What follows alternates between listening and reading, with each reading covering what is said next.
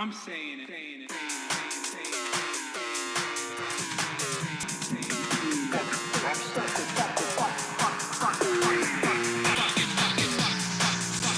America deserved 9/11.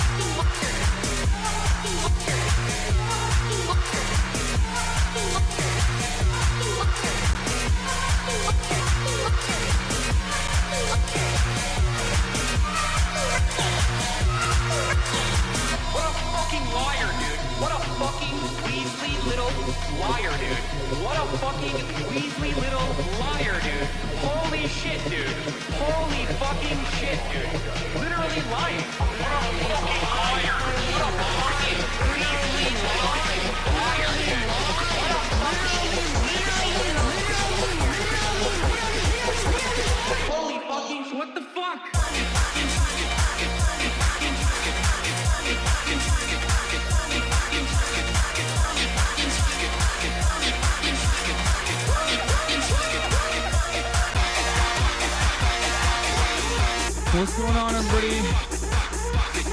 I hope everyone's having a fantastic evening, fantastic afternoon, fantastic evening, no matter where you are in the world. I'm Hassan Piker, and this is HasanAbi broadcast coming to you live from 62 degrees in sunny California, Los Angeles, folks. We're live and alive, and I hope all the boys, girls, and MBs are having a fantastic one, because today's a beautiful day. Today's a wonderful day. Today's a very special day. Now, you might be saying, Hassan, is it a special day because you just worked out and you're in a good mood? And honestly, there is truth to that. It is because I just worked out and I'm in a good mood. But that's not the only reason why it's a special day. It's a special day because it's motherfucking Friday. That's right, ladies and gentlemen. It's Friday. It's Fuck a Fan's Mom Friday. It's Flat Fuck Friday. It's Mufasa Friday.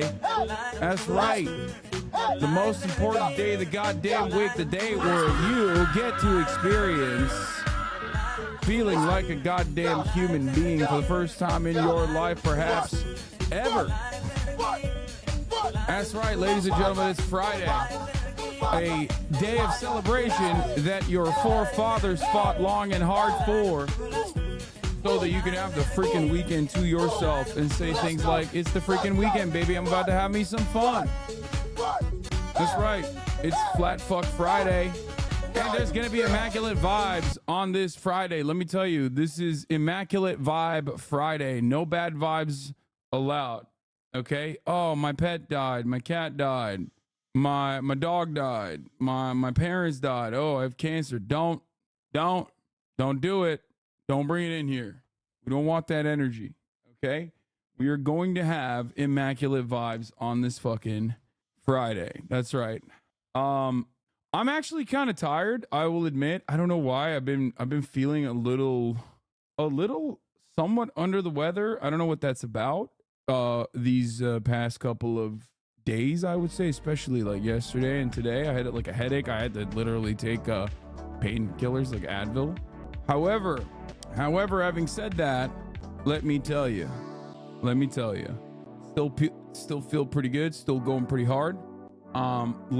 Yesterday I basically I spent the entire day watching a 5-hour debate between three people who are knowledgeable on Israel-Palestine and like a fucking kick streamer who debates the age of consent. And honestly, it was it kind of fucked my brain up a little bit. I think that's part of the reason why I had a headache by the end of it, even though it was fun. We did have fun watching Mr. Bonatello get fucking absolutely ethered by a knowledgeable person on the matter, just getting dog walked so hard. So after that, played a little bit of Yakuza 8. Played a little bit of Yakuza 8. I tub maxed. I had to do it to him. You know what I mean? Long day, long ass day, hardest job on the planet. Had to do a little bit of tub maxing. So, watched Tokyo Vice, played a little bit of Yakuza, and then I tub maxed. I went to sleep. I woke up and I worked out and I got my freaking cake up. I wake up and I get my freaking cake up. This morning, leg day, Friday. I don't know what's going on with my legs. Maybe it's just being 32, about to be 33, as you guys know. But like when I wake up in the mornings, okay, when I wake up in the freaking mornings, my lower back is like kind of not stable and kind of sore. My right knee is like clicking when I'm walking. All of these things, you know what I mean?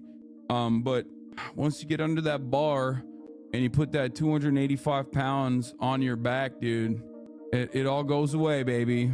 Look at that cake. Listen, they are saying this level of cake is illegal. Okay?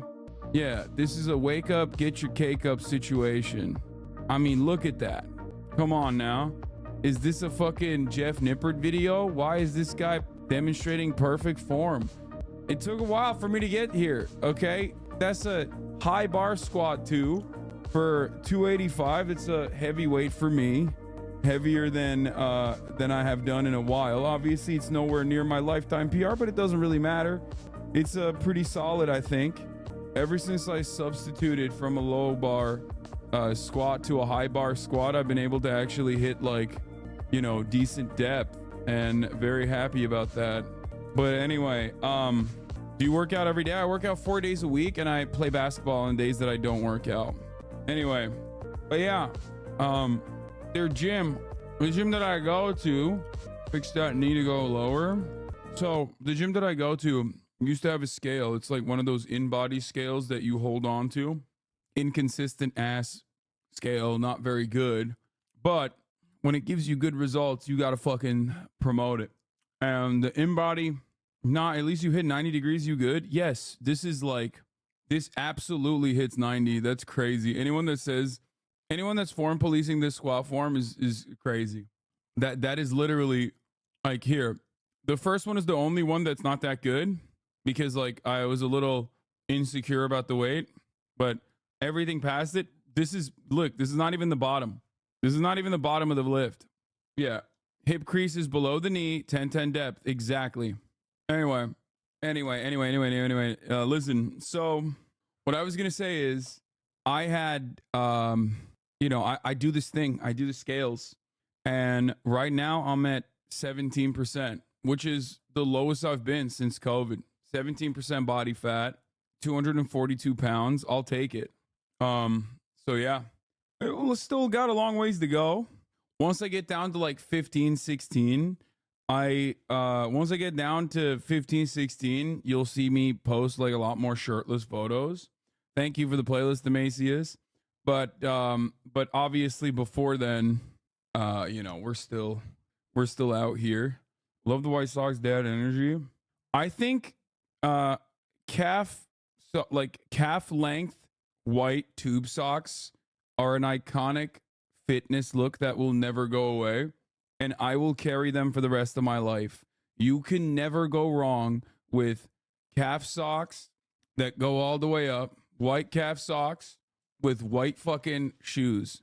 I will always ride that. Not if you're pale, boss. What's your view on Indian food? Love it. The higher the sock, the downer the foo. Yeah. How's that outdoor gym in action in contrast to indoor? I don't mind it. I like it.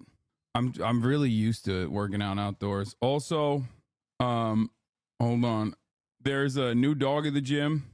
My trainer got another dog, another Belgian Malinois that he adopted, and her name is Honey, and she's very cute. It does not rain in LA. It makes sense. It does actually rain. Any Australia updates? Yes, I talked to my manager earlier this morning, and yes, Australia is on. It's most likely just going to be March and I going. It's just going to be me and Marchy Poo. But yeah, hop to New Zealand while you're at it. Nar, mate. Yeah. March also works out at the same gym, as you guys know, or maybe you didn't know. I don't know. But yeah, her name is Honey. She's very cute. Mike MAJLAK stormed off Jeff FM yesterday. Wait, really? That's funny. What breed? Belgian Malinois. After hanging out in your Discord for a week, I now 100% understand what you mean when you say the intolerant left now. Yes. You going on the cold ones while you're down there? I think so. I think I'm going to be doing all that. It's just entirely up to David. He's setting all that up. My manager. When you hitting the bodybuilding stage, brother? I will never be like a full-blown bodybuilder. I think the amount of dedication necessary, the amount of dedication required, the amount of dedication necessary to be able to actually compete is way too much. It's tumultuous. I think it's not worth it. I have a shit ton of respect for people who do it. I have a shit ton of respect for people who actually do it. I can't do it. And plus, I don't want to be on gear either. Like, I'll tell you guys this much. When I was pushing past like 12% body fat for the first time in my life, a couple of years prior, because I was never used to that, because I had never hit that. It was the lowest body fat percentage I've ever gotten. And I was at a deficit at that point. And that's not like professional bodybuilding level at all, right? Bodybuilders are at like 7% and they're dehydrated as shit. Even at that point, because of how much of a big boy I am and how much my body for like 30 years has always wanted to be a big boy, I was dying basically. I literally was like, I felt lightheaded all the time. And that wasn't even for any reason. Like, I wasn't even like trying to compete or anything. I was just like trying to push my body. So please read. Sheltered Rosebud is back, ladies and gentlemen, after a 7-day hiatus being banned. Sheltered Rosebud is back, says, please read. I understand working out is important, but I wish we could all accept ourselves as we are. There's nothing wrong with being fat. Yeah, I don't have an issue. Live your life, okay? I don't think like you should feel bad if you're fat, okay? I know how shitty that is. I've had that demon that I've carried around my whole life, okay? Body acceptance is great, but like, fat or skinny, it don't matter. Working out is still good. Within your own means, moving is good. Within your own, like within the realm of possibility, okay? When are you watching the rest of the debate? You're literally not fat though, just a big boy? No, I'm not fat anymore. But I very much was. During like at the peak of COVID, I was very, very, very overweight. Like, no hate against Rosebud. They're nice to me. Yeah, Rosebud just got unbanned, ready to fucking do that shit that she's known for. Okay, ready to back in the game immediately. Already started off with like fat acceptance discourse early on. Can't wait for her to chime in when I have done like 8 hours on Israel-Palestine, for me to like turn around and be like, okay, now we're gonna do some fun stuff, only for her to chime in and be like, why are you done covering Israel-Palestine? Excuse me, you have not covered Israel-Palestine sufficiently today. I will ban you if you do that. Early ass stream content's been insane lately. It's not an early ass stream. By the way, stretch, motherfucker, foam and roll. Don't blame it on age. That squat looks fucking fire though. No, I do stretch. I do foam rolls. I do all of it. Yeah, I'm trying to look like this, dude. Why don't you live with Winnie like this? Oh my God, I have seen this guy. He's crazy. Okay, I feel like this is untenable. No. Also, he's always feeding her too. Like, you can kind of see him like shove the food in her mouth a little bit. No. Yo, I'm not even kidding. This is peak white boy behavior. One thing about you is that you actually like those annoying chatters who aren't actually doing bannable things. HasanAbi, Rosebud, Austin, Megaphonics, me, love them. Yes, I do. If they're not doing like genuinely bannable, genuinely offensive shit, I don't mind. Everybody knows who the annoying chatters are. Except for Hidejo Offliner or whatever the fuck his name is. He annoys the shit out of me every time he fucking chirps in the goddamn chat. Yeah. I aspire to be an annoying chatter, but it seems exhausting. No. You did 8 hours of the worst debate ever? Okay, dude, here. I haven't done shit. Shut the fuck up, bitch. I was waiting for him to chirp. Here, I unbanned him. I think this is peak white boy shit. I mean, this is peak white girl shit, honestly. Like, we moved on. We moved on from like white girls kissing their dogs and making out with their dogs to just like making out with their cows. Is crazy. I do like the energy though. I mean, the cow is very cute, you know, 10-10. I do like how cute the cow is. And I think that she deserves the world, you know what I mean? Cows, Winnie really made me understand how similar cows are to dogs and horses in many respects. Because I've said this before, if you've never been around horses, like horses are basically massive dogs that you can ride. They're dope. They straight up very much resemble dogs in every sense of the word. Horses, just like dogs, were also obviously domesticated for utility for a very long time. So I think that's probably why they have such similar traits. Are they as friendly? Yes, absolutely. It's so funny because people think horses are terrifying because they are very powerful. So like people are scared of them, but horses are literally so chill and so nice. They can fuck you up for sure in a way that a dog could not. Like a horse can accidentally fuck you up. A horse bit me once. Yeah, I mean, I've been bit. I've been bucked off a horse. I've been kicked off of a horse. I've been kicked, stomped on. If you're around horses, there's gonna be issues. Like no matter what. Can you look at this new song I saw on TikTok before we get to the news? No. For reacts later, this guy takes evangelist to a new level. If you've ever wanted to push your religion on others, then this Jake Doolittle, humiliation kink for Jesus. You ever done archery on a horse? I have never done archery on a horse. I have done archery and I have horsed around, but horses are sweethearts. I worked on a farm for a summer once, and the craziest thing that happened was a horse kicked a kid in the gut and he had to be taken to the hospital. Lamau. Yeah. Just don't approach a horse from behind and you're like, you're clear of like most of the problems. And you'll know, like, there are bad behavior horses out there. They'll tell you, trust me. If you go to a fucking ranch, like, they'll immediately be like, don't fuck with that one. That one's a piece of shit. And it's just like dogs too, and cats as well. Some animals have, horses, I would say, probably have more of a personality than even dogs do. Take, horses are fucking terrifying. Horses are amazing. You will never be able to explain to me why horses are terrifying. I grew up around horses. I'm a horse girl. I had a horse. It's not happening. You know what I mean? I worked at a fucking ranch. Like, it's not. Good luck. What was your horse's name? Showgirl, which my dad changed to Selcan after Sarıdonlu Selcan from Turkish mythos. I think it was like Tarkan or something. I don't know. It was like something from like a Turkic myth. And I hated it because I liked the name Showgirl, but he did that. Horses will kill themselves because they got spooked by ants. Horses dumb as hell. My brother is scared of horses because he's dumb and tried to pet a horse's ass after everybody told him not to do it.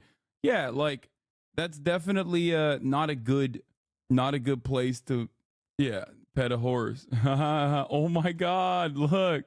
Oh my God, is that Maya? Oh no, that's so funny. Yo, two horse girls, baby. You see? Wait, I thought she said she rode Western. That's not a Western saddle, is it? Or wait, it is. I think you have the hook there, but I feel this outfit is not Western at all. It's definitely not dressage because of the gait and the neck positioning of the horse. Yeah, I could never fix my horse's neck thing. It was really fucked up. Here, I don't know how to describe it in English. This is not something I did in English. I did this in Turkey, but your horse's neck is supposed to be like pulled in, right? It's supposed to be tight when you're competing. But I always felt like that was fucked up, and some horses just don't want to do that. So I could never get myself to pull in my horse's neckline when I would compete. So it rears its neck back and head down. Yeah, I never was able to do that. And it seems like, and you have to do that for dressage. You have to do that for dressage because like dressage is very specific. It's about like riding stylistically, I guess. Whereas I was a show jumper. I was a show jumper, which I think so is Maya here. My very, very mentally disabled cousin goes to a horse ranch to receive therapy, and it's wild because a lot of his mental, physical symptoms are relieved when around the horses. Crazy shit is so cool. I think in certain kids' levels, they don't distinguish between Western and English. For a basic flat walk trot, there's really no difference. I've never done Western. Why does your photo look old as hell? Bitch, it's because it is old as hell. I'm old as hell. I don't know if you were taught this, but do you know how to make your horses dance? I've seen how the Spaniards make the horses dance. I always thought that shit was dope. You mean like what kind of dancing? It might be literally dressage is what you're talking about. When they walk parallel, like when they trot with their fucking boop, boop, boop, boop, boop, boop, like legs in, I don't know how to describe it. Like when they change their gait. Yeah, it's called dressage. It's a very specific type of competition that is judged on the aesthetics and judged on the movement. It's very difficult to be able to get your horse to do all of those things. I mean, it's very difficult to get your horse to also do show jumping as well. That's why it's like, you know, that's why there's a competition. But anyway, yeah. But your boy was a professional show jumper. Competed up to 110 meters, which is like literally the lowest. I think like Olympics they don't have it. At the Olympic level, it's like it starts at like 130 centimeters. 1 meter and 30 centimeters. I did it up to 1 meter and 10. No, lowest is 60. Wait, what do you mean 60 centimeters? The fuck is that? This is literally the coolest thing about you. Why don't you talk about this more? Because I kind of hated it. I love horses, but I hated doing this. That was the problem. Oh shit. Gotta do this real quick. What the fuck? I did this because of my working on a ranch is a real job and don't count. And anyway, only my second time catching you live. Just want to say I absolutely love your content. Please keep it up and don't let the haters get to you. You're awesome. Thank you.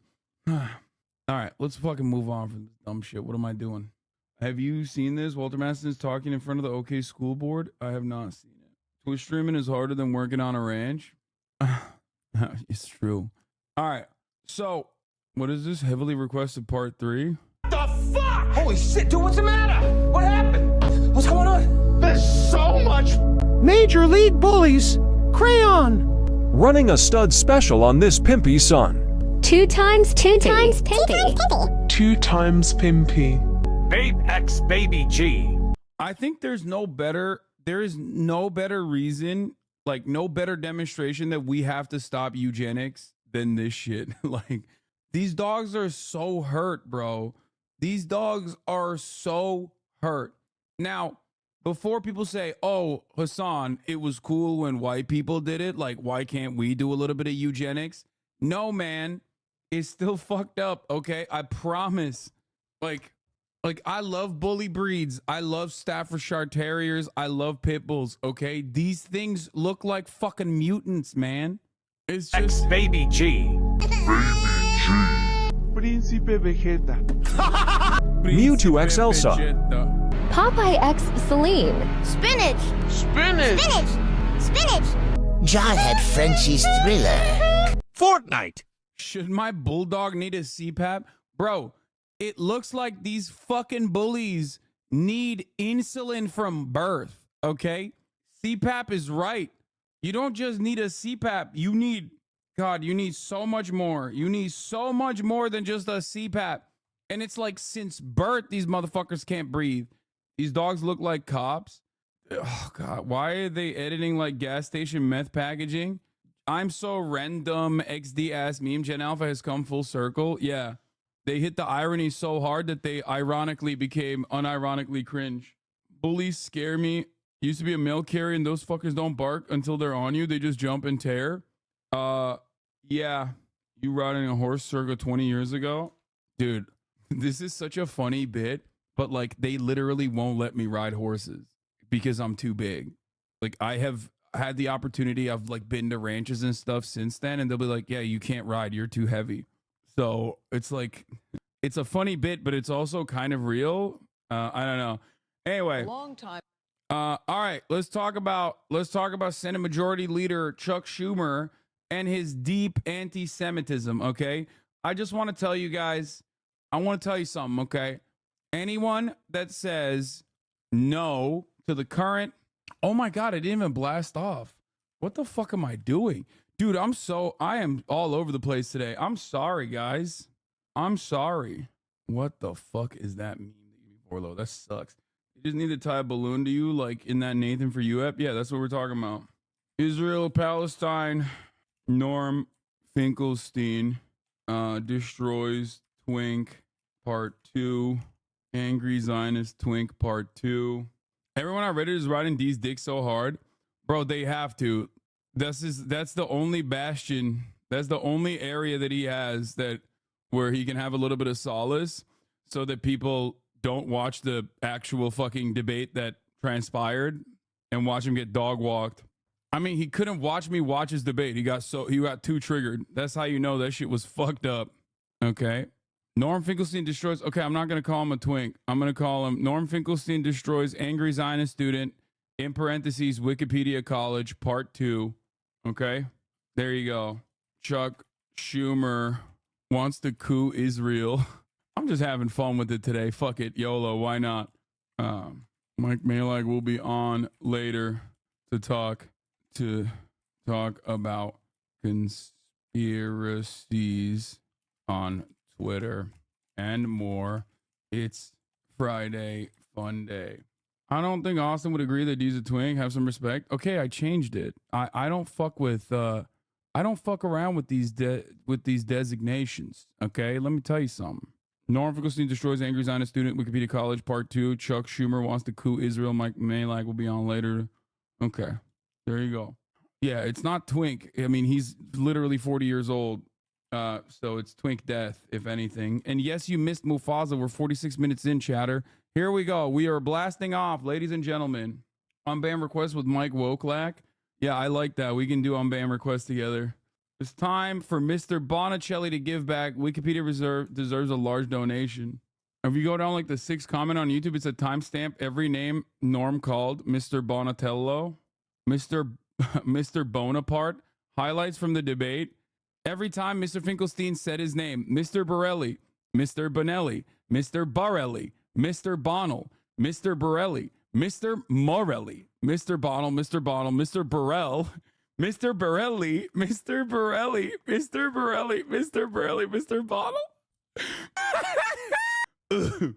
Yeah, Mr. Barilla. It's just so fucking funny. I loved it because like at first he just didn't even address him at all. And then every time he's like, what's your name? And then he finds out what his name is. And then every time after that, he's just wrong. It was really funny when that chatter came in here to be like, if he did this to you, you would lose your mind. And it's like, yeah, I would. But it's very funny when it's being done to someone I don't like. Why do you think this is like a unique revelation? People are so obsessed with like hypocrisy baiting that they think that this is like some kind of hidden truth that they've unmasked. It's like, no, man, I like it when it's, you know, I like it when it's being done. It's like funny and humorous, especially because like, you know, we need some breaks in the humor when one side is like literally defending ongoing genocide and denying that it's even happening at all. So, and people do that to me all the time. I actually do love it. Like when, what's his face, call me Mr. Pecker. Northern Line moving into your territory, Sometimes making hot people ask takes. me, because I'm a politics streamer, they say, NL, is there anything that is too woke for you? It's a tough question. First answer for me would be no. Second answer, you know it when you see it. And for me, when it becomes racist for white people to do an Arnold Schwarzenegger accent, that's when political correctness has gone mad. If I ever see someone in my chat that sincerely, unironically, like that's offensive to Austrian bodybuilders, I would be like, hang it up, boys. I hate to admit it, but comedy truly is dead. Good take. Good take, but like he also doesn't recognize that the real racism is anti-white racism. Le wokisme. Real racism is literally anti-white racism. So I don't know why he's fucking talking shit and acting like that's a bridge too far or something. Like, Did you do leg day today? I did. Serious question. If Mr. Bergerelli came to you privately and declared his prior ways a mistake and apologized, plus showed actual change, what would your take be? I mean, I'd be very skeptical, but I'd be willing to concede. It's just I need to see change at that point. Yeah, Mr. Portobelli, if he went back on his ways, like, I mean, look, I think that everyone has the capacity to change, with the exception of people that like usually make money saying things in one direction. And of course there are examples of people who have changed, who have rehabilitated, and I defend them on the basis of that rehabilitation. It's entirely dependent on what they're doing. You know, why the fuck you start so early today? No, I'm not starting early. I'm starting at the right time. It's just right time for me. We have right time for me because we have daylight savings now. EU chatters don't understand. We're doing daylight savings. Anyway, I won't ask about Gaza, but I have an idea for your second channel. Okay, stop spamming. I saw that. You went live at 10:59, which was 1 minute early. That's true. Best tweet about the debate. I've seen it already, yes. Yeah, I've seen all the tweets. With all respect, I am curious if I am talking to some sort of ghoul or goblin. It's just, yeah. Mr. Bonarelli, you are a charlatan of the highest order. It's just not like, it's just I've never seen something like that. I'm staunch supporter of Israel. Anyway, Senate Majority Leader Chuck Schumer calls on Israel to hold election to replace Prime Minister. He's saying regime change now, dude. Regime change in Israel now. By the way, I'm of course joking, but I will utilize this as an opportunity to explain how far the position has moved in this direction at this point. When you went from like people being like Hamas must be eliminated, Gaza must be nuked, it must be wiped out, no red lines, to basically being like, actually, you know what? Everything is the responsibility of Netanyahu, who I guess is operating on his own. Netanyahu is not operating on his own. Every violent thing that he's done since October 7, he's been able to do because that's what keeps him in power. And that is a objectively very popular position amongst the Israeli Jewish population. Okay? Once again, as I always mention, the Israeli Jewish voting bloc is the Israeli designation as an ethno-state. It is not my designation. The Jewish Israeli voting population is, of course, very diverse, including millions of Arab Jews. But the Israeli state has a two-tiered structure in the way that they look at the demographics and say you're either Jewish or you're a Palestinian citizen of Israel. They call it Arab. Anyway. Is now criticizing its leadership's approach to the war with Hamas. In a wide-ranging speech yesterday, Senate Majority Leader Chuck Schumer denounced Hamas for its attacks on October 7th, but he also had a stark warning about the conduct of Prime Minister Benjamin Netanyahu and called on Israel to hold a new election. Chris Livesay is in East Jerusalem with Israel's response. Chris, the senator did not hold back yesterday. Good morning to you. I mean, we knew that they were going to do this. They already did this when Benny Gantz was invited to the fucking White House, man. Come on. Also, Benny Gantz is a war criminal himself. It took them 5 months and 30,000+ dead people to even arrive at like the consensus position on liberal Zionism, which is literally the best position for Western propaganda for the maintenance and continuation of the Israeli apartheid state. It took them 5 fucking months to get to liberal Zionism again. That's crazy. Okay? It goes to show how horny the American politicians are as well, side by side. Bear hugging Benjamin Netanyahu in the way that Joe Biden did, only for Ben to turn around and make Joe Biden look like a bitch every step of the way. Joseph Robinette Byron got literally ass blasted by Benjamin Netanyahu, got cucked every step of the way, and still is getting cucked every step of the way. It took petty grievances, not murder, not genocide, simply petty grievances from Benjamin Netanyahu to reach Joe Byron's ears for them to even like reposition towards liberal Zionism. Crazy. Good morning, Gail. Yeah, the reaction from Netanyahu's party has been fierce, demanding Chuck Schumer, quote, refrain from undermining the Israeli government. The Senate Majority Leader also went after Hamas. It's so crazy. Like, bro. Chuck Schumer, Amy Schumer's like uncle, okay, not a joke, for those of you who don't know, is one of the biggest dick riders of Israel, okay? Cousin, not uncle, sorry. Chuck Schumer is Amy Schumer's cousin, not uncle. Chuck Schumer is so consistently a major dick rider for Israel. The fact that he's the one saying this is important, okay? Now, let me explain something to you, though. Having said that, okay, who the fuck are you, Israel? Who the fuck do you think you are, bitch? Talking like fucking Sephiroth. Talking like a goddamn anime villain. Oh, you know, I think Chuck Schumer should stand back and do not involve yourself in matters that do not involve you. It's like, bro, what do you mean? What do you mean? What do you mean? We are giving you billions of fucking dollars every year. Suck my dick, matters that don't involve you. The most entitled fascists out there. It's not just the fascism. Obviously, the fascism fucking bothers me, but the arrogance, the entitlement that you see from the Israeli government in the way that they speak about like the American Democratic Party that is so utterly cucked. It makes me so mad. Bro, I'm telling you, you can't have a fucking Arkansas governor speak like this, okay, against the federal government. And basically, Israel is a protectorate, or rather a state.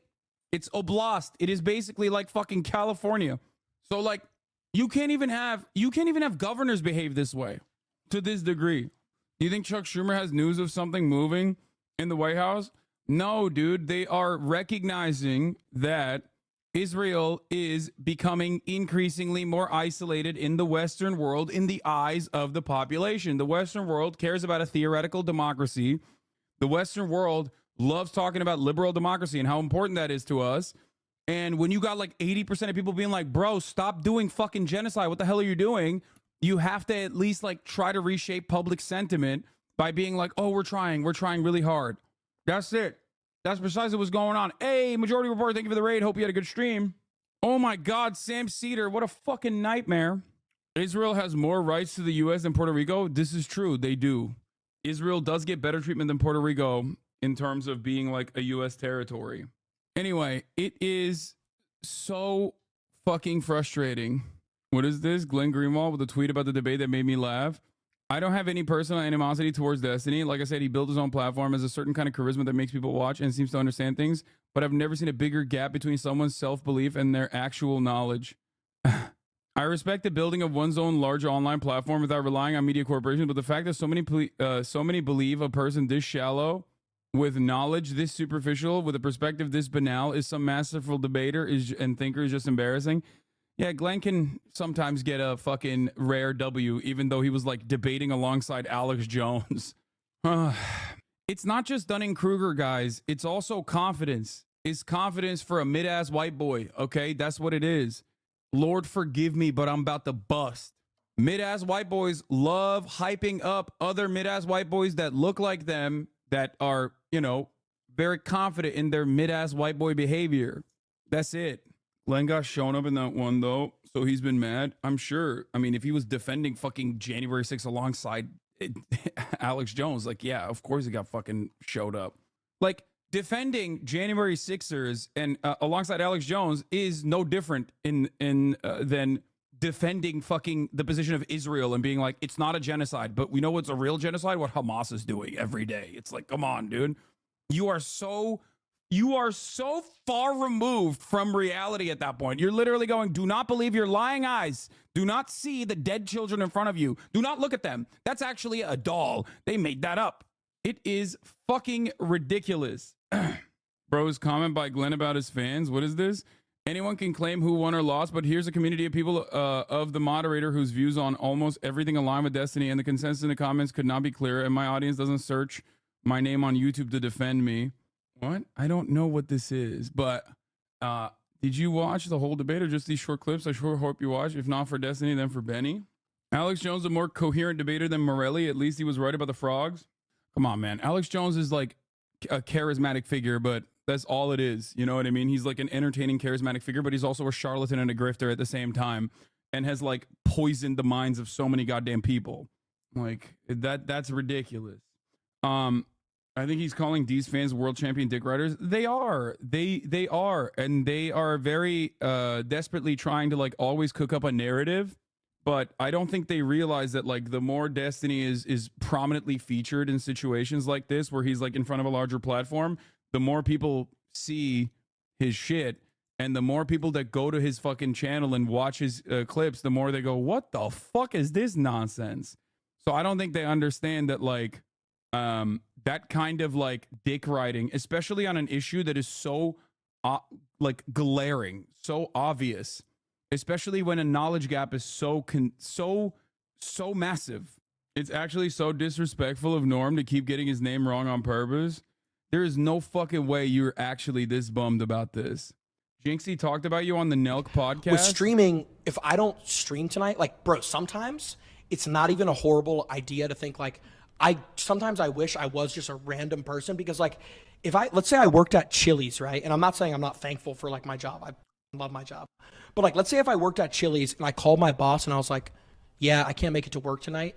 I'm letting down one guy. He can just sub me out. If I say I'm not making it to a stream, there's going to be 11,000 people in the offline chat, 600 DMs on Twitter, 12 emails. Like, it's way different when you're letting down that many people. Like, what did they say? So you're saying Hasan was right? Is that what you're saying? Wait, what do you mean? When Hasan was like, "This is harder than, you know." Oh, when the 9 to 5 shit. Yeah. No, I don't agree with that. I think, but what he was saying. What did he say? Well, I feel like sometimes Hasan does stuff just to like get people to almost be mad. No, bro. No. Oh my God. No. What is this fucking meta, dog? No. I have a fucking legion of dedicated psychos. That's it. Why do you watch this?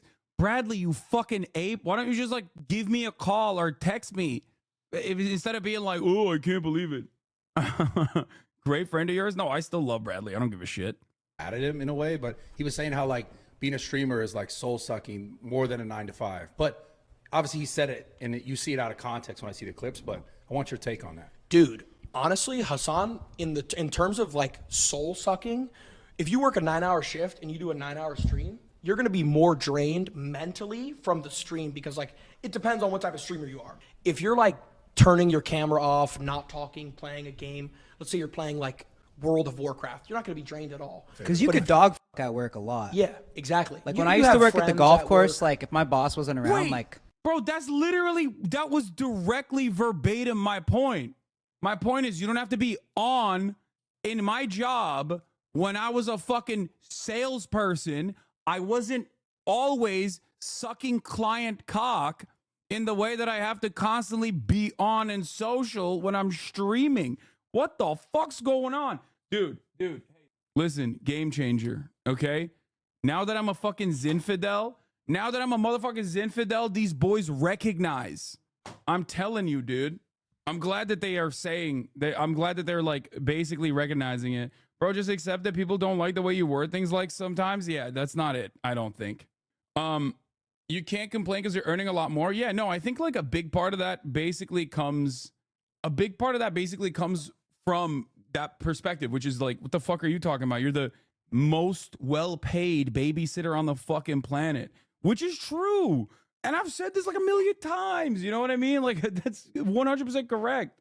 You're going on your phone, like maybe grabbing a beer out of the fridge, or like you can dog at a 9 to 5 a lot. Yeah. You at the golf course. You know what I mean? Yeah. In downtime. I've ripped the work.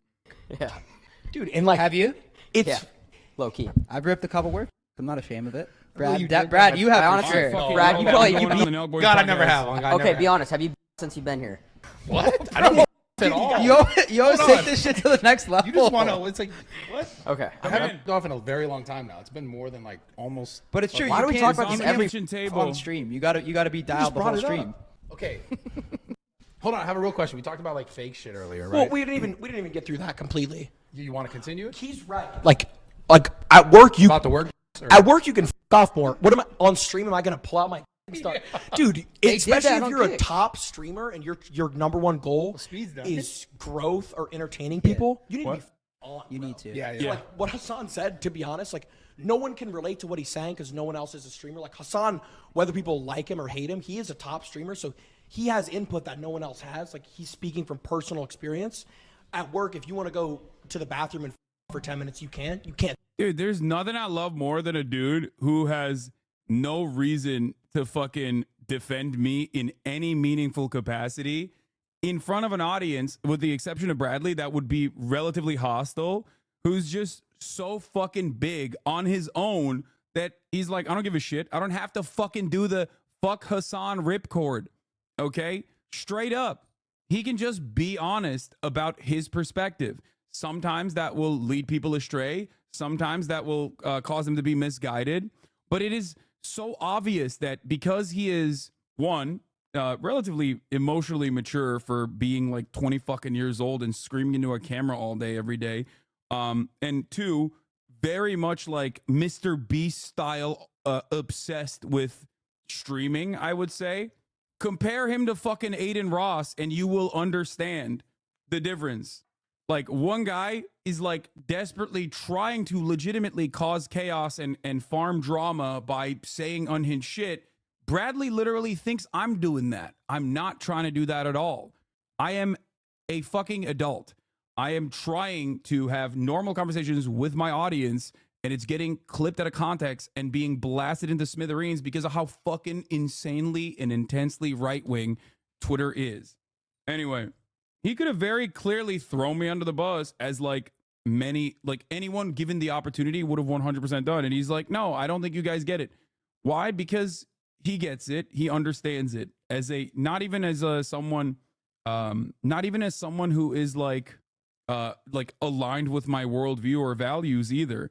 He's getting it as someone who is also a streamer and someone who is like talking about his own personal experiences. Like, can't do that on stream. His audience doesn't know who you are. Genuinely, it's kind of funny. No, it's awesome. Yeah, because they're all like young kids on TikTok. Like a 9-hour stream could be more draining. I've never worked, so like I can't say.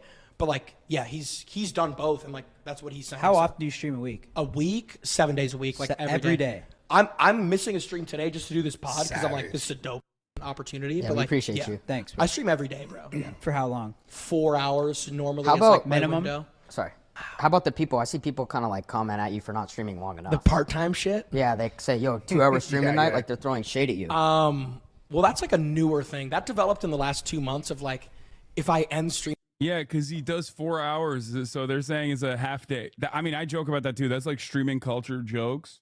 To be like, oh, it's a half day, bro, half day. Like if I do less than 8 hours, people unironically would go, oh, half day today? We're taking time off? What's up? What's up with that? What's going on? Not doing a full day today? 7 hours and 59 minutes, it seems. Do you see this? You know what that is? That's the clock. Get back to fucking work. Yeah, we need a doctor's note. It's so funny because, like, in many ways, people literally do time off tasks for me. Like, I'm a fucking, I guess in that way, I'm an Amazon driver. Chat acting on behalf of Jeff Bezos at the time your piss breaks. Yeah. If you have time to lean, you have time to clean. Yep. It's so funny because I'm literally talking to Amazon delivery drivers, the Teamsters right now. And, like, we're talking about, like, trying to incorporate the piss bottles somehow into like the stream thing that we're gonna do together. So anyway, just saw your story. You're fucking skinny. Hell yeah, dude. People mad at you going to the bathroom unironically hate their bosses for that same attitude. Yeah, no. But also they're like, I get it, dude. Look, I get it. You're in here for a short period of time. Maybe you're in here for like an hour. You don't want me to fucking slack off in that hour. You don't have a way of thinking about this as though it is, you don't have a way of thinking about this as though like this is normal to go and piss after hours and hours and hours of holding it in. You know what I mean? Like right now, I literally have to piss so bad, and I'm going to serve you the 3-minute ad break instead. Okay, here's the 3-minute ad break now at the top of the fucking hour. I have to. I would kind of love to see you on Jinxie's pod. Yeah, I would love to go on Jinxie's pod. I would do it. Before Mike comes over, you should know his family dog died. Be nice. Damn, bro. Mike Parasocials are in here. That's so funny. That's like, dude, yes, I'm always nice to Mike. What the fuck are you talking about? I love Mike. I am a dick rider of Mike. I have personally defended Mike to my audience that was like very hostile to him because of his allegiances with Logan Paul. For starting the war on October 7 with that ruthless massacre. Chuck Schumer, emphasizing he's the highest-ranking Jewish elected official in the United States, levied a blistering attack on everyone he holds responsible for the war in Gaza. To blame only Israel for the deaths of Palestinians is unfair, one-sided, and often deliberately manipulative, and it ignores Hamas's role in this conflict. The Senate Majority Leader blaming the terror group, as well as Israel's far right, as some of the biggest obstacles for a U.S.-backed two-state solution and taking aim at Palestinian leaders. Quite frankly, I haven't heard enough Palestinian leaders express anguish about Hamas and other extreme elements of Palestinian society. I implore them to speak up now, even when it may be hardest. That includes Palestinian Authority President Mahmoud Abbas, clinging to office for nearly 20 years. Polling shows 90% of Palestinians want the 88-year-old to step down. But Schumer's most eye-raising comments were to Israel's prime minister. Prime Minister Netanyahu has lost his way. He has been too willing to tolerate the civilian toll in Gaza, which is pushing support for Israel worldwide to historic lows. Israel cannot survive if it becomes a pariah. Yes, lechatzim. The embattled prime minister is vowing to push away international pressures and carry on the offensive in Gaza, where airstrikes continued overnight. Yeah, dude, it's lost its way. Israel totally on a different track record than totally on a different track than what it was on. Israel lost its way. The only prescient and important part of this is the only reason why he's saying this, which is that Israel is becoming a pariah. Okay. Also, 42 month subscribers being like making it seem like Mike has anything to do with fucking Logan Paul scheming. Stop being annoying, okay? I don't know if you're. Why is it that like the only interaction that so many leftist people have with any kind of like content or content creators is like never to just make jokes or whatever, but instead the only way to make jokes is by being like, hey, remember this other thing that someone else did? I'm going to associate you with that, and I'm going to tell you that you're bad for it. It's like, come on, man, just make like better jokes. Like Logan Paul being a part of Hezbollah is way funnier than like bringing up some actual fucking like real shit that his co-host has done. It's like the Fresh and Fit boys yelling at Ethan to be like, oh, remember when Hasan had a fucking guest on who said this? And it's like, like, yeah, why are you coming in here with that same energy as a fan of mine, right? As a fan of mine, you're coming in here with that same energy of like, does Mike keeps a log of all of his homies' dick sizes. Why don't you talk about that? They've always been a pariah globally. Now they're a pariah to Americans. No. A company is selling the full-scale replica of the Dark Moon Greatsword from Elden Ring for $459. Not for me. During the first week of Ramadan. Netanyahu is wildly unpopular here in Israel. Remember, the October 7 attack happened on his watch, not to mention the kidnappings. And now Hamas is saying it's considering the release of those hostages in exchange for a ceasefire and up to 1,000 Palestinian prisoners. But so far, Israel says that is unrealistic. Tony? Yeah, it is pretty lopsided. Chris Lissay for us in East Jerusalem. Chris, thank you very much. I want to linger for a second, guys, on the Schumer speech, because it's a lot more than just a headline about Netanyahu. He says a lot of the things that I can tell you American Jews are saying amongst themselves in text messages all day long. There's a full defense of Israel as a Jewish nation with Jewish history. There's a heaping of blame on Hamas for hiding behind civilians. And another key part, Netanyahu may be unpopular, but there's an endorsement here from Schumer of the war effort to eradicate Hamas, or at least eliminate them from any position of power, saying there could be no peace unless that happens. So people should really listen to the whole thing. If you want a window into what American Jews... He might not be popular, but it's not like his replacement just won't be another flavor of Zionist. Yes, brother. This has nothing to do with Benjamin Netanyahu. This has everything to do with laying the blame and responsibility squarely on Benjamin Netanyahu's shoulders so that we can get back to business as fucking usual. We can get back to October 6th, okay? Even though October 6th and October 5 and October 4 and every other fucking day of the goddamn year where Israel is just an apartheid state that is like brutal and violent to the Palestinians is what caused October 7. But like, this is just about trying to fix it on the back end, trying to fix the PR side. Felix Biederman, very famously, has talked about this quite a bit. He always says this, like, I've had this conversation with him personally, and he will always like repeat this, which I think is a very good point. He always says liberal Zionism is an infinitely more effective way of doing propaganda to the West if you want to actually maintain the fucking apartheid regime, right? Liberal Zionists hate, like, the settlers, for example. They hate the settlers. They're always like, oh, these fucking dumbass settlers. They're all, like, religious. They're all fucking weirdos. They are all just, like, they look like they're Amish, and they're fucking living, like, Amish-style lifestyles. Like, this is, a lot of people will openly shit on settlers in Israel. They think they're fucking freeloaders, right? Like, there are many different ways that people talk about how the settlers in the West Bank are fucking gross. Because they are. They're religious nut jobs, and they are fucking gross, right? But the pragmatic reason for why liberal Zionists hate settlers that they try to describe to the rest of the Israeli society, okay, is, hey, dumbass, people in the Western world see these fucking freaks, and they go, what the fuck is Israel doing? Do you understand?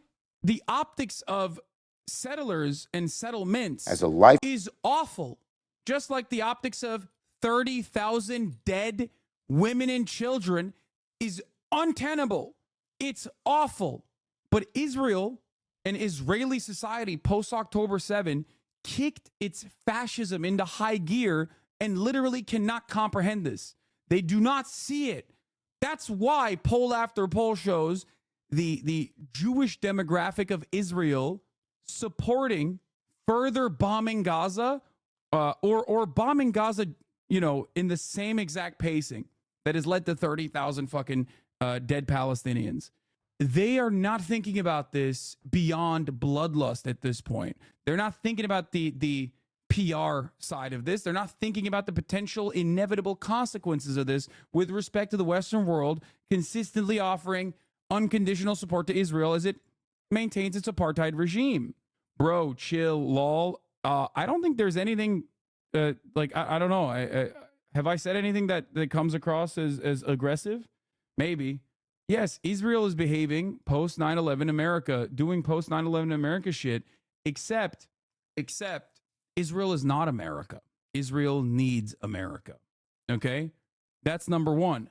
Number two, the difference is that America has a lot of problems. Okay? America has a lot of issues. But I've said this time and time again, and this is a little spicy of a take, especially if you don't fully grasp how dire the situation is for the Palestinians. But and I've said this before, if Palestinian conditions right now resembled the existence and the conditions, the modern day contemporary conditions of black people in the United States of America in a white supremacist society, we would hail that as the greatest fucking move in the right direction of all time. Okay? And I stand on that. I stand by that. 100%. That would be an objective good if Palestinians tomorrow existed in a one singular Israeli state in the same way that black people exist in the United States of America. Okay, this would be objectively an unimaginable improvement on their living conditions. And that isn't to say that black people have it super easy in America. Not at all. Not by a long shot. If we're talking about averages, if we're talking about underfunded neighborhoods, then of course not. I'm simply using this as an example for you to understand how dire the situation is for the average Palestinian. I've said this before. Because I have a predominantly American audience, I always have to compare it to like American history and American contemporary politics in some ways.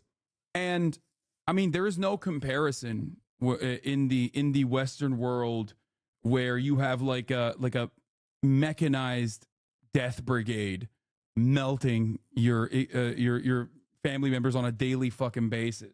We have still in the United States of America, for example, slavery in our prison system. Our criminal justice system is basically a continuation of chattel slavery. It's not to the same degree. It's not to the same severity. Chattel slavery, much like the Holocaust, is a uniquely evil system of death and destruction. However, even with all of that, it's like comparatively to the Palestinian existence, like Palestinians living in the West Bank live in apartheid-like structures. It's worse than Jim Crow right now. Palestinian existence in the West Bank is akin to Jim Crow in the worst aspects of Jim Crow. Okay? I would say. Palestinians in Gaza are even worse off than that. Palestinian citizens of Israel exist in a structure that is like akin to Jim Crow in a better part of Jim Crow, I guess, in a less aggressive aspect of Jim Crow. Yeah. Population. Yeah, Chomsky has openly said that Israel's treatment of Palestinians is worse than the apartheid in South Africa. The reason why it's worse than the apartheid in South Africa is because they were aligned with apartheid South Africa, recognized apartheid South Africa's issues in terms of PR, and made sure that they didn't run into those same problems. Is there any validity to the theory that Netanyahu is extending the war effort because of the legal battles that await him? Yes, 100%. Yeah, there's definitely a lot of truth to that. But one must ask the question, how horny is the Israeli population for death and destruction that this is a benefit, that Ben doing this genocide actually saves him from additional legal scrutiny despite having a historically low approval rating, a historically high disapproval rating? One must ask that question. Anyway, dude, I got it. Okay, I got it. You're funny. Okay, you keep asking. Lifelong supporter of Israel, it has become clear to me the Netanyahu coalition no longer fits the needs of Israel after October 7th. The world has changed radically since then, and the Israeli people are being stifled right now by a governing vision that is stuck in the past. Nobody expects Prime Minister Netanyahu to do the things that must be done to break the cycle of violence, to preserve Israel's credibility on the world stage, and to work towards a two-state solution. If he were to disavow Ministers Smotrich and Ben-Gvir and kick them out of his governing coalition, that would be a real meaningful step forward. Please stop comparing Palestinians to black people's struggle. They are not the same, and Hassan is not the person that should be making the comparison, even if they were. Unless you're black, I don't really care your opinion on it. DM me, mister, if you want to continue further. I'm not trying to distract. Yeah, bro. The reason why I feel comfortable making these comparisons, for the record, the reason why I feel comfortable, by the way, I respect this person. Don't yell at this person. I respect them for being kind and literally saying, like, I don't want to distract further. Okay. Don't immediately be fucking annoying. This person, I think, is not like a bad guy or a debate pervert or a fucking weirdo. I think this is a person who I just simply have a disagreement on this issue with.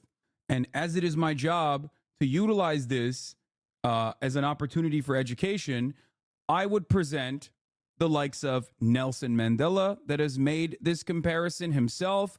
I would utilize the sentiments expressed by Malcolm X on the Palestinian struggle. I would utilize the historical, and maybe, and I'm going to be very nice here. First of all, kind. He's saying that you can't have an opinion on a subject because of a specific color of skin. Yeah, that's just rad lib bullshit. Okay, but especially as it pertains to black issues, it is a totally understandable way to approach the subject matter, because in a white supremacist society, you got black people operating and moving in ways like white supremacists. Of course, the expectation is going to be that, like, any fucking white guy is going to be probably racist and out of touch. I don't think I am, but I do think that it's an understandable edge to have It's a defensive posture. Anyway, and here's the other thing I was going to say. I don't think this person is maybe familiar with more radical black activists and organizers and what they have done personally, including but not limited to working alongside the PFLP and DFLP, like quite literally seeing armed resistance against a white supremacist state as a dual struggle with the Palestinian oppression and the Palestinian armed resistance against the Israeli state.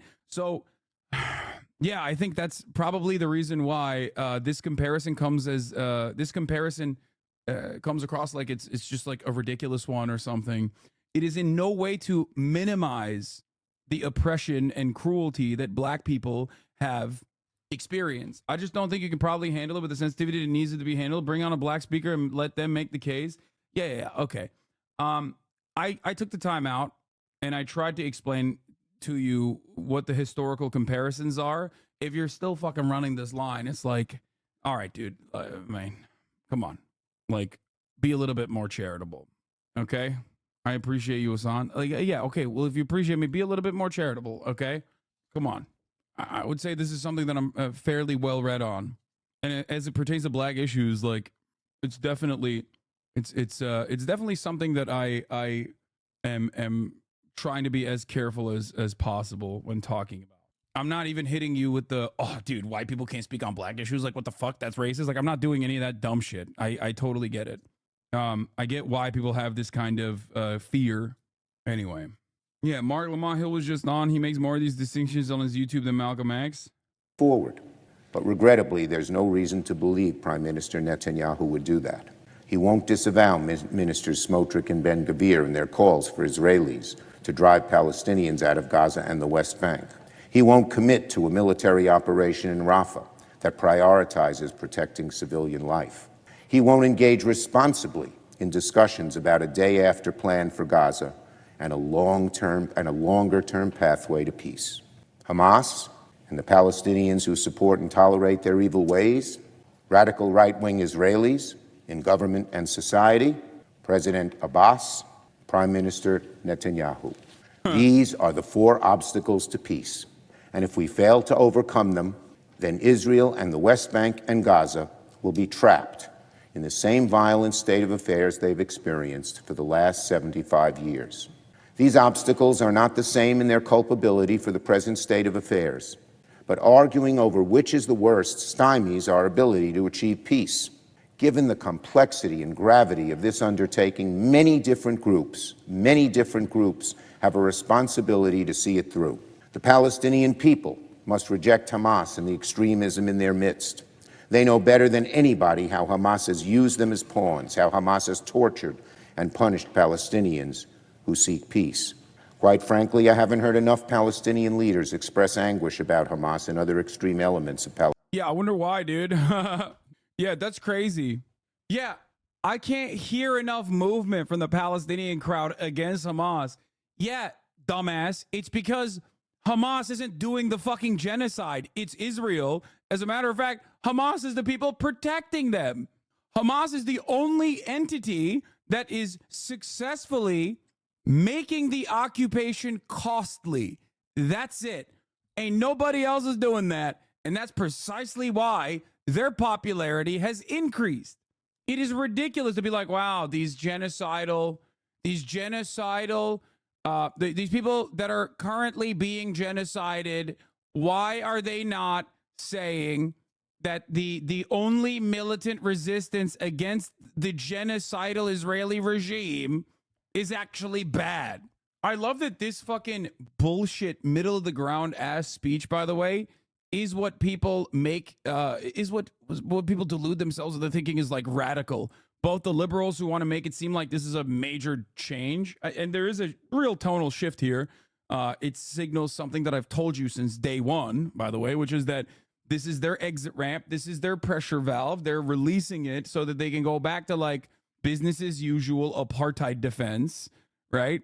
As long as we can get back to the good old fucking days of October 6th, I can't find it, but you predicted they would do this months ago. You said they would change the narrative from it's all Hamas to blaming Netanyahu when it gets too hard for them to cover up the atrocities in Palestine being done to Israel. Yes, I did say that. This is their exit. This is their exit ramp. The fact that they didn't arrive at this exit ramp like 2 weeks in is insane. But also, liberals will now jerk this off as though like this is a brave stance that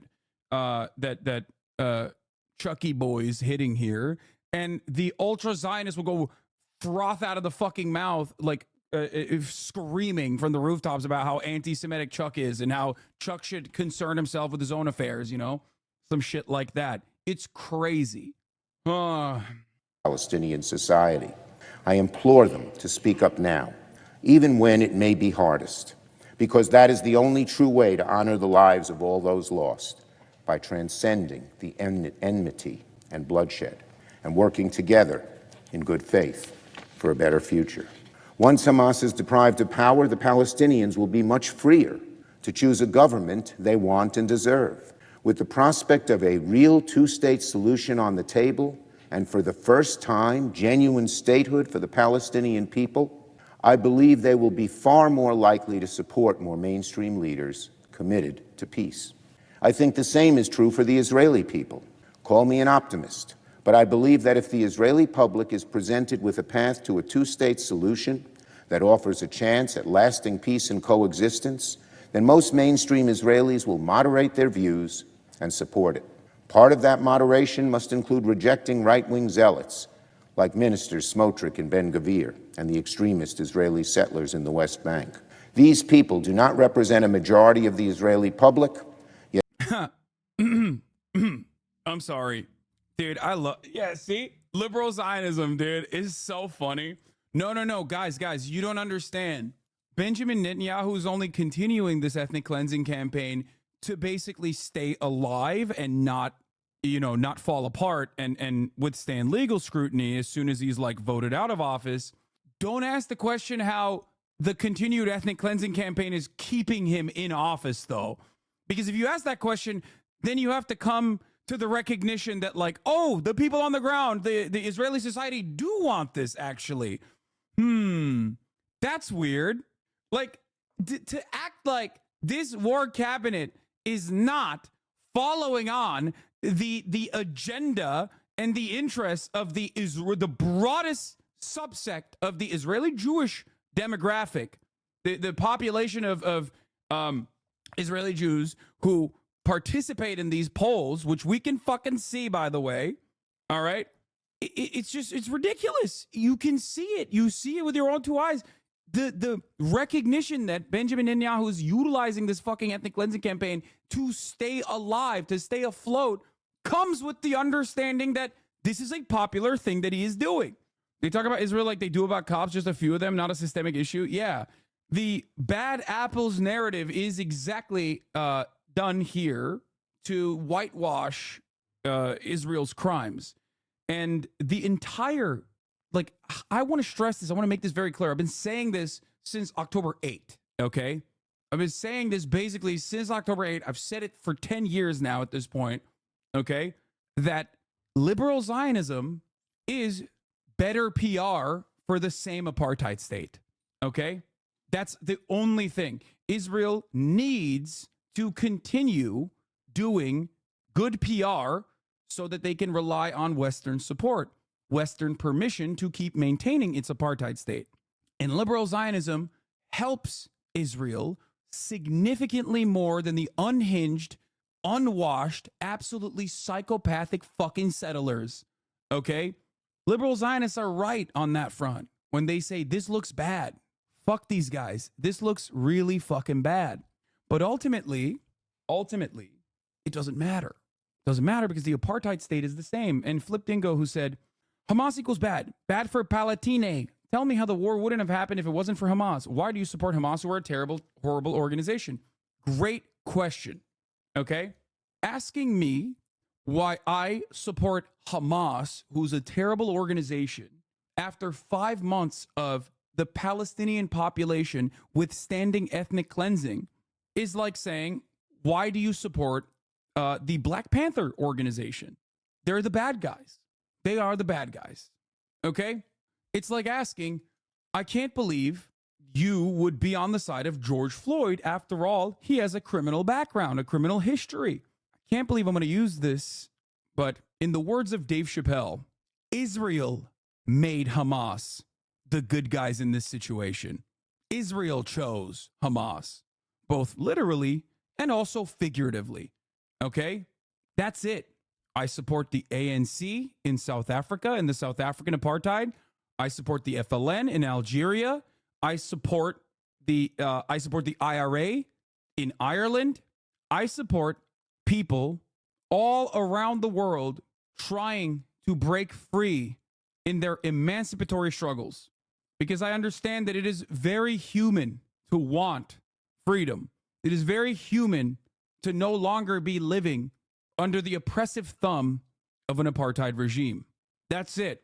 We've talked about the theories, and also we've talked about the historical significance, or we've talked about this theory in practice throughout history, right? The colonizing entity sets the standard for violence. That's it. And if you know anything about Palestinian resistance, if you are familiar with the history at all, you will recognize that Palestinian resistance has taken many forms throughout history. And this current October 7 most violent form of Palestinian resistance is directly a consequence of Israel's violence every single day in its apartheid regime. Because a supremacist ethno-state, apartheid state, requires a shit ton of violence in its daily maintenance. Just because that kind of violence is normalized or cast aside does not change the reality of said violence, especially in the way that people receive it. So consistently crying about terrorism as an act of resistance is not going to work when even the most reactionary people have to reckon with 25,000 dead women and children. Israel has killed more than 25,000 women and children. No matter who we are talking to, no matter how hog-like they might be, when you look at the past 5 months and Israel's actions in the past 5 months, damn near every person that looks at that from the outside who is not incredibly invested in the Zionist project is going to look at that and say, it's a bit much for me. That's the least you can expect from people. And that is precisely what's happening right now. And that is precisely why these dumbass Democrats are finally releasing the pressure valve and being like, fuck Benjamin Netanyahu. Benjamin Netanyahu is the reason why. Benjamin Netanyahu is the reason why this is happening. It is a lie. Benjamin Netanyahu is simply acting out on the desires of the broadest subsects of the Israeli population. You said something similar a while back, saying that the Houthis, who you don't politically agree with, is still a force against an oppressor, and the only way moving forward in social issues is by taking care of the one who is oppressing everybody in a particular region, regardless of their race or gender or sexual orientation. Yes, you are more familiar with the history here than I. Has a Senate party leader or U.S. president ever called for the ouster of an Israeli PM before? Secretly, Bill Clinton has.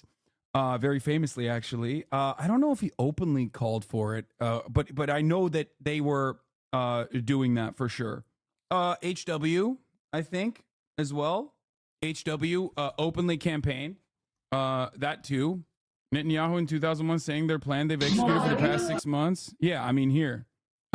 This is, we've... No, it's not only 2% of Israelis that believe they've gone too far. It's 2% of Israeli Jews that believe they've gone too far. And that is the 2% of Israeli Jews that are Israeli leftists. Because there's a 20% in the Israeli society that are designated as Arabs by the Israeli authorities. And they are, of course, Palestinian citizens of Israel, the Arab Muslims and the Arab Christians that are always going to be saying this is too far. What the fuck? Isn't that what Chuck Schumer is saying? He's calling those people to reject right-wing Zionist ideologies. Chuck Schumer is presenting the situation. I'll give you an American example. Chuck Schumer is presenting a situation that is clear-cut, definitionally right in front of our eyes, as though it is actually more complicated than it actually is. The example I will use is this. The Democratic Party consistently says, we need a strong Republican Party. We need the old Republican Party, not this MAGA Republican Party. Why do I always yell at that? Why do I always yell when Nancy Pelosi comes out of the gate swinging for that shit? Because that's not real. You're just doing PR for the Republican Party. It's all you're doing. Because everyone here knows that there is no Republican Party that exists in the minds of Nancy Pelosi. It is a pure fantasy.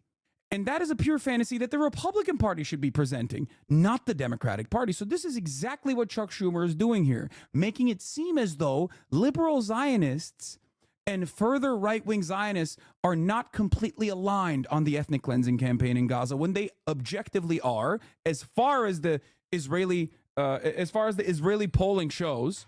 Okay, that's number one. And number two, he's saying this with a secondary purpose, which is that as long as we can get back to like a Benny Gantz-led coalition, a war cabinet that Benny Gantz puts together, which, by the way, we don't even know if they have the votes to be able to do that, by the way, in the Knesset. Just make no mistake, Benjamin Netanyahu did not bring the Smotriches and the Ben-Gvirs to his cabinet on his own. He would have loved to have the majority on his own, but he couldn't. That's precisely why he went further and further right.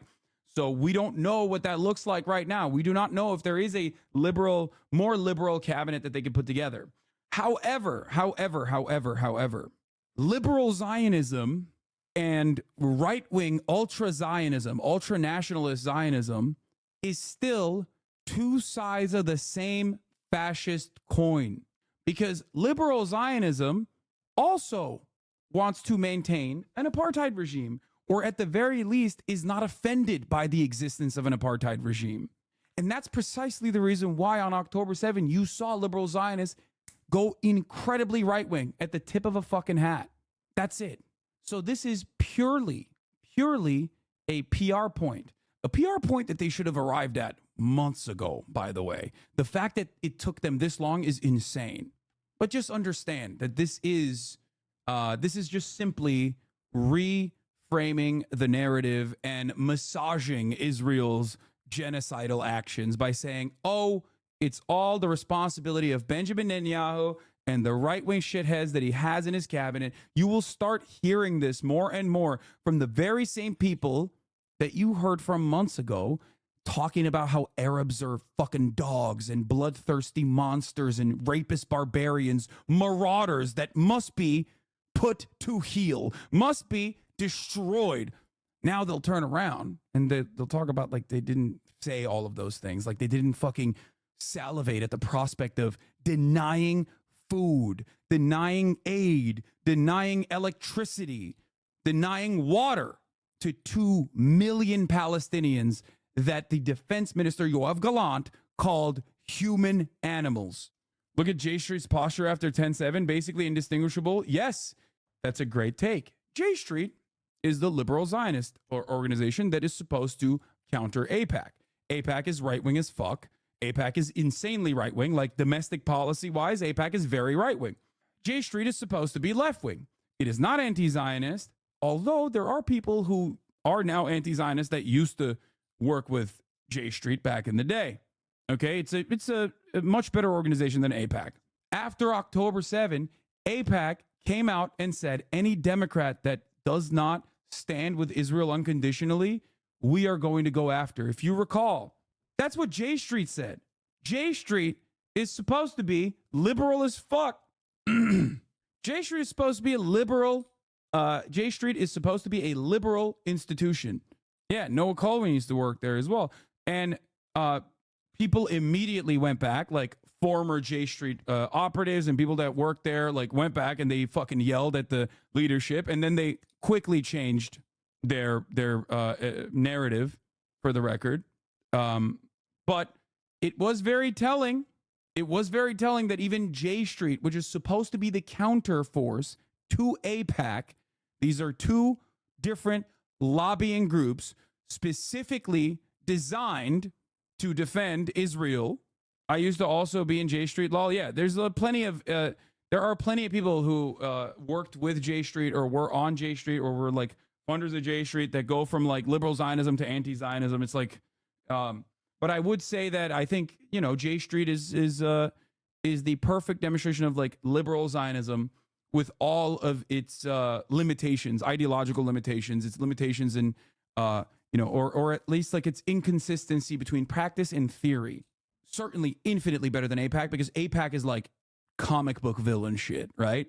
AIPAC is like responsible for 35 different states having like anti-boycott, divestment, and sanctions laws that are in direct violation of America's First Amendment. You know, all of these red states that love talking about freedom of speech when it comes to being able to say the N-word as a white guy, that literally have laws where if you want to be a public school teacher in the state of Texas, you got to fucking sign a thing that says you will never protest the state of Israel. The fuck are we doing? You know what I mean? AIPAC wrote that. AIPAC wrote that legislation. Anyway, having said that, it is important to understand J Street being the counterbalance, the liberal Zionist institution that is against AIPAC and AIPAC's like reactionary influence. Yes, join Jewish Voice for Peace. Very good. You're absolutely right. Even J Street was very, very right-wing and very reactionary in the immediate aftermath of October 7. They had to be dialed back. Okay? So the reason why I'm describing all of this is because I want you to understand the glaring, obvious shortcomings of liberal Zionism and the moral bankruptcy that liberal Zionism demonstrates, because it's at direct odds with the first part of it, liberalism, right? It is an oxymoronic take. Zionism being a fascist supremacist ideology makes it as silly as saying, I'm a liberal fascist. If Zionism is a project dedicated to creating a Jewish supremacist, Jewish majority ethno-state built on top of an indigenous population that is brutally oppressed, and it's just straight up an ethno-nationalist fascist ideology, it's like saying, yeah, I'm a liberal fascist. Ridiculous. Almost as ridiculous as thinking that you're not going to see a 3-minute ad break at the top of the hour. You are, unless you're subscribed. For $5 or for free with a Twitch Prime, by connecting your Amazon Prime account to your Twitch account, you get 1 free Prime subscription a month. Mike MAJLAK is calling me. Hold on. Yo, I'm live. I'm live right now. All right. Wait, what? Yup, some quick feedback on a couple topics, and then I'll bring that intel. Hell yeah. For those of you who couldn't hear him, he said he's having a quick cup of coffee with Candace Owens and Alex Jones, and he's going to bring that as feedback. All right. We're going to do it. We're going to do a Ask Me Anything when you get here, like any kind of like political questions you have, anything like that. And we're going to duke it out with some people online. So get excited. Debate? We're doing debates? I mean, not really, but you know, whatever you're comfortable with, we'll figure it out. All right. Hell yeah. All right, bye. I love Mike, dude. He's the fucking man. Tell Candace to come on. No, he's joking. He's not actually hanging out with Candace Owens and fucking Alex Jones. Dem pivot taking this long signals the U.S.'s deep Islamophobia and how society values the lives of Palestinians and Arabs in general. 100% true, Yuvenda. Yeah. Yet under Prime Minister Netanyahu's watch, they have had far too much influence. All sides must reject from river to the sea thinking, and I believe they will if the prospects for peace and a two-state solution are real. Beyond the Israeli and Palestinian people and their leaders, there are others who bear a serious responsibility to work towards a two-state solution. Without them, it cannot succeed. Middle Eastern powers, like Saudi Arabia, the United... That's so funny. Yeah, dude. You made me like Mike. I think Mike is a person worthy of charitability. I will always ride for a dude that has overcome addiction, okay? Always.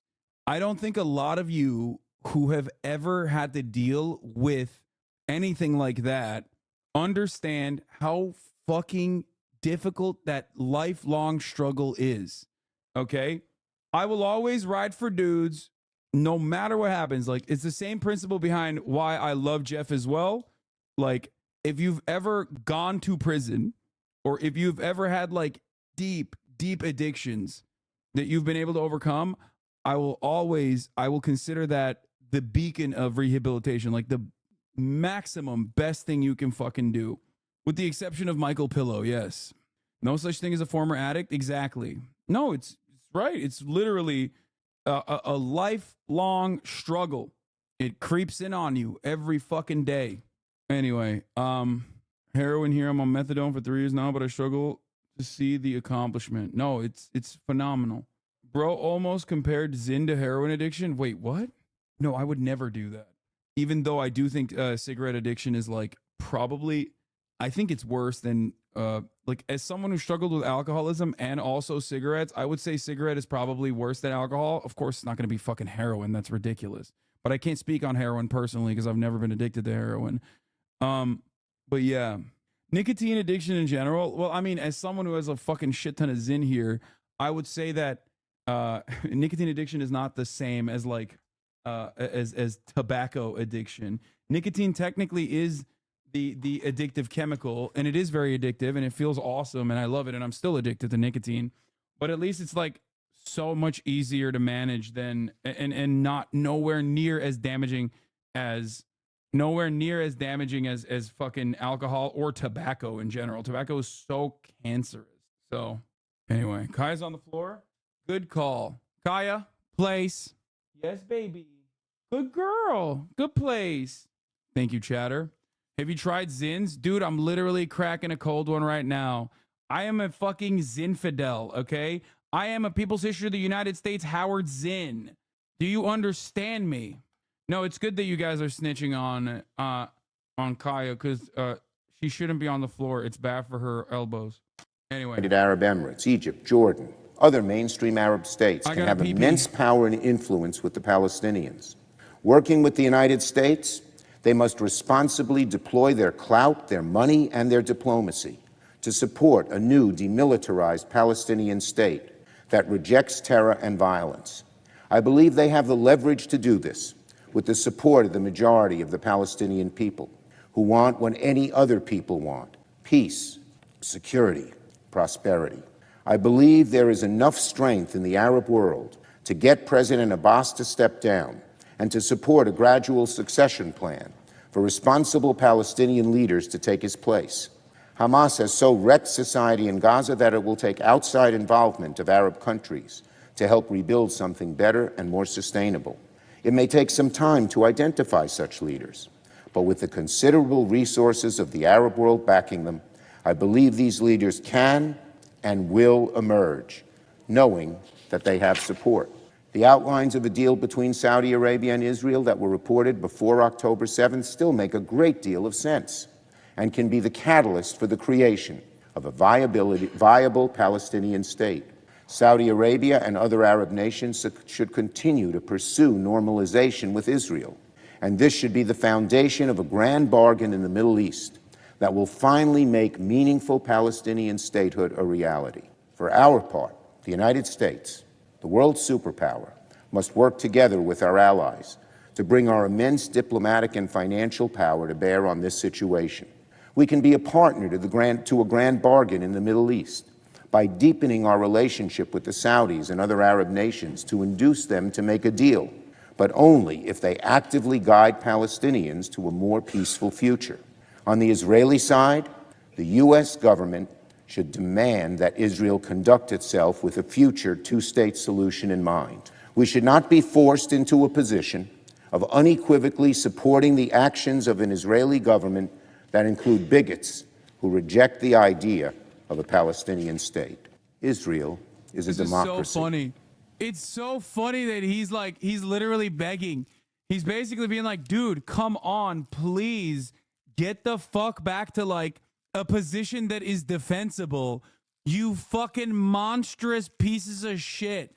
Get back to a position, because if you don't, you're gonna lose literally the entirety of the Western world, and you will never be able to have Israel ever again. 5 months into this conflict, it is clear that Israelis need to take stock of the situation and ask, must we change course? At this critical juncture, I believe a new election is the only way to allow for a healthy and open decision-making process about the future of Israel, at a time when so many Israelis have lost their confidence in the vision and direction of their government. I also believe a majority of the Israeli public will recognize the need for change, and I believe that holding a new election, once the war starts to wind down, would give Israelis an opportunity to express their vision for the post-war future. Of course, the United States cannot dictate the outcome of an election, nor should we try.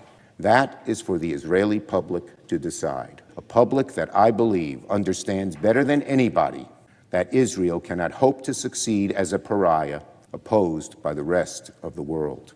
As a democracy, Since you started your pouch journey, I ordered my pouches through a company called Snooze Me, and they have international flavors. Okay. Jesus Christ, this is a long ass message. Israel has the right to choose its own leaders, and we should let the chips fall where they may. But the important thing is that Israelis are given a choice.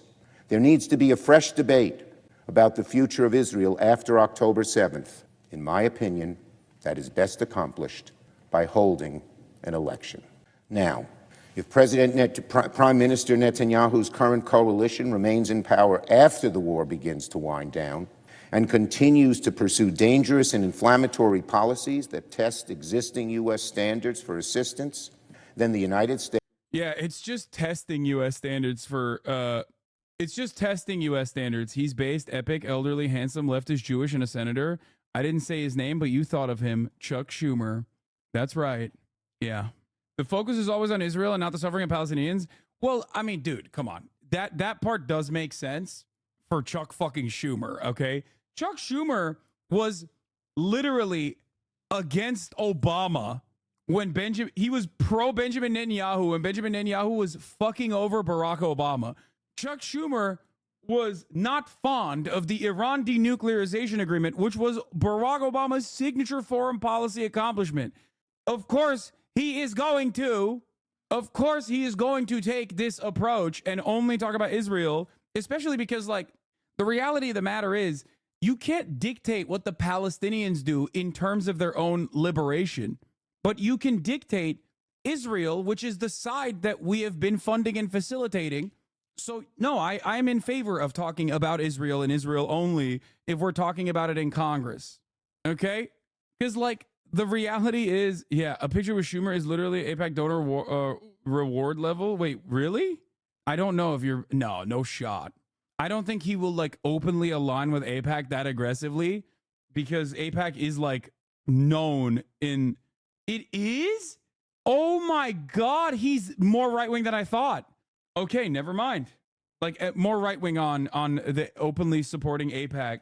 AIPAC is known, by the way, make no mistake, every single person knows, every single person in the Hill knows that AIPAC is a right-wing, and by right-wing, I don't mean like fascist Israel, pro-Israel right-wing. I mean like domestic policy in the United States of America right-wing, okay? I'm talking defenders of the American Republican Party.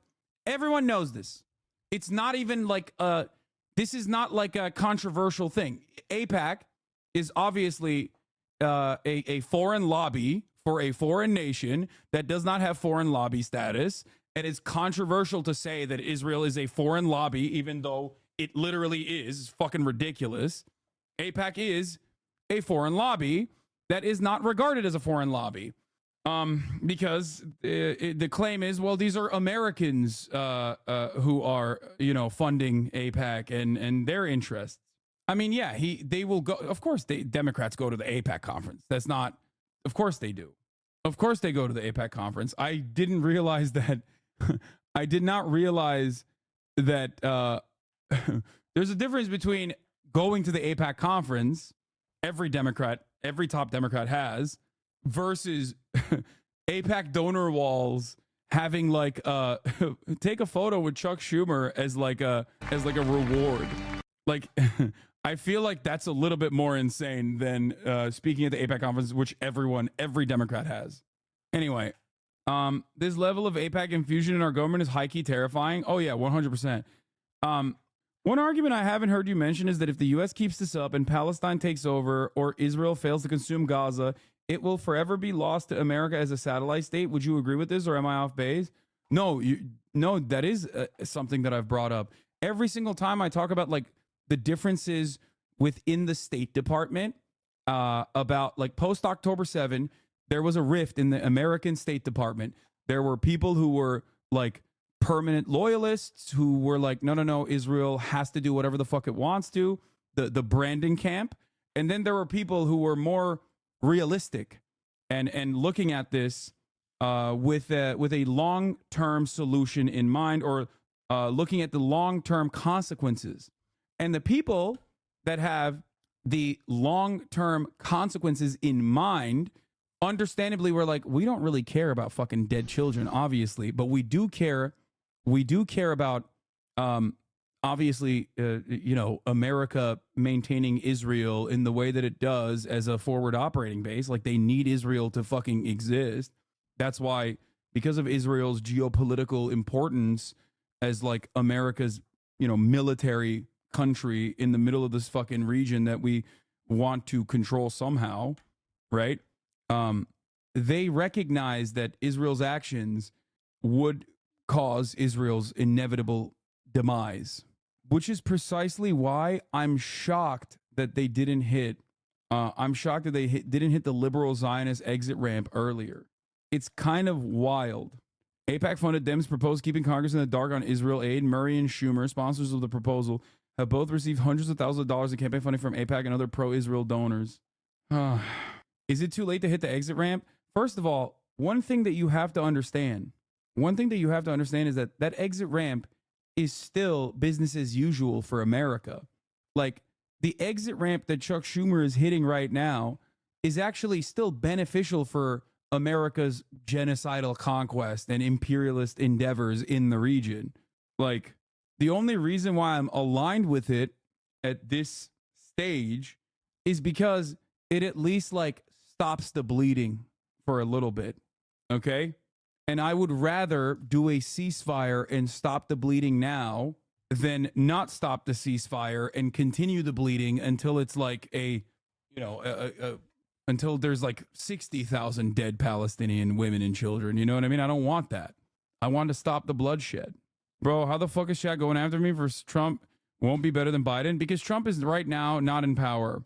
And I think bringing up like this person saying, I hope Trump wins, he will save Palestine, is wrong. Yeah, he is. He can hear us. He will save us. Like, that person is wrong.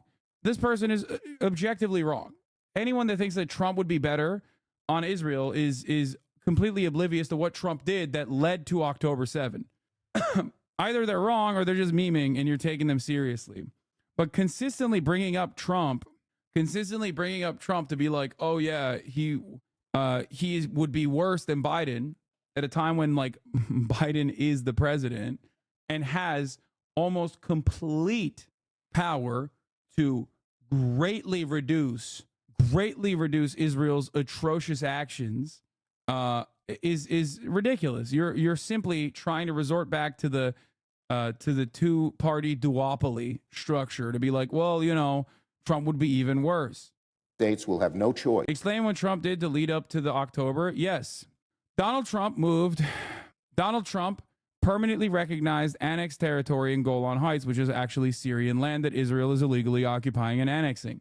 Donald Trump moved the embassy in an incredibly controversial move to Jerusalem. He moved the U.S. embassy to Jerusalem, also recognizing further illegal occupation in Jerusalem as a permanent as a permanent part of Israel.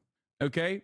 Obviously, before Donald Trump, America was doing horrifying things in Israel still, because Israel was still an apartheid state and was only maintaining that apartheid state with American weaponry. Barack Obama, who was critical of Israel and is seen as like the biggest Jew hater by the ultra Zionists, gave $38 billion in aid over the course of 10 fucking years to Israel in replenishing its Iron Dome capacity, on top of like many other lethal aid that we gave to Israel in that time frame. Okay. But last but not least, one of the worst aspects of what Donald Trump did, one of the worst aspects of Donald Trump's regime was the Abraham Accords. Every single Gulf state in that area is already a vassal state for the United States or a client state for the United States.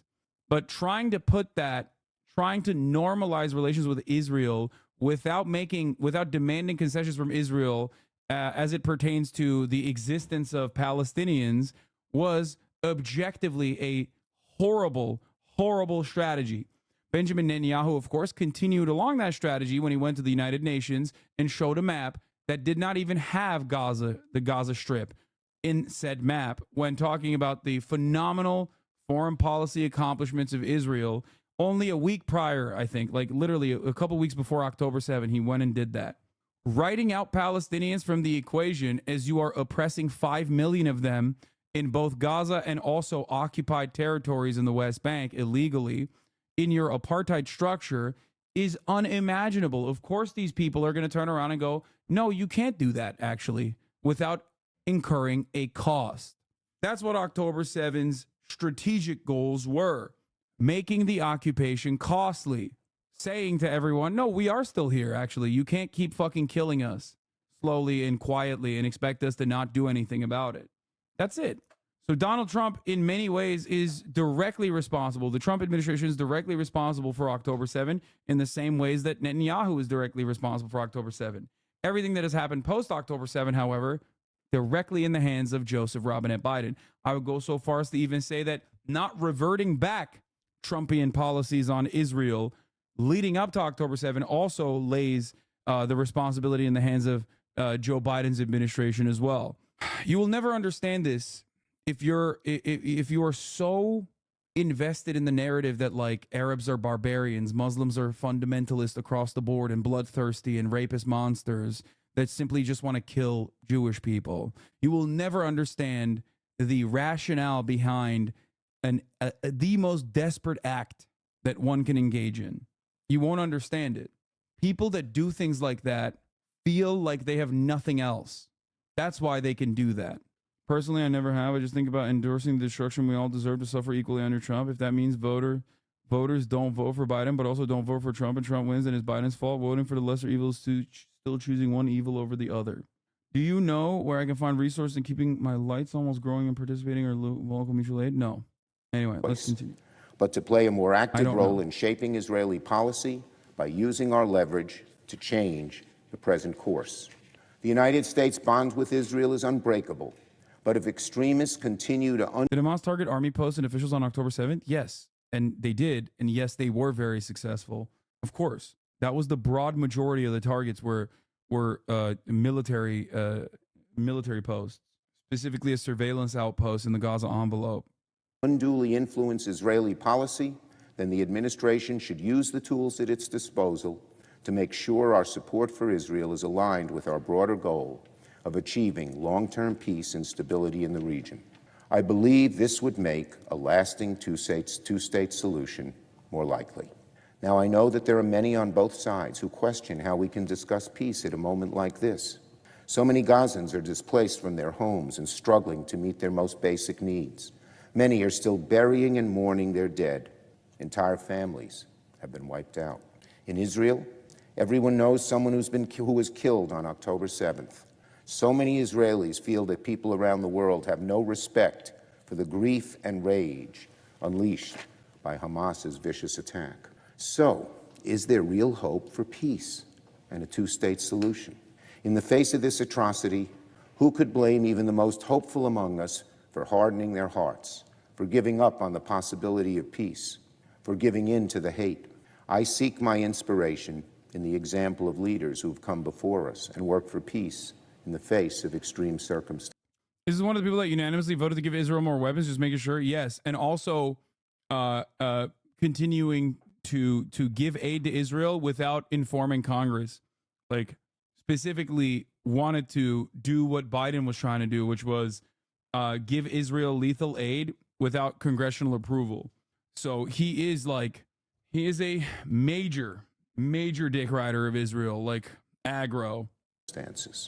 Some of Israel's greatest warriors and security experts have been staunch advocates for peace because they understand better than anybody that it's essential to Israel's security. David Ben-Gurion, Yitzhak Rabin, Ehud Barak, all of them sought peace with the Palestinians. On the Palestinian side, we don't have to look very far back to see a model of responsible leadership. Salam Fayyad, the former prime minister of the Palestinian Authority, who was clear in his condemnation of violence against the Israelis. And for the Arab leaders of today, May they find inspiration in Anwar el-Sadat of Egypt and King Hussein of Jordan, who had the courage and vision to seek peace with Israel. Before October 7th, things were moving in the right direction. No, they weren't. It was, once again, October 6th report comes to mind, the Euromed report, stating, under no uncertain terms, by the way, very clearly, very fucking clearly, that 2023 was the deadliest year so far under the Israeli apartheid regime for Palestinian children. Israel had no interest in moving in the right direction. This is a defense of Donald Trump's foreign policy, for the record. If you are to say that Israel is moving in the right direction, you are basically defending Donald Trump's actions. It's ridiculous. All of the names he mentioned literally went to war and killed Palestinians. Ehud Barak literally personally led the attack on Beirut in the 80s. How are these people being mentioned as peacemakers? Because Ehud Barak, Jeffrey Epstein's bestie, by the way, just throwing that out there, famously pictured outside of Jeffrey Epstein's rape palace in New York in 2016. That Ehud Barak is seen as like a liberal Zionist, moving in the right direction, trying to do peace. They are doing the lesser evil voting. It's kind of funny and I guess somewhat expected that, of course, the Democrats going to go on stage and do the lesser evil voting argument in an apartheid ethno state. Like, yeah, it should come as no surprise that the Democrats who love the lesser evil argument are doing that. The United Arab Emirates and Saudi Arabia both were on the path to normalization with Israel and with conditions that would greatly benefit the lives of the Palestinian people.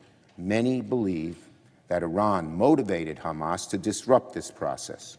And indeed, there have been setbacks since October 7th. Yeah, there's almost 100,000 American passport holders that are currently illegally settling in the West Bank. If we cared about liberal Zionism, if we actually were honest about like our interest in liberal Zionism, or if liberal Zionism was honest about, trying to restrict some of the more bloodthirsty and very glaringly obvious religious zealotry-backed actions that the Israeli state openly defends and promotes, like settler expansion in the West Bank, we would literally take away their citizenship. We would jail them when they came back to the United States of America. We would do that. But recent talks between Arab and American leaders suggest the desire is stronger than ever now to find a path forward. Arab leaders cannot lose their stomachs for peace now at this critical inflection point. I really don't understand that many people believe Hamas is motivated by Iran. Yeah, that's a fucking bullshit narrative that goes against what their own State Department says, by the way. October 7 was not planned out with the Iranian government. The fact that the Iranian government did not move after October 7, when Palestinians were being fucking genocided, and even Hezbollah openly left the Palestinians out to dry, other than taking pot shots on northern Israeli territory, is a direct result, is a direct example of this fundamental fact that that the American government and the Israeli government both acknowledged, alongside the Iranian leadership as well, saying that they had nothing to do with October 7. Obviously, they have a lot to do with October 7 in the sense that, like, they were training the Nukba, they were training, the Hamas special forces. They were, funding and giving arms to Palestinian resistance groups. That part is, that is a consistent thing that Iran has done. But October 7 as a military operation was directly conducted by the Palestinian resistance groups altogether, without Iranian intervention or without Iranian support, even beyond the regular support that the Iranian administrations have offered the Palestinians. They must continue to pursue the path to normalization with Israel, and the U.S. should use all of its power to influence and bring them to the table and make them cooperate constructively. If my speaking out today has any effect, it will probably have greater influence on the Israeli and Jewish side of things. But if this conflict is to be resolved, we need comparable Palestinian and Arab leaders to also speak responsibly to their people about the path forward to peace. Now is the time for courageous leadership. After Israelis and Palestinians have experienced so much horror and loss of life, to not have something meaningful come out of this war would be doubly tragic. History will look back on what we do here. Are we prepared together to have the courage to make an all-out push to bring about peace once and for all, to bring to this conflict what Dr. Martin Luther King Jr. called the fierce urgency of now, to end the cycles of tragedy and of pain? I've always said that when her... Dude, white boys love busting out MLK quotes. You know what I'm saying? They love busting out MLK quotes. horrific things happen, some turn inwards and let their grief consume them, while others light... Classic. White moderates love busting out MLK quotes, but so do the racist ones as well. So... candle and turn their grief into it's power. Classic. They are able to see hope in the darkness. In Scripture, we read about how God created the world from an infinite void, that out of the greatest darkness can come the greatest light. I hope and pray that from the brutal slaying of Israelis by Hamas and the harrowing civilian toll in Gaza, that a two-state solution where Jews and Palestinians can live in peace will prevail.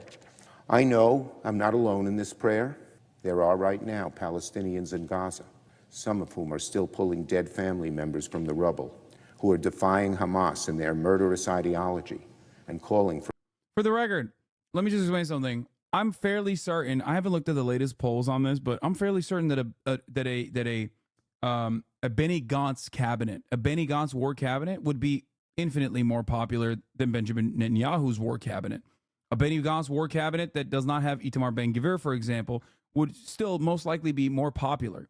So for people who are saying, oh, dude, watch them kick out Netanyahu only to have like Ben-Gvir lead the war cabinet. No, that is not what will happen. But you are also failing to recognize a fundamental fact here.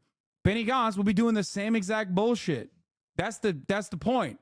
Like the aesthetic difference between Benny Gantz leading the war cabinet versus Benjamin Netanyahu is just an aesthetic difference. For the people of Gaza, they will experience the same. They will experience the exact same slaughter, just with liberal optics that will be easier to defend, I guess, because Benny Gantz would not be most likely openly contesting and openly shitting on Joe Biden every fucking day. After all, Benny Gantz himself is a war criminal. He ran against Netanyahu back in the day, a couple years prior. I covered it back then because, you know, this is an ongoing issue that I haven't stopped covering, okay? By talking about his war crimes, like openly. Here is, in 2021, Defense Minister Benny Gantz at the time telling the IDF, ICC war crimes ruling, a tool of our enemies, we will defend you. Sent a letter to the IDF calling the International Criminal Court's ruling claiming it has jurisdiction to open a war crimes investigation against Israel grave and unauthorized. Gantz asserted the decision is intended to serve as a tool for Israel's enemies and promised to shield troops from any repercussions. That was in 2021, just so you understand. For a pathway to peace. There are right now some families of the victims of October 7th in Israel who have been calling for peace, asking their government to transcend the cycle. Here's more. You want to know? You want to see Benny Gantz's ad? Gaza, August 2014. End of Operation Protective Edge. Here is that liberal Benny Gantz that the Democrats want to put into a position of power and replace Benjamin Netanyahu. Here's Benny Gantz's election campaign. This is an ad. Okay, Benny Gantz, 6,231 targets destroyed, parts of Gaza go back to the Stone Age.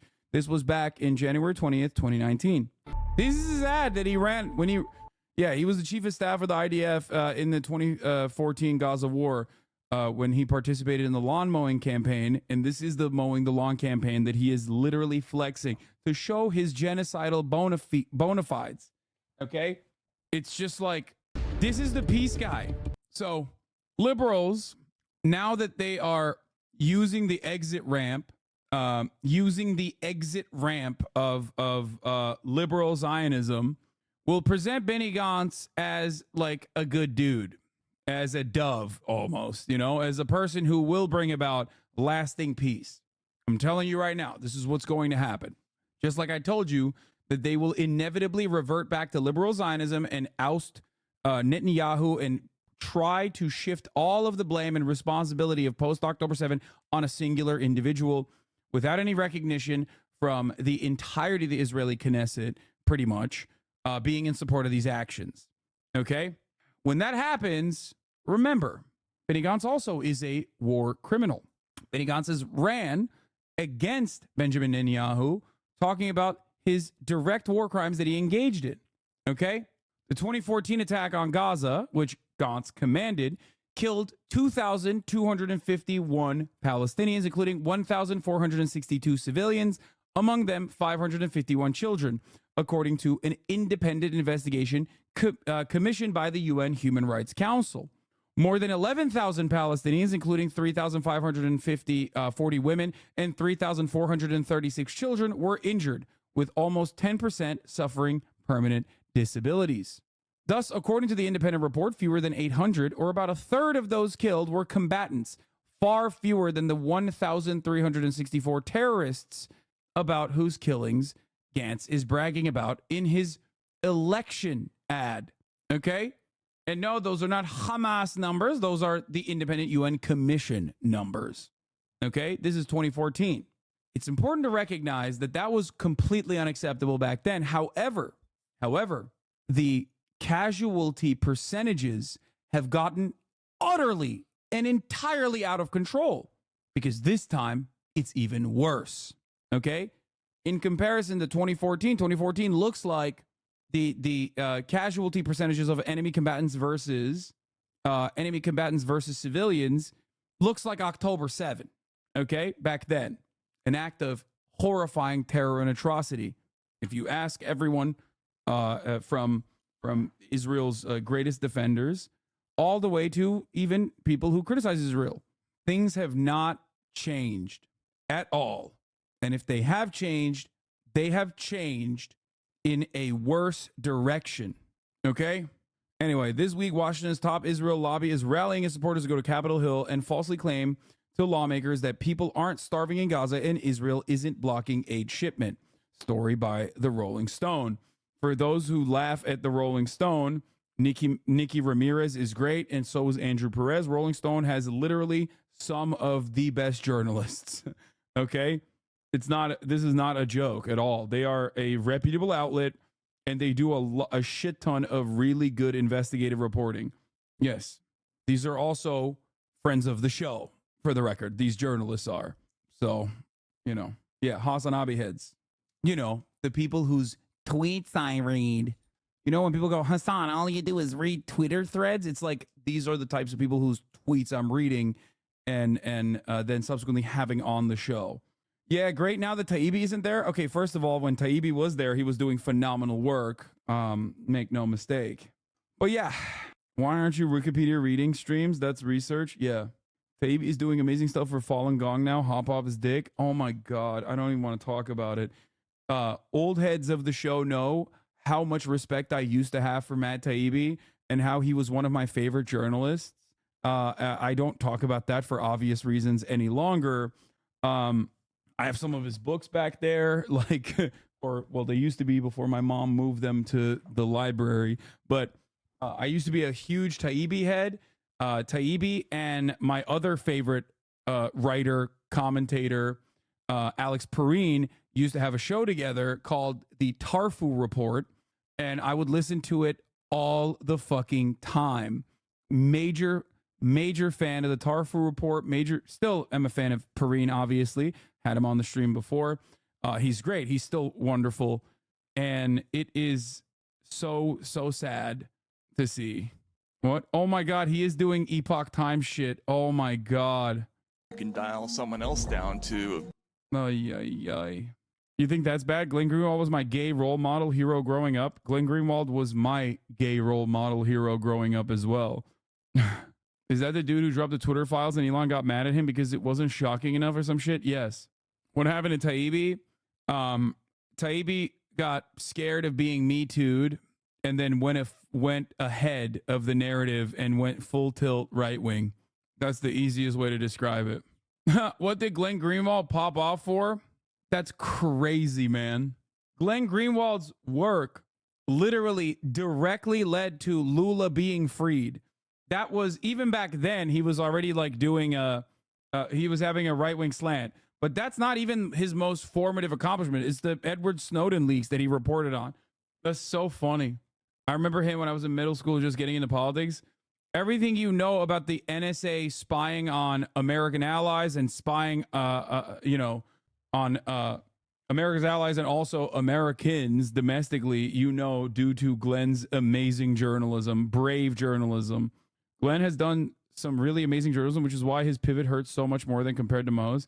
I think for Glenn, his radicalization came at the heels of seeing like how annoying, if I'm going to be as charitable as I physically, possibly, humanly can.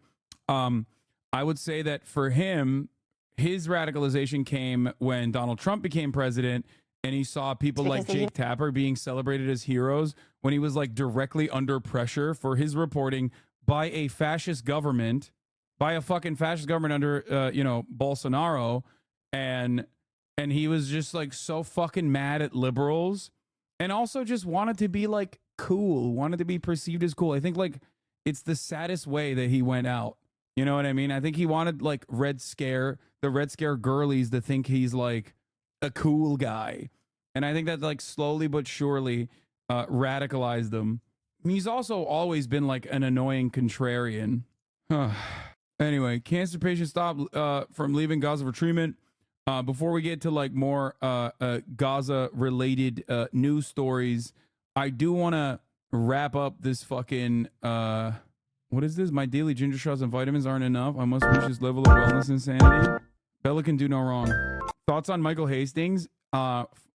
Sad fact, Michael Hastings is a coworker of mine. Well, obviously former coworker of mine. Yeah. Do I think his death was an assassination? I don't know. I mean, I know that's like a famous thing to like. That's a very popular theory. I don't know. Michael Hastings. I drive by literally the fucking tree that took him and his car out, and it freaks me out. Like I drive by it all the time. It's fucking crazy. Did you see the family friend of the Boeing whistleblower speak on local news? I did not. I know that he did not commit suicide. There's no way. First tonight, our investigative reporter Ann Emerson has new information in the death of Boeing whistleblower John Barnett. A close family friend of Barnett says he predicted he might wind up dead, that a story could surface that he killed himself. But he told her, don't believe it. Ann? Tessa, Barnett's family friend Jennifer said they had talked about this exact scenario playing out, but his words seemed like a premonition. He told her, don't ever believe it. I knew John because his mom and my mom are best friends. And so over the years, get-togethers, birthdays, celebrations, and, whatnot, we've all got together and talked and, that's how we really know each other. And when Jennifer needed help one day, Barnett came by to see her. They talked about his upcoming depositions in Charleston. Jennifer knew he filed an extremely damaging complaint against Boeing. He says the aerospace giant retaliated against him when he blew the whistle on unsafe practices. For more than 30 years, Barnett was a quality manager. He'd recently retired and moved back to look after his mom in Louisiana. He wasn't concerned about safety because I asked him, I said, aren't you scared? And he said, and his voice and the way he would talk, no, I ain't scared. He said, but if anything happens to me, it's not suicide. I know that he did not commit suicide. There's no way. He loved life too much. He loved his family too much. He loved his brothers too much to put them through what they're going through right now. And he basically told you not to believe it. Yeah, basically, yeah. Wait, what do you mean? I'm confused about the assassinated the guy. Hasn't it now caused a Streisand effect? Didn't know about the leak before he died? Okay, two things. One, when the Boeing whistleblower used to work at Boeing for 32 years before leaving and launching a 7-year-long campaign of whistleblowing, before he did this, he did it. He was a quality control guy there for 30 years. However, I do not believe that he may or may not have been allegedly, hypothetically assassinated because he was about to blow the whistle further on the new products that the DOJ is currently launching an investigation into. The DOJ investigation is looking into the newer fleets, the ones that have like the doors busting out of them and stuff. Those fleets are long after his time had ended at Boeing. I do not believe that he has additional information on the 737 MAX. I think this is more so a message for others that may perhaps work in quality assurance and quality control, that may get different ideas about speaking out of turn. A lot of people think like, oh, they directly killed him because he had the secrets. It's like, no, I don't think he had like extra secrets. I think he was very open about what he worked on, company culture, and how that led to the demise of Boeing that you are watching unfold right now. And I think that obviously he had a deposition as well. But this is more about, in my opinion, if he was actually assassinated and he didn't kill himself, right? Very likely that that is the case. It was not about new information that he was going to reveal about the MAX, the 737 MAXes, which is currently being investigated by the Department of Justice. But instead, it was more so to be like, don't fucking talk to everyone that currently works at Boeing. For the record, even if he did actually legitimately kill himself, that responsibility is directly in the hands of Boeing for making his life a living hell. So, you know, there is no way out of this conversation. Now, before you go, oh, well, Barbara Streisand, like, you know, he's, this reveals the ongoing other leaks that Boeing was dealing with. That's a cost-benefit analysis that I'm sure Boeing made if they were responsible for his demise, which I think they probably were. Since he's already a whistleblower, it's possible others thought of going to him to expose new stuff. Maybe. So that's something to think about. Man, if I was this guy's family, I'd be going absolutely postal on a biblical scale at Boeing, man. This shit makes my blood boil so fucking hard. Yeah. Okay, I think everyone should stop making jokes about jokes that you're making. We're going to start banning mods, start timing out people that make, you know, jokes about certain things in the chat. Come on. This is like a very serious situation. Not true. He's got too much to do, likes breathing. And he did. He had a lot of plans of things that he wanted to do. What do you think happened? I think somebody got in there and made, you know, money can buy anything nowadays, it seems like. I think, You seem eager to believe in assassination, in my honest opinion. Corporate assassins make for great fiction, but in reality, only state actors can pull off assassinations. First of all, wrong. Secondly, Boeing is a defense contractor. The fuck do you mean state actors can only pull off assassinations? Boeing basically is a state actor. Every fucking American mega corporation, that especially on the defense side, is basically just outsourced state actors. And yes, you are wrong. Coca-Cola has killed union leaders in Colombia. Shell literally has utilized warlords, like competing warlords in Nigeria. And also, there is a long history of, United Fruit Company, exactly. There's a long history. It's an American tradition at this point to utilize the arm of the state to enforce other countries through violent means into doing whatever the fuck we want them to do. Like the state in the United States of America, we are not a real state that cares about the citizens. We are like around 50 companies in one fucking trench coat.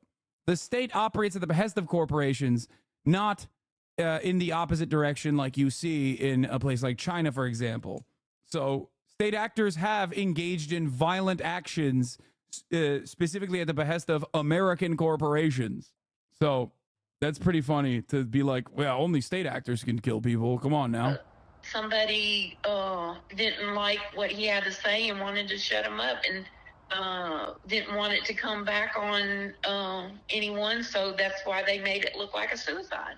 The last time she saw Barnett, it was at her father's funeral in late February. He was one of the pallbearers. Like, what do you guys think the invasion of Iraq was for? Like, how can you, what do you think that was about?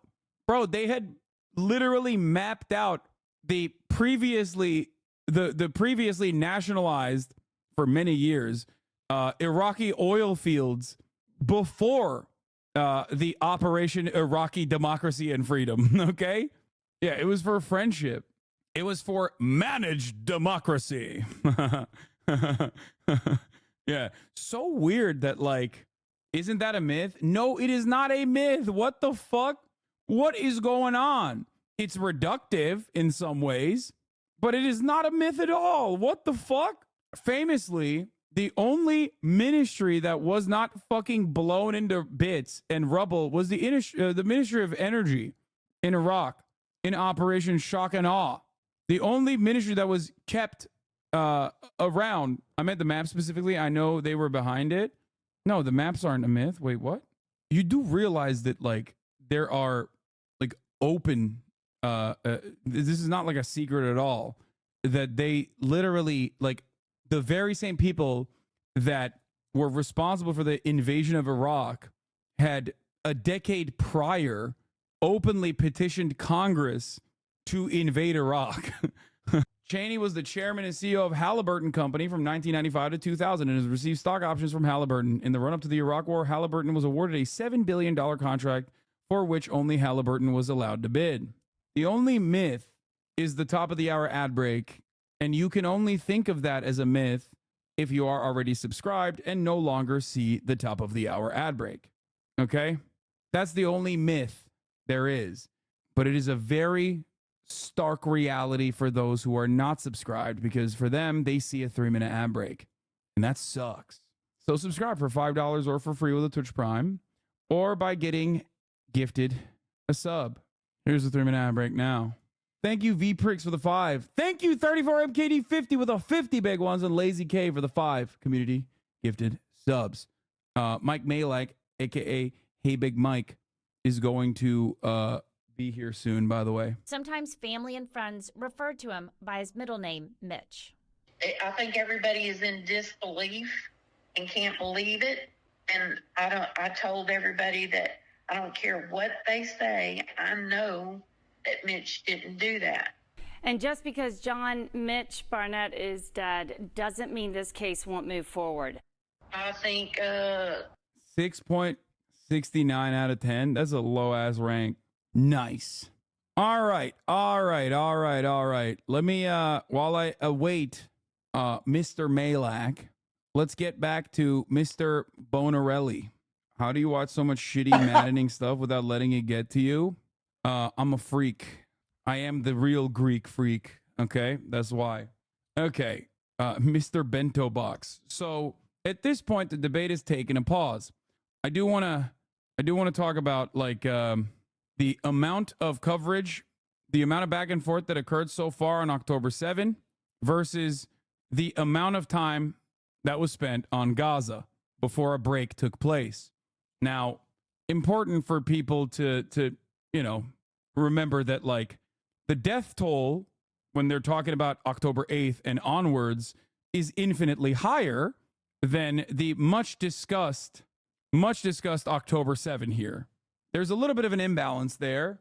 It's partially because of, I think, Norm's stubbornness, I think, for sure, but just important. Mr. Bene Gesserit, you cannot understand the Fremen by reading one Wikipedia article. Hips like Cinderella. Thank you for the 5 gifted subs. Been reading up on Benny Morris, and I didn't realize how fucked up he was. Here he is speaking on the U.S. killing Native Americans. Yeah, this was one of the top comments underneath the video, which I think is really funny. Just showing all of the timestamps where Norm brings up very different names for Mr. Bonarelli. By your solicitude for international law. You should try learning it sometime. It would help you sort out a lot of the civilian deaths. I was disappointed in Norm for this one. I am not disappointed in Norm at all. It would take a lot. I have been disappointed in Norm in the past, especially as it pertains to, like, contemporary domestic American politics and, like, IDPOL or whatever. But when it comes to When it comes to Gaza, he is the authority, okay? Fortunately, 15 judges disagree. You could keep citing the judges. You should actually try reading the actual statements. This is tiring. You've invited us to a tiring session. I found it interesting how Desi's community didn't share any clips of him reacting to this or even reacting to your react. I wonder why. Yeah, because they fucking love burying. They love burying when Top Dog gets actually fucking abused, okay, and humiliated, to act like it doesn't exist. They try to wipe it out. So they will immediately move on to the next thing, which was me reacting to it, to be like, oh, he's such a piece of shit. Let's try to get him banned for reacting to this, for reacting to this debate. But I think a lot of people are watching it and also arriving at the same conclusion that we have in this community, that he also recognizes that he got fucking cumpstered and dumpstered, because of course he was going to. What the fuck? It is not for Norm to dismiss completely incorrect statements from a man who actively has read through Wikipedia pages to keep up with the situation. He needed to shut up and actually let qualified people talk. Yeah. Tiny thinks he understands international law better than the 15 judges in the International Court of Justice. It's absolutely incredible. Imagine being that arrogant without any qualifications at all, but reading a Wikipedia page. Yes. And they'll move on to character assassination of Norm as well, I think, most likely, because this is the way that you operate. You're like, I don't talk about the debate, talk about my interlocutors and how they're wrong. If you can't fucking clip them out of context and like consistently pump that narrative, then move on to other shit, like, dox them or find things from their past and like talk about how fucking ridiculous they are. And I'm sure they're doing that already, desperately trying to pump and dump, and investing themselves into changing the narrative desperately away from the fact that their top dog got fucking absolutely owned. So he'll just keep flailing until people forget about it. Yeah, there you go. How you guys doing? Okay. There are major things to discuss here, not just what some court is doing and going to judge in 2 years' time. Yes, okay. So what you just said is one of the reasons why I feel so strongly about this particular conflict is because there are really important things to discuss, but they will never be discussed. They're not being We're not going to discussed talk here, about Area A, B, and C, or what a transference of territory. Instead, we're going to talk about apartheid. We're not going to talk about the differences in how do you conduct war in an urban environment where people use. We're just going to talk about genocide. We're not going to talk about what's a good solution for the Palestinians. We're just going to say ethnic cleansing. Possible to talk, be productive over the next 2 hours and talk about solutions. About solutions, I have no idea what to say. I mean, I don't see any solutions on. If you wanted a positive end to this discussion, which is what you said at the beginning, I can't contribute to that because I'm pessimistic. I don't see any way forward here. But the lack of the solution is easy. The reason why the solution is hard is because the histories and the myths are completely. There's a different factual record, right? One of the things would be no, he is right. He's right on this. Mr. Bonarcello is right. There is the real, accurate historical record who my contemporaries such as Benny Morris will also reckon with. And then there's Israel's lack of historical record. The reason why there is such a deviation, a diversity of ideas, is because of the Zionist interest in not parsing through the historical facts. It is a deliberate attempt at whitewashing Israel's history. On page 514 in my 18th book on Gaza, I've dedicated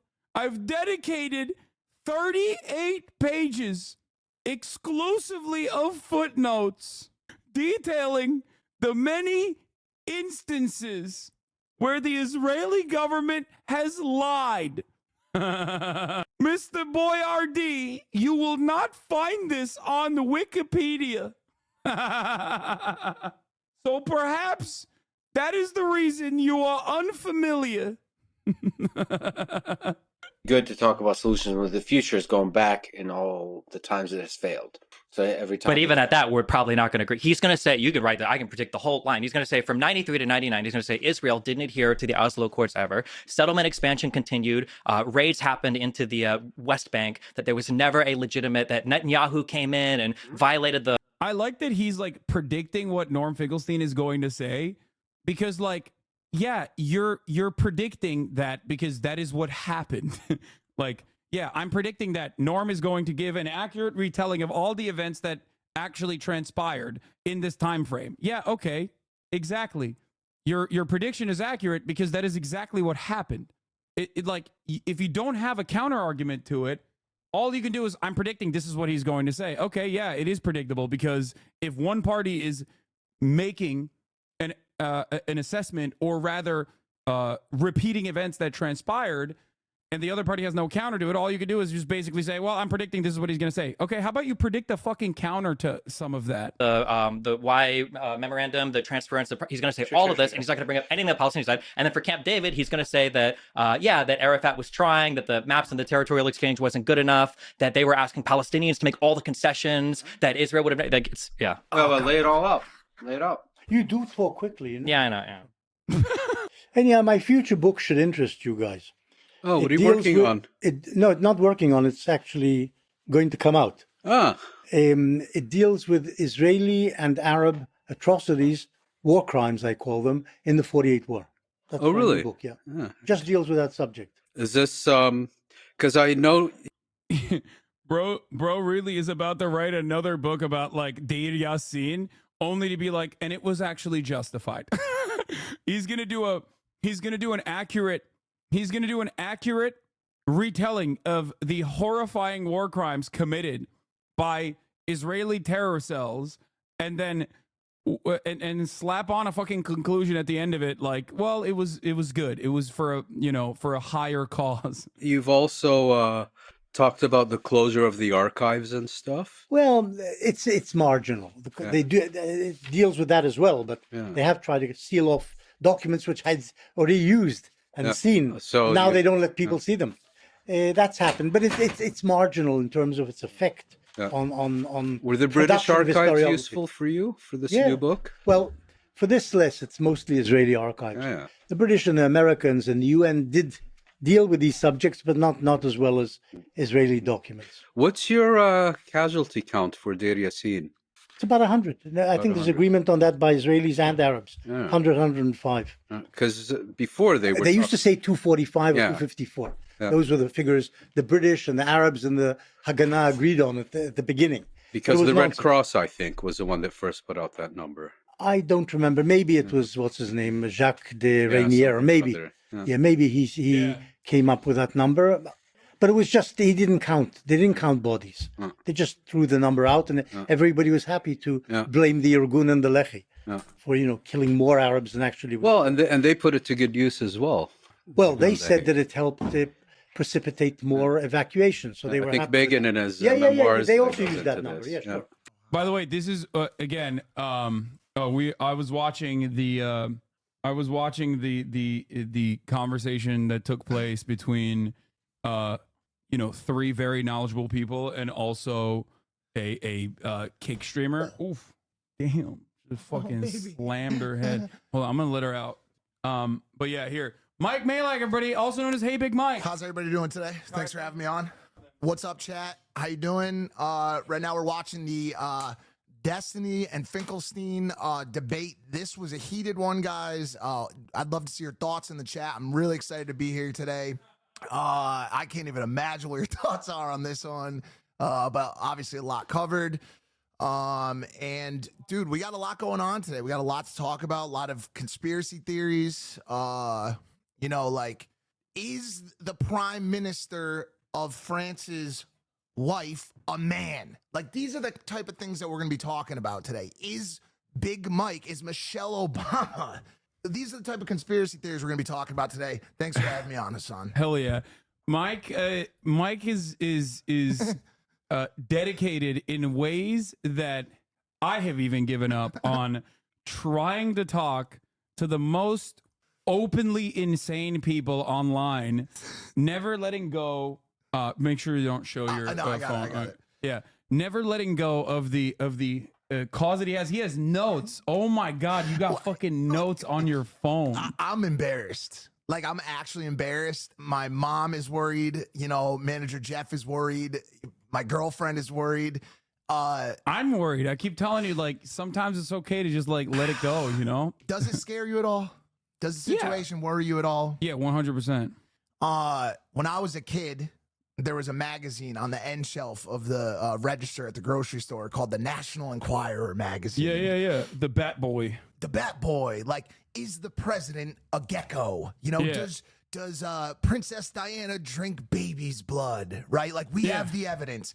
And you would just walk past it. And if you ever saw someone reading that magazine, you would steer clear of that person, right? Yeah. But also, like, I think it was like, it's like fun. You know what I mean? It's like, it's fun to consume this kind of like insane content as long as you know what it is. Like Alex Jones, for example, right? I've always maintained the position that Alex Jones was like a very charismatic figure who was very funny, very telegenic, right?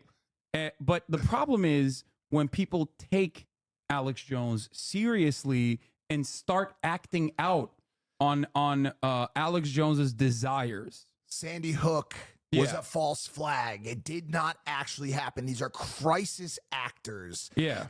Now this was kind of the introduction for me into it. Living in Norwalk, Connecticut at the time, 24 minutes from Newtown. Okay, and the world mourned. Everyone mourned this terrible, tragic event together. One of the first, you know, other than Columbine, one of the first big school shooter scenarios in the United States that got everyone's attention, especially because it dealt with such young children.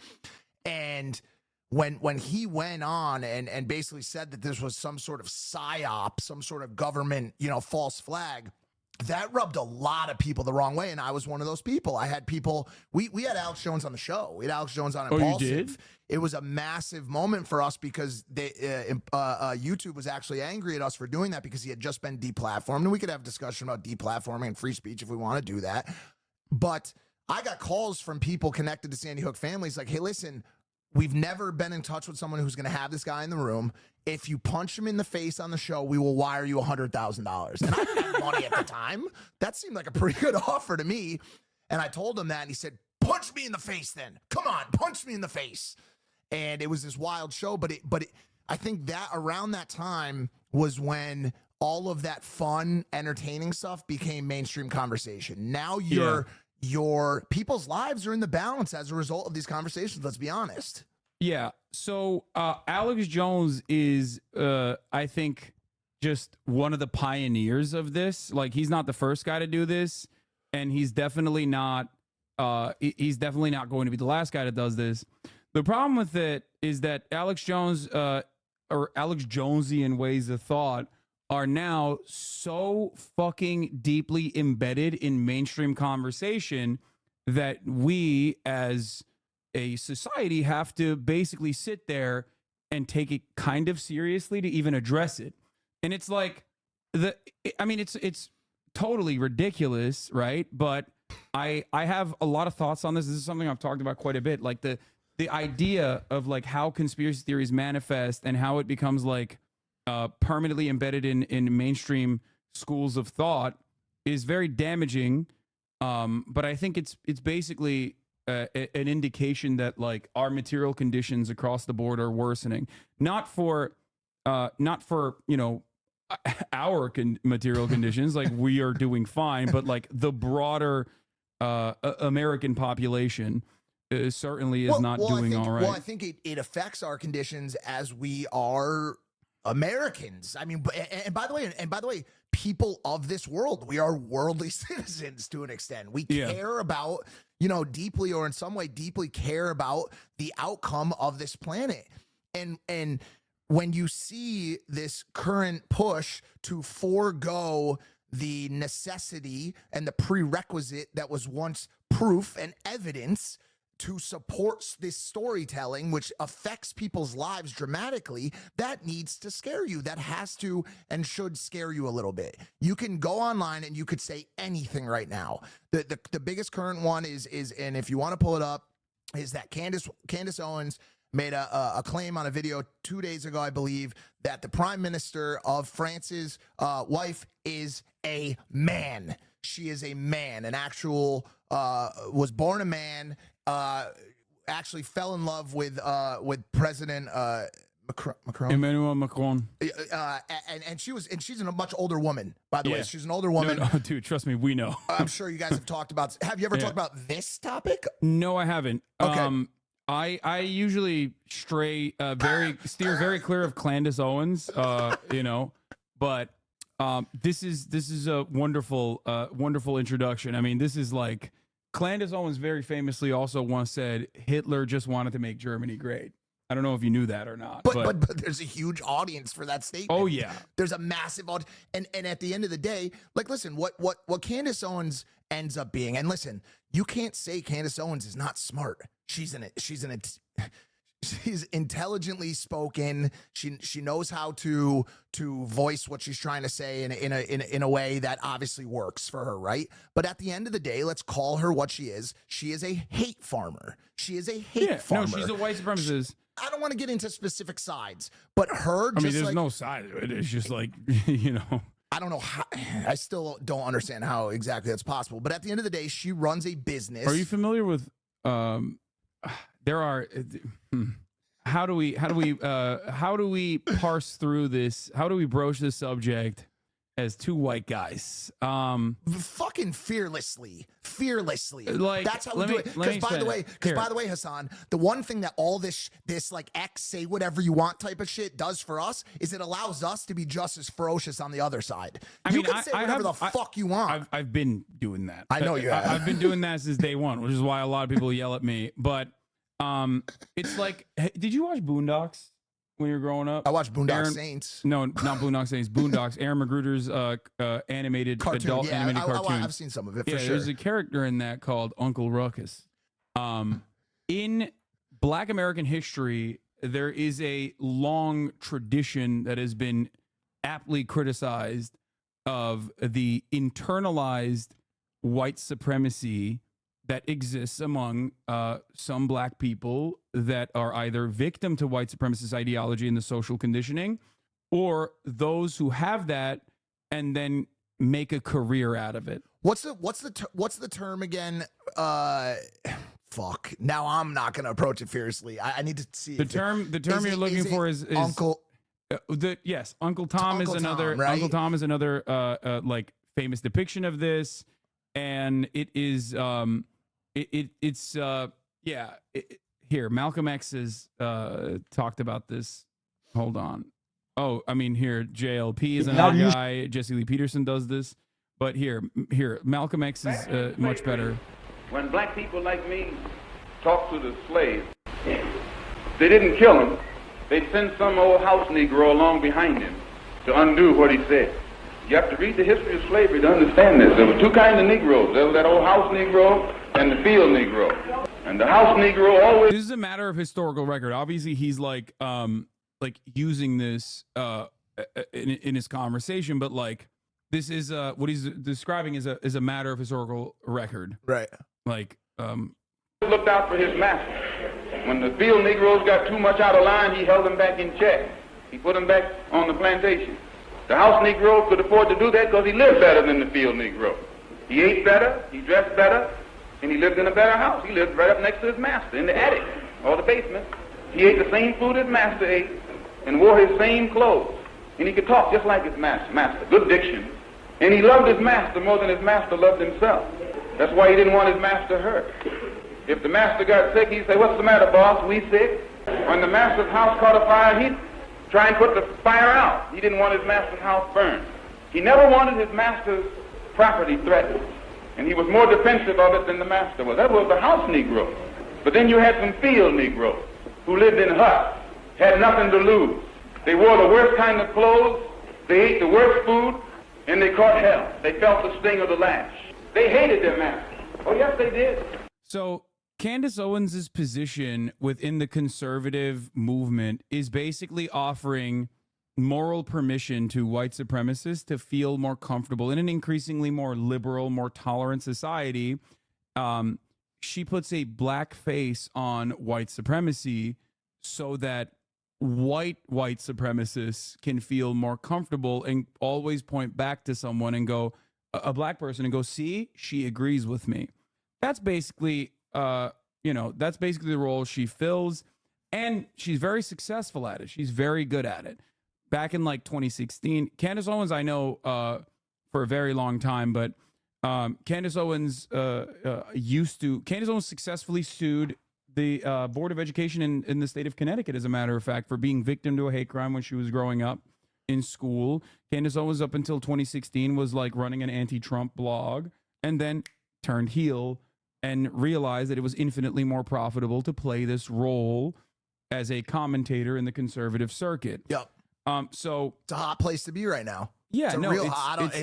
You being on the other side is like, talk about the pendulum swinging. Like 6 years ago, like you were in the place everybody wanted to be, and now you're in a place that nobody wants to be. Yeah, in terms of your approach, and you're still running it, which is but I'll take it one step further, because 10 years ago it was also still a place that no one wanted to be at as well, and I was still saying the same things. Like I have videos from like 2016, 2017 that I often go back to show a chat whenever I'm talking about like something that's an issue that has persisted since then, like my video on Jordan Peterson. Back then, Jordan Peterson was seen as like this liberal guy when he very clearly wasn't.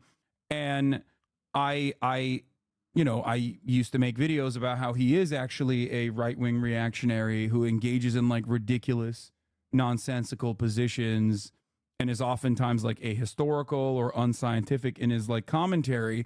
And many, even liberals, would get mad at me for saying this because they were like, what the fuck are you talking about? He's just a guy who wrote a really cool book. And cries a lot. And cries a lot. Now he's like much more open about being a right winger, of course. Yeah. But that's the thing. Like, I come from a background where my position was even less popular 10 years ago, and at least now with Bernie Sanders, with AOC, with the Squad, and like democratic socialism becoming like a little bit more permissible to advocate for in public, I would say that I am, obviously in a less fortunate position than I would be when I was in like 2017, when everyone was like, I'm a radical. Everyone was like, I'm the most woke guy. I'm the most progressive guy. But it's still, I think the situation is still infinitely better than like 2014, 2015, 2016. What situation? The situation for the left and like leftist visibility and like being openly progressive, I would say there's at least like safe harbor for my opinions now than there were in 2014. I think that could change quickly. I think that's at risk. You know what I'm saying? Like, like, dude, there's a lot. First and foremost, like just a bookend like the Candace Owens stuff. Like, she kind of said one time that I have an underbite, which I don't think I have an underbite. Like I had braces, my teeth are pretty. Dude, you have Giga Chad jaw, dude. You do this. What is it? What is that? No, I don't have that type of jaw. You have a. Look, I don't have that. I have a huge nose. I have a huge nose, bro. And anyways, get back to what I was saying. She once said that I have an underbite, which is fine. I'm not here to slam anyone. I don't do a lot of slamming of people just because I don't like that. And that's not the type of energy I like to put out into the world. I like to stay positive. But I would say that she is inarguably a hate farmer. I would say that she is inarguably a hate farmer. She is monetizing the same type of negative energy that so many other people are on the internet right now. And when you go on X and you see me arguing, I'm not arguing for any other reason besides that is the energy that I despise so much. That is the energy that is draining our society so much. And all of these people who are standing on this pedestal of moral high ground, that they are going to wake us up. They're going to wake the people up who have been sheep, who have been lied to for so long. The biggest lie being told right now is that it's okay for us to hate each other. All of this division is being sown by the same people that these brainiacs are claiming to know their game and be able to see through it. You're just simply doing their work for them. Yeah. That division that the government and that mainstream media has been pushing down to us is now being done by pundits on Twitter. Yeah, and by the or way, formerly known as Twitter. It always, for the record, that always was the case. I use the direct example that, like, back in the day, you had in like 2014, 2015, you had Gamergate, and you had like SJW compilations, right? People used to love making these videos about how, like, look at these woke SJWs crying, like they're bullying people and crying at the same time. You had the like Trump is elected. Yeah. The irony is conservatives always had their own version of that as well, but because they so very deliberately crafted this one-sided argument that it was the leftists and the SJWs, the social justice warriors, that wanted to like censor opposition, and many of them did for sure. Absolutely. That this narrative was presented and has never gone away from our collective public consciousness that this is somehow a liberal position. Conservatives, would you be shocked if I were to tell you that in that same time frame, conservatives were responsible for the overwhelming majority of books being banned in schools, as they are now as well? No, that's not surprising whatsoever. Yeah. No. Entire... The double-edged sword that of all of this is no one wants to see. No one wants to talk about that. The amount of hypocrisy that exists on both sides is insane. Yeah. The thing is, Hasan, I won't come on here and claim to be in the same realm as you in terms of my political thought processes. I won't. I'm bro, there's a lot of places where you and I differ. I am by no means a leftist. I will get called a leftist online constantly. Yes, I'm calling out as a fucking pejorative too. They're like, "Oh, you fucking leftist." Like, yeah, like it's gonna make me go cry in the bathroom or something. I don't give a shit. I very much am policy based. I have certain thoughts on certain things, and I believe that's where all of us are. If you ask me my thoughts on abortion, I'll give you my thoughts on abortion. I believe women should have requisited access to abortion rights. Okay. It's a medical decision that should be left to a medical professional and the person who's the carrier. To an end, do I believe that women should have?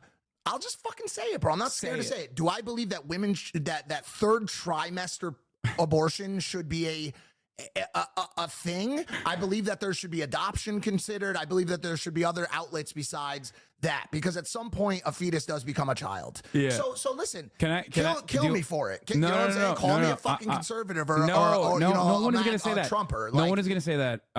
It's not. Many people think that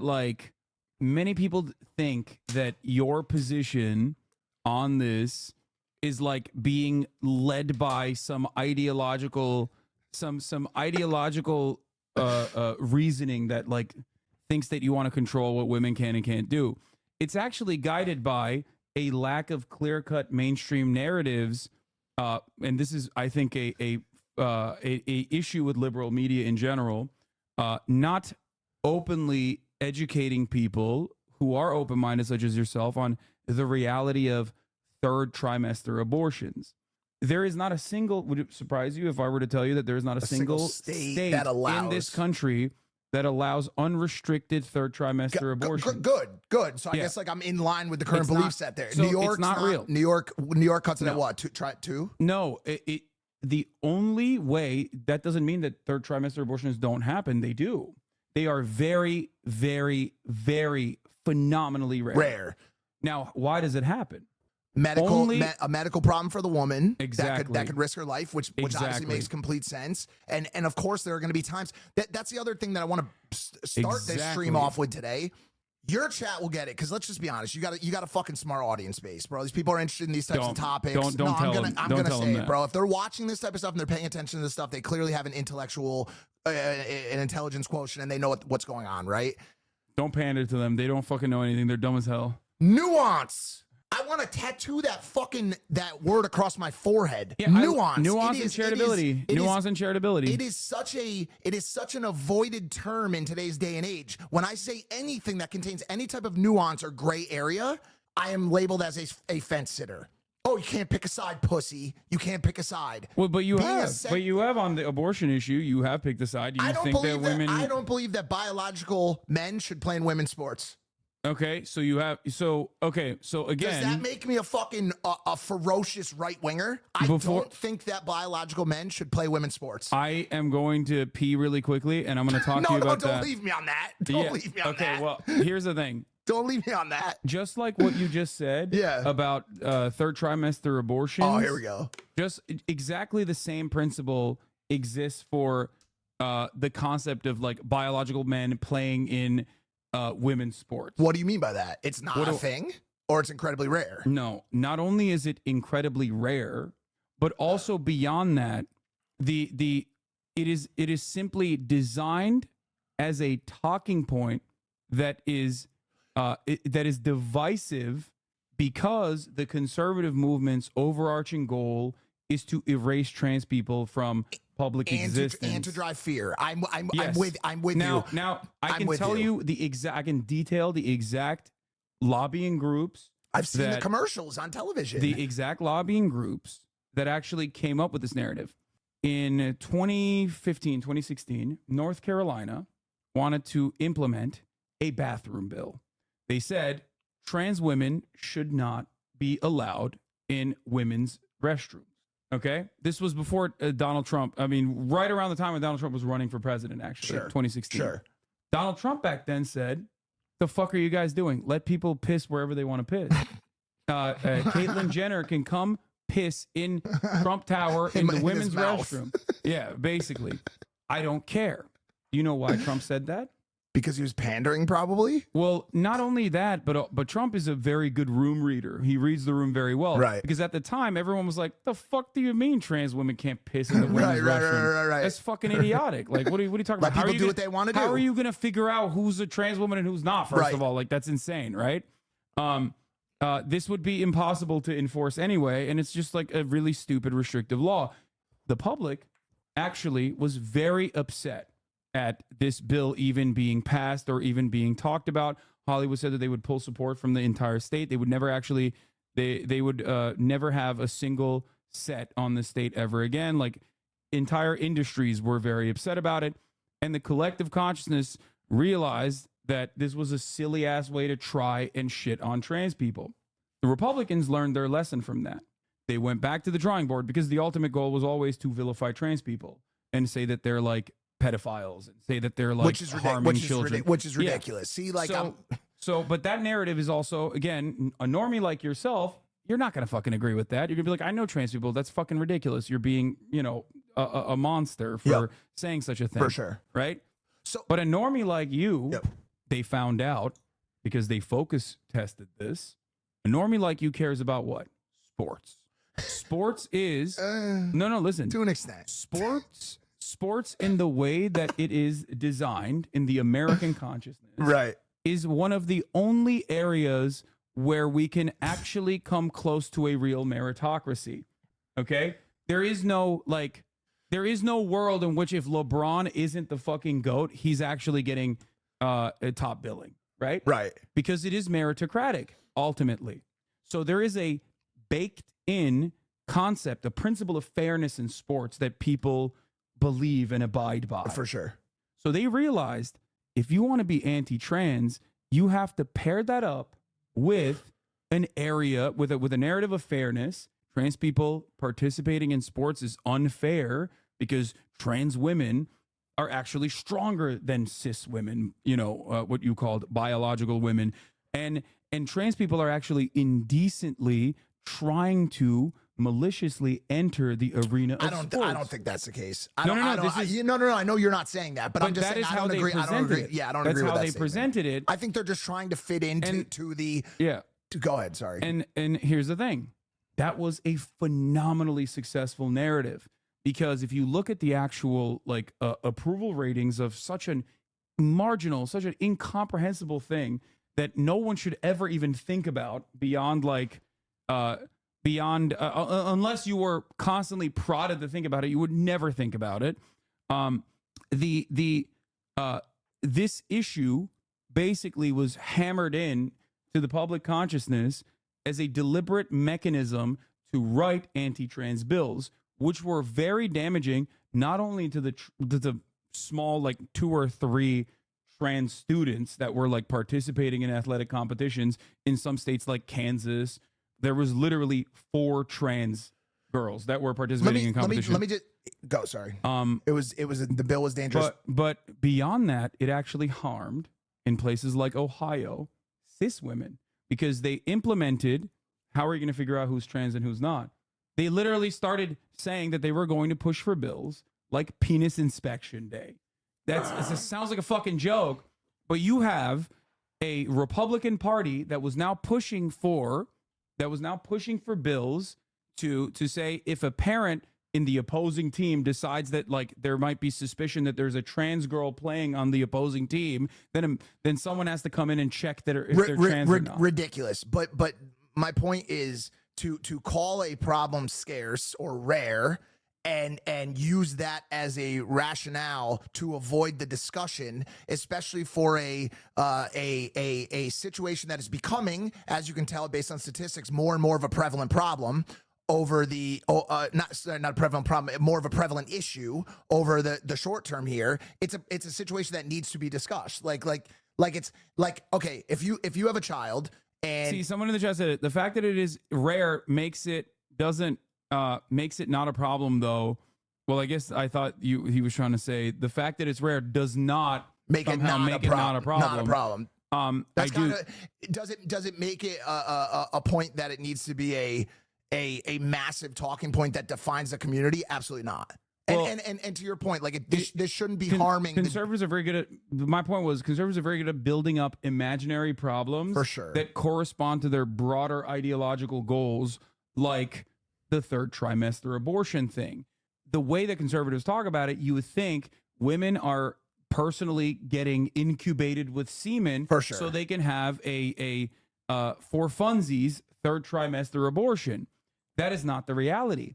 But the impact of legislation does actually harm a shit ton of women because now they can't get abortions for ectopic pregnancies, right? Like things that actually harm the carrier. Yeah. Pregnancy across the board in the United States of America can be a really harmful endeavor regardless, especially when you look at some of these numbers like the amount of the percentage of Black women that die in the process of pregnancy or during birth is unimaginably disproportionately high in comparison to white women, for example. Like we have a real issue. Socioeconomic. Well, it's not just the socioeconomic issues, but we just have a real problem with like our healthcare structure. It's like fundamentally busted. Do you know how long I've been looking for a therapist?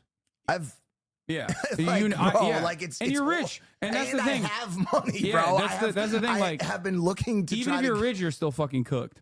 So our system's fucked. Our medical system's fucked up. But basically, the reason I was bringing those two situations up is although I do skew in the direction of personal choice. I have trans friends. I have gay friends. I love them. There's never a day that goes by where my thought process or my sentiment towards those people is affected by any of the decisions that they make in their life. It's just not. But I do wonder from time to time, where policy does overlap with life. And I brought up the last topic just simply because, like, yeah, you say you end up having a daughter and she wants to be a wrestler and she goes up against a transgender woman. It's a conversation worth having if and this is something we'll be talking about today, if it's done responsibly and with people's... Yeah, but the problem is... It's not going to be. But the problem is it never is done responsibly because the reality is the reason why this conversation is being had is because it's, one, blown out of proportion, and two, blown out of proportion by people with a secondary interest in wanting to have this conversation over and over again. But because of the insanely rare occurrence of a trans athlete participating with cis athletes, it should be and was originally dealt with on a case-by-case basis. And broad sweeping legislation actually ends up harming cis women. The very same girls that like want to go and wrestle can now be called into question. Like, what if you're kind of jacked as a cis woman? And this happens all the time as well. So like anti-trans legislation ironically ends up harming more cis women than it ends up harming trans women because there aren't that many trans women to begin with, right? So this is something that a lot of women don't even realize, or this is something a lot of people don't realize when they're like advocating for this kind of like restrictive policy. So basically, it's like I said, it's a very deliberately crafted conversation piece that makes sense on its face. You're like, wait a minute, okay, well, I think like trans women are going to have some biological differences to cis women. This is true, right? Both bone density specifically, or even like some level of testosterone, naturally occurring testosterone production. But even on that front, I think that it is greatly exaggerated and overblown, which is why you always point to like a couple examples. Like one is, I think, Fallon Fox or whatever. Like there are a couple examples of trans athletes actually competing against cis women that have been successful, but there's an infinite number more trans women competing against cis women and getting fucking owned. One common example I love to go back to is what's her face? There was a swimmer, remember? And Riley Gaines. That doesn't narrow it down very much. No, there was a swimmer by the name of Riley Gaines, which ironically also doesn't fit. She doesn't even like fit the confines of like rigid gender ideology anyway. Like she's kind of fucking. She is a cis woman, Riley Gaines, and she's kind of jacked. Okay, like, she has like broad shoulders. Yeah, she has, women have different makeups. Yeah. Because there's biological diversity amongst cis women as well, because gender is socially defined, whereas like the biological concept that we're talking about is sex, right? And even sex is not binary, but bimodal rather, which means like, for example, both myself and Ben Shapiro are men. We're male. Oh God! And yet Ben Shapiro. I mean, this shows Where's this going right now? This shows the diversity, is what I'm trying to say. Like, what's the difference in Ben's a man, I'm a man. Yeah, and as our gender is man, right? You're 6'6", but I'm 6'4". Ben is 5'4". Ben can't grow facial hair, and his voice never broke. Ben's been having a rough month, bro. We can get into that, but He's been having a rough my month. point was that like that diversity exists within someone who like Riley Gaines, who got 5th place, right?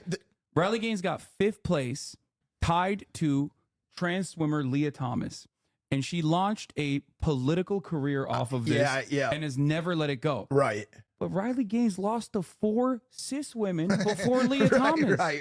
It's not like, and Leah It's Thomas, not like she was in second place by a hand touch. Like Leah Thomas, the trans athlete in question, lost to 4 cis women. Right. Like, whenever people talk about like trans athletes, they make it seem like trans people are fucking superheroes. You know what I mean? Like they're just yacked and like and absolutely eviscerated in the competition. Many of the cases. Because, and this is another thing conservatives love doing, there are so many instances where conservatives would be like, well, what if someone just said they're a woman and then participated in competition against women by falsely claiming that they were a woman? There's not a single actual fucking instance of that happening, with the exception of conservative commentators doing it to prove a point. Right. They can't find someone, so they make the fucking problems themselves. Listen, Hasan, you don't have to school me on the idea that... Honestly, I'm gonna just say this, because I'll go on both sides of it. The right has a way worse problem of this, of them using a rare situation or a scarce situation to drive fear into their base. That is their fucking entire game plan. Yeah, that's all they do. Like, yo, if we don't vote for XYZ candidate, every Mexican is coming into this country. Yeah. They're all gonna put something into the water to turn everybody into a transgender swimmer. And this is what I came on the show to talk about. These conspiracy theories that we're gonna discuss today are all just Trojan horses for policy change in that direction. That's exactly what I'm trying to say. And so your point is taken. The only reason I brought these two topics up was to establish the fact that I am not some sort of, I don't swing to either political side. I just don't. I'm very open policy wise to issues on both sides of the fence in a nuanced and a gray scenario. That's it. But understand that like, I do have to pee, and I still have to pee. I'm just holding it in because I'll field some questions. I didn't want to drop you in after you said biological women shouldn't Or compete. so they suck. Like, yeah, I didn't want you to get dropped into that. They would have fucking thrown the gauntlet. This is one of the largest trans communities online. no, that's fine. I'm happy to be here and I'm learning, bro. I'm learning. Like you're teaching me shit that I didn't fucking know until today. And I'm a normie. Yo, shout out to all the normies in the chat right now. Some of us, we might not have the time or the brain capacity to be able to dive into the complex, deep, and heavily studied topics that Hasan is able to on a daily basis. We've got things going on in our lives, and that's why we tune into these type of shows so that we can learn, right? And that's what we're here to do. Is there anyone in the chat that has any questions? Is there anything you guys are feeling out there? Where are you guys tuning in from? And how's your day going? Because that's a question that we should be asking each other a lot more. How are you? How are you feeling today? Are you mad? Are you angry? Are you sad? Did your dog just die? You know, and how that affects our day-to-day behavior on this planet, because we're humans. We're all humans, and we're all going through something. We're all doing the absolute best that we can out there. We're taking it day by day. I have days like yesterday was a really bad day for me. Today I feel really good. I'm happy that I'm here with you guys today, but we're all just, you know, we're all humans, and we're all just doing the best we can and trying to live the best way that we can. And hopefully we get to a point where soon we start being a little bit better to each other. I try to, as much as humanly possible, avoid conflict, because I hate the idea that something I might say might affect someone else's desire to live, desire to be happy. And I just wish that as a people, we could all just add a little bit more positivity into this world. And it's talking about things that are rare today. I think that's one of the most rare things. And so shoot someone a smile, ask somebody today how they're doing. And even if it's somebody that's on the opposite end of the aisle from you, somebody that thinks a little bit differently than you, find a way to look at that person as a brother or sister, and it'll make the world a better place. Welcome back, Hasan. I had to pee real bad. So I was just talking about positivity. Yeah, no, I heard. It's gone, dude. I heard. So, I think being charitable is a key part of this. Like, being charitable to one another is a key part of this, and like having mutual respect. And I feel like, I mean, I definitely have figures that I don't respect and will openly like vilify them or openly belittle them. So I definitely participate in this personally as well. I think, though, the difference is I'm still grounded within a factual basis, and also I conduct analysis off of that facts, off of those facts, rather than you know, endlessly fucking foaming out of the mouth about shit that's not real, that's not really happening in the world. Anyway, I'd like to be called Mr. Burgerelli for the rest of the day today. Mr. Burgerelli. Burgerelli. Did you watch that interview at all or no? I've seen some of it. Just why, dude? We are in a wild time, bro. We are at a wild time right now on the internet. It's a really scary place. You can say whatever you want about the platform that is X, formerly known as Twitter. But dude, the stakes have been raised, Hasan. The stakes have been raised. Ooh, a hot take. Yeah, no, this is from a dude who actually despises me now, but he's making the correct point here. Boogie2988 says, hot take, video games are supposed to be fun, not lectures about why being a white man is bad, which is not a thing that's happening in the world at all, right? In the world of video games, which you don't play because you're too busy. I play Call of Duty. You're too busy traveling the world and, you know, eating the finest cuts of meats. Of beef. Yeah, it's the best. I'm exhausted from it. No, dude, I love your Instagram story is great, because I'm like, this is what actually I should be doing. Bro, you're welcome whenever you want. Real influencing stuff instead of fucking duking it out. Well, you do that regardless. You do that on your off time for free. Well, yeah, what I do professionally, you're doing for leisure, which is crazy. For $112 a month on X. Oh, do you actually you gave your bank information? Like, I don't get any revenue from Twitter. I mean, it doesn't matter regardless. I mean, you're not gonna make anything anyways. But can you imagine if we started IRL streaming, bro? Like, going place. I love traveling food. I'm going to Australia. Is that your first one? No.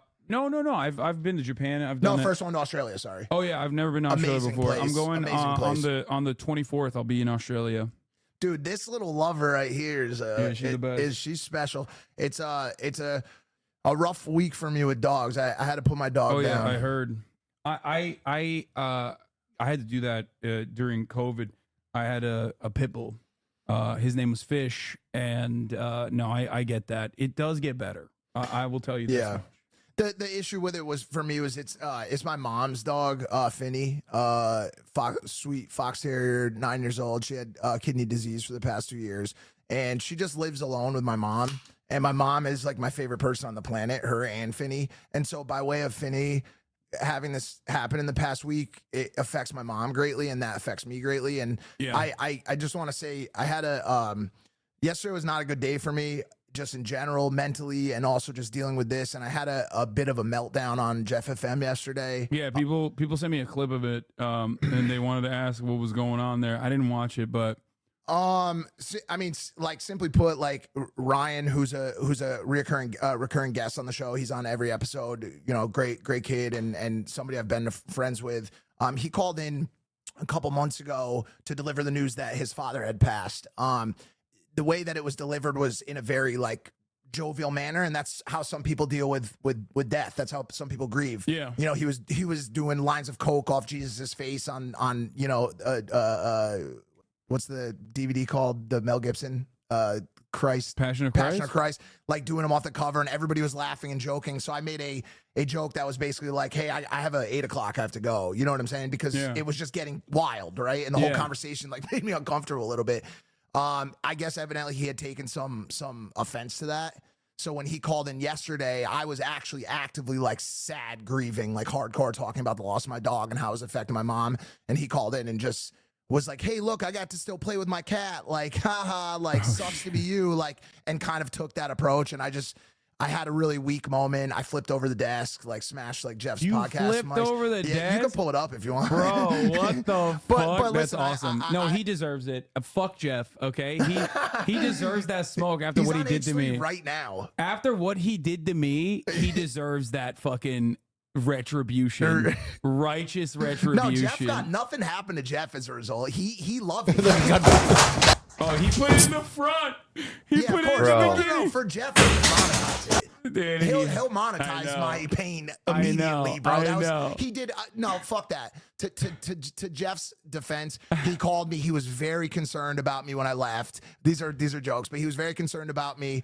And he made sure that I was okay after. But I had an emotional day yesterday, and I apologized to Jeff's audience and to Jeff too for having that moment. Death is hard, bro. It's really hard. It was a really rough week for me, and I feel bad about doing that. And everything's okay now. By the way, we all love Jeff. For the record, I feel like I need to state this because like this is my usual like politics audience, and they don't know the comings and goings of like my friendships or whatever, or who these people even are. Maybe, bro, isn't that your barber? Exactly.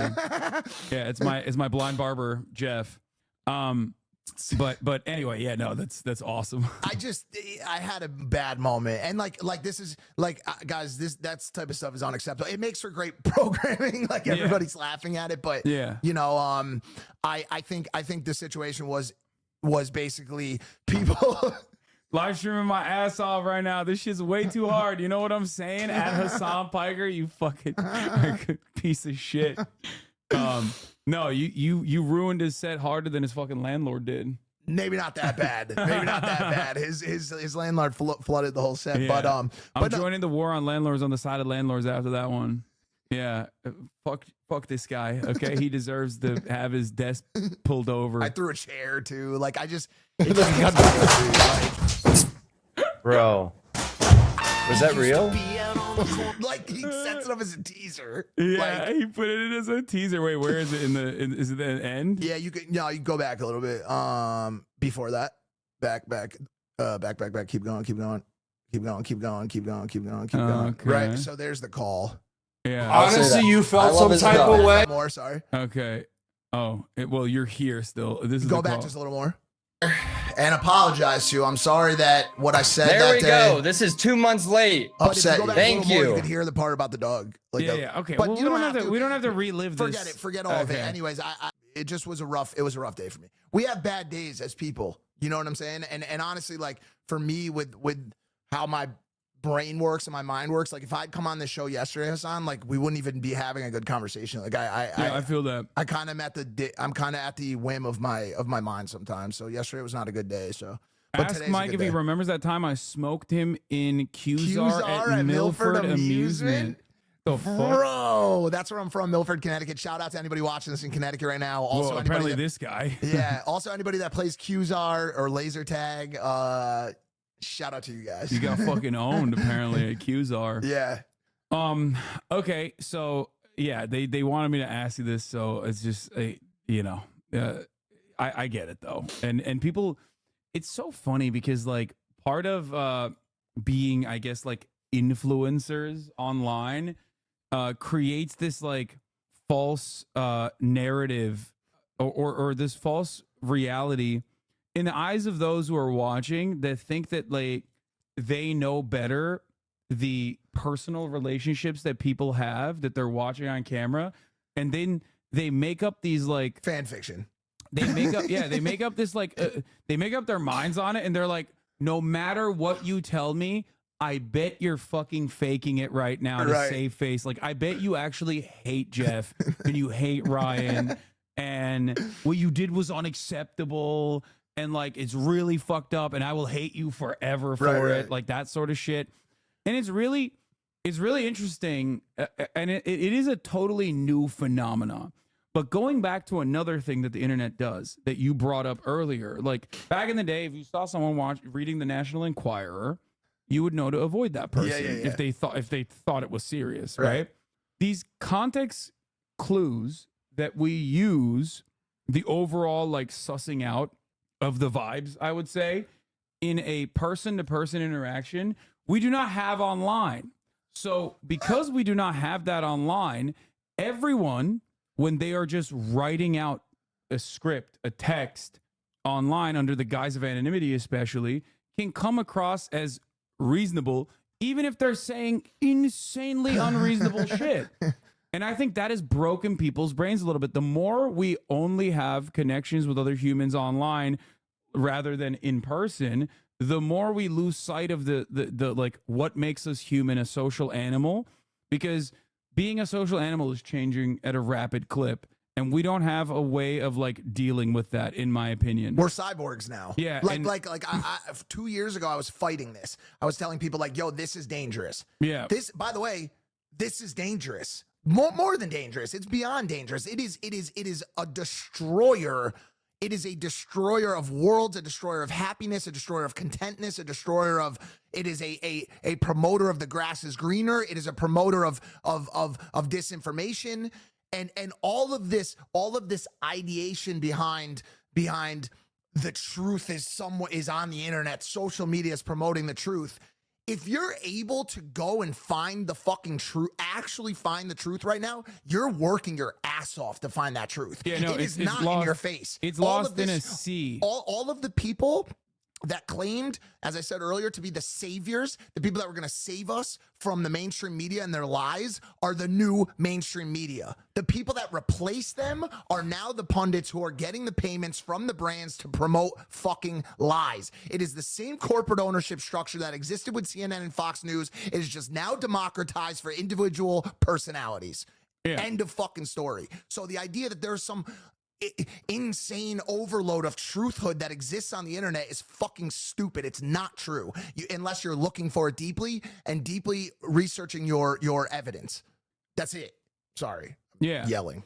That's why I was talking about like the SJWs or people that made SJW compilations in the past have become like the same hysterical people that are constantly losing their fucking minds at like one trans person getting a fucking Bud Light beer ad for an Instagram story, and then like that drives discourse for like 8 weeks, and people are making rap songs about how, like, I called it getting one can, like getting one guide, but instead you just got one can. Like there was one Dylan Mulvaney's face appeared on one singular Bud Light can, and that caused so much chaos. Why? Because people are, one, bored, two, looking for reasons to be mad at shit, because there is a lot of like unrealized anger festering. And that part is actually understandable. This is what I try to explain to people all the time, is that you have a right to be angry, and you are understandably upset.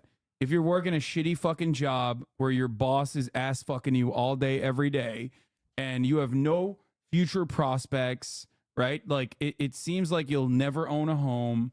The American dream that was promised to your parents is never going to happen for you. That and the constant like fear of going into debt, or the realization that like if you lose that job that you took on, not because you love it or are passionate about it, but because you need to pay your fucking student loan debt, right? You took that job on. If you lose that job, your healthcare is tied to it, so you now lost your healthcare. So one accident could cause you, could put you in complete financial ruin. That has real psychological harm.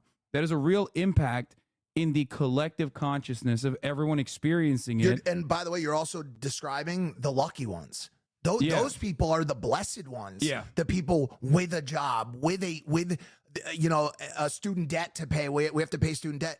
There's people veterans living under the bridge right now with their sick dog, trying to find a way to get their thoughts in order because they can't find resources to actually get themselves better. They're addicted to drugs like I was. They are addicted to, there are so many lost and forgotten souls in this country that to talk about the people that are suffering under the rule of a boss in a corporate setting, those are just the lucky ones. And they're still have every right to be stressed out.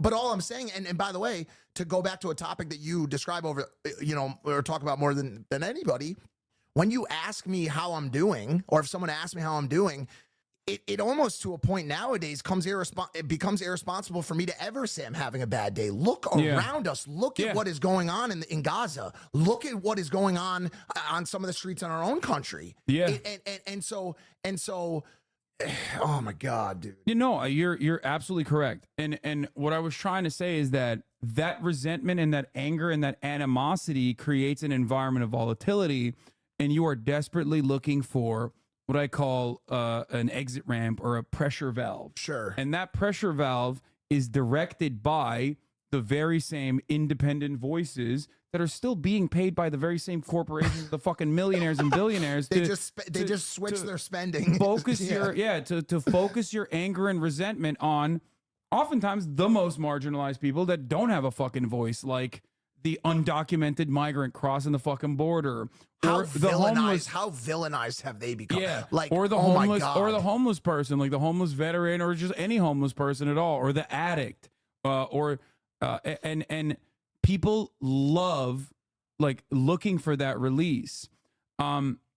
This was ironic because like I was just watching Jinxie talk about this with the Nelk boys, which is like probably not the surprisingly a clear conversation here. I brought you up on a Jinxie podcast too that's coming out next week. By the way, we had the Jinxie podcast before Full Send. I just want to say this right now on this show. We had the Jinxie podcast before Full Send.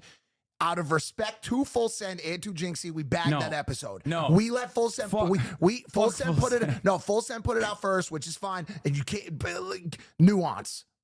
I know these guys, whatever. You guys have your thing. I'm not going to get into it. But we do have a Jinxie podcast that's coming out. And I mentioned you on the show. And I said, that's my guy. Hasan's my guy. He gets a lot of smoke. And fucking streaming is harder than construction work. So, no. We did talk about it. We did. He's actually talking about that here. With the Full Send boys, where they like agree with me. Everyone fucking yelled at me on Twitter over that. I know, I saw it. Because it was like, it was literally me being like, I worked in sales, and in sales, you have like an opportunity to breathe. You're not constantly like client facing. So as far as like my social battery, it runs out way worse after 9 hours of streaming because I'm constantly on. I'm constantly trying to do people pleasing. And the only like real adult, like actual real job that I could compare it to is like service sector stuff and like customer facing work, like, being in a call center.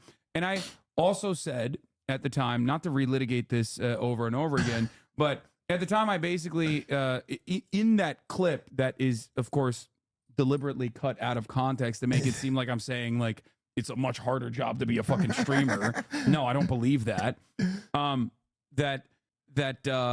There are different aspects of every work that is uniquely difficult in different ways. Your chat does not want to hear this at all. No, because they know that they always. Somebody just said I'm in purgatory. Yeah, no, they know that this like brings about like the worst, most fucking toxic weirdos. For sure. The very same weirdos that like very deliberately clipped it out of context and immediately like Keemstar was tweeting about it, blah blah blah blah blah, right? Like, and it became this like massive piece in the discourse for like a week, and still people are still talking about it, right? But when podcast context is added to it, the statement that you made and when the full context is viewed makes complete sense. Yeah. Being always on for a stream or for podcasting or whatever it is, definitely socially and mentally could be for certain people. Like, first of all, how the fuck are you going to argue personal sentiment? You're making a statement for yourself, being someone that has worked in both positions and saying, for me, this is what is harder for me. Yeah. When you cannot remove the context of someone saying, this is how I feel about something. Guess what? As soon as you say, this is how I feel, it's an inarguable topic. You can argue the substance of it, but you can't argue that this is how the person feels. That's just but the difference is because it's just like there's a financial imperative there. It's infinitely better to like rob it of its context and then shove an underlying narrative to, especially someone like myself. Like I work directly with labor organizers and you know, fund strike funds and like work with them directly. This is like my advocacy for the most part revolves around labor organizing. Right. So my entire point always is to improve workplace conditions for everyone so they can also have some free time and pursue a life of dignity and find dignity in their work as well. Find some level of fulfillment, find some level of autonomy in their adult lives, where we spend 80% of our adult lives working for someone else in the most normal circumstances. The point is, you don't want to talk about that, so you just try to discredit me personally by being like, well, he claims to fucking care about this shit, but look at him, he's so spoiled and selfish and bratty. Why did I bring this up though? Because there is a financial imperative. There's a reason why people do it. People make videos about it without actually looking at the context, without actually looking at the nuance, rob it of its nuances, and actually advocate in the exact opposite direction of my own personal beliefs. That's what frustrates me to no end. I mean, here, these guys, like, you know, I normally don't bring these guys up at all, but like, I mean, this is one great example of like people who have ideologically positioned themselves against me, I guess, and everything I believe in. Streaming is more draining than regular jobs. Millionaire Hassan and Asmongold complain. 600,000 views. Update, they respond. 700,000 views. Like, there's obviously like an audience that's looking for it, right?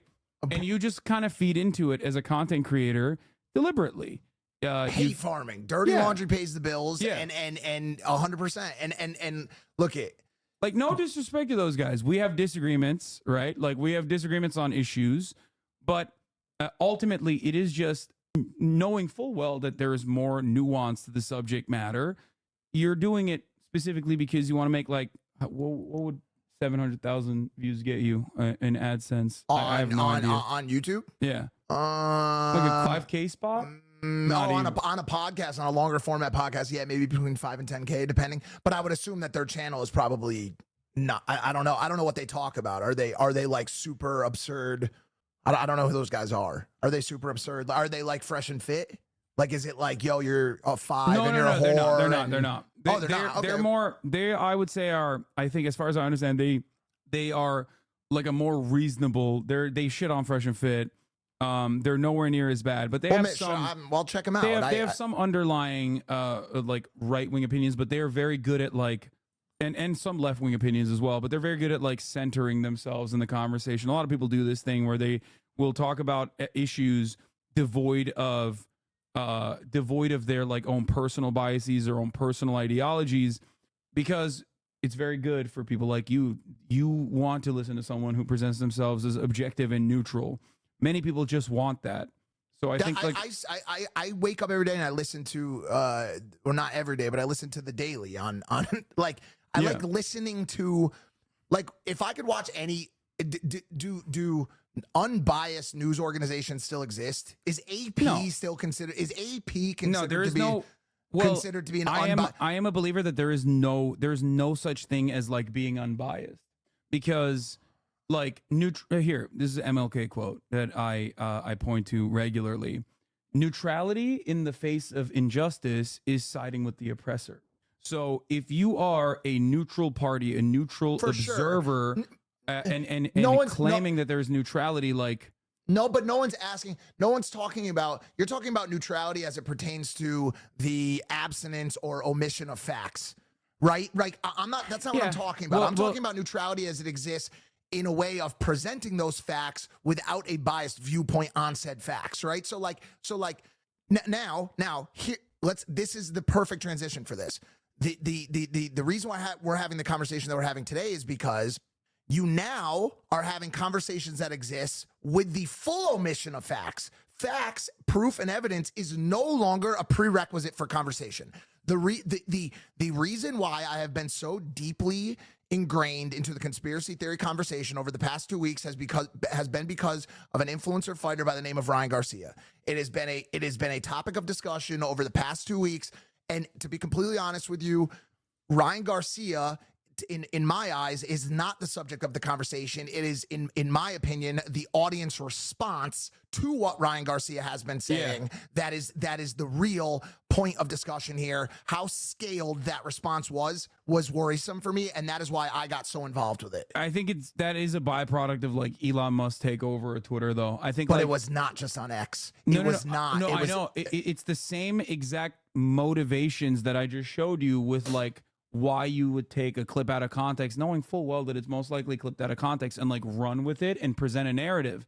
It's because people do have a vested interest in like click farming and hate farming, or sometimes, leaning on conspiracy theories, no matter how nonsensical they may appear at face value, because they know there's an audience for it. Right. It's exciting.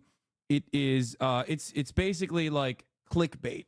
But on steroids, clickbait that does have a damaging impact on discourse and the public, the collective consciousness and people's lives. And by the way, I am always excited, willing, and excited to come on shows that I consider to be skewing slightly in a certain direction.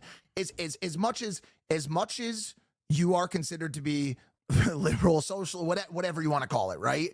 I believe that in the face of a debate, when presented with factoids, you are willing to be malleable and shiftable in your opinions on certain things. Yeah.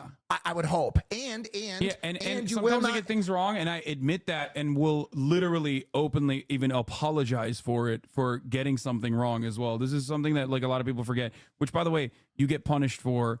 So I'm not even fucking doing that when I do that for some kind of like saving of face. I'm doing that specifically because I think it's the right thing to do. I don't know, and also maybe I just feel like because there's someone on the conservative side that I go and have conversations with all the time too, by the name of Patrick Bet David. I love Patrick Bet David. Thank you. We love Patrick Bet David. No, you don't actually. Yes, we do. No, you don't. Are you not value-tained? No, you're a fucking liar, dude. Are you not value-tained? I literally fell into.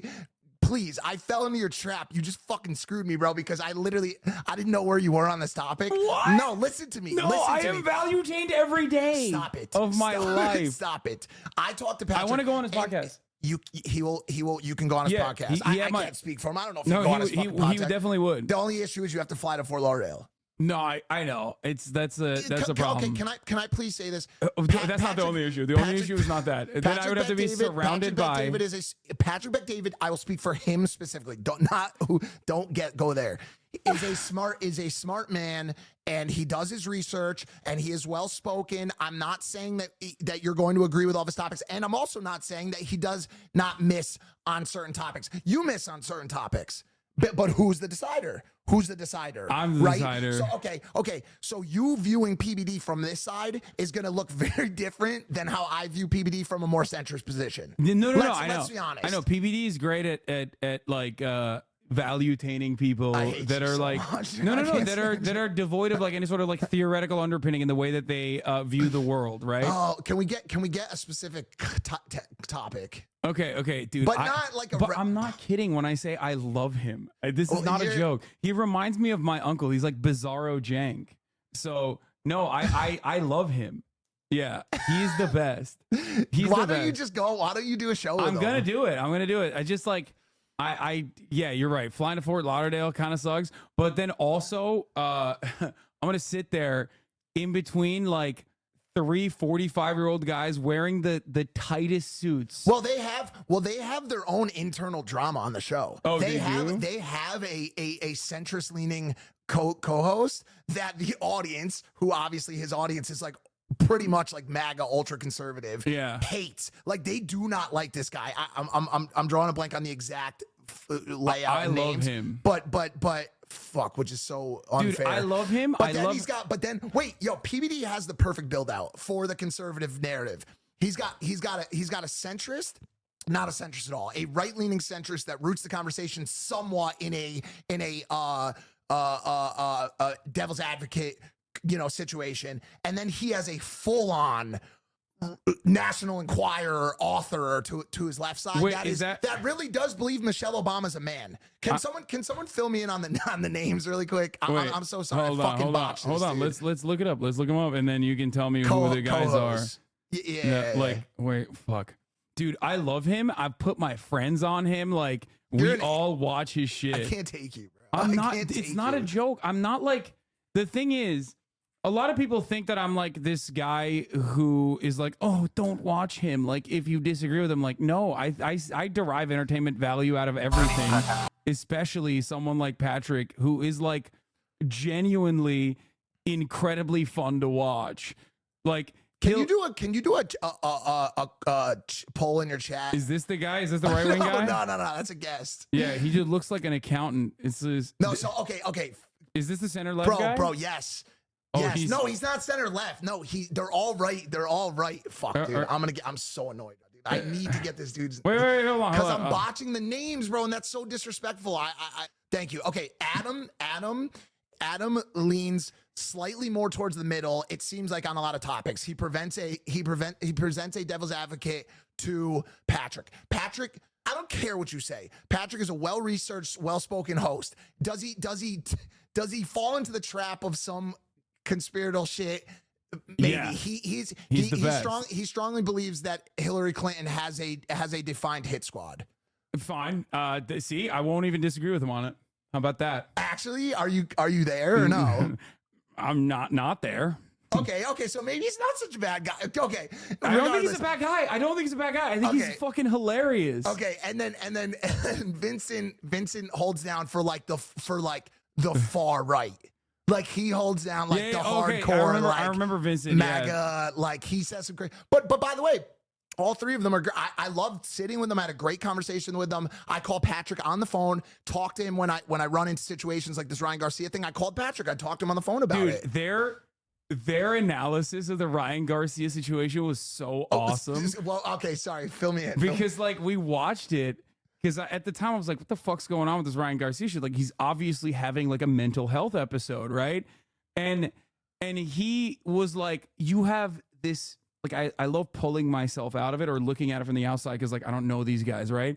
Having and remember that you don't know them. That's that's an important part of the conversation. Having like 4 50-year-old guys in like skin tight suits sitting there and being like, sitting there. Corporate. He has Patrick has a large conglomerate. Yeah, sitting there and being like, so it seems like this is exactly like when you're in high school and a girl wants to fuck you, and then you say you don't want to fuck her, and then people say, why is he Arnold Schwarzenegger? Dude, why is he Arnold Schwarzenegger? Yeah. That's not correct. I'm trying to do his voice. I can't do his voice. Dude, Patrick has a great backstory. Patrick has a great backstory.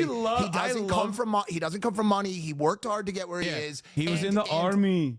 He was in the army. All he cared about was fucking bitches and also drinking shitty beer on the weekends. Now that's like I don't even know what accent that is. Is Not Iranian. Armenian, I'm doing bro. no. Well, first of all, he's like he's a Assyrian. Assyrian. Sorry, not Armenian. Yeah, he's Assyrian, Assyrian my from bad. Iran. I know him better than you. Don't come at me on my fucking Patrick Bet David. I am literally y'all a are PPD's crazy. head, dog. I hope when next time I'm on his show, he's gonna present all this to me, and I'm gonna have to list my experiences. You have to be careful with you, here. bro. You have to be careful here. So if you like this clip and you want to, Dude, I love Patrick Bet David. Ukraine. Candace Owens explains why America should not support Ukraine. What?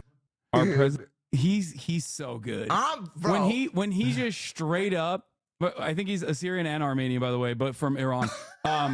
One of his parents is a Mossadegh supporter. His other parent, either his father or mother, I don't know which is which, is a supporter of the Shah. So he grew up in an environment where they're always talking politics. Okay, let me tell you something, dude. I know his backstory. Okay, you seem to be more value-tained than anybody. So no, this is my favorite clip. If there is someone, I know, I saw this. If there is someone, I saw this. Like when I saw this, I fell in love with this man. No, it reminds me of that clip of the guy. Why are you gay? Yeah, why are you gay? Yeah, You are gay. I'm a fanboy. you choose which of the two things to put in school, and you have. He's so serious, dude. He's as serious as a heart attack when he goes, "Are you gay?" And he's like objectively wrong here, right? Like you don't fucking learn being a homosexual. Like that's not how that works. And there's enough evidence to suggest that that's not how that works. But he is so honest in the way that he legitimately believes that shit, and I respect it. As opposed to like, there's a guy who's running for Senate in Ohio against Sherrod Brown, the MAGA Republican who's like slated to maybe even unseat Sherrod Brown, the Democrat in Ohio, who is gay, like is a closeted gay man, and he recently got outed. He recently got outed because he used to be pro-gay back in the day, like super pro-gay back in the day, when he was a used car salesman, who then, when now he's like a MAGA Republican running for office, is very much like anti-gay, right? He's a grifter. Right. And he like literally just, I think today or yesterday, got outed as like being on Adult Friend Finder, like looking for cock, right? All the way back in 2018 or no, 2008. So his name is Bernie Moreno. Exactly. So there are guys like that who see how things are going in the conservative ethos and lean into it, right? And like present a false narrative and are like super, oh my God, I had not even seen what he looked like until this very moment. Trump-backed Senate candidate faces GOP worries that he could be linked to adult website profile. So, dude, what does Trump's team do about something like that? Do they just disavow? Because now that he's gay, is he disavowed? They try to bury it basically, but yeah, Bury 2008 it or him. No, not like they won't kill him. Like Only they'll try to bury the only story. Hillary Clinton would do something like that. They'll try to Dude. bury the story. My point is, he went, like he went on a full right wing heel turn and was like, I'm anti-LGBT, despite the fact that there is like very open instances all the way up until like 2016 or something before he like entered politics in the Trumpian era, where he is openly pro-LGBTQ. How did he have a turn of heart? Maybe he just hates himself. Well, that is one of the things, bro, right? Bro, that is the bedrock of this conversation. That is the bedrock of all of these people that are hoisted up over other people's shoulders in today's day and age. Generally speaking, they're fucking miserable, bro. All of these people are, and by the way, like I feel like sometimes misery is such a driver of this hatred. Like if you really trace it back, all of these people are just angry. Yeah. They're just angry. They're miserable people. Yeah, but I think this is guys like the reason why I'm using him is because like it's a better example of just like someone who's deliberately restructuring their entire output so that they can like gain prominence in a specific area. This is not a value that they genuinely believe, because if he was a self-hating in the closet gay man, he wouldn't have had a heel turn in 2016 when he started running as like a MAGA Republican. He would have never had like many instances throughout his life where he is openly putting himself out there and arguing on behalf of gay people. Does that make sense? Yeah. That's the Candace Owens difference as well. Can you pull her up? Speaking of which, Candace Owens was fucking ringside with PBD at Sugar Sean. Oh, of course. The They were UFC locking is down all that whole section. Was UFC crazy. is all like there's so many right wingers like this fucking ape. Don't you fucking this dare! fucking No, ape. No, I love Bradley. Are you kidding me? dude, you're not just gonna say you fucking love people to switch it. You can't switch it. No. Oh, you actually do. No, I do. Oh, Yeah, no, okay, I okay. talk to him all the time. Oh, you scared the shit out of me. Yeah, no. Because dude, Bradley's my guy. Dude. No, Bradley's a nice guy, He dude. sat right Oh, there many times. Okay, What the you scared fuck? me. You scared me because when you say you love people, you say you love me sometimes, and now I don't know what to believe. Are you not value-tained? I love Bradley in the same way that I love you, not like fucking Patrick Bet David, who I enjoy as like an entertaining figure. Value-tained. But yeah, as a value-tainting figure, it's definitely different than that. Okay. No, Bradley had great seats. I was in the bleeds, bro. I was in the nosebleeds, dude. Yeah, fucking Sean cooked you guys. Yeah. So anyway, no. Wait, what the fuck? Why was I bringing up Bradley?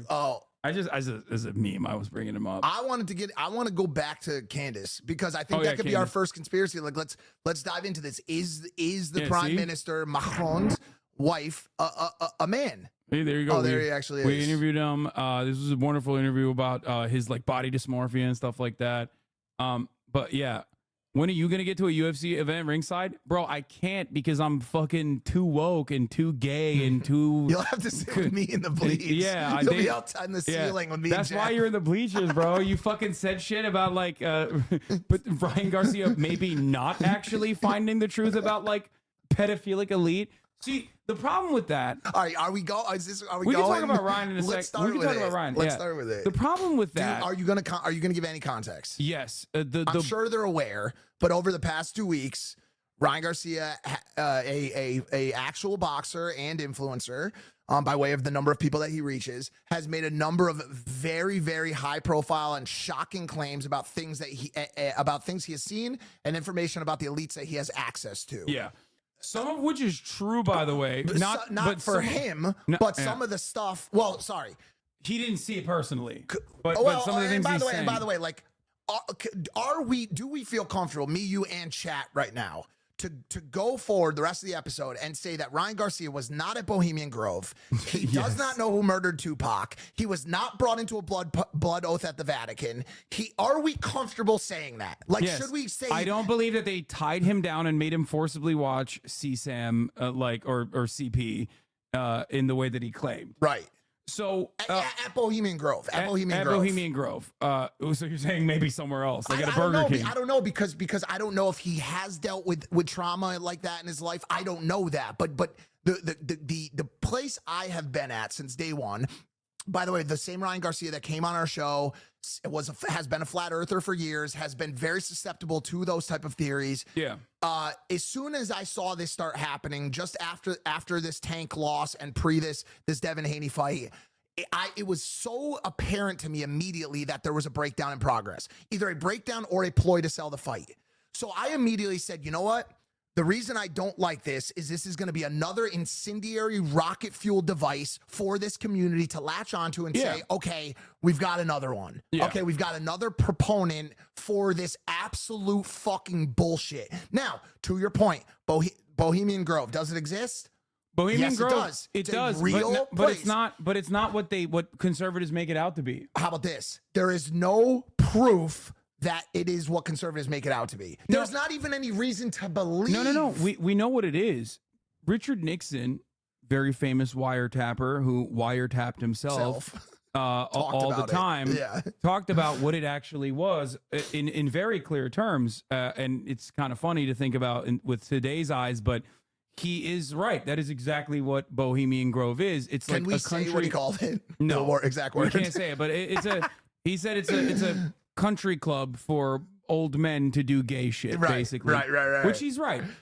It's a boys club for like elites, both from the liberal side and the conservative Republican side. Oh, to go don't and, say that. You're gonna scare a whole bunch of people who think it's all one side, bro. Yeah, no, but like that's what it is. It's just like celebrities and artists and like elderly statesmen that go there and do some gay shit, right?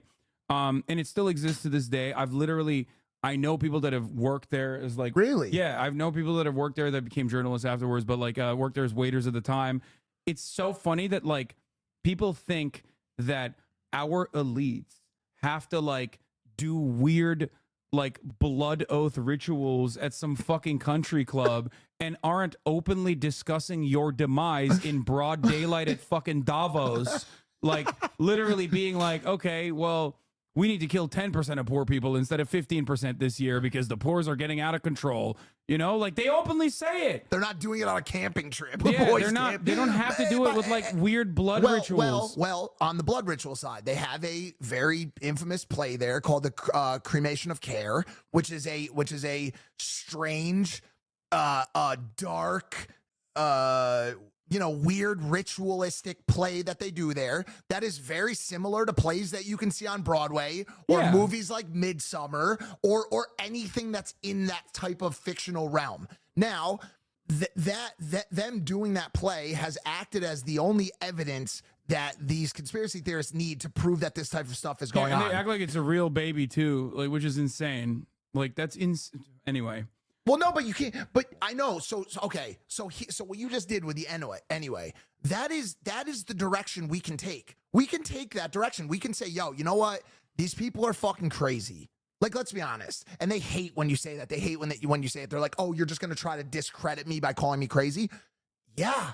That's what I am gonna do. Because you're acting in fucking sane. The shit you are saying is insane. Yeah. Normally, that guy in the previous iterations of that guy existed atop of a fucking soapbox at the metro station, and you could smell that guy, and you could visualize what that guy looked like, and you could tell that that guy was not mentally all there, and you could avoid listening to what he has to say and treat it with anything but like background noise, right? Right. But now on the internet, there are millions of that guy, and also they all have blue check marks, and all of the other nuances that would allow you to suss out who this person is that you're talking to is now completely gone, because everyone can present themselves as like a reasonable orator online.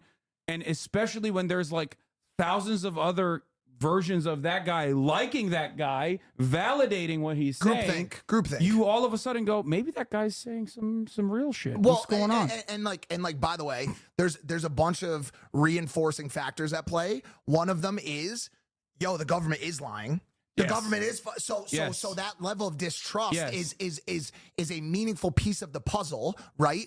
That needs to be considered, right? Yes. There is sex trafficking going on. Yes. There is predatory behavior going on. Yes.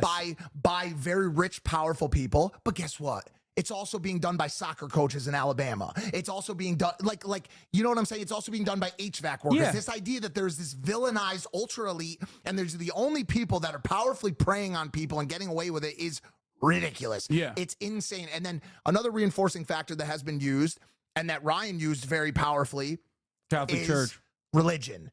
He bookended every one of his statements with, "We do this for Jesus." Oh, As soon as you bring that into the conversation, he would bring forward a conspiracy. He would then cite a Bible verse. Kanye did that too. As soon as you do that, it would be illegitimate for a Christian to then argue your point because it's rooted in a Bible verse. So if it's rooted in a Bible verse, then everything that prefaced it needs to be true as well. So that was his game plan for the past 2 weeks, and he was called out by Wade Plem, who's a boxing commentator and person on the internet personality, and said, "Dude, what you are doing by bookending this in Christianity is such a disservice to the Christian religion, to all the Christians out there, and to anyone who's religious. Like it just has been a really weird week just watching it all go down, and I got really tied into it by way of Twitter Spaces and trying because listen, that plays a big role too, by the way. Like times of uncertainty that genuinely shift people's attitudes or genuinely impact people's lives in very meaningful ways that the government refuses to give clear-cut definitional answers on, like 9/11, JFK assassination. For sure. Things that we will never know what the full truth of the matter was. Aliens? Cause, well, I don't, that's a much more convoluted theory, but like those are instances. Even COVID, like lockdowns during COVID, I think like created a sense of isolation and despair that people wanted answers for. So when you don't have a firmly rooted in facts based analysis on that, you are infinitely more susceptible to holistic, spiritual, perfectly tied together arguments. Like it's not, I'm not using the word materialist analysis because I don't think it's it is a good argumentation here, like to use that word. It's just that the world is certainly run by rich people. For sure. But the reality of the matter is that they are motivated by self-interest. They're motivated by wanting to make more money, right? But a lot of people recognize that, but can't put that into like certain terms.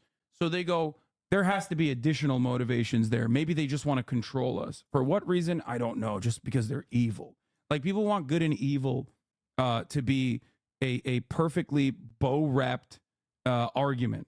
And when you do that, when you seek out evil as the center of why people do the things that they do, and you don't look for like additional rationale behind the motivations that people have, which ultimately always revolve around making more money, right? Hey, you're talking about nuance right now. You're scaring, you're blowing people's minds right now. This is something I talk about all the time. Rich evil. The nuance, bro, you're not going to, unless one of those ultra rich is willing to parrot one of those points, because that's how you go from the fact that, you know, Bill Gates is the most evil person on the planet, but Mark Zuckerberg as well, but Elon Musk is the savior. The savior sent down from the gods. For me, I have a much better understanding of the situation, I think, because I think all of them are evil, okay?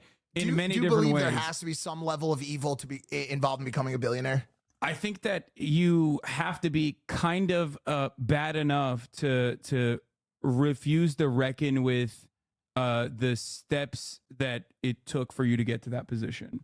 Because I think that like the existence of billionaires, from where I'm standing, the way I understand the world and how it should operate, the existence of billionaires is a policy failure akin to the existence of a single homeless person. Homeless people are homeless due to policy failures because we did not take the necessary steps to help these people, to save these people. Policy failures based on a different societal construct than the one that we exist in, because in a capitalistic society, it's a proof point for success versus failure. Do you know what I'm saying? But also because like it's I mean, you can look to examples even in other capitalist nations as to how they've solved this issue, like Helsinki comes to mind, or Vienna, Vienna comes to mind, like places that they've like basically dealt with this issue despite being capitalist, dealt with this issue by creating a housing first policy where the first step in recovery is to ensure that you have permanent shelter, right? Like you are eliminating one of the major reasons as to why people find themselves in the throes of deep drug addiction to begin with, right? Because you're self-medicating, because you don't have you're hopeless. Yeah, you're hopeless. You don't have shelter. Like this is something that fucking animals need. You know what I mean? Like not just humans, but like a bear needs fucking shelter in the wild to brave the elements. People would be more willing to provide shelter for a stray dog than they would for a homeless person right now? Yes, because I think that the prosperity gospel that many Americans deep down intrinsically believe dictates that poverty is a moral failure. A lot of people, I think, approach it, even if they don't say it in those terms. If you were to address that, if you were to like ask them directly, they'd be like, of course not. But they do believe it. Because that is like I wonder what the percentage breakdown is. Because I think a lot of people do see it as like a moral failing. I was not raised like that. And I think a lot of the issues, at the end of the day, a lot of the issues that we're seeing in this country and with everything we're seeing in this world right now is a parental failure. Parental failure is a not talked about enough topic in this world. I was not raised like that. If I see someone freezing to death on the side of the road in fucking January, my thought is not, wow, this person just didn't do well enough. Honey, get a look at this fucking asshole. No. That's not the modus operandi of like the average person who also will implement or advocate for policies that fucking kill homeless people anyway, though. They also don't think about it like on those terms. They don't go, fuck these people. No, not fuck these people, but that there was something that they didn't do that was a requirement for them to deserve shelter. Like, do you know what I'm saying? Yeah. Like, that's insane to me. Like, like if I see somebody like, here's the thing, dude. Go show someone like that and really gauge the reaction. That shit burns me. It fucking burns my heart and my soul to see people like that. Yeah. And to see the reaction of people that are on the flip side that don't have the empathetic build out that people like that I was fucking given by my parents, thank God, and that I should be thanking God for every day, disturbs me. And I don't know how you fix that. How do you fix that? How do you teach someone, yo, stop telling your fucking waiter to fuck off. Like, bring me my fucking water. I posted it's systemic. That's what I'm trying to say. It's a systemic failure because of the way that we view capitalism as like the perfect fucking design structure, and there's no alternative to it whatsoever. Obviously, I'm biased in a different direction, but even beyond that, I think like most average people would recognize that there are genuine severe issues in the economic organization that we exist under. So what I was simply trying to say is that the media, for example, operates in a way where they also play the role of vilifying homeless people by constantly talking about like crime panic. Homeless people are doing crimes. They're all criminals. Crime. We have to deal with them through deterrence mechanisms and not by like seeing a lot of the many invisible homeless, as I like to call it, as a byproduct of like being priced out of the housing market, which is why they're homeless to begin with, but instead as like people who are just drug addicts, and that's also bad. If you're a drug addict, you're not sick. You made a bad choice. You made a bad choice. You personally made a bad choice. You should be punished for it. Right. And it's very draconian, and this is all a byproduct of like carefully manufactured narratives that we have pushed over and over again for a century. America, in many ways, was a proto-capitalist nation, pre-industrial revolution. Like America always was destined to be this like small business owner-backed capitalist country that treats the Constitution as his Bible. Like not even like a real Christian religion or anything like that, but one that is a capitalist religion with Constitution being its Bible. Because of all of that, because of centuries of like this kind of reinforcement mechanism, this kind of propaganda, people have developed, they've learned these positions and take it for granted as though it is like objectively the truth and even moral, right? They don't even think about it. And I think that's why a lot of people online, for example, turn around and think you're being actually fake and a grifter, or I'm being fake and a grifter when I say, no, homeless people shouldn't fucking die. We should house them. Like when I say that, people are like, you could not have arrived at this position because of your own moral compass, because it's impossible for me to see it that way. So you are probably grifting. But you have to slightly feel for that position as well. You know what I'm saying? Not feel, not be sympathetic for them, but be empathetic. I will tell you, I have been around over my years on this planet some people that think about life very differently than the way I think about life. And I am horrified by that. Deep down, horrified by the way people treat other people on this planet. It is disturbing. Dude, do you know, if maybe this makes me soft, sensitive, fake, whatever. If I say something to someone that I believe, or do something to someone that I believe has had a negative impact on their day, even a 10% negative impact, I will think about that for the next 48 fucking hours. Why did I do that? Why the fuck did I? Like, bro, I didn't sleep last night because I flipped that fucking table over yesterday. I didn't sleep last night because I was like, I shouldn't have done that. I shouldn't have done that. Now Jeff is impacted and Ryan's impacted and all this stuff. maybe that's a character flaw of mine, but I like to put other people first. No, but I like to consider other people's feelings when I consider my own pursuits that comes from your own personal lived experiences of like being in the literal depths of society, like being in 100%. the worst rung of society. That's where that came from, and a lot of people don't have those experiences. And I mean, it's kind of a good thing that a lot of people don't. I don't know if it is.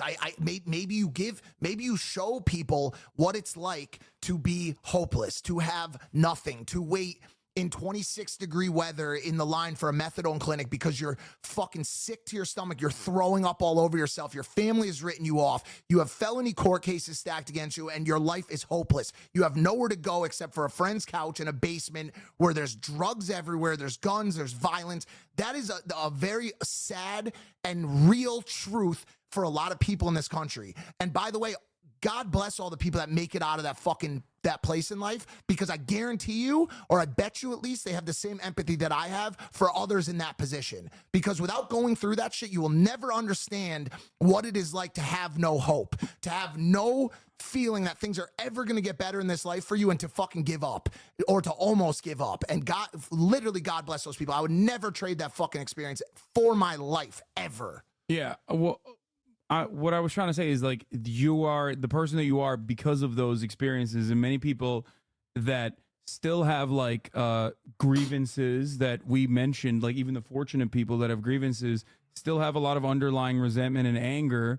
And when there's no real answers to that, because God knows, like, liberal media is not offering them why this shit sucks, because they are beholden to the same corporate masters that everyone else is beholden to. So their job is to basically say, no, you don't understand. Like, no, inflation is going down. Like, there is a soft landing. Shut the fuck up. Like, you know, I don't care about your financial struggles. And again, fortunate people are experiencing that, right? It makes people go crazy. They're like, well, what the fuck? These guys are lying to me. Right. Why would I ever trust them ever again? And I don't think those in positions of power understand the impact that is having in the public consciousness. Like, because if your own personal experiences is not matching what, like, these organs, these supposedly unbiased organs of truth are telling you how you should feel, right, then you're going to be like, well, what the fuck? Fuck this. I'm going to go find someone who actually does present themselves as personable, who actually does present themselves as likable, who's going to agree with some of my biases, and then maybe reinforce those biases. And that's how you arrive at, like, that's what we're this seeing. independent media cycle of just, like, constantly presenting yourself. Like, I know so many of these motherfuckers at Fox News that got vaccinated, but and so many of these motherfuckers in independent media, in like in right-wing broadcasting, that got vaccinated while still simultaneously pushing the narrative that, like, vaccines will kill you, and pushing the narrative that you, Hasan, or me, sold your soul. Yeah, you're a faker. You're a grifter. This desire to take down other people who have an empathetic viewpoint or a centrist viewpoint, to pedestal these people who have fucking actually sold their souls. Yeah, literally sold it. The people that are saying other people sold their souls, that's projection.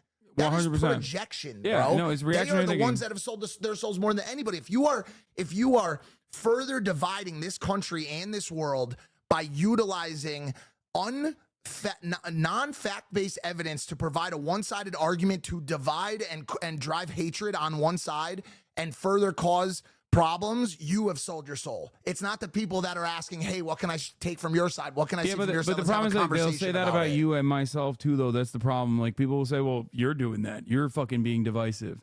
I think there's also an additional thing that we have to talk about here, which is that, like, that's why I'm very radically honest about my biases, right? Like, I will openly tell you, like, this is what I believe. This is what I think is right. What is one of those? I mean, give me any issue and I will tell you. Well, I mean, I listened to the conversation on Gaza. I have been one of the what? I have not spoken out at length about the situation in Gaza.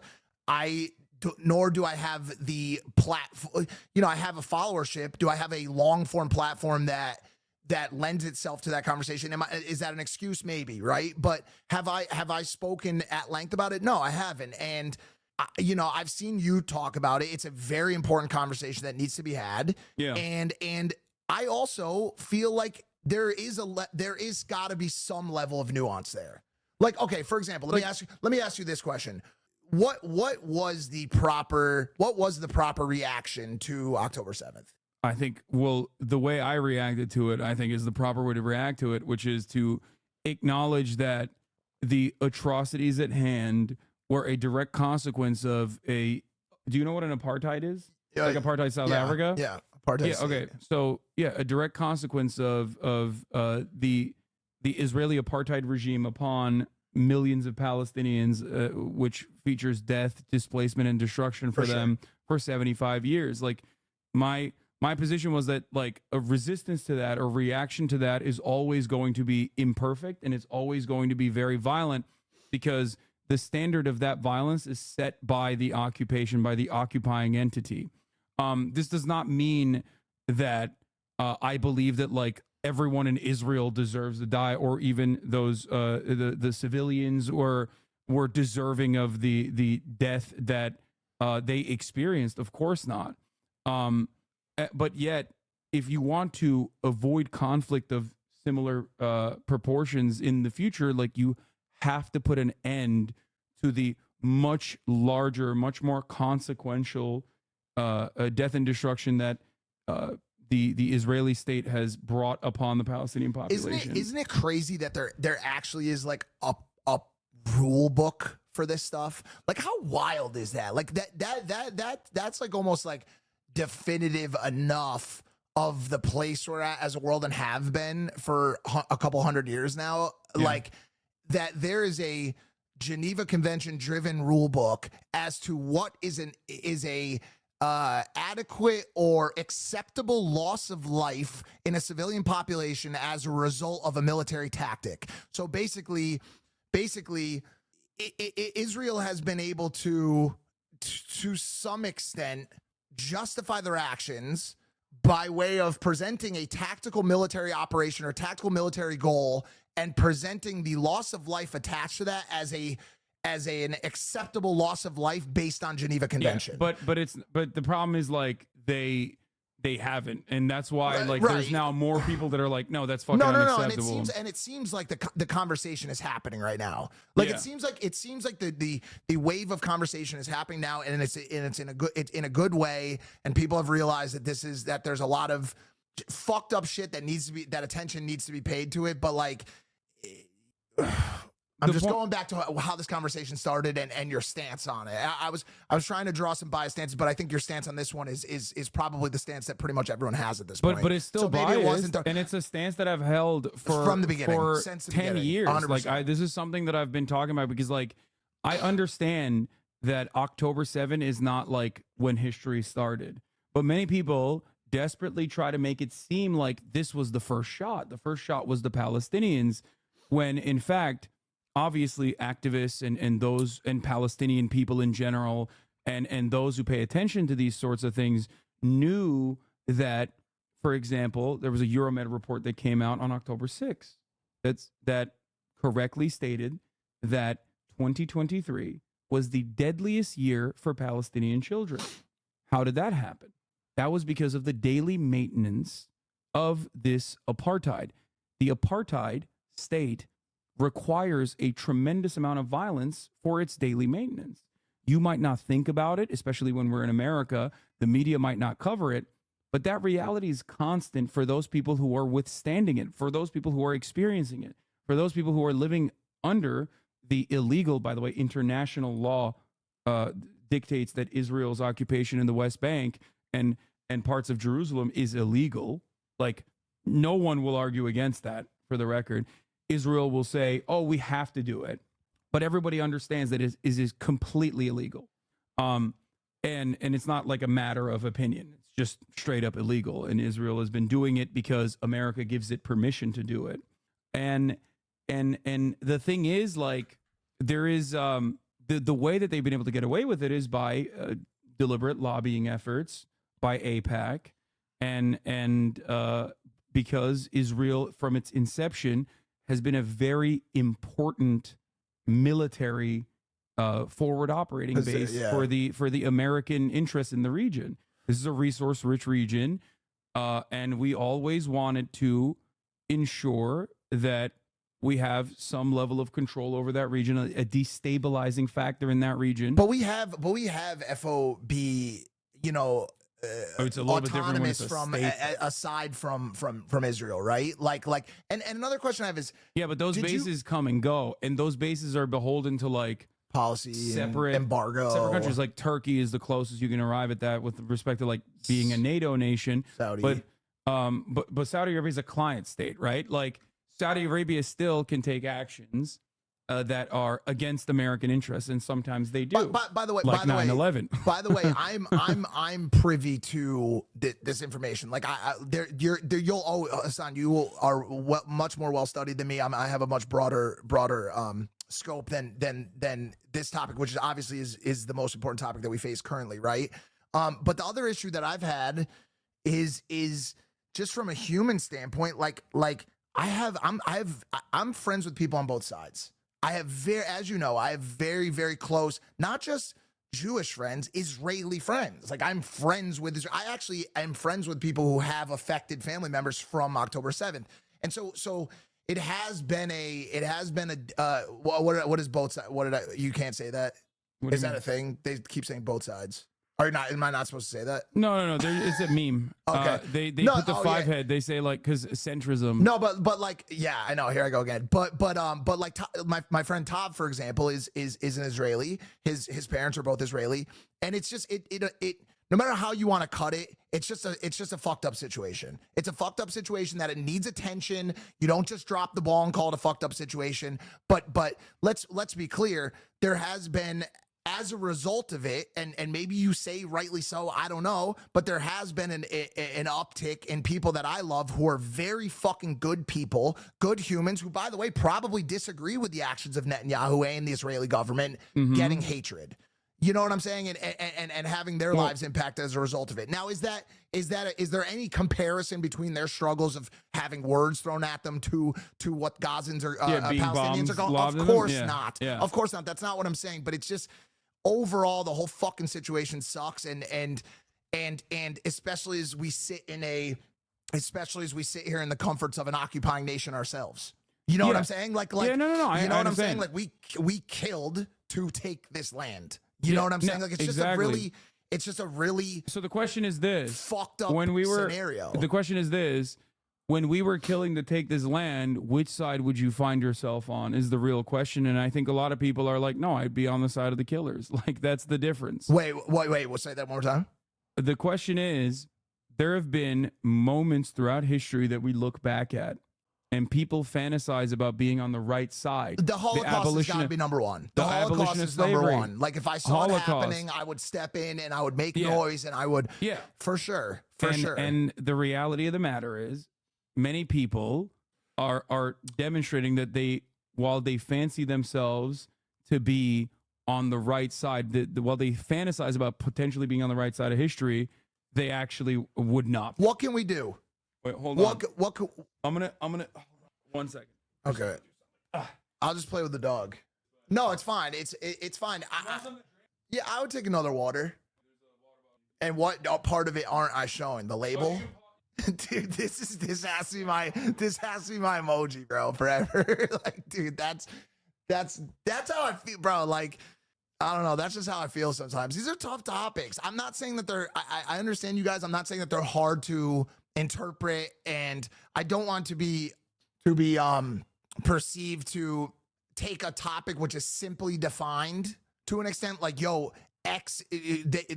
someone is doing something really terrible to someone else. Let's conflate the issue with a bunch of shit to try to like move on. That's not what I'm trying to do. I'm just saying, like, even introducing a little bit of nuance to it is offensive to people, and I understand that. I completely understand that. I guess the question is like, what do we do? You know what I'm saying? Like, have we not reached peak awareness that this situation is existing? Like, how do we get involved from a legislative standpoint? How do we get involved from a from an actual solving the problem standpoint as opposed to just talking. Hasan did a great job of that. Hasan raised a ton of money for aid, right? And so like I don't know. I think the idea that like I would have the answer to that is crazy. I'm just not I'm not that guy, man. I'm not that guy, pal. You know, Wait, yeah, so- ceasefire for sure. Here, What's you can just grab it out of there. what? No, I was in no rush. What's been the current latest on ceasefire?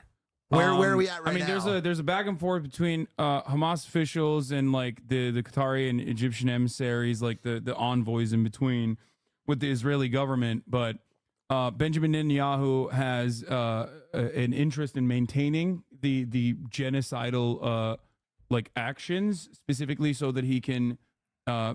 He's very unpopular in Israel right now, and also even before October 7, he had a court case that was, that constantly was like being held up about corruption.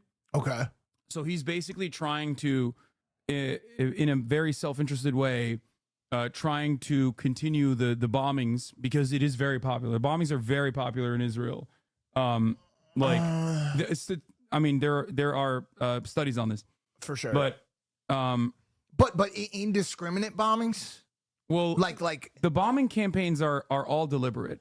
They are not indiscriminate. It looks indiscriminate, but it's not indiscriminate. It's actually very deliberately bombing civilians.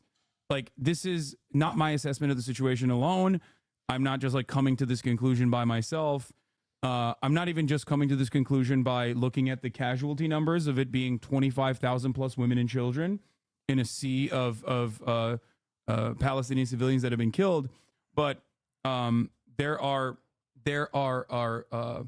different military doctrines that Israel has historically utilized. This is open public record.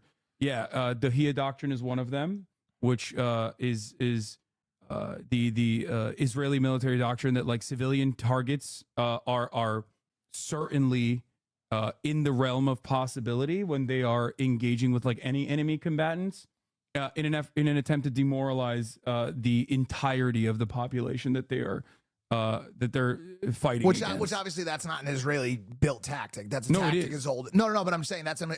You're not wrong. Shock and awe is, you know what I'm saying? We call them shock and awe for a reason. That's a great take. You're actually right. The Dahiyya doctrine is actually first implemented, I believe, in North Korea. So it is a direct. This doctrine in and of itself is actually in direct violation of the Geneva Conventions, which we literally did implement after World War II, specifically because of the bombing of Dresden and the firebombing of Tokyo and all these civilian dense areas, as a matter of fact. So we set these rules and we didn't actually follow them ever in any of like America's military history. But so this has been a long-standing military principle in Israel, right? This has always been a long-standing military principle. There's a little bit of back and forth, like, is this permissible? Is this not? But ultimately, it is something that they've been doing time and time again, that they've done time and time again in multiple sieges that have happened upon Gaza that they call mowing the lawn. Like Israeli officials have called mowing the lawn, which is genocidal rhetoric, but I won't even get into that. And last but not least, there are still, a lot of investigative reporters in Israel that are Israeli investigative reporters that have uncovered, the latest one being the 972 magazine. They're great, showing all of the details in which is like what tactics Israel applies when targeting buildings in Gaza. They call them power targets, and I'll show you the article real quickly and basically summarize it for you. But it's 972 magazine. It's an Israeli magazine that titled this article is by Yuval Abraham, a mass assassination factory inside of Israel's calculated bombing of Gaza. Permissive airstrikes on non-military targets and the use of an artificial intelligence system have enabled the Israeli army to carry out its deadliest war on Gaza. This came out on November 30th. Okay, even before then, if you had paid attention, if anyone had paid attention to like and knew the Dahiyya doctrine, you would know that this is like perfectly normal and this is definitely something that Israel has done before, but this time it was a little bit different. It was even more brutal than previous incursions. After all, the October 8th military operation into Gaza started with the defense minister Yoav Gallant openly stating that they were fighting human animals that did not deserve to get food, electricity, and water. So they very openly started the military operations by stating that they were shutting off the electricity in the Gaza Strip, shutting off the water in the Gaza Strip, and shutting off food into the Gaza Strip. Israel has since then consistently held back aid, humanitarian aid convoys that are waiting at the Rafah border in Egypt. That is a war crime. All of these are every aspect. But keep in mind, like I said, learning here that is all denied by the Israeli government. That's the case. That halting of those supplies. They don't really deny it either. They say that it's righteous. It depends. Well, no, but righteous or not, if it constitutes like Geneva is very definitive in its listing of what constitutes to be a war crime or not. So regardless of your righteousness, that doesn't have a play. So I guess bringing it full circle back to now. Like what is the current standing right now as far as it pertains to international courts of justice and the International Court of Justice? Aid in the International area? Court of Justice is currently, and it's going to take years. Where is that? Currently where going are they through doing the details. In Spain or something like that? Where were they? Netherlands. I thought there was one in Spain too. I could be wrong, but okay, go ahead. It's in the Hague.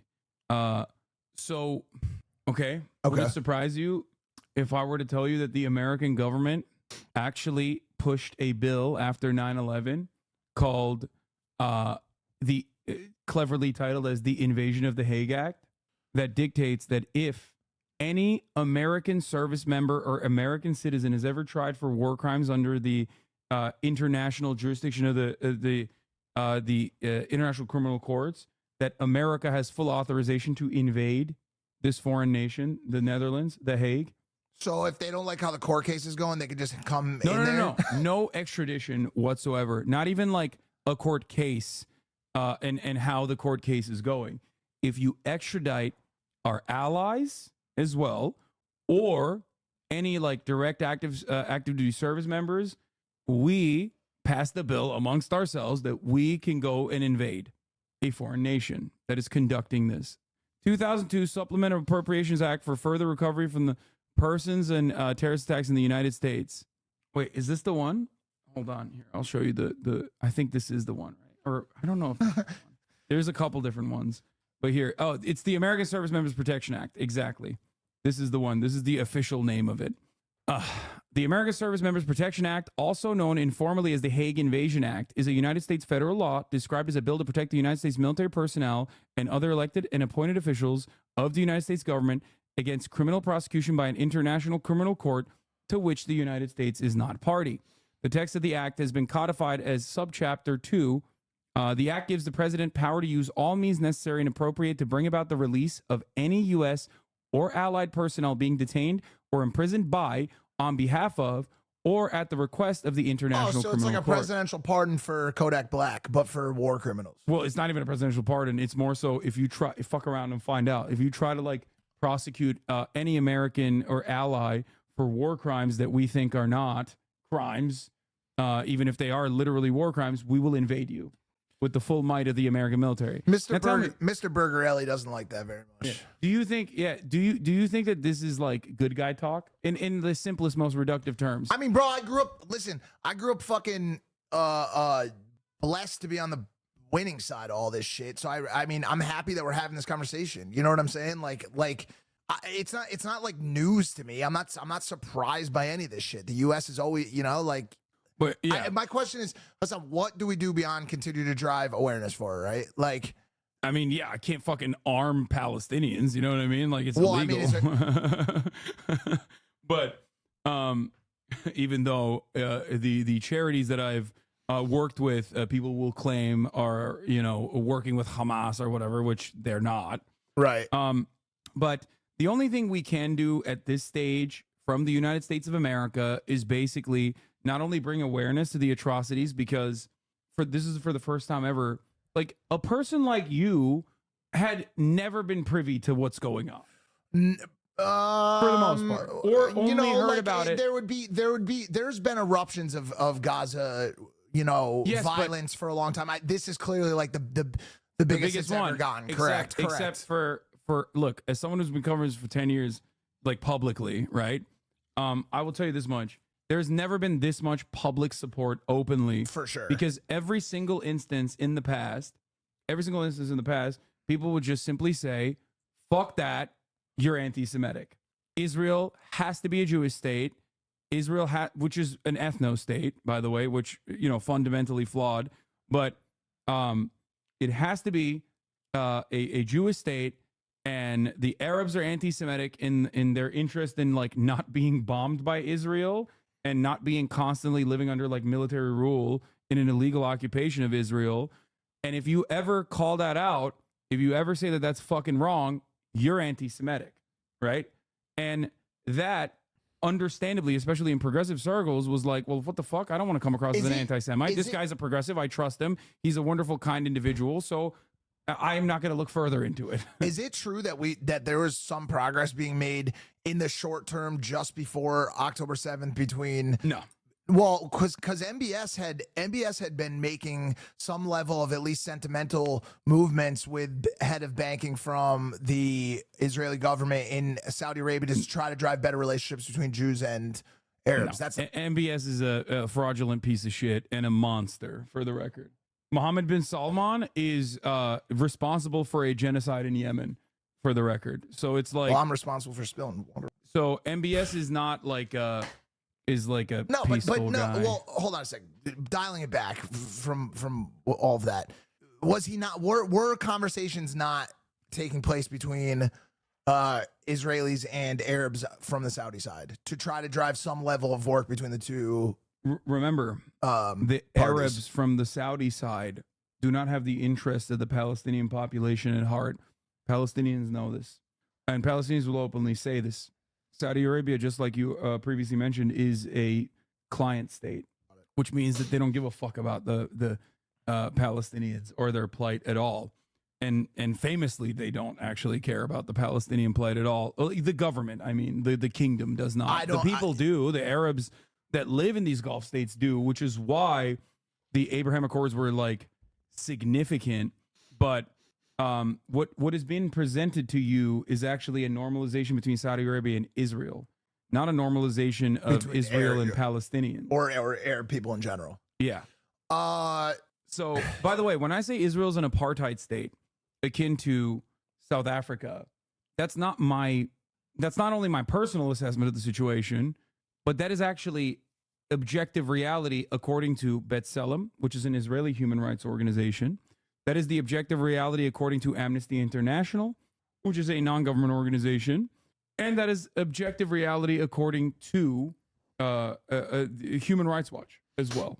So, like, this is not really like a contested fact, I would say, unless you're talking to someone who is either A, completely oblivious to the realities, or B, very clearly biased towards Israel and trying to muddy the waters. But yeah, this is important as well. This chatter is correct. This is not a conflict between Arabs and Jews in the way that is like the way that Israel has presented it, but that is not the case. Right. This is a conflict between the Israeli apartheid regime and the Palestinian people that have to live under the Israeli apartheid regime. And the surrounding Arab regions, for their own personal interests, can, maintain good relations with one side over the other, but ultimately everyone is self-interested. And I think that the Palestinians deserve emancipation. Like it is their right. It is well within their right. It is also well within the international law that they can engage in a means of armed resistance against an occupying force.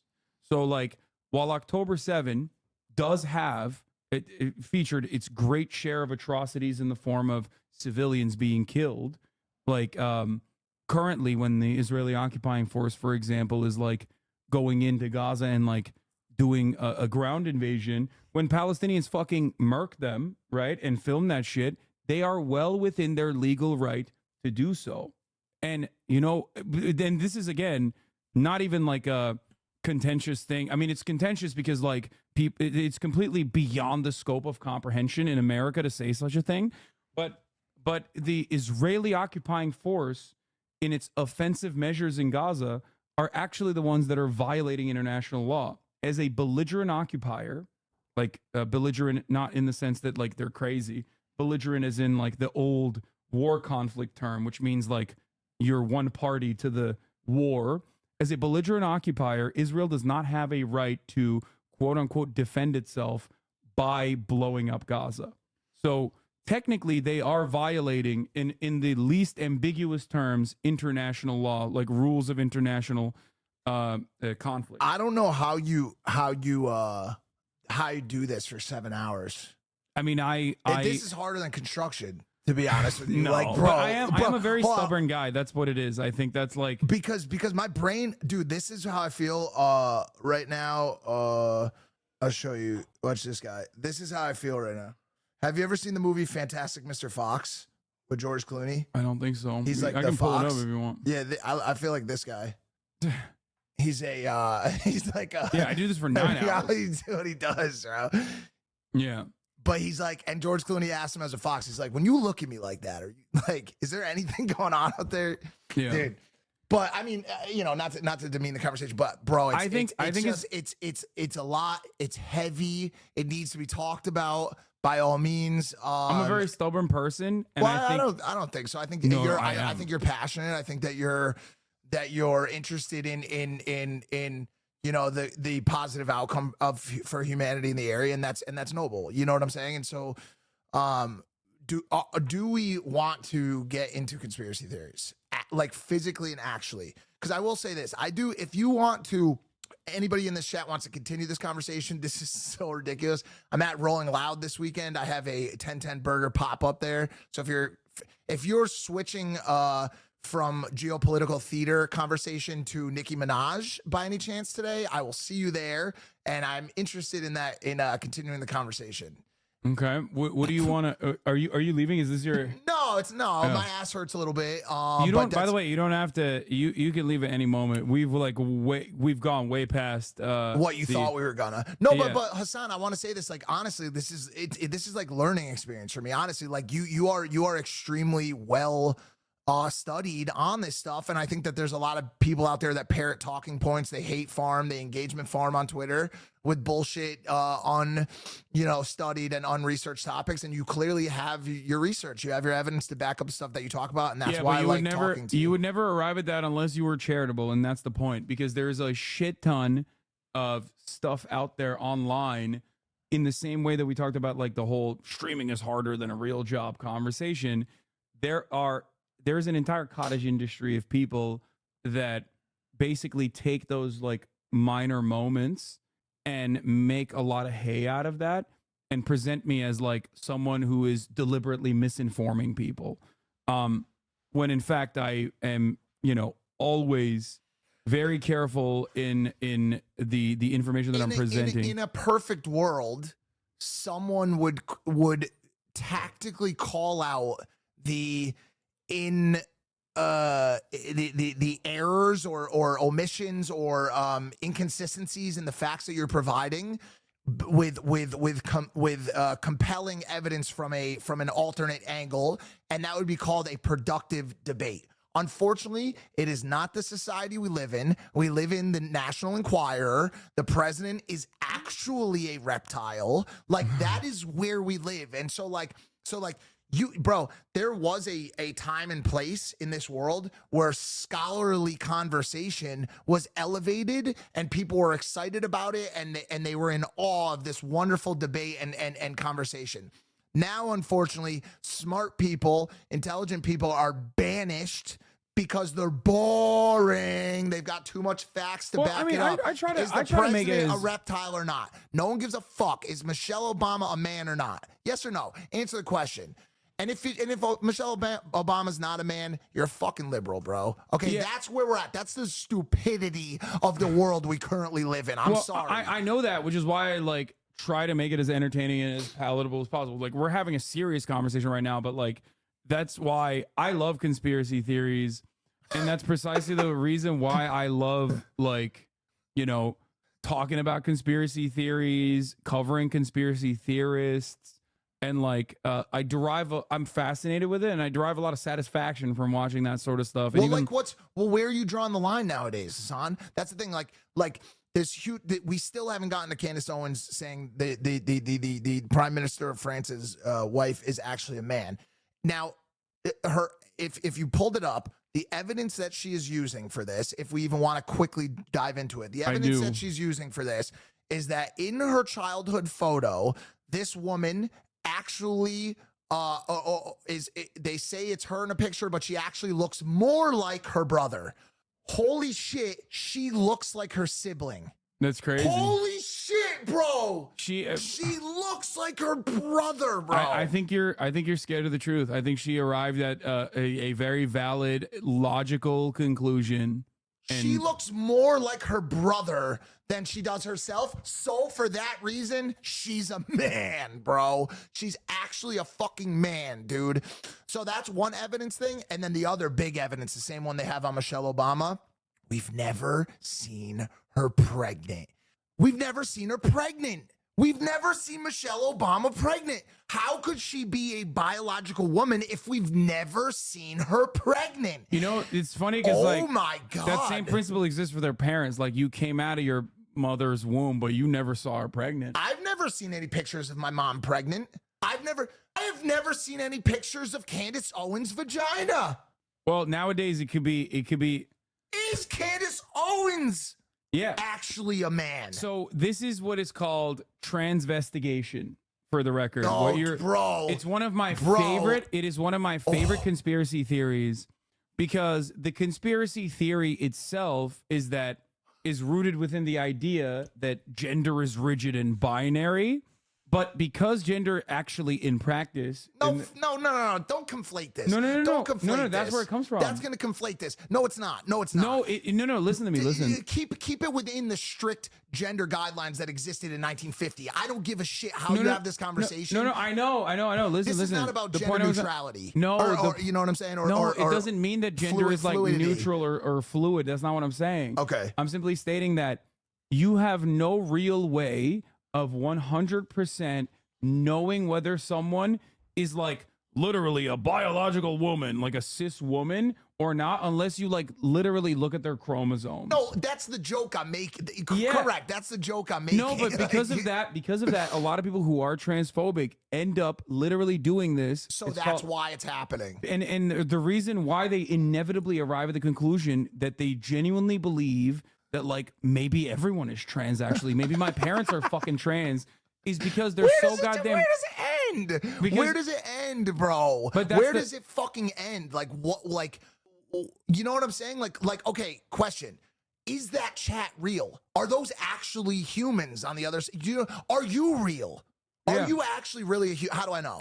How do I know? Well, what you're describing is psychosis. Okay, but this is the world that because people delude themselves into psychosis because like they're so invested in a narrative and they like refuse to look at the facts of the matter, refuse to have an open mind, and then they literally end up being like a paranoid person who is unironically imagining things that don't exist in the real world. And if they were to just like sit back and maybe like scratch the surface, maybe re-examine the way that they understand an issue and be charitable, and look for nuance, they would be like, this is insane. So the evidence that we have been presented is that she looks more like her brother, which would mean she looked more like a boy in her youth, and that we don't have any other pictures of her leading up until she became this prominent figure in France. So those are the two big evidence points. And this video did really well. I mean, Candace's video's got like 1-point-something million views. Of course it did, because people are fucking insane.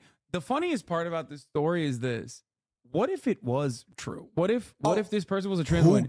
Nothing a fuck? changes. Who gives a Nothing single changes. fuck? But that said, that's neither here nor there. No, Well, yeah, but I guess technically you're right. I guess technically since the outcome it does not have a meaning anyways, then it should slightly discount the it is a good point. Yeah, it just like doesn't literally it doesn't make any sense whatsoever. I made fun of this the other day. Then someone said, then why are you talking about it? Okay, valid point. No, but that's the reason. That's the reason why they do it. That's the reason why they do it. No, maybe chat's right. Because chat, the reason why it's being brought up is because I saw this picture, I saw this whole thing. Chat, the reason why it's being brought up is because I have a fear that we are moving to a place where any kind of semblance of sensible conversation is being rooted out of society, and we are moving to a place where nothing can be talked about in any kind of beneficial or meaningful way. Everything is conflated. Everything is, like, who's the best basketball player of all time? Like, that used to be a Michael Jordan versus LeBron conversation. What if someone thinks that LeBron is a robot? Like, where does it fucking end? We're not done with well, you're talking about a post-truth. It's ironic. You're talking about postmodernism, I guess. Where like we live in a post-truth world where there's no like objective facts. Who's to say what is an objective reality? Like, you can't make that assessment. It is unknowable. So if we want to go there, are we a theoretically conversating nation now? Are you elevating people to some sort of Plato like conversation and bias where, I don't have I only exist by way of what my five senses tell me. So I've never met Michelle Obama in person before, so I'm not willing to use directional evidence to believe the fact that she is actually a woman. Do you not remember my debate with Andrew Tate where I literally fucking owned him on that when I was talking about the value of like science and empirical evidence over personal anecdotes? Because I knew that he wasn't a flat earther, so I asked him, "Do you think the Earth is flat?" He said no, and I was like, "How do you know it's not flat? It feels flat." Like, and he's like, "Well, I have personal experiences." And I was like, "Oh yeah, did you like fly up to space and look down?" You have no fucking clue. You know, because it's science. Like, science established it for you, and you took it for fucking granted. Like, these guys that claim that they don't care about science or reading or empirical evidence whatsoever actually do still care about it to a certain degree. But the dumber we get, the more we are, and the more entitled we are, the more Dunning-Kruger focused we are, the more we believe like, well, I came up with this idea all on my own, and I'm a fucking brave little boy. I'm a unique little snowflake. So if I came up with it, it must be true. Or at the very least, you have to listen to me and take it seriously. That's where a lot of this comes from. Back in the day, I think we could just tell someone, we could be like, "Nah, dog, you're dumb as fuck. Shut the fuck up," and move on. Now you can't do that because everyone's got a fucking social media account, and everyone's like, "Oh no, actually, I came up with the real secret truth that you're just having a hard time." No. You're an elitist. You don't believe it because you support. You're an elitist. Which, by the way, Elon Musk also supports it, but he's not an elitist. Bro, I can't. The richest guy on the planet agrees with me. No. He said some of the right things, so he's not an elitist. He's for the people. The richest guy on the fucking planet agrees with me. Honestly, bro, when I started talking against Ryan Garcia and saying like, "Yo, bro, this dude needs to get help," and I care about Ryan Garcia, I want to see him get help. The entire internet was convinced that I was a handler. I was a handler. Yeah. Hasan.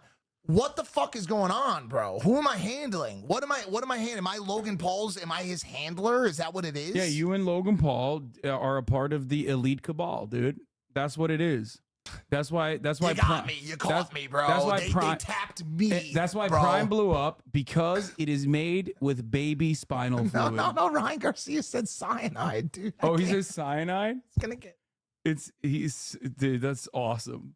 Yeah, no, he's listen. So my final note on it, and I thank you for having me today. It was a great conversation. I learned a lot. My final note on it is that if you are, I wish we can get back to a place where if you are willing to take someone else's life into your hands by making a statement about them, that you understand that the onus of proof is on you, not on the defender. It is the onus of evidence. Yeah. The burden of proof is not on Michelle Obama to produce pregnancy pictures just because your psychotic ass thinks that she's actually a fucking man. No, the burden of absolutely proof is on you to provide evidence that clearly states in a court of actual non-psychotic people that what you are saying is objectively a true statement. We are not there right now, and until we get back to that place where a flawed social people, and that is what I would like to get back to. But guess what? We're not going back to it. We ain't going fucking back, bro. You can't prove a negative, which is like,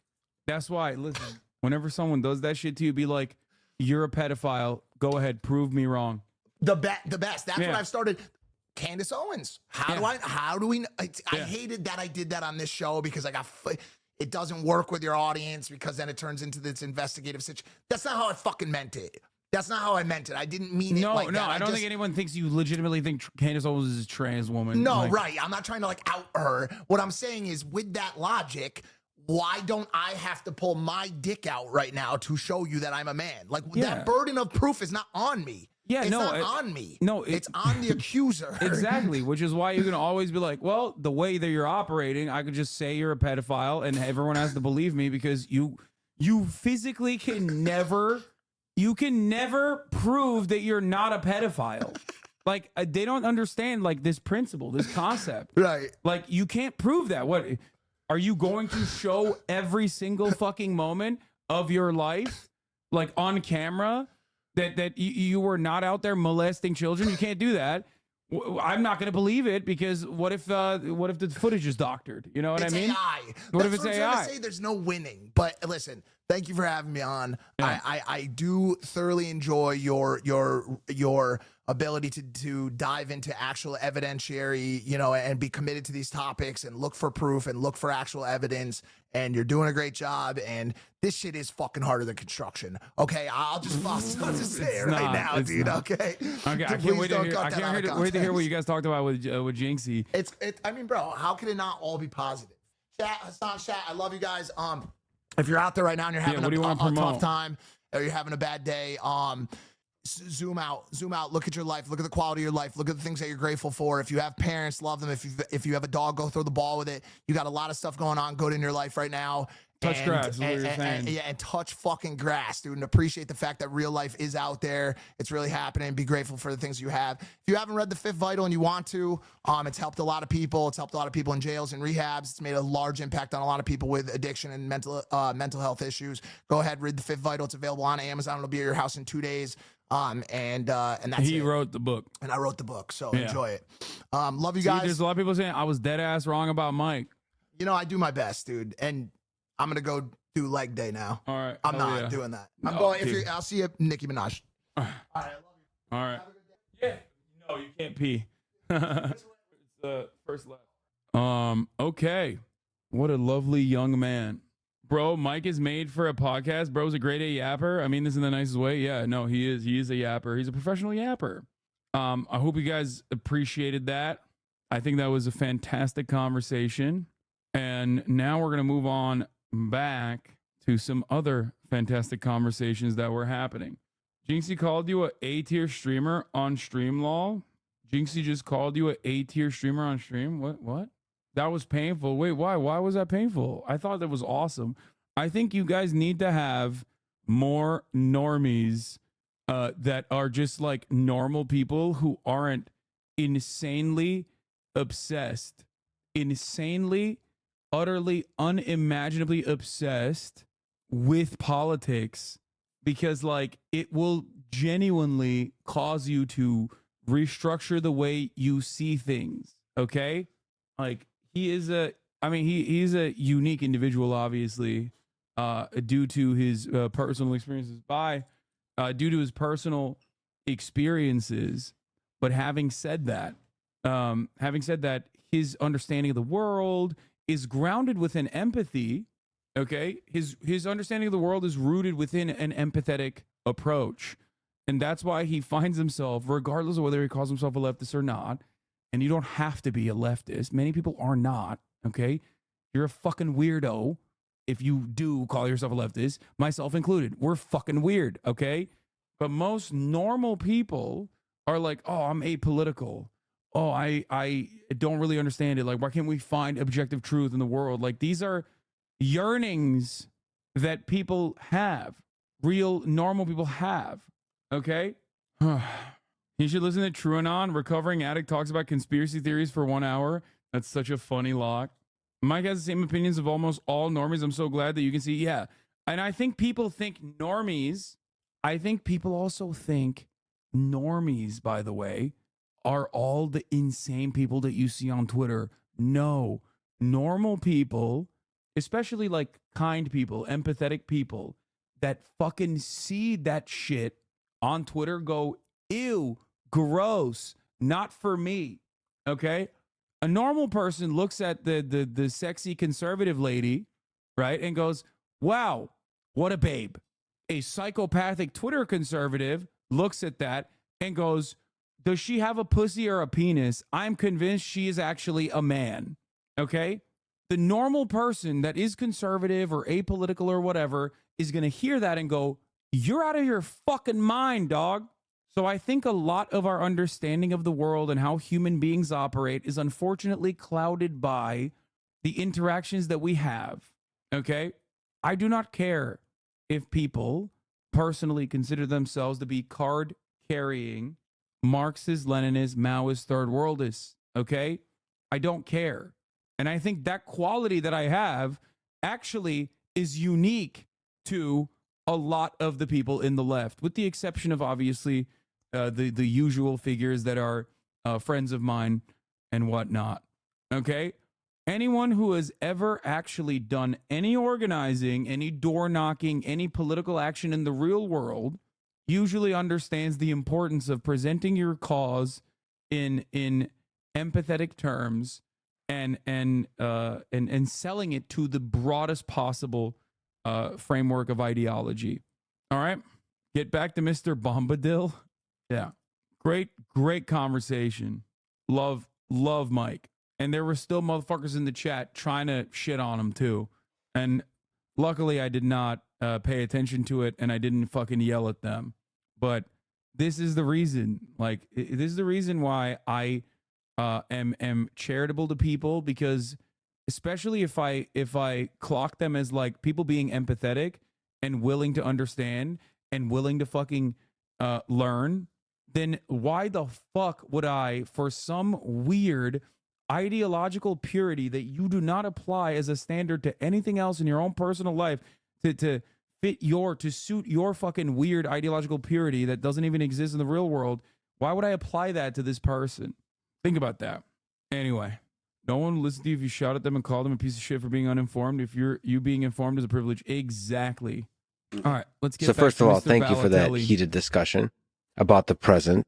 I would love to go back into history in a way that informs what we can look for in by way of hope for the future. So when has, in Israel and Palestine, have we been closest to something like a peace settlement, to something that, like, where both sides would be happy and enable the flourishing of both peoples? Well, from my knowledge of the 120 years or so of conflict, the closest I think the two sides have been to reaching some sort of settlement appears to have been in the year 2000, when Barack and then subsequently Clinton offered a two-state settlement to PLO, Palestinian Authority chairman Yasser Arafat. And Arafat seemed to waver. He didn't immediately. This is going to be good, because this is like, finally, we're talking about actual facts and not just like a shit-slinging competition, I hope. Reject what was being offered, but ultimately he came down at the end of Camp David in July 2000. He came down against the proposals, and Clinton, who said he wouldn't blame him, later blamed Arafat for bringing down the summit and not reaching a solution there.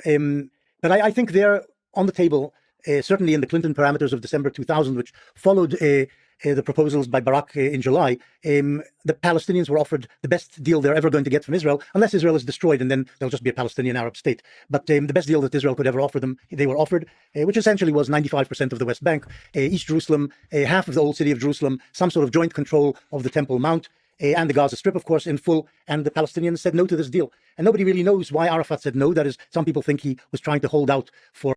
Nobody knows why he said no. Bro, No, people definitely know why he said no. He very openly said it too.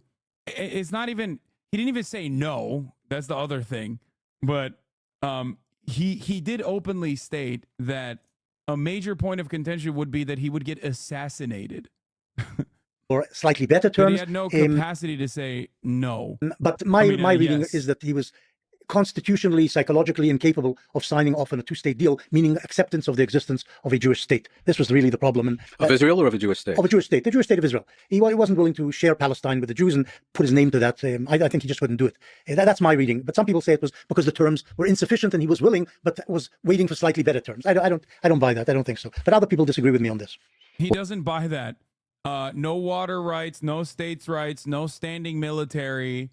And also Jerusalem is given unconditionally to the state of Israel, a thing that he had no right to say yes to, by the way, which was part of the contention, that it was not within his grounds to say yes to the permanent annexation of Jerusalem, because he said this is a historically and religiously significant land that is far beyond my or your powers of recognizing belongs to as belonging to one side. He very famously said that because I think Bill Clinton tried to sweeten the deal by Clinton offered him like a nice house overlooking I think Al-Aqsa or something, and he was like, "It's great, like you're offering me a nice house that I will be assassinated in. Like, you're out of your fucking mind. They will kill me." What do you think? Well, just briefly in response, Arafat formally recognized Israel in 1993. Yeah, earlier. I don't think actually that in 2001 a genuine resolution was on offer, because I think the maximum Israel was prepared to offer, admittedly more than it had been prepared to offer in the past, fell short of the minimum that the Palestinians consider to be a reasonable two-state settlement, bearing in mind that as of 1949, Israel controlled 78% of the British Mandate of Palestine. The Palestinians were seeking a state on the remaining 22%, and this was apparently too much for Israel. My response to your question would be... Wait, they were being offered something like 22 or 21%. They were being offered, I think, less than a withdrawal to the 1967 borders, with mutual and minor and reciprocal land swaps and the just resolution of the refugee problem was one of the questions. Yes. I worked for... The refugee problem is part of the question, is a great way to frame it. And let me tell you, okay, the refugee problem is only a fucking problem if you have an interest in maintaining a demographic majority Jewish ethno-state. Like, you're framing it in the most insane way possible. Number of years with International Crisis Group, and my boss at the time was Rob Malley, who was one of the American officials present at Camp David. Thrown out of the State Department, whatever. The point I want to make about Rob was he wrote, I think, a very perceptive article in 2001 in the New York Review Books. I know that you and Ehud Barak have had it. Rabbani does a phenomenal job throughout this entire process. I feel bad that I'm like covering his face a little bit here, because for obvious reasons. For those of you who don't know, if you weren't here yesterday, I'm covering it because while there are three individuals who are relatively knowledgeable, even though they have obviously ideological disagreements, and maybe sometimes Benny Morris can be like a historical from time to time, there's a third person, there's a fourth person involved in this, an iPad kid, if you will, that is banned from this platform for very good reasons. And therefore, I am trying to do my very best to make sure that I am not like engaging in ban evasion, a terms of service violation, considering that he's not the focal point of this conversation in any meaningful capacity. And this is more so a 5-hour debate on a ongoing geopolitical conflict that is very important to my commentary and everything I talk about. I think it's like valid to watch it, but I'm also doing my very best to ensure that, I'm trying to, not engage in ban evasion. To debate with them, but I think he gives a very compelling reason of why and how Camp David failed. But rather than going into that, he wrote that together with Hussein Ara. Hussein Ara, yes, who was not at Camp David. Yes. But in response to your question, I think there could have been a real possibility of Israeli-Palestinian and Arab-Israeli peace in the mid-1970s, in the wake of the 1973. I love hearing from a guy who just doesn't know anything about Twitch streaming against a guy who's been Twitch streaming professionally for 6 years. Thank you, Sussy Chris. Everything you just said is the exact opposite. For the record, it's stupid. The rules are stupid, but everything you said is the exact opposite in terms of ban evasion. That would be direct ban evasion under Twitch terms of service. Also, thank you for recognizing. All right. October War. I'll recall that in 1971, Moshe Dayan, Israel's defense minister at the time, full of triumphalism about Israel's victory in 1967, speaking to a group of Israeli military veterans, stated, if I had to choose between Sharm el-Sheikh without peace or peace without Sharm el-Sheikh, this is referring to the resort in Egyptian Sinai, which was then under Israeli occupation, Dayan said, I will choose for Sharm el-Sheikh without peace. Then the 1973 war came along, and I think Israeli calculations began to change very significantly. And I think it was in that context that had there been a joint U.S.-Soviet push for an Arab-Israeli and Israeli-Palestinian resolution that incorporated both an Israeli withdrawal to the 1967 lines and the establishment of a Palestinian state in the occupied territories, I think there was a very reasonable prospect for that being achieved. It ended up being aborted, I think, for several reasons. And ultimately, the Egyptian president, Anwar Sadat, decided, for reasons we can discuss later, to launch a separate unilateral initiative for Israeli-Egyptian rather than Arab-Israeli peace. And I think once that set in motion, the prospects disappeared because Israel essentially saw its most powerful adversary removed from the equation and felt that this would give it a free hand in the occupied territories, also in Lebanon, to get rid of the PLO and so on. So, and you ask, when were we closest? And I can't give you an answer of when we were closest. I can only tell you when I think we could have been close, and that was a lost opportunity. If we look at the situation today, there's been a lot of discussion about a two-state settlement. My own view, and I've written about this, I don't buy the arguments of the naysayers that we have passed the so-called point of no return with respect to a two-state settlement. Certainly, if you look at the Israeli position in the occupied territories, I would argue it's more tenuous than was the French position in Algeria in 1954, than was a British position in Ireland in 1916, than was the Ethiopian position in Eritrea in 1990. And so, as a matter of practicality, as a matter of principle, I do think the establishment of a Palestinian state in the occupied territories remains realistic. I think the question that we now need to ask ourselves, it's one I'm certainly asking myself, since October 7th, and looking at Israel's genocidal campaign, but also looking at larger questions. Is it desirable? Can you have peace with what increasingly appears to be an irrational, genocidal state that seeks to confront and resolve each and every political challenge with violence, and that reacts to its failure to achieve solutions to political challenges with violence by applying even more violence, that has an insatiable lust for Palestinian territory, that a genocidal apartheid state that seems increasingly incapable of even conceiving of peaceful coexistence with the other people on that land. So I'm very pessimistic that a solution is possible. I look at, I grew up in Western Europe in the long shadow of the Second World War. I think we can all agree that there could have been no peace in Europe had certain regimes on that continent not been removed from power. I look at Southeast Asia in the late 1970s, and I think we're all agreed that there could not have been peace in that region had the Khmer Rouge not been ousted. I look at Southern Africa during the 1990s, and I think we can all be agreed that had the white minority regimes of that ruled Zimbabwe and South Africa not been dismantled, there could not have been peace in that region. And although I think it's worth having a discussion, I do think it's now a legitimate question to ask, can there be peace without dismantling the Zionist regime? And I make a very clear distinction between the Israeli state and its institutions on the one hand, and the Israeli people, who I think, regardless of our discussion about the history, I think you can now talk about an Israeli people and a people that have developed rights over time, and a formula for peaceful coexistence with them will need to be found, which is a separate matter from dismantling the Israeli state and its institutions. And again, I haven't reached clear conclusions about this, except to say, as a practical matter, I think a two-state settlement remains feasible. But I think there are very legitimate questions about its desirability and about whether peace can be achieved in the Middle East with the persistence of an irrational, genocidal apartheid regime, particularly because Israeli society. Rabbani's so fucking good, dude. He's so brilliant. He is so brilliant. Yeah, it is a very well formulated and well informed answer. Like incredible. I don't know. I don't know what else to say other than no notes. Incredible. Is beginning to develop. I'll say this much. I get exactly why Norm wanted him to be a part of this.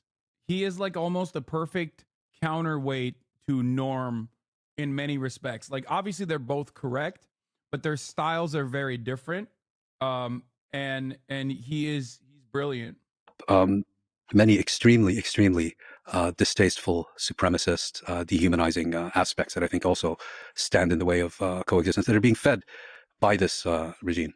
So if you look back into history, when we're closest to peace, and do you draw any hope from any of them? I feel like in 2000, I feel like the deal that was present, at least at the end of the Taba summit, I think in terms of what Israel, I think, had the appetite to give and what the Palestinians would have gotten, would have definitely been the most agreeable between the two parties. I don't know if in 73, I'm not sure if the appetite would have ever been there for the Arab states to negotiate alongside the Palestinians. I know that in Jordan, there was no love for the Palestinians after 1970, after Black September. I know that Sadat had no love for the Palestinians due to their association with the Muslim Brotherhoods, attempted assassinations in Egypt.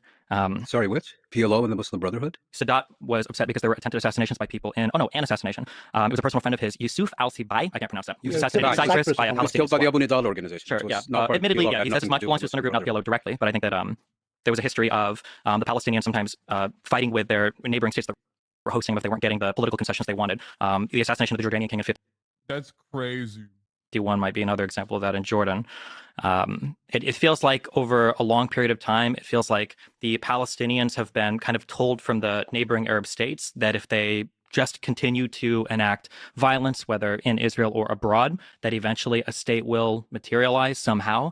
I don't think it's gotten them any closer to a state. If anything, I think it's taken them farther and farther and farther away from one.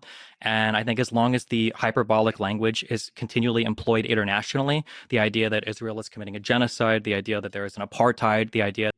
Oh, I didn't realize it was actually not like Israel's genocidal actions that are moving everyone away from peace, but it's actually the hyperbolic language being applied. Damn, dude, excuse me. I didn't realize the Palestinians and everyone else, I mean, fuck their lives and their worldview and their deaths. It's actually other people correctly saying, it's the Human Rights Watch that in 2021 said Israel is an apartheid state. That is actually the reason why we will never achieve peace now. It wasn't like actually having an apartheid state. It was people saying this apartheid state is an apartheid state. Damn, dude. Omni-liberalism on top, baby. In 2022, sorry, Amnesty International, not 2021. That they live in a concentration camp.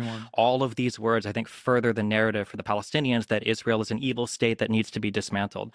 I mean, you said as much about the institution, at least, of the Zionist government. Israel's government is probably not going anywhere. All of the other surrounding Arab states have accepted that, or at least most of them down in the Gulf, Egypt and Jordan, have accepted that. The Palestinians need to accept it too. The Israeli state or the state apparatus is not going anywhere. And at some point, they need to realize, like, hey, we need a leader that's going to come out and represent us, represent all of us, is willing to take political risks, is willing to negotiate some lasting peace for us. And it's not going to be the international community or some invocation of international law or some invocation of morality or justice that's going to extricate us from this conflict. It's going to take some actual difficult political maneuvering on the ground. Of accepting Israel. Which they formally did in 1993. Which they formally did in 1993. Yeah, but then no lasting peace came after that. I think they first recognized it in 1973 and formally accepted it in 1993. So whose fault is that, I reckon? Perhaps there was some other shit that happened in 1993. 2000. Huh. It's so crazy that one historical reference, like one historical fact that he did not cherry pick from his fucking Wikipedia argument, immediately just destroys everything that the foundational basis of what he was presenting. No, because 1993 was not a peace agreement. Sure, the Oslo Accords didn't have a final solution. Were an interim agreement, and Palestinians actually began clamoring for commencing the permanent status resolutions on schedule, and the Israelis kept delaying them. In fact, they only began, I believe, in 99 under American pressure on the Israelis. And I think you're being a bit one-sided. both sides didn't fulfill the promise of Oslo and the steps needed for Oslo. There was Palestinian terrorism, which accompanied Israel's expansion of settlements and other things. The two things fed each other and led to what happened in 2000, which was a breakdown of the talks. Did you just say they're Jewish, you guys? They can use the term final solution? The guy who used the term final solution is not Jewish. Destiny's not Jewish, bro. What? And also, what do you mean? You got to be joking, right? To be fair, I was being charitable, and I assumed that he wasn't like cynically fucking using that term to invoke Holocaust memes in an otherwise serious conversation. And Rabbani isn't Jewish either. I think that he just fucking said it as like no permanent solution instead of, and then accidentally said final. Together when the it's like a totally ignorable. Like I ignored it because it's irrelevant. Palestinians said no, but I think there's I don't agree incidentally with this definition of Israel or the Israeli state as apartheid. It's not. There is some sort of apartheid going on in the West Bank. The Israeli regime itself is not an apartheid regime. This is nonsense by any definition of apartheid. Which by the formal definition, I think it qualifies. No, it doesn't qualify. Apartheid is a race-based distinction between different segments of the population, and some of them don't have any representation at all, like the blacks in South Africa. No rights at all. In Israel itself, the minority, the Arabs, do have representation, do have rights, and so on. I don't think Israel is also genocidal. I don't think it's been genocidal. It wasn't so in 48. It wasn't so in 67. And it hasn't been recently, in my view. And talk about dismantling Israel, and that's what you're talking about, is, I think Stephen said it correctly, is counterproductive. It just pushes Israelis further away from willing to give Palestinians anything.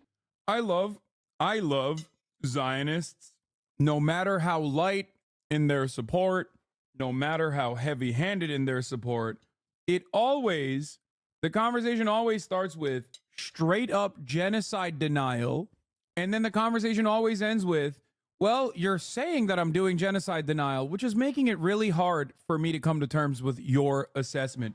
It's like, dude, considering that you wrote the book on the ethnic displacement of Palestinians and then literally arrived at the conclusion that it's like good, actually. It's for a higher cause. It's an objectively good thing that this happened. It had to happen. It was inevitable. Like, it's ridiculous to fucking let that hang there and then continue to have a conversation with you as though you're actually making an honest moral assessment here that is morally righteous. It's not.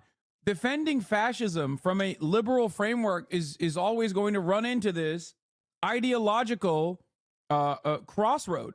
Who followed this racist on my account? That's so funny.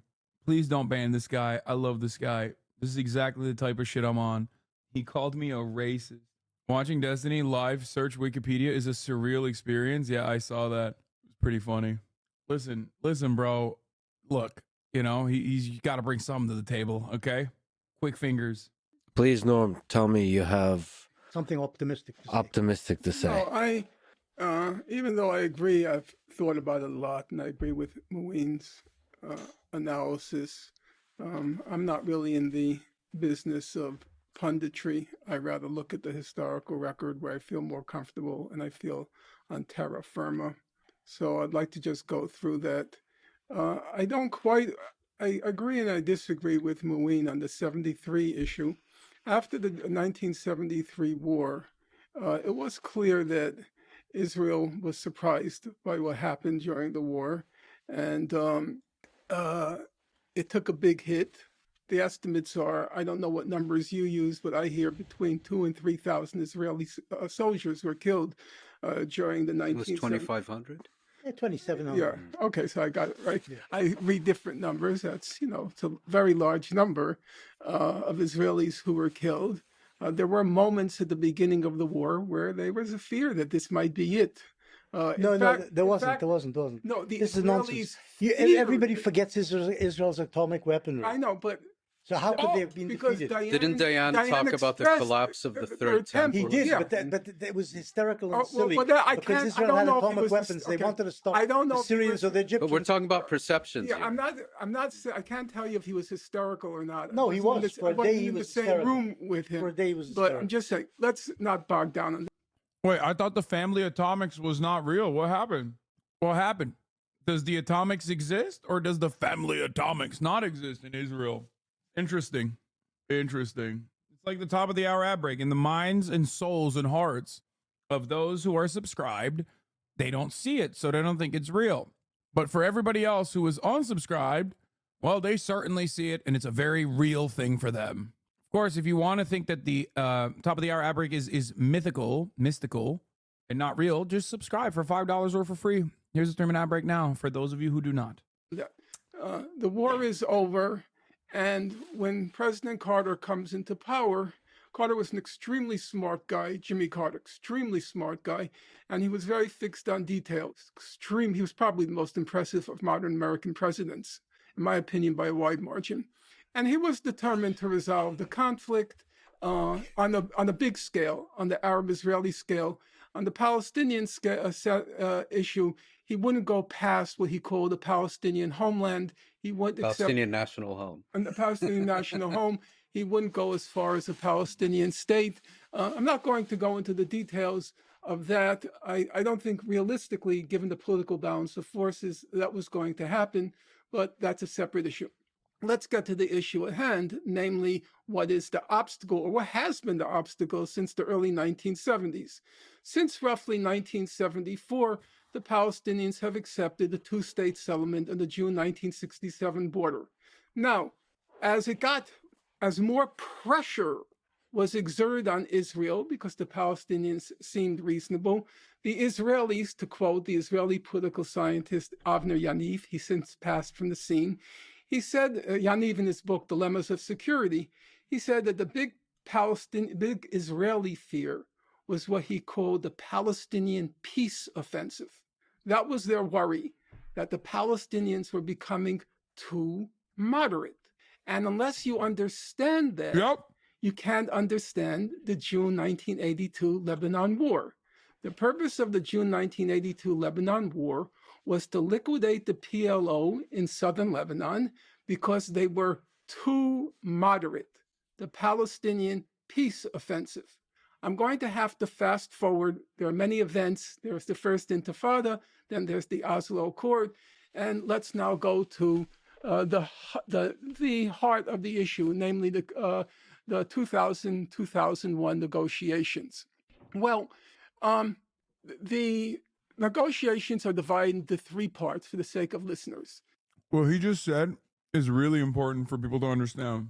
With respect to Israel's fears of the Palestinian liberation organizations becoming much more palatable to the Western world, this was always a very real fear because deep down inside, everybody kind of recognizes that the Palestinians do have a right to that land. It's like if the indigenous populations weren't full-blown, cast aside, genocided, and could literally communicate with the rest of the world that, like, holy shit, these guys are killing us, and we just want the killing to end. We want the oppression to end.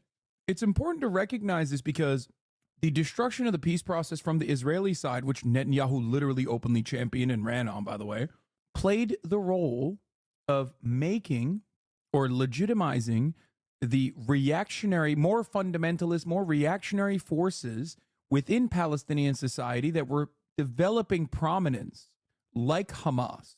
The only mechanism of pushback against the Israeli state that consistently utilized the two-state solution and the peace process, the so-called peace process, as a way to quietly and sometimes very publicly and openly continue permanently annexing land, continue creating Bantustans, ghettos in the occupied West Bank through settler expansion.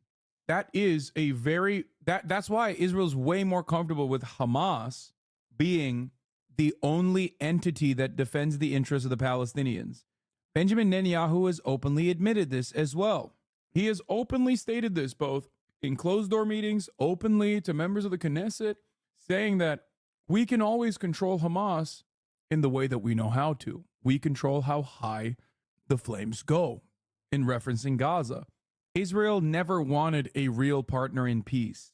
This is why it is fraudulent when people suggest this false narrative. It is obviously ahistorical.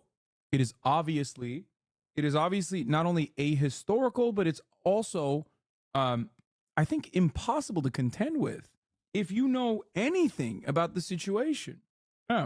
If you want to prevent the creation of a Palestinian state, we must support Hamas, and that includes financially. This is our strategy. Benjamin Netanyahu said it, I believe, 2017.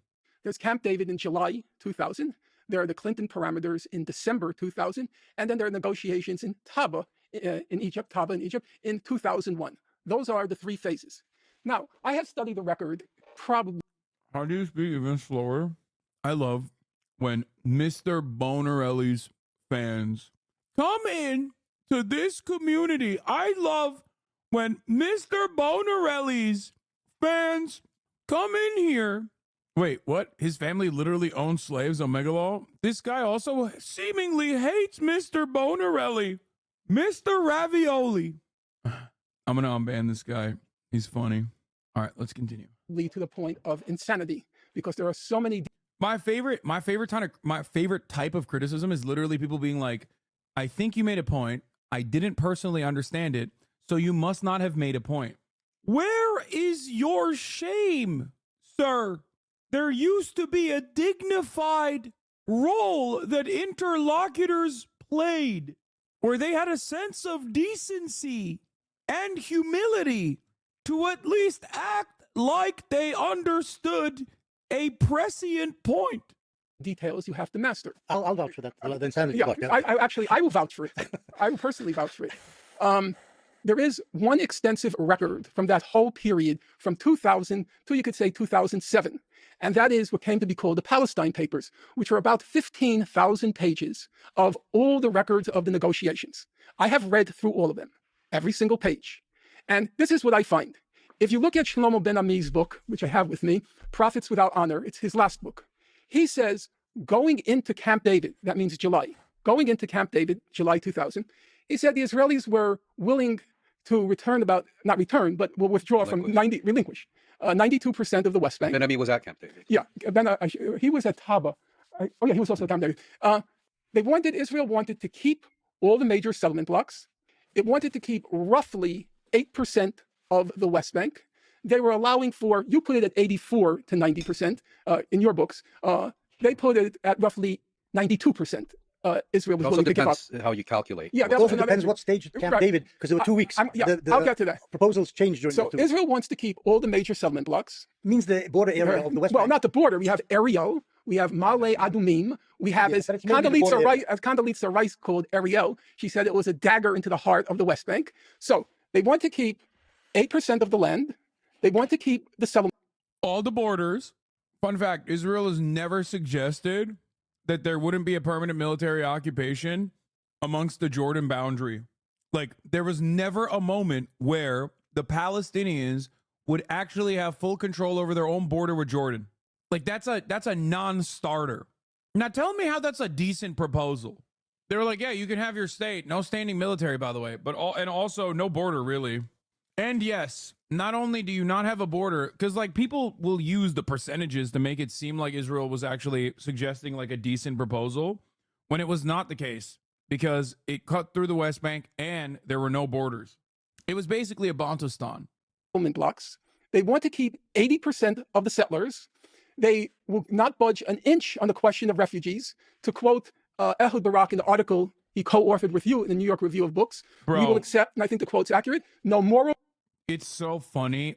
Like, they are cooking this dude so goddamn hard on the timeline, dude. I don't understand how. I mean, I guess this is a perfect demonstration of like being hoisted on your own petard. Like, the very same confidence that deluded Destiny for many years into thinking that he was this like brilliant debater, devoid of actual like analysis, devoid of any of the historical facts or whatever. I think, and the fact that he was able to genuinely like bully a lot of people and humiliate them and you know, develop a fan base, because he does debate a lot of fucking idiots, like, you know, the red pill guys and whatnot, and developing a fan base that's like, you are the fucking champion, like you are the intellectual champion, akin to Ben Shapiro, had caused him to unironically think that he can just do this against people who wrote the books that Wikipedia is summarizing. The thing that sucks with Norman Finkelstein is that I don't think we'll ever see a guy that's even somewhat similar to him ever again. Once he's gone, that's it. I mean, he's definitely right. He's so correct about this. Yeah. There is no one who is as like, there's just no one who is that autistic, honestly. And also simultaneously, yeah, that's it. Like, I've never encountered someone, people like that usually are in the fucking STEM field. You know what I mean? He has STEM Lord brain, and he has dedicated it entirely to fucking history. Remember, this is a guy who literally refuses to use computers, refuses to use phones, dude. Bro, he challenged a motherfucker to an argument, but in print. Exactly. That's why he brought books. But also, he's like very, like, he's I don't know how to describe it. He's like very interesting as a figure, like beyond just his dedication to like a complete retelling, a complete and accurate retelling of events. Yeah, no, he is a Norm Finkelstein personally did Butlerian jihad on his own. I met many of these types in the humanities. They tend to be second chair in their faculty in a university/college. Norm Finkelstein read a book he hates 3 times just to make sure he has the facts straight so he can shit on the people on this one very specific topic. It is some of the most petty shit ever. Thankfully, it's on the right side of history and on behalf of an oppressed people. Yeah. What do you mean he doesn't use computers? Bro, you heard what I said. He does not have a cell phone, brother. Norm Finkelstein does not have a fucking cell phone. He has a landline in his house. When my friend Brace went to his house to interview him, the landline kept going off.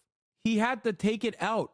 Yeah, he called the iPad in front of him that the iPad kid is using a machine. Like, he's looking at it like a prehistoric figure. Like, that is literally, you know what that's like? That's like going to one of these like indigenous tribes that has previously not been encountered by man and showing them the iPad. They would have the same approach. They would be like, what is that? If they could communicate. Legal or historical responsibility for what happened to the refugees. So forget about even allowing refugees to return. We accept no moral, legal, or historical responsibility for the refugees. And on Jerusalem, they wanted to keep large parts of Jerusalem. Now, how do we judge who is reasonable and who is not? Ben Ami says, I think the Israeli offer was reasonable. That's how he sees it. But what is the standard of reasonable? My standard is, what does international law say? International law says the settlements are illegal. Israel wants to keep all the settlement blocks. 15 judges, all 15, in the Wool decision in 2004, in July 2004, all 15 judges, including the American judge Bergenthal, ruled the settlements are illegal under international law. They want to keep 80% of the settlers. Under international law, all the settlers are illegal in the West Bank. They want to keep large parts of East Jerusalem. But under international law, East Jerusalem is occupied Palestinian territory. That's what the international... Well, not Palestinian, because there was no Palestine. Okay. There's never been a Palestinian state. How could it be Palestinian? I listened patiently to you. Told you. Listen, he's the goat. I'm the giraffe.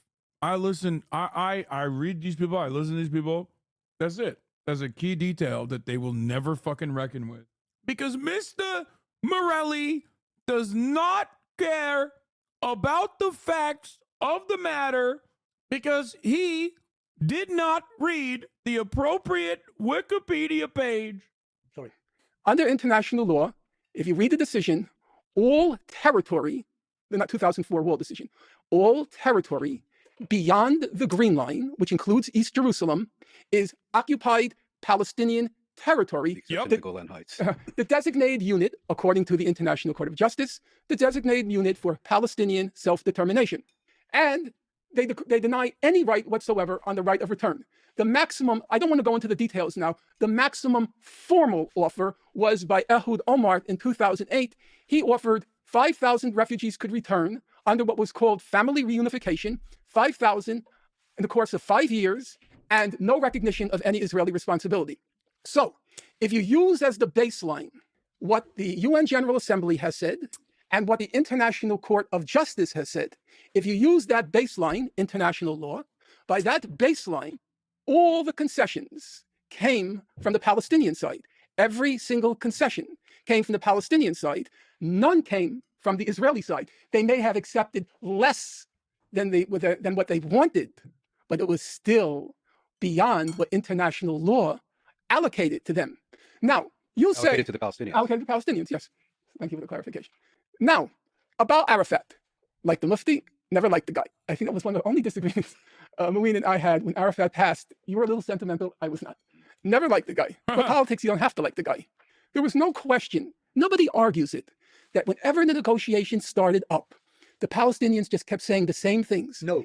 No. They kept saying no. No. Professor Morris, with due respect, incorrect. They kept saying international legitimacy, international law, UN resolutions. They said, we already gave you what the law required. We gave that in 1988, November 1988, and then ratified again at Oslo in 1993. And they said, now we want what was promised us under international law. And that was the one point where everybody on the other side agreed. Clinton, don't talk to me about international law. Livni, during the Omar administration, she said, I studied international law. I don't believe in international law. Every single member on the other side, they didn't want to hear from international law. And to my thinking, that is the only reasonable baseline for trying to resolve the conflict. And Israel has, along with the US... When has international law been relevant to any conflict basically in the world? That's why over the last 150 That's why the Palestinians have to recognize Israel, because that's international law. But international law is meaningless. That was UN Resolution 242. Solved by international law or in accordance with international law. Again, Professor Morris, for argument's sake, let's agree on that. Strictly for argument's sake. What's the alternative?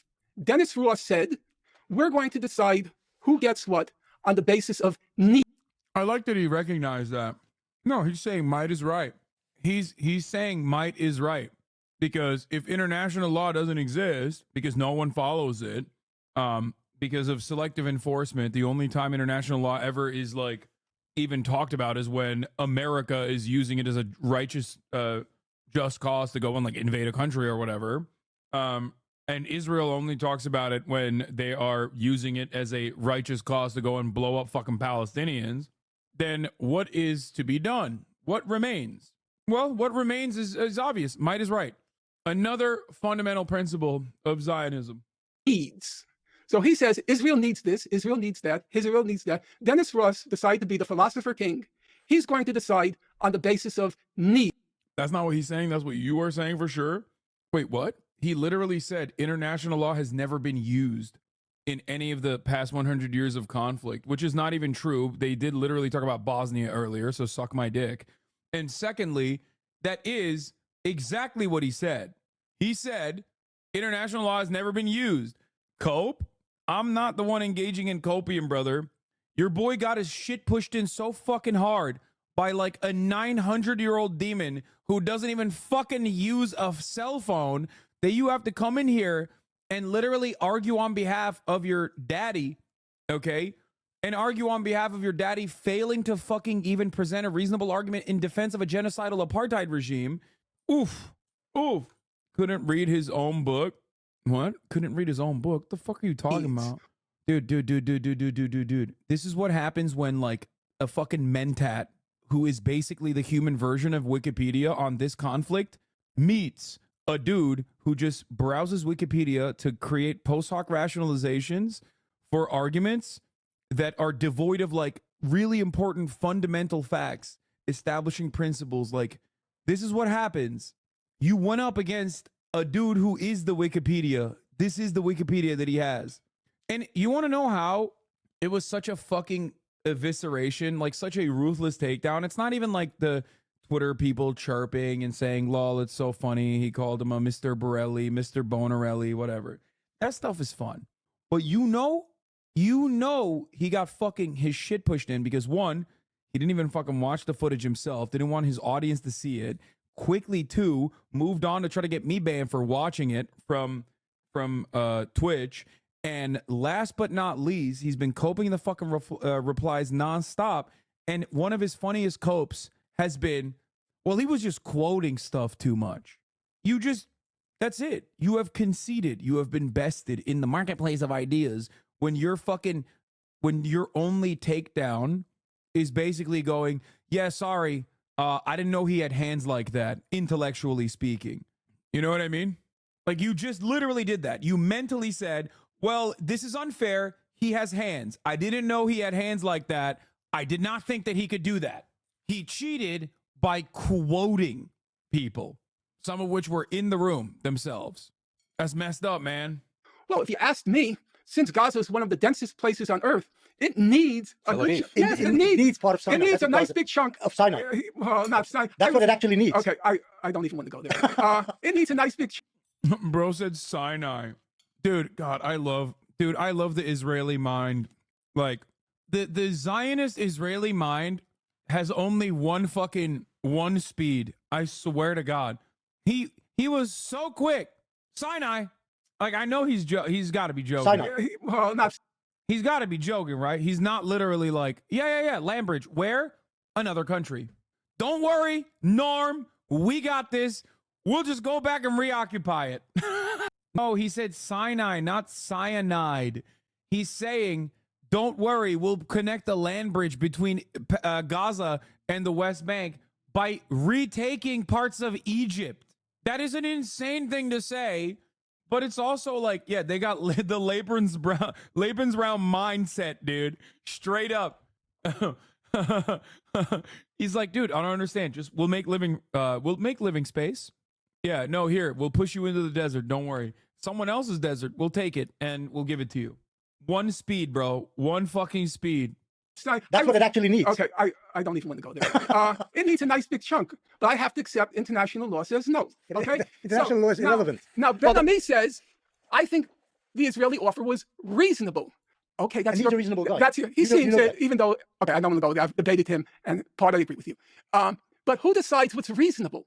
I think the international community in its political incarnation, the General Assembly, the Security Council, all those UN Security Council resolutions saying the settlements are illegal, annexation of East Jerusalem is null and void, and the International Court of Justice. That, to me, is a reasonable standard. And by that standard, the Palestinians were asked to make concessions. It is pretty funny that his argument devolves into, Benny Morse's argument devolves into, routinely, by the way, no matter how much that other chatter was coping in here, being like, cope and seethe, I'm not coping, you're coping. His argument literally is, international law is irrelevant. Okay, what's relevant then? Might is right. And he said it multiple times. He was like, Malt, you're coping. You're coping. Which I consider unreasonable, or the international community considers unreasonable. I think that the issue is when you apply international law or international standards, I wouldn't say what Benny Moore says that they're irrelevant, but I think that these have to be seen as informing the conversation. I don't think these are the final shape of the conversation. I don't think historically Israel has ever negotiated within the strict bounds of whether we're talking Resolution 242, whether we're talking about any General Assembly resolutions. That's just not how these negotiations tend to go. You might consider international opinion on things, but at the end of the day, it's the bilateral negotiations, oftentimes historically started in secret, independent of the international community, that end up shaping what the final agreements look like. I think the issue with this broad appeal to international law is, again, going back to my earlier point about all of the euphemistic words, all it simply does is drive Palestinian expectations up to a level that is never going to be satisfied. For instance, you can throw that ICJ. Dude, the world is doing a really bad disservice to the Palestinians by telling them that they're full-blown human beings that deserve autonomy and emancipation. Okay? Israel, which is a naturally occurring phenomena, okay, like a typhoon or an earthquake or, I don't know, like a volcano, is always going to keep oppressing them.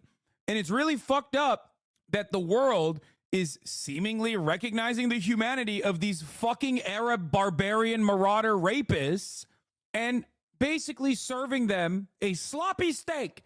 Just a reality that'll never occur. It's like, are there no humans on the other side of this equation? Are the Israelis not human beings? Is this an act of God? Mr. Bernardo, is Israel an act of God? How can you sit here in the most imbecilic manner, bring up these assertions devoid of factual basis? You fantastic imbecilic human. Opinion, all you want. It was an advisory opinion. That came in 2004. Have Palestinians gained more or less land since that 2004 advisory opinion was issued? So what would your standard be then? Both sides have to have a delegation that confronts each other and they assess the realistic conditions on the ground and they try to figure out within the confines of international. Wait, so, okay, so then throw the entire peace process away because you're saying that that's not what happened. That is not a good argument for you, my friend, if you want to present it as Israel has done its very best. Because if you ask Benny, who's looking at you right now like, the fuck? That's what he thinks, or I don't even know if he believes that. But like, that literally is the argument that Israel presents, is like, oh, we went to the table, we had concessions ready to go, those concessions were reasonable, you just fucking destroyed. This is a pro-Palestinian position. Destiny, I think, maybe got like a little too horny or something. Maybe he's like a little fucked up here. Maybe Norm got into his head a little bit, but is like low-key making an argument that every Palestinian knows is the reality, which is that the peace process has never been realistic because of obviously a lack of serious concessions from Israel, but also because of the fact that Israel has never really looked at the situation on the ground. Actually, both sides are reasonable for it. But like, for instance, this statement of like full retreat from the West Bank, was it 400,000 settlers? How many settlers live in the West Bank now? Probably 500,000. Yeah, you're going to 750,000 settlers in the West Bank. You should fucking know this. It's like been 5 months since you learned where Israel is on a map after first saying that, they deserve to be genocided, the Palestinians, I mean. It is also definitely on the Wikipedia page. Benny is going to say it's 750 total, 250,000 in East Jerusalem, which Benny doesn't believe belongs to Palestine because he's a piece of shit. And then the rest of it is just West Bank proper, beyond the borders or beyond the boundary of occupied Jerusalem. Of course, like I said, I mean, Mr. Balotelli, you should know these facts, but Benny Morris does know these facts, and he's a fucking demon regardless. If you include the Jerusalem suburbs. Yeah, 400,000 or 500,000 people are never... With the Jerusalem suburbs, perhaps. Yeah, Israel calls that... Damn, that's crazy.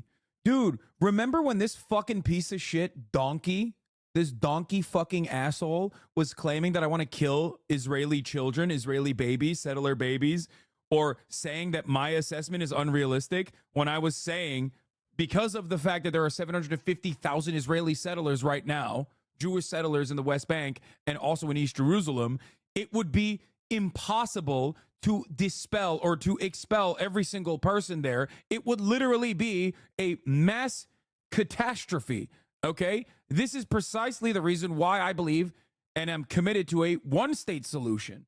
Just saying that, like, that was my assessment of the situation, and yet his fucking asshat community literally took what I said and flipped it on its head and kept saying, oh my God, like, he just wants to kill Israeli babies. He wants to kill Israeli babies. And that a two-state solution is maybe viable in the future, but also Palestinians are not being genocided, and also Israel's not an apartheid state, even though all of those are correct. The Palestinians are being genocided. Israel is an apartheid state. A million people Jerusalem, not settlements. I know that, but that's not what the law calls it null and void. We can say whatever we want until we're blue in the face, but like there's half a million Israeli people are not being expelled. My response, you're basically saying, if I understand correctly, there's only one way to resolve this, and that is through direct bilateral negotiation. Probably, yeah. Okay. So, or ideally, but I've taken over your house. Okay. You're not going to go to the police because, the laws of only of limited value. So you come over and sit in what is now my living room that used to be your living room, and we negotiate. The problem there is that you're not going to get anything unless I agree to it. And standards and norms and law and all the rest of it be damned. So you need to take into account that when you're advocating bilateral negotiations, that effectively that gives each of the parties veto power. And in the current circumstances, the Palestinians have already recognized Israel. They have. What, you keep bringing that up like it's a significant concession, and even if it's not even true. It doesn't. The recognition from Palestine isn't doing anything for. Hamas totally rejects. I'm not talking about Hamas is a majority among the Palestinian people. They won the elections in 2006. They won a majority of the seats. Yes, exactly. They didn't win a majority every of the votes. opinion poll today says the majority of Palestinians right. support the Hamas. That sounds right. Hamas absolutely rejects Israel. So if Arafat in 2003, 1993 or whatever isn't a sort of recognition of Israel, okay, a recognition of Israel, it's meaningless. It's meaningless. Anyhow, I don't believe that Arafat was sincere about it. Does it matter what you or I think? Well, about most Israelis do, and that does matter. Okay, that does matter. But Hamas says no, and Hamas is the majority today. So for years, for years, the Israeli and U.S. demand was that the Palestinians recognize 242 and 338. They did, but you're saying, okay, we demanded that they do this, but it was meaningless when they did it. Then the demand was that a tactical thing. Yes. Then the demand was that the PLO recognize Israel. Tactical. Okay, we demanded that they did this, and they did it, but it's meaningless. And they never changed their charter, the PLO. You may remember that. In fact, they supposedly abrogated the old charter, but never came up with a new one. No, so there's no new charter. But in 1996, and Farouk Kaddoumi said, of course, the old charter is still in force. Yes. But the point is, the Palestinians' demands are constantly made of them. And when they accede to those demands, they're then told, actually, what you did is meaningless. So here's a new set of demands. I mean, it's like a hamster. There's no new set of demands. It's like a hamster. Let me tell you what. Let me tell you what. That will be told, if you run fast enough, you'll get out of the cage. No. The bottom line is that Israel would like a Palestinian Sadat. It wants the Palestinians. Listen. This is really a worst case scenario. Okay, let me just because they shot Sadat. But anyhow, the Israelis want the Palestinians. Israelis want the Palestinians to actually accept the legitimacy of the state of Israel and the Zionist project, and then live side by side with them in two states. That's what the Israelis. I don't even know if that's true today. And what is the formal position of this Israeli government? No, I'm saying I don't know if it exists today. Okay, its predecessor. Come on. That's what Israelis want. They want a change of psyche among the Palestinians. And if that doesn't happen, there won't be a Palestinian state. Mouin has an interesting point. Because I know you want to forget it, just like you want to forget the genocide charge. I know you want to forget that. Well, the Palestinians want to forget it too, but it doesn't suit them as well. But here's the problem, and it's exactly the problem that Palestinians want to what? Forget what? I know you want to forget that. Well, the Palestinians want to forget it too, but it doesn't suit them as well. But here's the problem. The Palestinians want to forget it too. That doesn't suit them as well. That doesn't even make sense. Dude, that's such a bad... Oh, God, he's not even like... Or is he just saying that as in like the Palestinians want to forget it because it's like too hard for them to comprehend or contend with? Is that what he's trying to say? Because like it doesn't make any fucking sense. Not even a gotcha. I think he's just like shit-slinging at this point. Problem.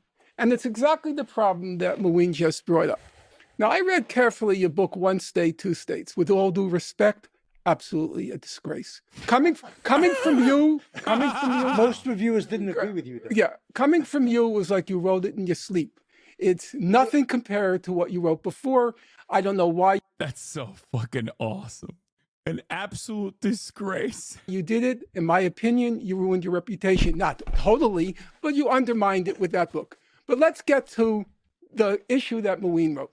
Here's what you said. You said, formally, yes, it's true. The Palestinians recognize Israel. But then you said, viscerally, in their...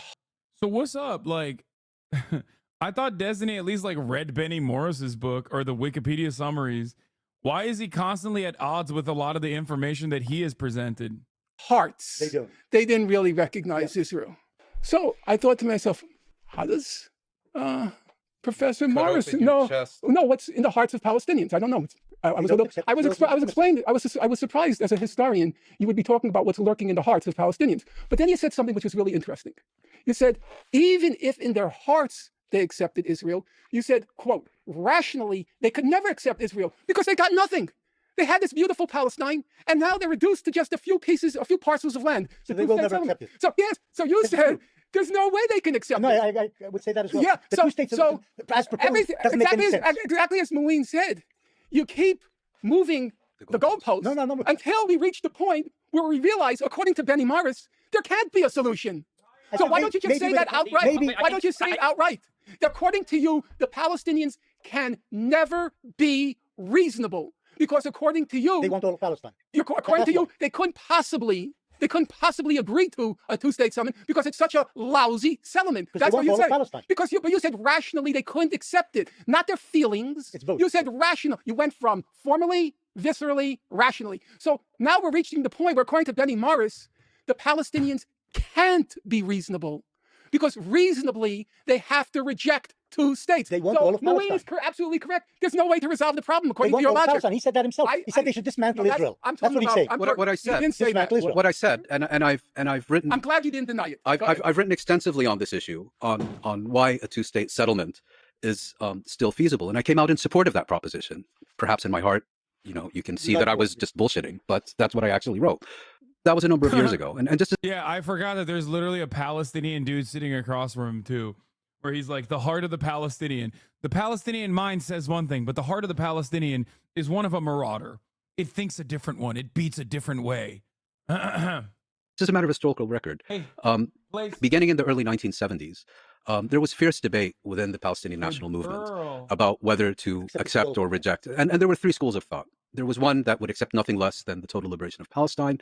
There was a second that accepted what was called the establishment of a fighting national authority on Palestinian soil, which they saw as as a springboard for the total liberation of Palestine. And there was a third school that believed that under current dynamics and so on, that they should go for a two-state settlement. And our friend and correspondent, Wouter Loerse, has written a very perceptive article on when the PLO, already in 1976, came out in open support of a two-state resolution at the Security Council. PLO accepted it. Israel, of course, rejected it. But the resolution didn't pass because the U.S. and the UK vetoed it. It was both of them. I think it was 9-5. Okay, yeah. But the fact of the matter is that the PLO came to accept a two-state settlement. Why they did it, I think, is irrelevant. And subsequently, the PLO acted on the basis of seeking to achieve a two-state settlement. The reason I think, yeah, when the Palestinians accept a two-state solution, they're doing it to garner support from the international community, and it's bad. They're doing it for a nefarious reason. When the Palestinians actually take up violent resistance against the apartheid regime, they're once again doing it in a bad way, and they shouldn't do it. At a certain point, you have to realize, like, nothing the Palestinians can do is actually allowed for you, because for your genocidal ethno-state to exist as a project and exist in practice, okay, you can't have Palestinians exist there. There's no way that Palestinians can actually perfectly resist Israel's apartheid.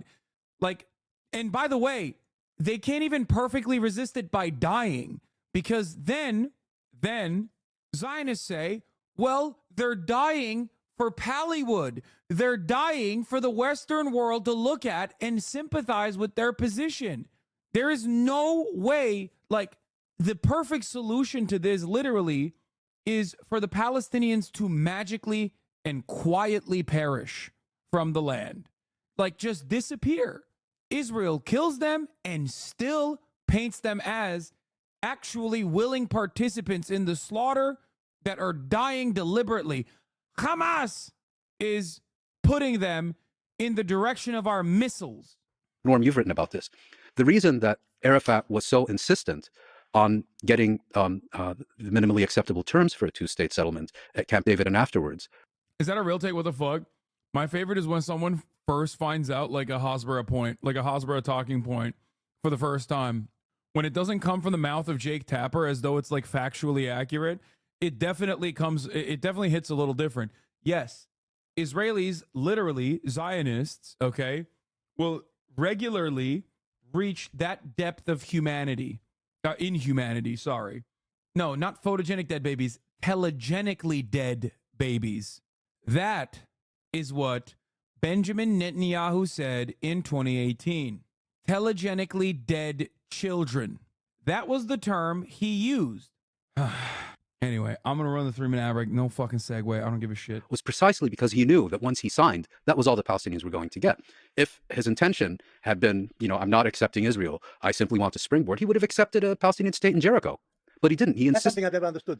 He should have logically accepted the springboard and then from there launched his next stage. He should have done that. International law would put a real constraint on him. No, but once he accepted, it was over. Constitutionally, he was incapable of signing. Well, I don't know that. You're right that he should have accepted it. But if you're correct, okay, that he was really out to eliminate Israel, then he wouldn't have cared about the borders. He wouldn't have cared about what the thing said about refugees. He would have gotten a sovereign state and used that to achieve that purpose. But I think it was precisely because he recognized that he was not negotiating for a springboard. He was negotiating permanent status, that he was such a stickler. By the way, he said that on CNN. They want to pile up as many civilian dead as they can. They use telegenically dead Palestinians for their cause. They want the more dead, the better. Like, that is a shocking, shockingly inhumane thing to say. That was in 2018. Or no, it was before then. It was 2014. I thought it was during the Great March of Return. He said something similar in that he said something similar then too. 2014 is after the first siege, or not the first siege, but one of the sieges. Joseph Goebbels, November 16, 1941, essay in Das Reich, addressing German sympathy for German Jews forced to wear yellow stars. The Jews gradually are having to depend more and more on themselves, and having recently found a new trick. They knew the good-natured German Michael in us, always ready to shed sentimental tears for the injustice done to them. One suddenly has the impression that the Berlin Jewish population consists only of little babies whose childish helplessness might move us, or else fragile old ladies. The Jews send out their pitiable. They may confuse some harmless souls for a while. But not us. We know exactly what the situation is. About the details. Just as a factual matter, he wasn't such a stickler. When they asked him how many refugees, the numbers... It was a principle rather than the principle. He said I would be pragmatic about it. Yes, and the numbers that were used at Annapolis were between 100 and 250,000 refugees over 10 years.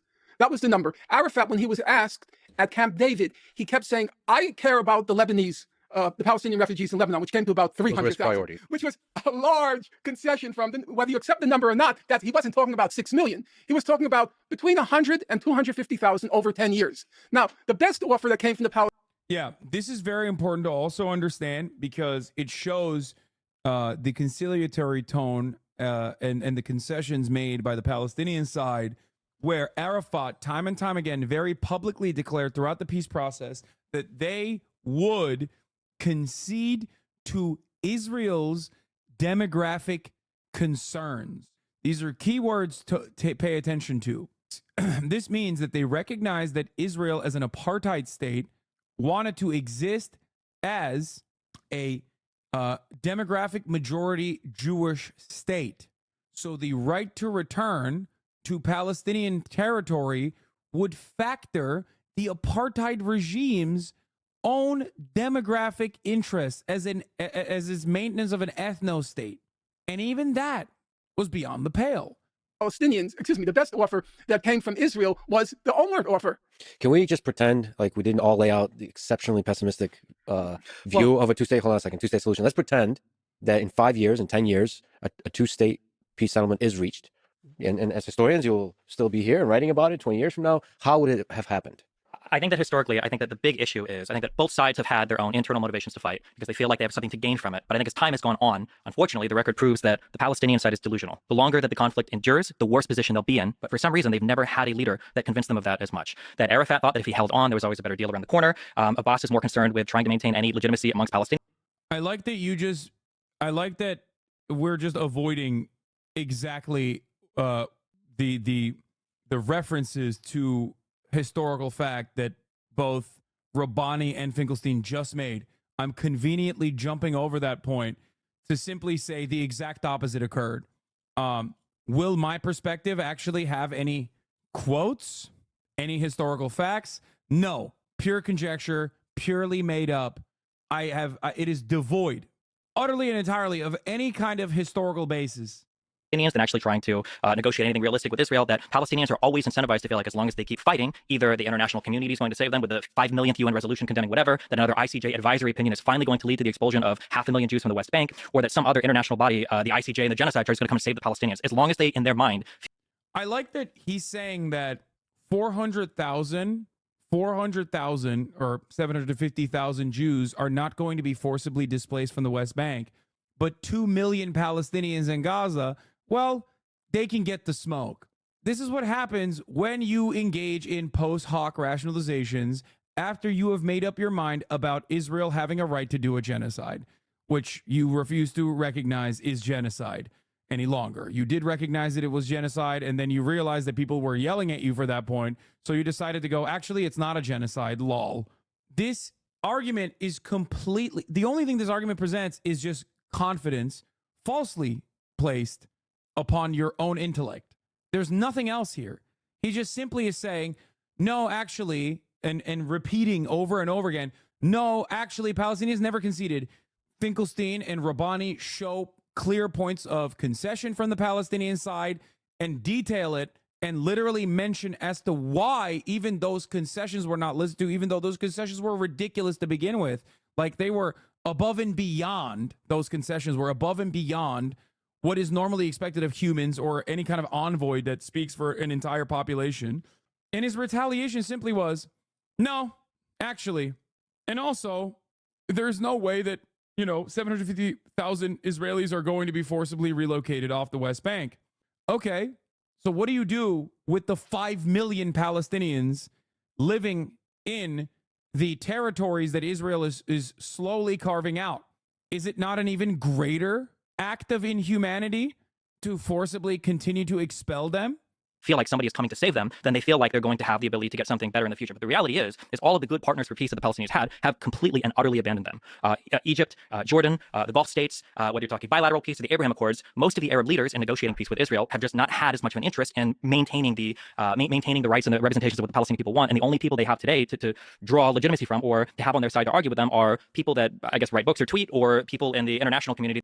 Once again, saying that there's no one advocating for the Palestinian cause in the region, which is, of course, due to American intervention and involvement, that made it so, neutering any kind of allegiance that Palestinians would have. There is one kind of allegiance that the Palestinian population has from a regional actor.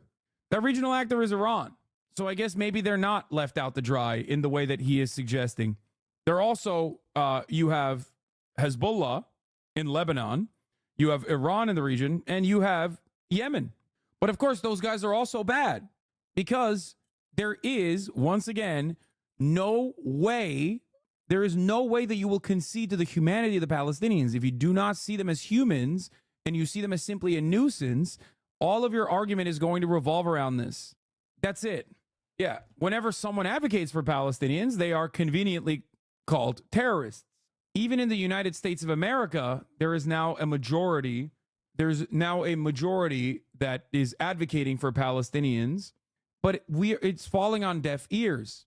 So, of course, he can conveniently ignore all of that, just like the overwhelming majority of Arab citizens living in those very same Abraham Accord states, for example, in the MENA region and in the Gulf states, that are advocating for the livelihoods of the Palestinians, and yet it's still falling on deaf ears because our governments, whether they are directly authoritarian, a monarchy, or even this theoretical democracy that we have in the United States of America, do not listen to the wishes of the people. There are plenty of people that are advocating for the well-being of the Palestinians.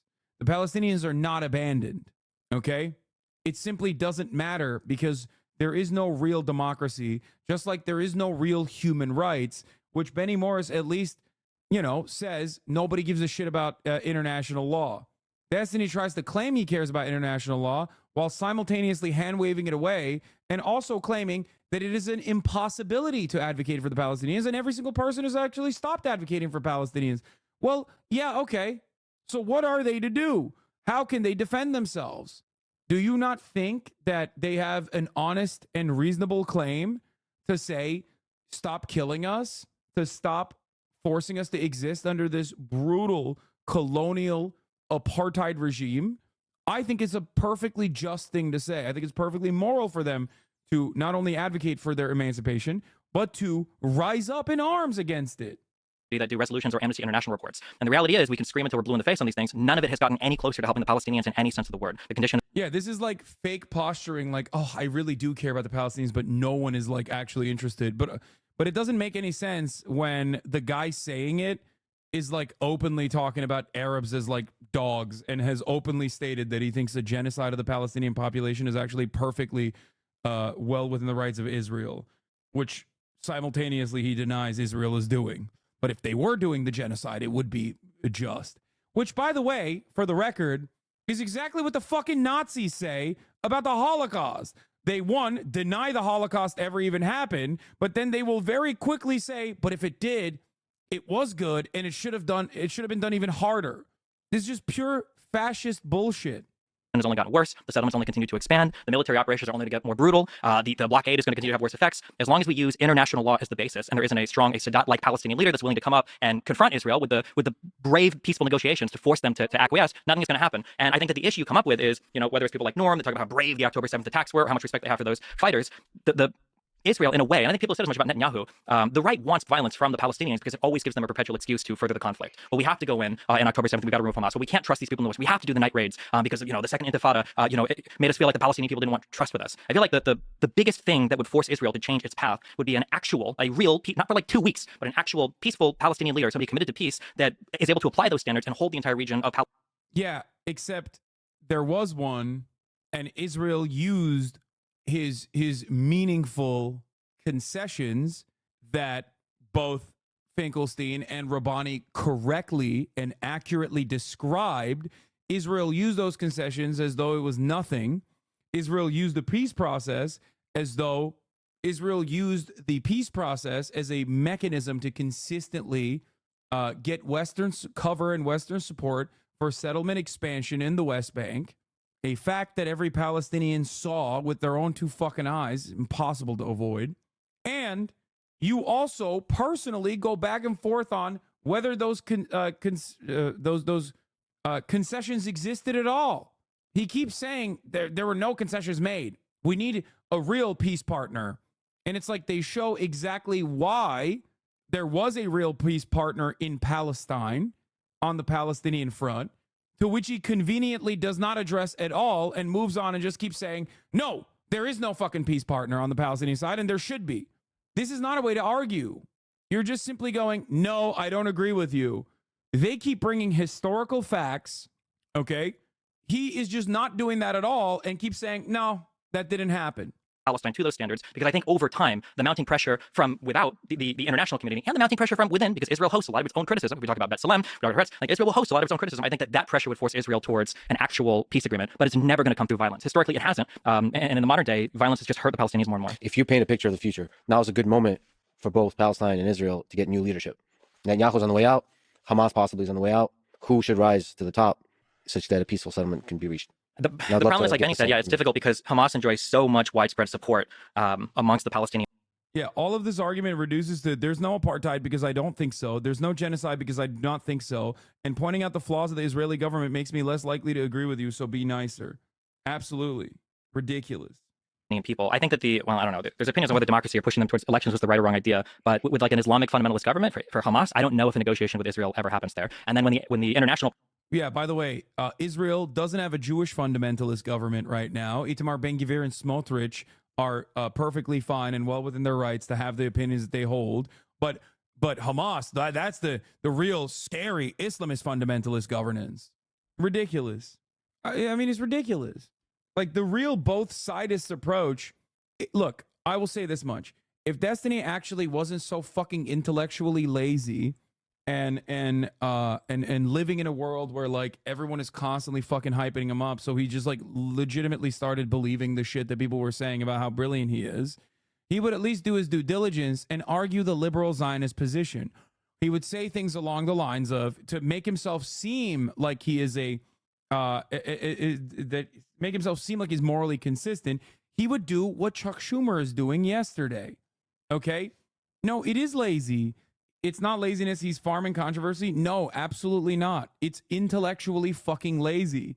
You can still farm controversy by defending a genocidal apartheid regime, but you can do a better job of arguing on that front by simply stating things like, well, actually, both sides do have some issues with fundamentalism. To move the conversation away from apartheid and genocide, if you want to do that correctly, you need to frame it as, well, you know, this is a religious conflict. And, you know, I don't like the Netanyahu government either. I actually don't agree with Smotrich. I actually don't agree with Ben-Gvir. And there are plenty of people in Israel that don't either. And this was a coalition that the corrupt Netanyahu government put together. These are the ways that you would have to frame it if you weren't intellectually lazy and a fucking charlatan, to be like, and yes, while concessions were made, you would pull up Rabin as like this incredible beacon of hope. That genuinely was interested in defending the statehood of the Palestinians and whatnot. Will you stop teaching people on how to be fucking assholes? No, this is called steel manning. And that's precisely what I'm doing right now to demonstrate that I understand the other side's argument better than this fucking clown ass could ever comprehend it.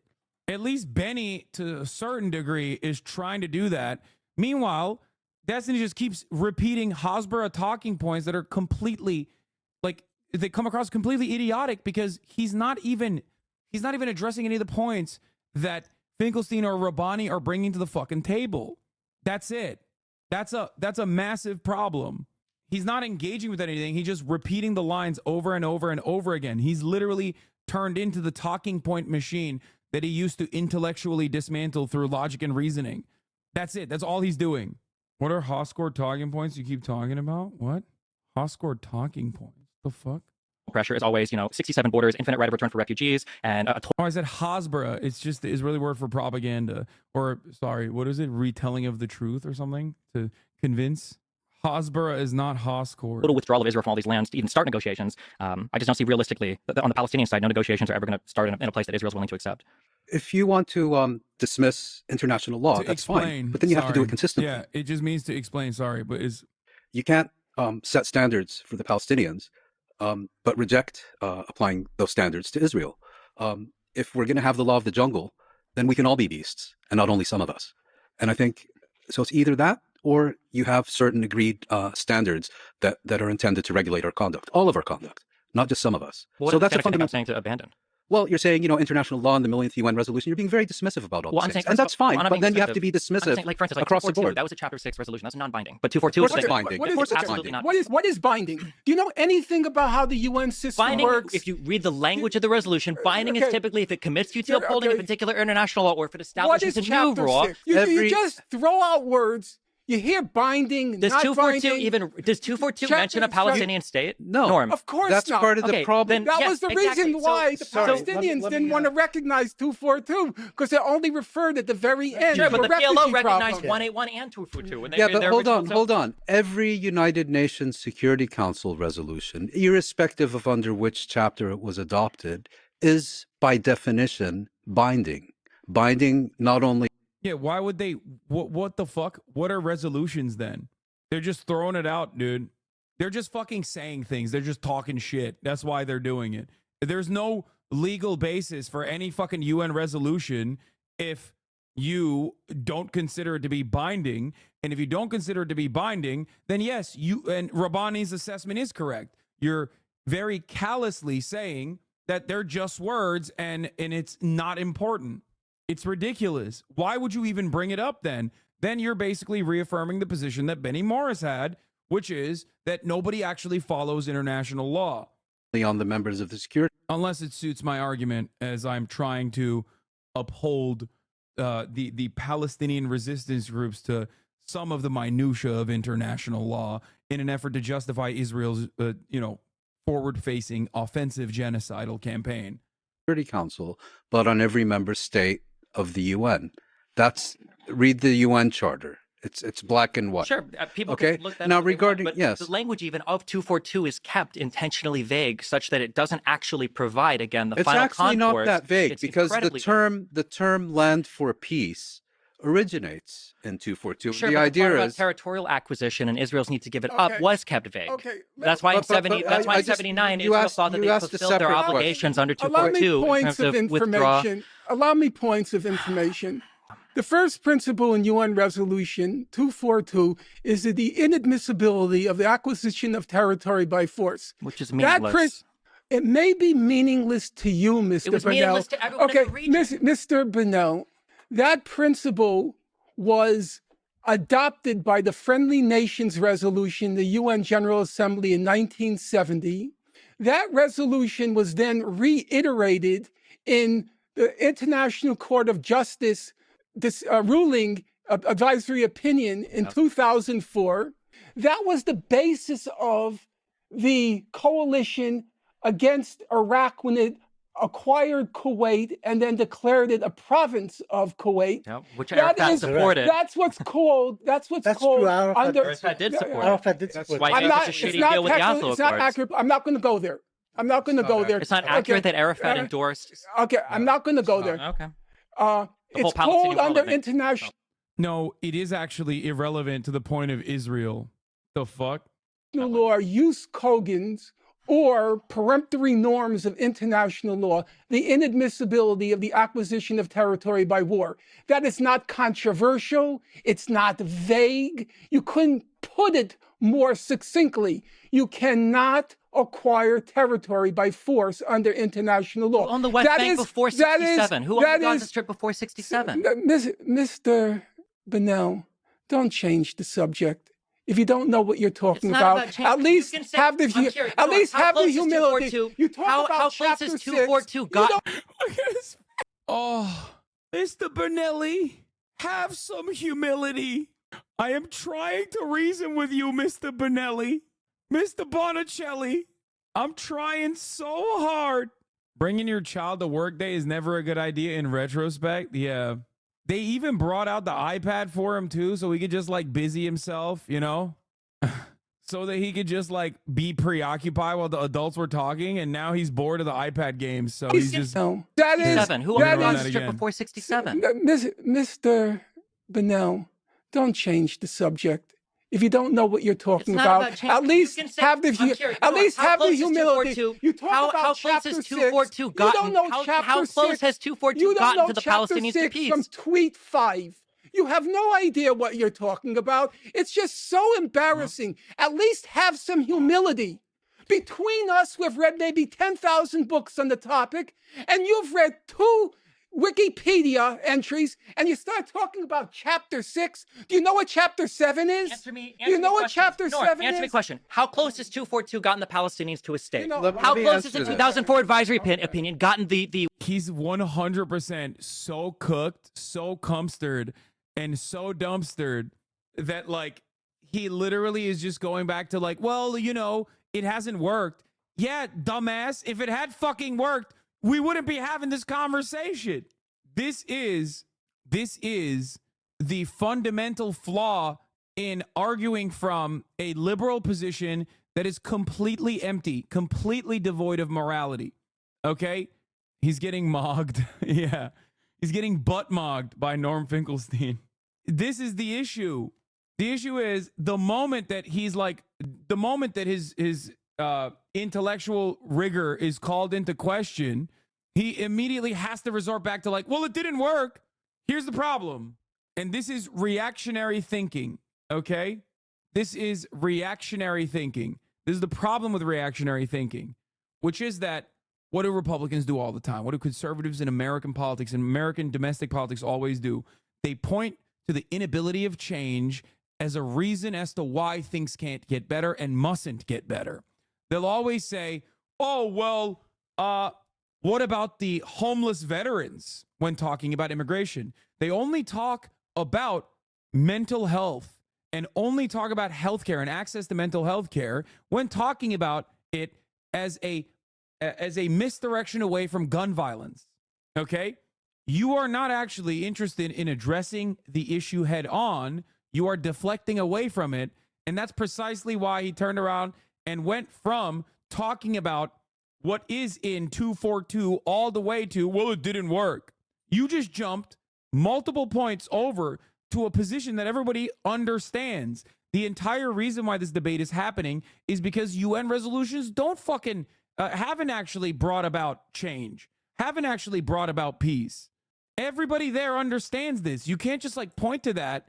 The only people that will consider you to be a brilliant intellectual person are people who are too stupid, to recognize that like every single person in that room does understand that point. That is not even that you're not bringing up like a counter. Yeah, it is the Ouroboros self-fulfilling prophecy. It is not an argument. The West Bank settlement. What's your alternative? The alternative is not this, whatever this making money off the conflict is, the actual alternative. Yeah, and then he's saying, he's ascribing a nefarious purpose. He immediately hits the, you're actually grifting.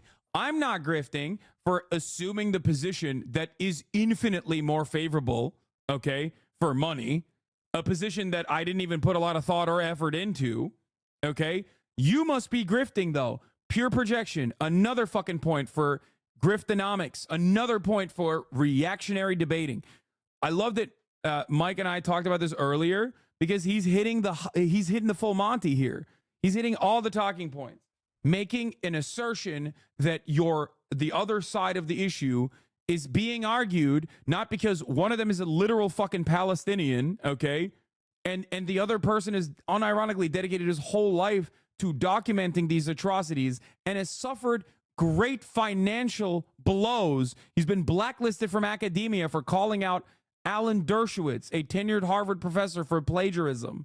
It is ridiculous to act like there is any sort of like comparison. There's any sort of moneyed interest at play when talking about the Palestinian side of the argument versus the Israeli side of the argument. You got AIPAC, you got J Street, you got Democratic Majority for Israel. It is fucking ridiculous. There is no Palestinian equivalent. What a laughable concept to say that one of the most unpopular things to say that is true for literally decades, that Norm Finkelstein has advocated for because of his stubbornness and his endless pursuit to actually truthfully address the issue on hand. Yeah, Christians United for Israel is even larger than AIPAC. That's another, dude, so many Christian evangelical Zionist groups are unironically infinitely larger than any Jewish-backed Zionist lobby, okay? So much larger. Christian Zionists, pound for pound, well, not per capita, but Christian Zionists actually give significantly more money to Israel than American Jews do, okay? A lot more of them out there, obviously. So you are right about that. They are also at the forefront of settlement expansion as well. So, it is such a ridiculous fucking assertion to make. And it is one, yeah, they're calling Norm a grifter, which is psychotic. Like, if anything, listen, you might disagree with the way that Norm conducts himself. You might disagree with some of his contemporary analysis as it pertains to identity politics. I certainly do. But you can never call him a fucking grifter. This dude is honest to a fault. Even his enemies in academia don't go there. But of course, the person that's going to drop that, especially as it pertains to the issue of Palestinian advocacy, as though there is money to be fucking made advocating for the Palestinians who have nothing, is so laughable as you sit there and defend the genocidal apartheid regime of Israel and are not even doing a good job at it. The actual Destiny alternative. should talk about making money off you're of a media blitz idiocy. where you go and talk to 50 million different people about You're your early. Notice how the conversation, every single time this dumb fuck opens his mouth, devolves into nothingness. It's just shit slinging. Norm does a fair bit of ad hominems as well, okay? But at least his ad hominems come after direct assessment of historical facts. I don't think Destiny brought a single fucking factually accurate point to the conversation that at least Benny Morris had not presented before him. Not one. It's all pure personal opinion, devoid of any sort of factual analysis, devoid of even a significant counter to any of the historic truths that Finkelstein and Rabbani expertly delivered. Not a single retort was made. Not even an attempt at a decent retort was made. It is crazy. I've been walking around the house calling my wife Mr. Borelli all day. So really, it's that Steve isn't engaging with Finkelstein in any good way rather than the other way around. Stevie isn't engaging with Finkelstein's argument. Yeah, no, I've been watching this. We're watching for 4 hours and 20 minutes, and I haven't seen a single fucking instance where, like, Rabbani or Finkelstein brings up a point. I won't say this about Benny Morris. Benny Morris does address some of the points that they make. Obviously, I disagree with his opinion, but at least he's offering them the dignity of responding to the points that they're making. Destiny does not do this once. Not once. All he does is basically rephrase Benny Morris's argument in a worse way, in a more confident way, certainly, where he has this like position of unearned authority, despite the fact that it is very obvious for anyone who knows even a little bit about the history of the conflict, or at least like, you don't even need to know the history of the conflict. Like, if you have eyes and ears and a heart and you saw what has happened since October 7, it's pretty easy for you to recognize that, like, when Destiny says things like, oh, the genocide is not happening, there's no ethnic cleansing, or whatever the fuck, if you've even like paid a little bit of attention to what's going on since October 7, you unironically would be like, what the fuck is this guy saying? Oh, at first I said you need to have someone that is devoid of like real historical facts in their argumentation to be able to defend Israel adequately. I actually take that back. A liberal Zionist, any professional liberal Zionist would have done a better job than Destiny. Destiny is basically doing the Rabbi Shmuley technique of yelling, flailing his arms, and consistently just staying on message, repeating talking points devoid of any sort of facts, with no retorts to the arguments presented by Finkelstein or Rabbani. It's pretty crazy. He doesn't go as far as Rabbi Shmuley does at times, but that doesn't change the reality that like his arguments are so hollow. He is completely out of his element, so out of depth. Awesome But he has a point there. The issue is you have all to these negotiate. resolutions have gotten the Palestinians no Nothing. closer Yeah, but hold on to a a second. state. Because they haven't been enforced because of the U.S. veto. They're not going to be enforced. Well, wait. Okay. Nowhere. If I may. You know, ICJ you know what? enforcement You know what, mechanism. Professor We're Morris? talking about the case for genocide. Professor Morris, Because of your logic, and I'm not disputing it, that's why October 7th happened. Because there. I mean, he's right. Hospital? I mean, has Israel like full on bombed a hospital? I don't think they have. Which what? Al Shifa. Oh, that's the one from like 3 months ago, right? Yeah. Let me make a note of that. Besides Al Shifa. This chat going, oh no. No way, Lamau. Game of Thrones. Oh no. Yeah, by the way, Israel has not stopped blowing up hospitals since then, before then, after then. Oh man. I did have Mark on. I didn't even know he was like supposed to be debating Destiny afterwards or before. I don't even know when they debated. But I think his chat believes Al Shifa wasn't bombed by Israel, so they're saying Game of Thrones, the Mark. Shifa, have they bombed any hospitals? I mean, he didn't remember. No, bro, they're making fun of him. They did not bomb at Omegalol, to my knowledge. I mean, Game of Thrones debate lost. Kaya, no, don't even think about that. He debated beforehand and said you were his political nemesis. That's so sad, bro. Oh, my arch nemesis. Oh yeah. He could try the paternalistic argument in that Israel is the most legitimate authority because it's the most developed economically. Mr. Botticelli strikes me as lazy and unimaginative.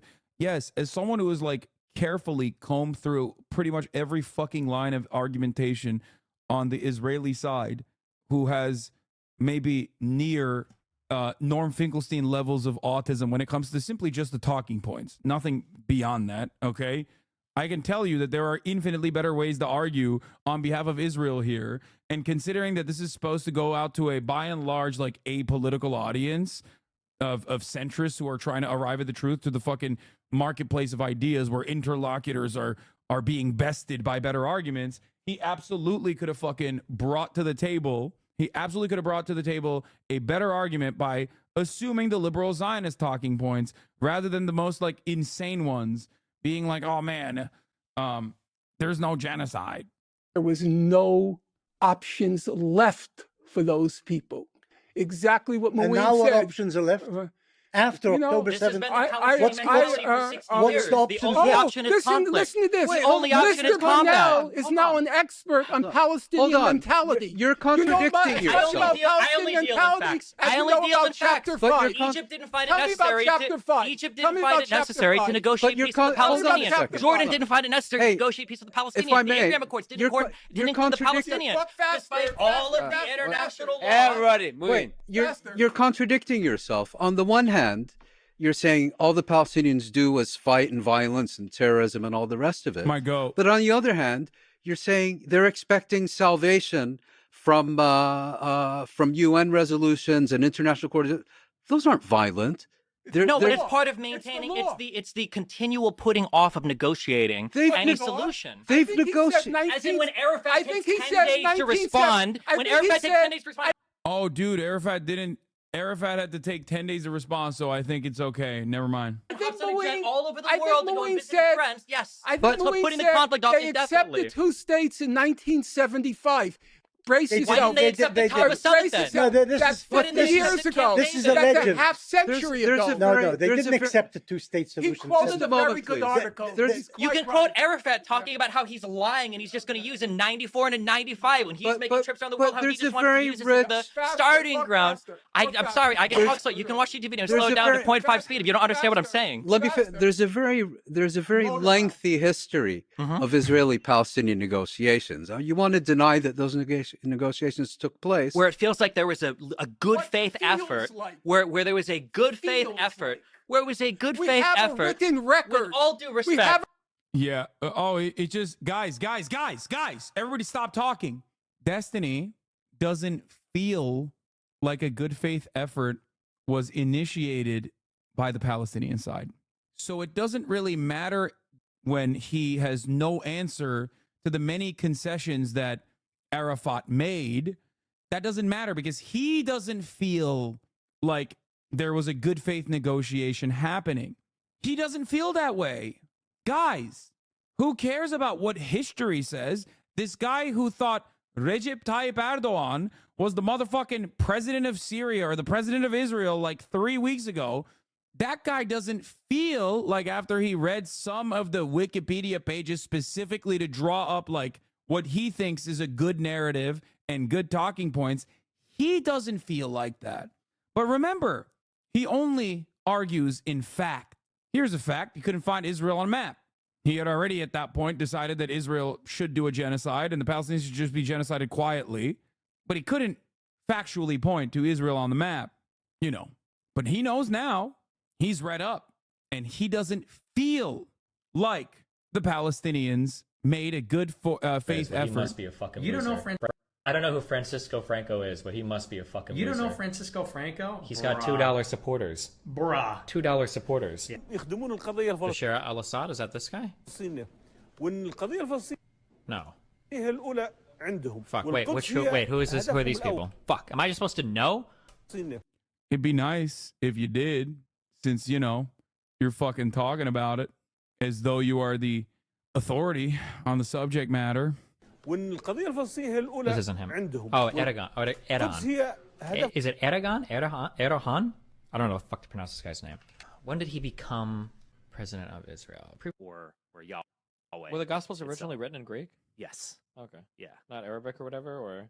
No, they're written in Koine Greek. What was the Jewish fucking old shit? Well, Hebrew, and there was some Aramaic in the Old Testament as well. Okay, yeah. Aramaic, gotcha. Yeah, but mostly. He's also much nicer to these fucking Nazis, like seemingly, than he is to Norm Finkelstein, somehow. He's the Ian Miles Chong of Palestine. He's kind of scared to have such strong and frightening opinions without knowing the basics. It's not. It's actually very profitable, it seems, especially if you have the confidence of stupidity backing you. And an army of dick riders who position you as the foremost authority. Yeah, imagine knowing less than Nazis about history. You didn't know who fucking Franco was. Actually embarrassing Lamau is right. Mostly Hebrew. Yeah. Okay, I'll take it. All right, not too bad. Not too bad. Dude, Europe? Bro, I don't even know half the countries in Europe. Okay. Why don't you point out what Steven says that's wrong? I did. I very clearly detailed exactly his line of argumentation and why it's wrong. Because Finkelstein and Rabbani brought up clear concessions from the Arafat team multiple times. He did not address a single point that they made and simply just washed over it and said, no, there were no concessions because it doesn't feel like there are any good concessions that he gave. Now I'm moving beyond his feelings and showing you why his feelings are relatively unimportant in the matter, because who gives a fuck what his feelings are on the situation? They're addressing historical facts. But beyond that, his feelings extra don't matter in this circumstance because he's also devoid of like the factual basis to develop feelings on the issue. He's just feeling from the outside. Unless we're just going to debate on, like, we're going to have actual fucking academics on to talk about your own personal feelings. It's like, yeah, sorry, dude. I don't feel like the Palestinians actually did something. I don't think the Palestinians actually did a real, justified concession here. At least he could have done, the least he could have done is like address some of the talking points, right? If you're going to talk about how the Palestinians offered zero concessions, he could have just talked about like how unreasonable those concessions were, for example. Of course, your channel runs only on the Israel-Palestine conflict. Yes, dude. Yes, it does.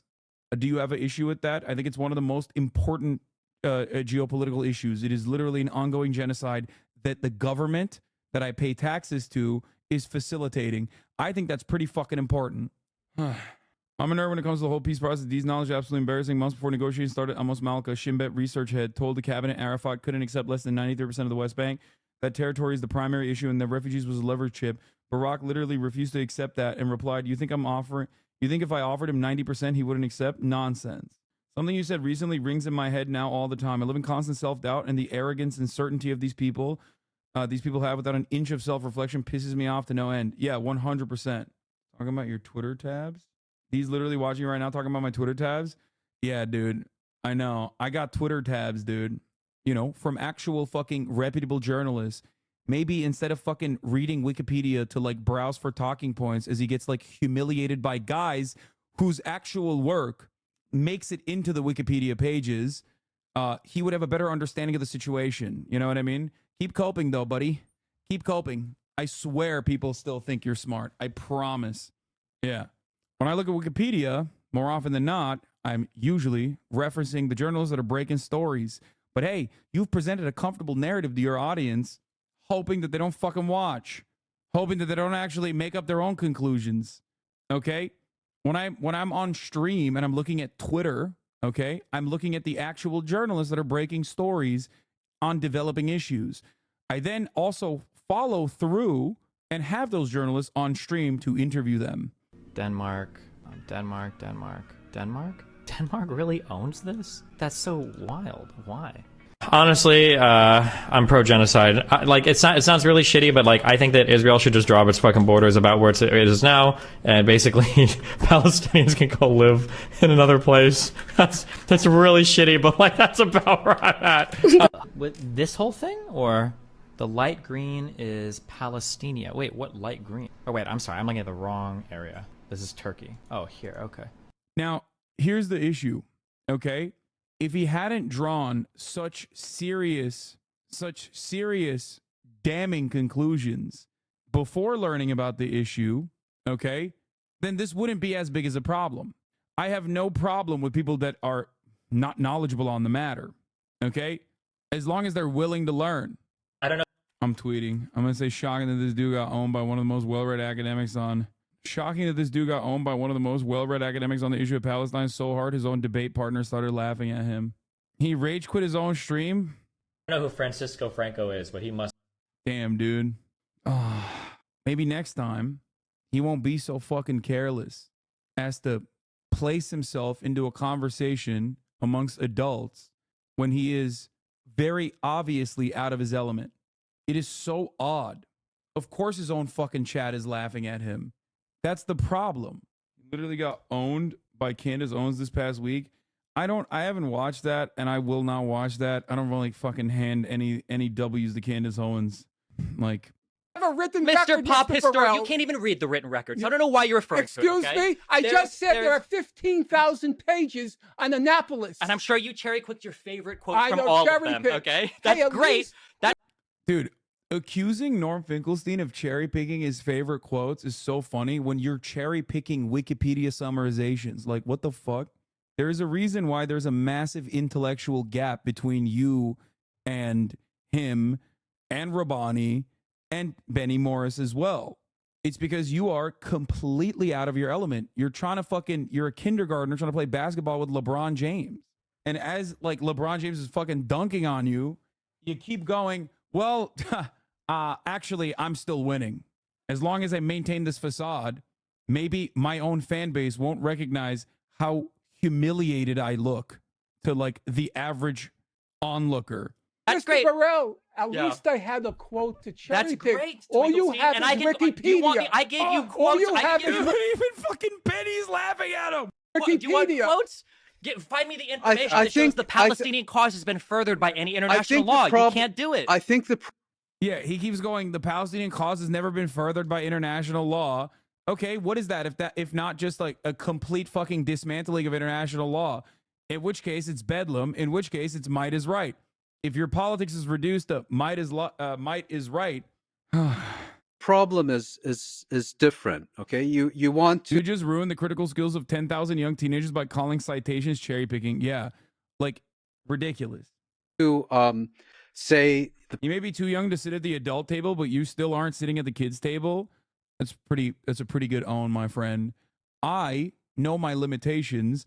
If presented the opportunity to sit alongside Norm Finkelstein on a subject matter this dense, would probably have, I know I would have the decency to say, I think there should be a Rashid Khalidi or Rabbani who takes this place because they are significantly more knowledgeable on the matter. After all, everything I'm saying, I've learned from them. That's the difference. Because I do actually care about the issue, and I want the issue to be presented as best as possible by knowledgeable people who can clearly communicate the historic record, because I'm not in it just for the fucking drama of it all. And I don't think a lot of people get that. I'm telling you right now, I genuinely don't believe a lot of people understand that this isn't just some fucking charlatan back and forth. This is not a show. There are very real human beings dying every fucking day. Okay? Yeah, I'll go on Piers Morgan. I'll go on BBC.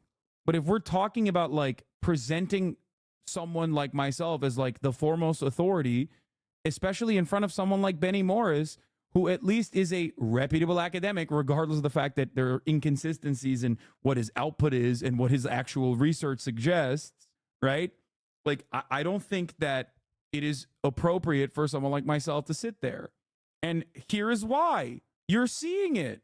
This is what happens when you are deluded into thinking that you are actually presenting good arguments on the Israeli side, and you've just fucking deluded yourself through Dunning-Kruger and a fucking massive, well, not really massive, but a relatively decent but very passionate fan base of sycophants propping you up as this like intellectual giant, especially after you've owned like really dumb people in the red pill side of the world, which those guys are really fucking stupid. You know what I mean? That's not like, yeah, you can own those guys who are presenting arguments such as you should be able to beat up your wife. Of course, you're going to look like a fucking lion in front of those guys. But if you're talking about like actual fucking professors, academics, well-read people, people who are legitimately invested in this, people who have spent their entire lives writing the fucking books that end up in your Wikipedia summaries, you know what I mean? It's ridiculous. You're completely out of your element. You like, please have some common sense or at least a shred of decency to know when you are not supposed to be there. Yeah, debate Duncan on Trainway's podcast is a bit different than this. Exactly. He looked like a line against you, to be fair. Yeah, you would only think that if you are, again, motivated entirely by shapes and colors and not the actual analysis, not the actual facts. And unfortunately, Destiny's audience has basically shown that time and time again. Time and time again. He had a bunch of people on his stream before, not just Mark Lamont Hill, that have shown clearly that he is wrong on facts that he is presenting. And yet his audience will be like, well, why didn't you bring that up during the debate? It's like, why are you so openly saying you don't give a fuck about the truth and you simply care about the aesthetics of that debate in that very moment? If you truly believe that debates are where truth comes out, then why do you bastardize that principle every step of the fucking way? Yeah, beating JonTron, not the intellectual mountain. The Palestinians were only fighting, and then when I point out they've also gone to the court and the UN and say, well, all they do then is these things, and you say they should be negotiating, and I demonstrate that there was a lengthy record of negotiations, said, yeah, but they didn't go in good faith. Again, you got a chroma cloud by debating Shapiro? He didn't, though. That's the other part. I legitimately thought that he would do a better job, okay, of debating Ben Shapiro. I thought he would have the decency to literally present good arguments and fucking best Ben Shapiro. That is how he has presented himself this whole time. He's this like progressive champion. He just sat there and agreed while Ben also still bitched him out, because the reality is Ben does have more experience. Ben does have more experience. They're both devoid of facts. They're both simply orators, but Ben has more experience in the field of just fucking being wormy. Placing the hamster in the wheel and telling him if he runs fast enough, maybe one day he'll get out of the cage. What was the best good faith negotiations on the side of the... He disagreed with Ben on almost anything because he wasn't screaming doesn't mean he won. Wait, what are you talking about? Ben fucking bitched him out on Israel. The fuck, and he did agree with Ben on Israel almost completely to a fucking T. D fans are not even consistent because in his debate, D doesn't even do anything that D is just coping on Twitter with points he didn't bring up in the debate. Just finish. I think the fundamental problem here is not what the Palestinians have and haven't done. And it's perfectly legitimate to have a discussion about whether they could have been more effective. Of course they could have been more effective. Everyone could have always been more effective. The fundamental issue here is that Israel has never been prepared to concede the legitimacy of Palestinian national rights in the land of the former British Mandate of Palestine. Then how do you explain Taba Summit? How do you explain the Camp Barak David? and Olmert did. How do you explain accept Olmert's the offer to the legitimacy boss? Yeah. of Palestinian demands? This is well, but they just didn't want to give the Palestinians all of Palestine. That's all. No, all of Palestine. All of Palestine. You mean all of the occupied no, territories? no. You're talking about all of Palestine. Well, being wait, what is the territory. occupied? What is the occupied territories? The occupied Is territories. that all of Israel? The Professor occupied Morris, territories show are me. those territories that Israel occupied in June of 1967. Palestinians often use that term to define the whole of Palestine, Could you show me, not just the West Bank. Could you show me, Professor Morris, in all the negotiations, and all the accounts that have been written, can you show me one where the Palestinians in the negotiations, because that's what we were talking about, wanted all of Israel? The maximum. They can't say that because international community won't accept it. So they didn't say it. They didn't ask for it. No, the Hamas did. The Hamas always said all of it. Hamas only negotiated with Israel about prisoner exchanges. Yeah, no, I know, but they represent a lot of the Palestinian people. You will agree. The only place I saw pieces of Israel were the land swaps, and the land swaps accounted for about 2 to 5% of Israel. Nobody asked for all of Israel. What do you mean? They asked for all of Israel in 48. They asked for all of Israel in 67. What do you think those wars were about? You're not going to respond to anything I'm saying because you have no answer. I'll respond to you. That's correct. Okay, Mr. Bennell, we were talking about the diplomatic negotiations beginning with 2000, 2001. You can't pretend that the first ask for Israel was in diplomacy. Okay. It was through war. You don't know what you're talking about. Is the international law argument ever going to get the Palestinians closer to state? Is the Israeli state ever going to be dismantled? Do you think that's like realistic coming up ever in the next 20 years? Again, I'm posing a question, and the question is, regardless of what's feasible or realistic today, the question I'm posing is, can you have peace in the Middle East with this militant, irrational, genocidal, apartheid state in power? Hamas? I don't think so, no. Okay. And the question I'm asking is, can you have peace with this regime, or does this regime and its institutions need to be dismantled, similar to what the examples I gave of Europe and Southern Africa? How do you contend with the fact that most of the surrounding Arab states seem to agree that you can? Yeah, you're correct. Several of them, most importantly Egypt, Jordan, have made their peace with Israel. I should add that Israel's conduct since then has placed these relations under strain. I had very little, I didn't take the reports of a Saudi-Israeli rapprochement particularly seriously before October 7th, the reason being that it was really a Saudi-Israeli-U.S. deal, which committed the U.S. To make certain commitments to Saudi Arabia that would probably never get through Congress. Do you not consider the Egypt-Israeli peace deal legitimate then, since the United States made a great financial contribution to Egypt? I don't think the question is whether that deal is legitimate or not.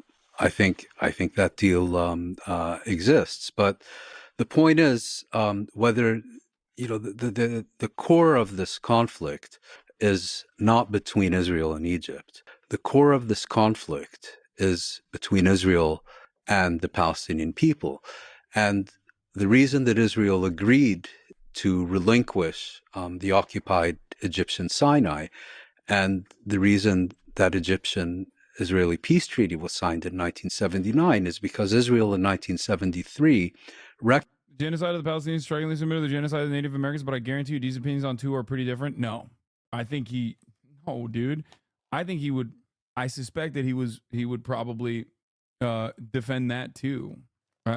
He's a genocide writer. Recognized that its military superiority was ultimately no match for Egypt's determination to recover its occupied territories, and that there would come a point when Egypt would find a way to extract an unbearable price. Maybe just the Israelis wanted peace. Well, the Israelis not wanted, just because they were afraid of what Egypt might do at some point. If you're talking about the average Israeli citizen, I think that's a fair characterization. If you're talking about the Israeli leadership, I think they looked at it in more strategic terms. How do you remove the most powerful Arab military state? Simple points.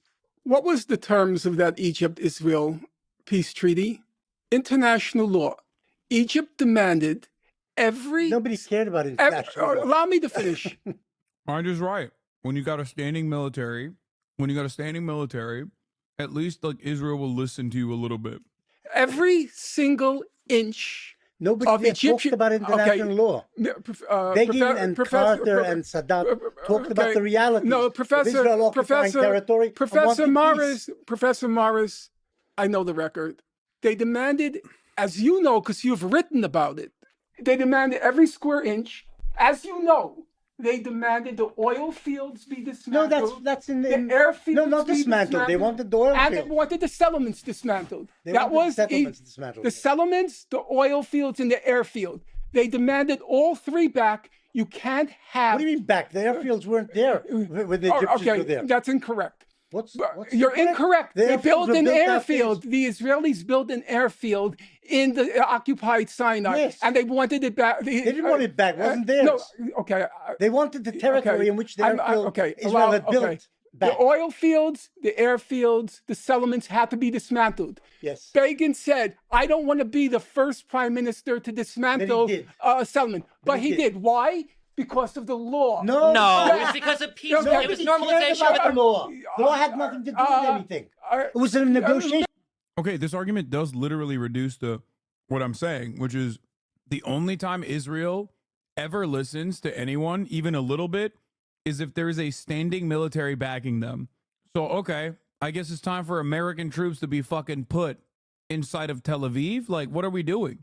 You come across as like completely unhinged. Like, no peace process will ever work unless American troops forcibly make Israel concede. Is that what we're doing? Hasan is the one suggesting troops in Israel. I'm following the logical conclusion of the argument that they're presenting. If might is right is the only time Israel actually concedes the demands being made by other belligerents on the other side, okay?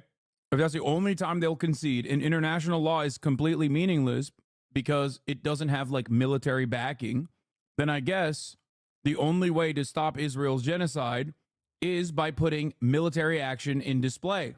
He's saying the only time Israel ever reckons with other nation states or any other entity is when there's force. Mr. Morris, two states, each of which wanted certain Palestinians things. The law had nothing to do with anything. As I said repeatedly in the negotiations. You're not listening. I know. You're missing the whole point. I've read the negotiations. The law has nothing to do with anything. There are two foreign relations of U.S. volumes on Nobody cares about the law. The Palestinians kept saying, we want Forget the Palestinians, they weren't there. Allow me to finish. The Palestinians kept saying, we want what Egypt got. We want what Egypt got. Yeah. Egypt got everything but back. Nothing to do with the law. Okay. Nothing to do with And number two, I'm not saying it's the whole picture, but as Foreign Minister Moshe Dayan said at the time, he said, if a car has 4 wheels and you remove 1 wheel, the car can't move. And for them, removing Egypt from the Arab front would then remove any Arab military threat to Israel. So Moeen was, no, the first part did. And that's what the Palestinians kept saying. We want what Egypt got from the settlement. That's true. But forget international law. And by the way, nothing to do one with last thing, on a personal note. The quote about Sharm el-Sheikh without peace. Okay. That's the only thing you ever cited from a book of mine. I cited from your book? Yes. I was absolutely shocked at your betrayal of your people. That was pure treason. It was. I apologize for that. Yes. I apologize. Okay, I accept. All right. Well, let me try one. I really do think that, regardless of the fact that Benny is also consistently saying, who gives a fuck about international law? Forget about international law, which I think for the average person listening in is probably going to raise some alarm bells or maybe call into question who has the moral high ground here. If there was a second person backing Benny that was like a little bit better read, this could have been an even more productive conversation. Once again, for the region and for just entirety of humanity, what gives you hope? We just heard a lot of pessimistic, cynical takes. What gives you hope? Don't like war. That's a good reason. That's hope.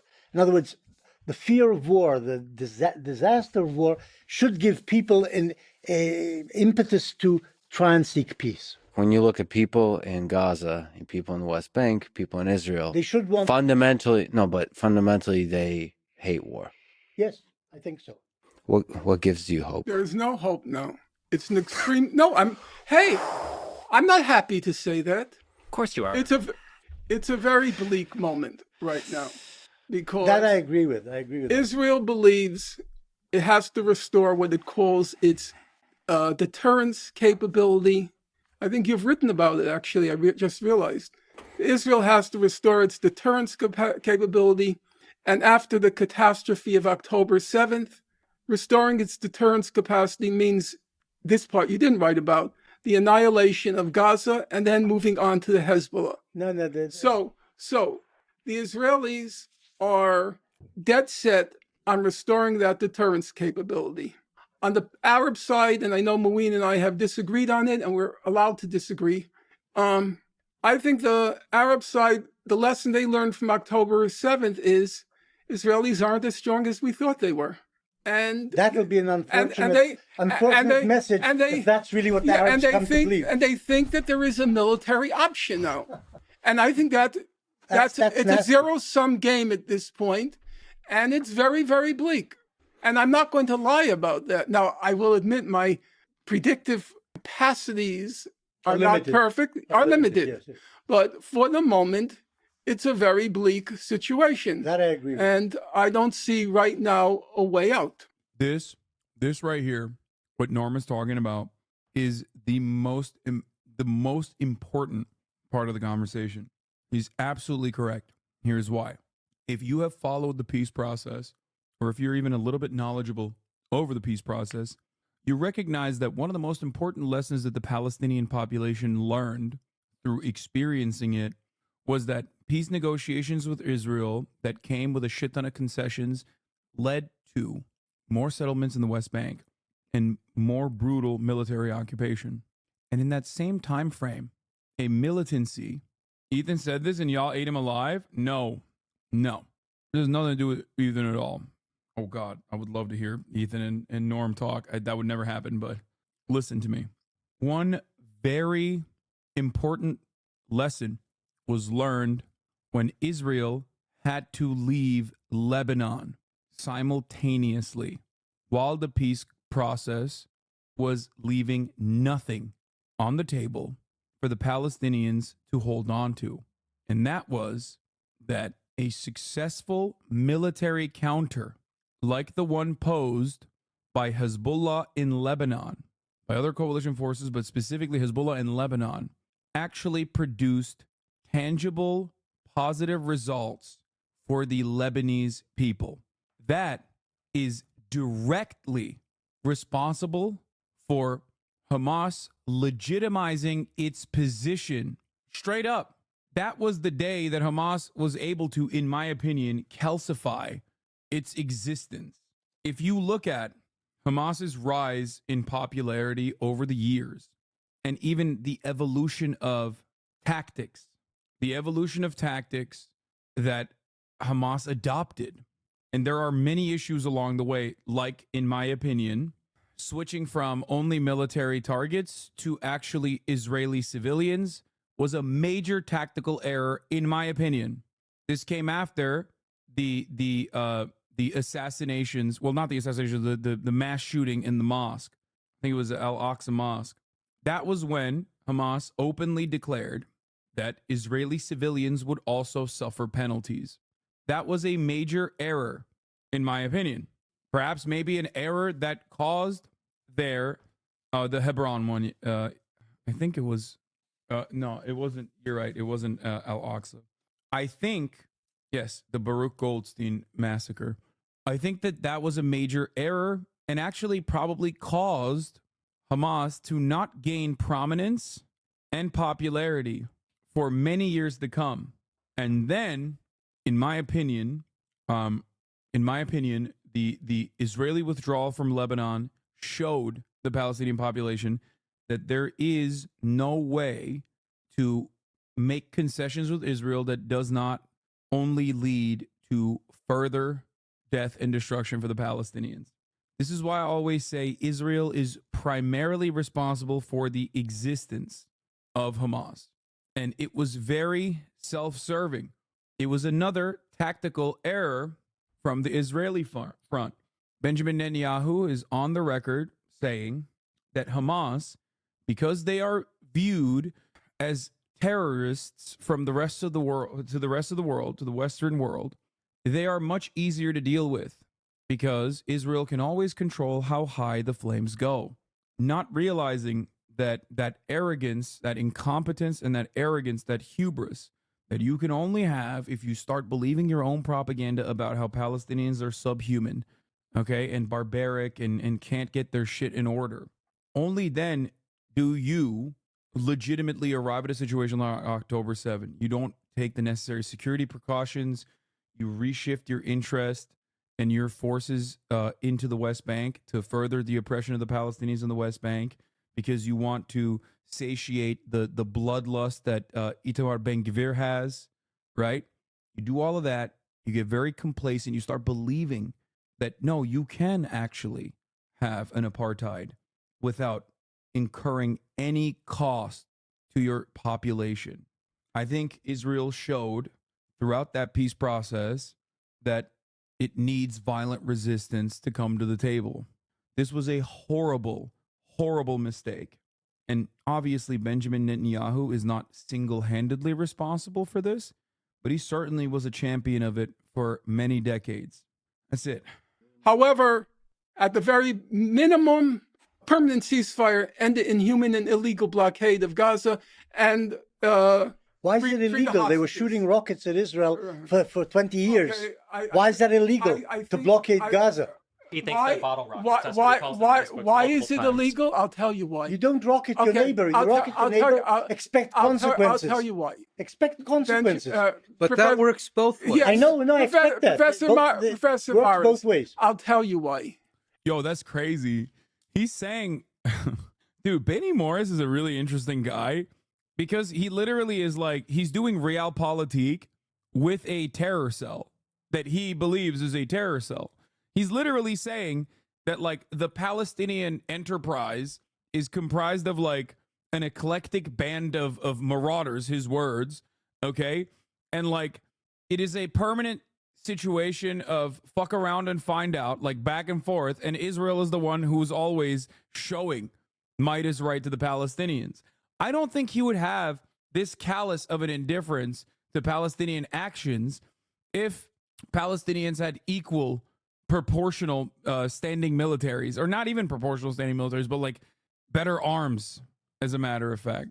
Like every single thing he's mentioned so far leads me to believe that his conclusion is that like Israel only gets to do this stuff because they have a stronger military. I've never been more reaffirmed in my position that like our endless political cover for the genocidal state of Israel is profoundly impactful and gives Israel all of the fucking go-ahead to operate in the violent ways that it has.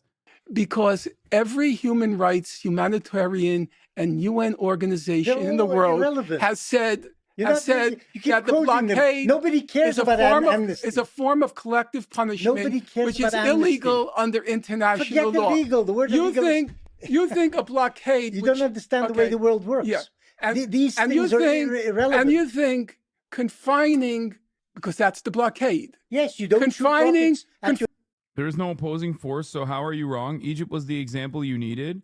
No, he already gave that example himself. He's basically saying that as long as there's like a real standing military that presents a threat to Israel, that Israel will actually engage in realpolitik and engage in the process of peace negotiations. Lebanon is another example of this with Hezbollah.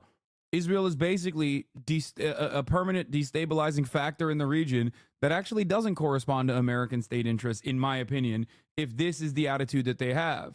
Like, everybody knows international law is a fucking joke, but like, you at least have to present the argument from the framework of international law. That's precisely the reason why they talk about human shields. Like, why the fuck would you talk about human shields if international law doesn't matter and it's might is right? Obviously, might is right is the primary framework that he's operating off of, but he still tries to present an argument towards international law. That's why he has to justify the Israeli atrocities in an effort to say it's not a genocide. That's why he fucking talked about the International Court of Justice and the decision, and even lied and made it seem like the International Court of Justice decision actually wasn't damning so far for there to be at least like enough evidence that Israel is demonstrating genocidal intent for the court case to continue.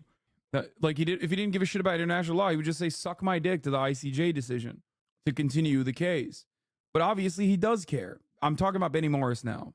Benny Morris does care about international law. He cares about international law as far as the Western world cares about international law. Finding 1 million children, combining that's the choice of Hamas. Combining that's Hamas' 1 million choice. children in what the Economist called a human rubbish sheep. The Economist supported Israel in this war and continues to support Israel. What International Committee of the Red Cross called a sinking ship, what the UN High Commissioner for Human Rights called a toxic slum. You think it is a slum? You think, but it's caused by under the Hamas. international law. You think it's legitimate? Forget the law. Hey, I know you want to forget the law. What about it's the morality? one thing that It's what every Israeli fears the most. What? The law. As No. Zippy Livni said, Oh, good God, holy moly! Studied international law. I oppose international law. Of course, you don't want to hear about the law. Then it's got nothing to do with anything. Okay, so here's the thing. Yeah. Then don't complain about October 7th. If you don't want to, if you want to say forget about the law, all I said was they acted like barbarians. Then there is no. Yo, that's kind of wild. Benny Morris is crazy, bro. He's literally just like, yeah, I don't give a fuck, dog. Israel got what it was coming. He's literally just his indifference to the atrocities is crazy. Now he has now he is demonstrating indifference at least, but like before he was like international humanitarian law. There's no distinction between civilians and combatants. There should be. And so now you're doing what Moeen said. You're becoming very selective about the law. If you want to forget. Oh, thank God they're actually doing what I was just saying. Yeah, they're parsing through his picking and choosing of international law, because if you truly didn't care about international law and you completely abandoned it and said that there's no basis for international law, and that was like a foundational principle that you have in this conversation, you would never bring up the human shields argument at all. You would simply say Israel is destroying Palestine because it can, which is the truth, by the way. You wouldn't have to fucking say like, oh, there's human shields and Hamas is hiding between the babies and that's why we have to kill the babies. You can't only apply international law when you see fit, even as a justification for Israel's genocidal actions, or when you're talking about Hamas's actions. About the law, Hamas had every right to do what it did. It had every right to do what it did, according to you, not to me, because you want to forget the law. Do you still support the Houthis shooting random ships? Absolutely. Okay, that's a violation of international law, so you play the same game. Absolutely. And were there a power during World War II who had the courage of the Houthis? Were there a power that had that kind of courage? So courageous to be bombing merchant ships while tens of thousands of people die of actual starvation. Not the starvation that exists in the Gaza Strip, where people... He said actual starvation and not the starvation that exists in the Gaza Strip. And he threw up the air quotes. Dude, what a fucking immoral charlatan. Thank God Norm handed him Norm just fucking destroyed him. It is it gives me a little bit of solace to know he's flailing around, angrily fucking pacing his apartment, thinking about how hard he got bitch slapped, okay? Intellectually bested, because god damn, these are such incredibly inhumane things to say. This is straight Nazi bullshit during the Holocaust. Like Nazi propagandist bullshit. In air quotes, the fake famine in Gaza. Wow. Before October 7th, don't die of starvation. Not the concentration camps of the Gaza. What about starvation in Yemen? Don't they have something better to do? That was the Houthis. Yes, I know. Don't they have anything better to do? In 3 years, they lost 180,000 Shouldn't they be? Yeah, the starvation in Yemen caused by Saudi Arabia with American weapons. Hello? What do you mean? What about the fucking Houthis? The entirety of Yemen is united on the Palestinian cause because they fucking recognize that the genocide that they withstood from the Saudi and UAE coalition forces with American weapons is very similar to the genocide that the Palestinians are experiencing currently. That is why the people of Yemen have shown that they are united. Those who literally fought against the Houthis are now united in arms against Israel. That much they have openly stated. Why would you even talk about this? What the Houthis are trying to do in the Red Sea is unironically what America should be fucking doing. Obviously, when America implements a blockade, they don't need to resort to direct physical contact with any of the fucking merchant vessels because no merchant vessel will ever fucking pass through. America, however, only has that smoke for countries that don't deserve it. Countries that justifiably had their own revolutions, like in Cuba, a country where apparently, according to Destiny's mother, his family owned slaves in their plantation. Those are not my words. That's Destiny's mother on stream saying that. I don't know if it's real. It came across like a joke to me, I'll be honest with you, because why was she so callous when talking about her slaves, but her family slaves? But yeah, America only has embargo smoke for countries like Cuba for the crime of having a revolution against the dictatorship, the violent dictatorship of Batista that was aligned with our interests. That's crazy. Somebody wants to know which part of Cuba we came from. My grandfather's sugar plantation. Yeah, with the. I know where we lived in Cuba you would have enjoyed because we lived, at least the last period of time that I remember, we lived on my grandfather's sugarcane plantation. Yeah. Yeah. I remember going out with us, I don't know if it's called a sickle, something or other that you went, and I left there at 5 years in one day, so that had to be when I was 4. Yeah. You know, I think I hope that it's not real. Still a weird thing to joke about, but if it is a joke at all. Anyway, that structure, that order of slavery was overthrown in the Cuban Revolution, and America punished Cuba for it by implementing an embargo, a blockade that it maintains to this day. Cuba has thrived in spite of said inhumane actions by the most powerful imperialist nation on the planet. Thrived, Lamau.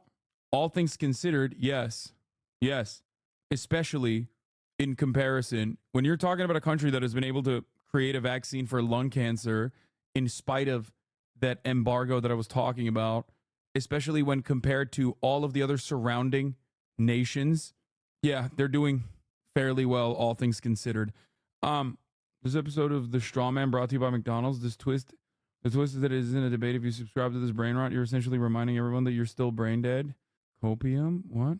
Anyway, the point is, the reason why I brought up the Cuban embargo is because America implements embargoes on countries, okay? Blockades on countries. That's what Yemen is trying to do with the limited tools at their disposal. If America actually was a follower of international rules and laws, there would be no need for anyone in Yemen to do such a thing. America would be doing it. Well, first, America would be restricting arms trades to Israel for its continued genocidal campaign. And if it didn't stop, then that would follow.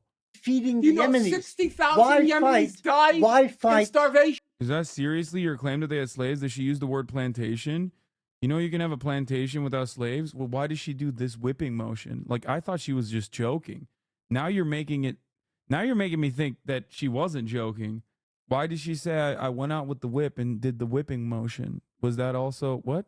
Was she said she went out with a sickle? Oh, she was cutting crops in the sugar plantation? Oh, got it. It was just one of those plantations devoid of slaves. Got it. Okay.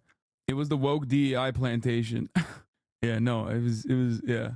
Yeah. It was one of those Batista plantations that didn't have slaves. It was like, yo, chill.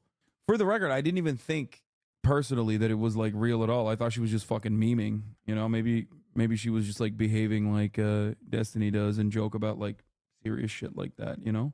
Anyway, why did they have to leave it behind so suddenly? Yeah, I don't really care about this aspect of the conversation. I'm gonna be honest with you. That's why I was willing to say, hey man, it's probably a joke, you know what I mean, and move on. I want to hope that it is. None of that actually has any factor in this conversation that we're currently having about Israel-Palestine. You brought it up, you do care? Yeah, I was making a short quip about America's capabilities of implementing an embargo against our foreign adversaries. A lot of first timers chiming in right now. Anyway, much about Cuban history, but weren't slaves outlawed in the 1800s? Kind of dumb and racist to imply they had slaves? No, totally. Every single person that's asking that question, I really want to understand what your position is on the Uyghur concentration camps, work camps. Do you feel like they are classified as slaves, or do you think that's a totally separate thing? Because the reality is you can't have one and the other. Batista was a brutal dictator. And yes, they did have plantations with actual slaves in them, regardless of what country actually abolished slavery at what year. Like, are you taking are you assuming a pro Batista stance here specifically to defend Destiny? This is a very confusing thing. Or did you read the Wikipedia where it said slavery was abolished, so the conditions of the newer kinds of slaves in the forms of indentured servitude was actually a little bit different. Spent 9 hours watching this, and I have to say you sold yourself short. I think you actually belong on that table. No, I don't think so. I think that these are much more knowledgeable people. Why fight the Western powers and Israel when you should be taking care of your problems at home, the Houthis? Often, the only allies of the dispossessed are those who experience similar circumstances. Don't you think that they should take care of the Yemen? Yeah, I literally was joking. I wasn't joking, sorry. I literally said, I think to be as charitable as possible, I thought his mom was joking. And those who wanted to defend Destiny went to the lengths to fucking literally start justifying slavery in practice in Cuba and also Batista. Very odd behavior. Very, very odd behavior, guys. I don't know what you're doing. You should have just kept it at me being like, oh, it's probably a joke and moved on. Why the fuck are you guys doing that? That's odd, man. Yemeni problems. I'm very happy they're helping out the Palestinians. Anyone who helps the people, expense of the Yemenis. Anybody who comes to the aid of those suffering a genocide, half of whom are children. Yeah, according to the most current UN reports, as of today, 1/4 of the population of Gaza is starving. That means 500,000 children are starving, are on the verge of famine. They keep saying on the verge of. On the verge of. I have not seen one Palestinian die of starvation in these last 4 months. Well, not one. They're always on the verge. Cases. They're on the verge. There have been documented cases. I haven't seen it. Yesterday, Al Jazeera said 6, and the day before that, they said 2. So those are the 2. That number. How many people need to die of starvation before it's like a good number? What's the number? What's the number? What's the acceptable number of dying children of starvation? Like, this is not even now we're no longer just doing genocide denial. We're no longer just doing famine denial. You're just like directly denying every fucking organ of international authority that is openly stating that the situation in Palestine is fucking dire. There are Holocaust footage style videos of children with their fucking rib cages showing. Like, literally 1-to-1 comparison at this point. That is insane. This is Nazi level atrocity denial. It's fucking terrifying. In response to this point, Norm, his assistant, posted a picture of a child dying in starvation on his Twitter account. Yeah, I saw that. What the fuck? That's fucking gross, man. That's actually so gross. Number probably dies in Israel of starvation also. I don't think there's famine in Israel. There isn't. There isn't in the Gaza Strip either. It's something which is produced for the Western. There are infants dying due to a engineered lack of access to food and nutrition. I don't think it's engineered. I think if the Hamas stopped shooting, perhaps, Unfortunately, as you said, engineered. I think Human Rights Watch called it using starvation as a weapon. That's called engineering. Okay. That's what they did, but you were pushed on this by Coleman Hughes to bring up like an example of why is the Gaza Strip, like by what metric are they starving? By what metric is it so behind the rest of the world? You know, if we're going to bring up well, I want to hear an answer to that because you didn't answer it before. I'm happy to answer it. Yeah. I just quoted you from the humanitarian organizations. They said 1/4 of the population of Gaza is now verging on famine. Before October 7th. Okay. Before October 7th. I'm not going before October 7th. That's what you use that as justification for Hamas fighting. You say the conditions were unlivable. They had to fight. I said to him. So my question is, what made it unlivable prior to October 7th? What are the metrics? Okay, here's one metric. Israel literally denied pasta into fucking Gaza? Pasta. Like, the blockade was rigorous. The blockade was incredibly restrictive. The blockade was not just about ensuring that fucking weapons don't go into Gaza, but instead shit like pasta, chocolate. The Interior Ministry officials at the time called it counting calories, putting the Palestinians on a diet very openly. Israel set a caloric restriction upon the Palestinian population. Not only that, but also Palestinians don't have drinkable water. Israel controls almost all the water, all the salination plants. Israel basically virtually destroyed. The salination plants that currently exist need power that only comes in from Israel, by the way. 90% of the water in Gaza is undrinkable, unusable completely. This is before October 7. Kaya, place. Thank you for place. Good girl. It's for your own good, baby. Most recent list of permitted items in the Gaza Strip: sage, cardamom, cumin, coriander, ginger, jam, halva, vinegar, nutmeg, chocolate, fruit preserve, seeds and nuts, biscuits and sweets, potato chips, gas for soft drinks, dried fruit, fresh meat, plaster, tar, wood for construction, cement, iron, glucose, industrial salt, plastic, glass, metal containers. This is from 2010. Yes, 2010, which is before October 7. Are you going to make an argument? No, pasta was not permitted and then was allowed, for the record. Dude, you guys are doing the same thing that Destiny does all the time, where you think you are arriving at an inconsistency here because you don't know. Okay? I love you guys. Please don't try to do this. You are currently out of your element. You are literally, you have all of the, unlike iPad boy over there, could just simply Google a lot of this stuff so you can come up with a better conclusion and know better than to think that this is going to be a way to own me. Okay? No, I'm serious. Like, you don't have to be on the spot in the same way that he is currently being showed up by someone who knows more than he does, because you do have personally the internet. You are anonymous. You don't have to immediately write something. You could just like wait and come up with like a better counter.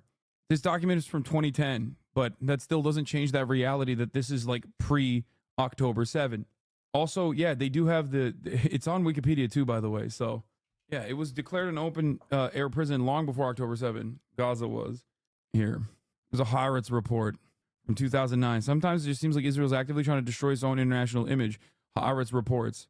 However, an incident occurred last week at a crossing of the Gaza Strip that gave a very different impression to a senior observer. When Senior John Kerry visited the Strip, he learned that many trucks loaded with pasta were not permitted in. When the chairman of the Senate Foreign Affairs Committee inquired as to the reason for the delay, he was told by the United Nations aid officials that Israel does not define pasta as a part of humanitarian aid, only rice shipments.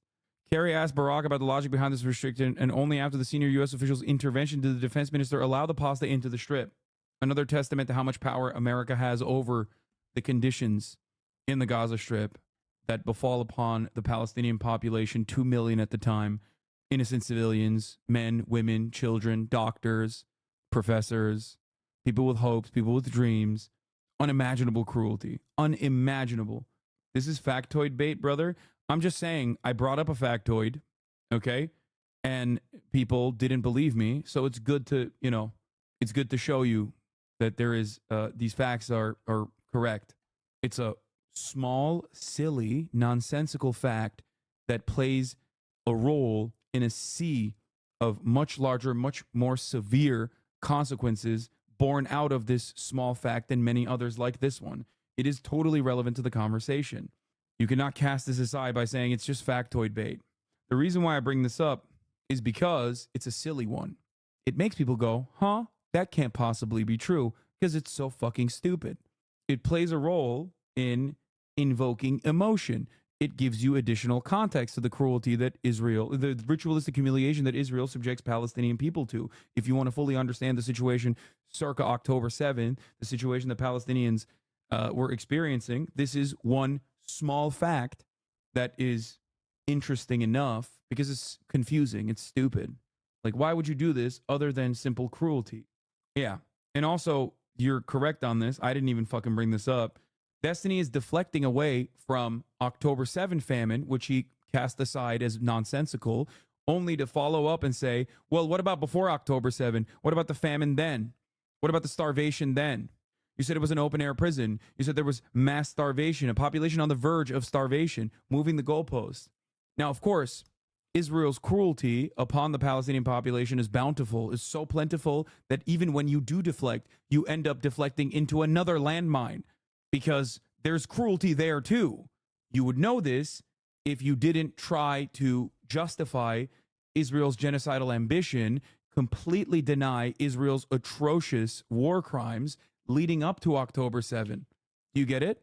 If you knew the conditions beyond simple talking points that you are using like an NPC video game character with a tree of talking points, you would recognize that Israel had destroyed all the working water infrastructure, the working energy infrastructure long before October 7.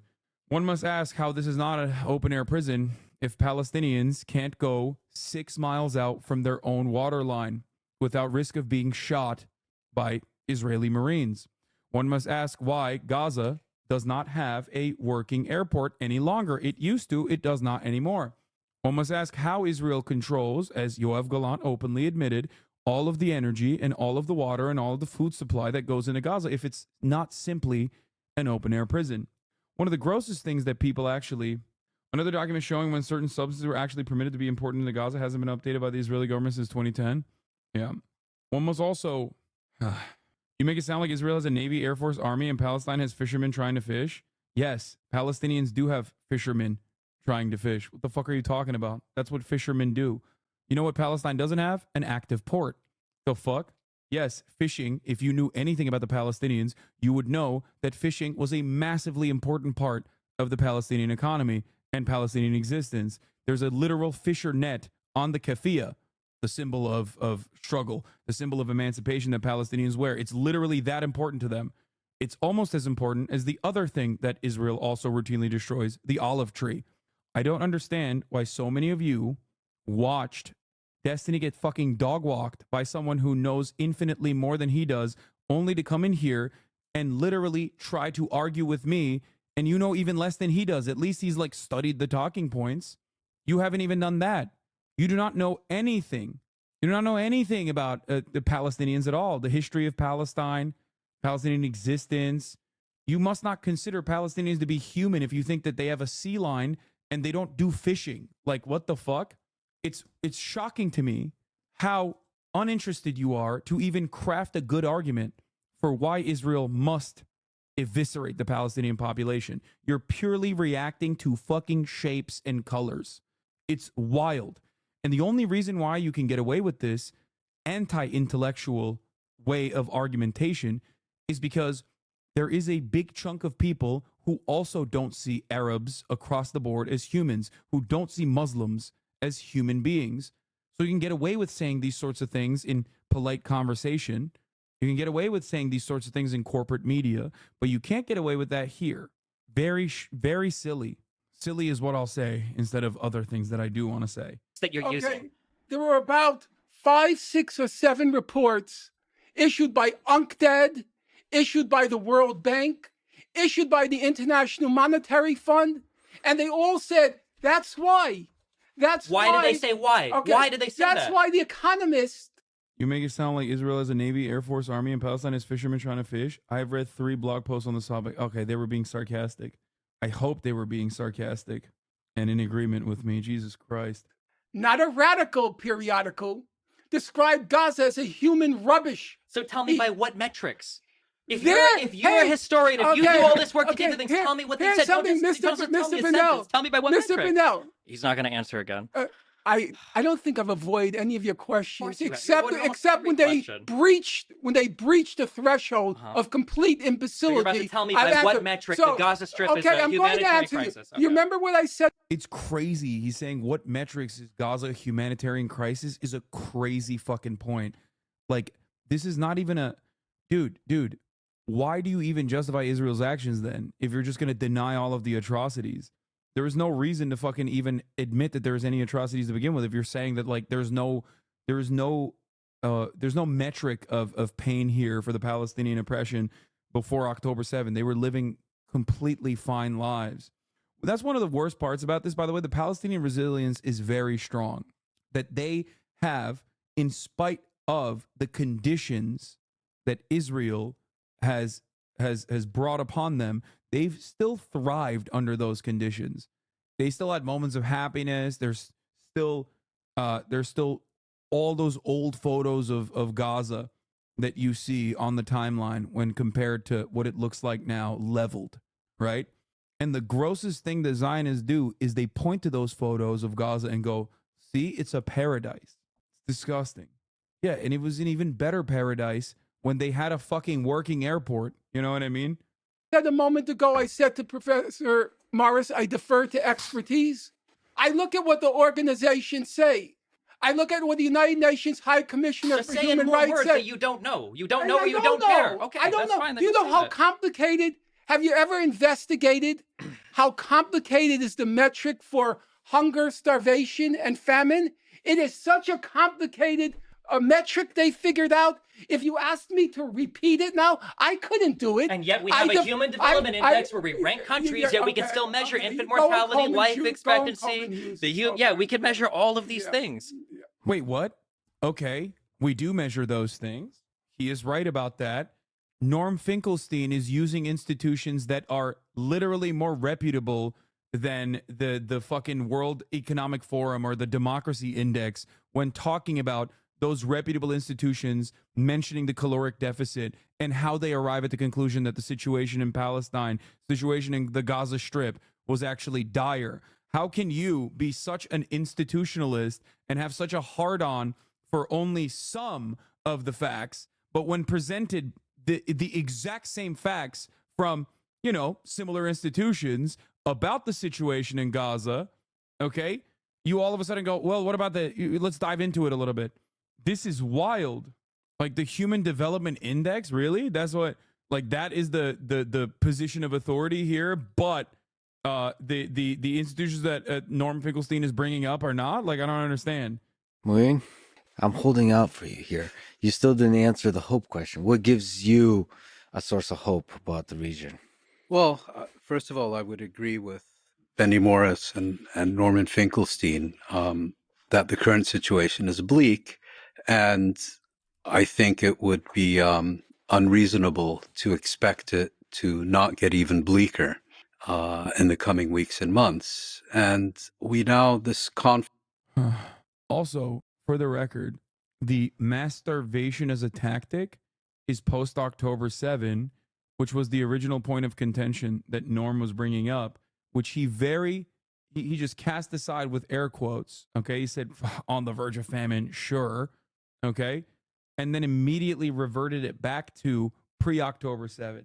Conflict really, it originated in the late 19th century. It's been a more or less active conflict since the 1920s, 1930s, and it has produced a tremendous amount of suffering and regional conflict and geopolitical complications and all of that. But what gives me hope is that throughout their entire ordeal, the Palestinian people have never surrendered. And I believe they never will surrender to overwhelming force and violence. They have taken everything that Israel has thrown at them. They have taken everything that the West has thrown at them. They have taken everything that those who are supposed to be their natural allies have, on occasion, thrown at them. But this is a people that never has, and I believe never will surrender. And at a certain point, I think Israel and its leaders will have to come to the realization that by hook or by crook, these people are going to achieve their inalienable and legitimate national rights, and that is going to be a reality. What do you mean by that? You mean all of Palestine? Is that what you mean? No, and from the river to the sea. Well, ideally, of course, yes. And what those are the inalienable rights. No, what I was saying earlier, and then the discussion got sidetracked, is that I did believe that a two-state settlement, a partition of Palestine along the 1967 boundaries, would have been a reasonable solution, because I think it also would have opened pathways to further. But now you believe what? Further nonviolent engagement between along the 1967 boundaries would have. I've been watching the video for so long, it even fucking reset, let alone at the top of the hour when there's a 3-minute ad break, too. If you no longer want to see those ads, all you need to do is subscribe for $5 or for free with the Twitch Prime, by the way. Here's the 3-minute ad break now. Been a reasonable solution, because I think it also would have opened pathways to further. But now you believe what? Further nonviolent engagement between Israel and the Palestinians that could create other forms of coexistence in a federal or binational or what do you think about refugees in regards to that? Do you think there has to be a resettlement of the 5 or 6 million, whoever wants to lay claim to being descendants of? I think there has to be an explicit acknowledgement of a responsibility and the return and of their rights. I think that in the framework of a two-state settlement, I think a formula would need to be found that does not undermine the foundations of a two-state settlement. And I don't think it would be that difficult, because I suspect that there are probably large numbers of Palestinian refugees who, once their rights are acknowledged, will find it exceptionally distasteful, exceptionally distasteful to have to live among the kind of sentiments that we've heard around this table today, to be quite frank. I mean, I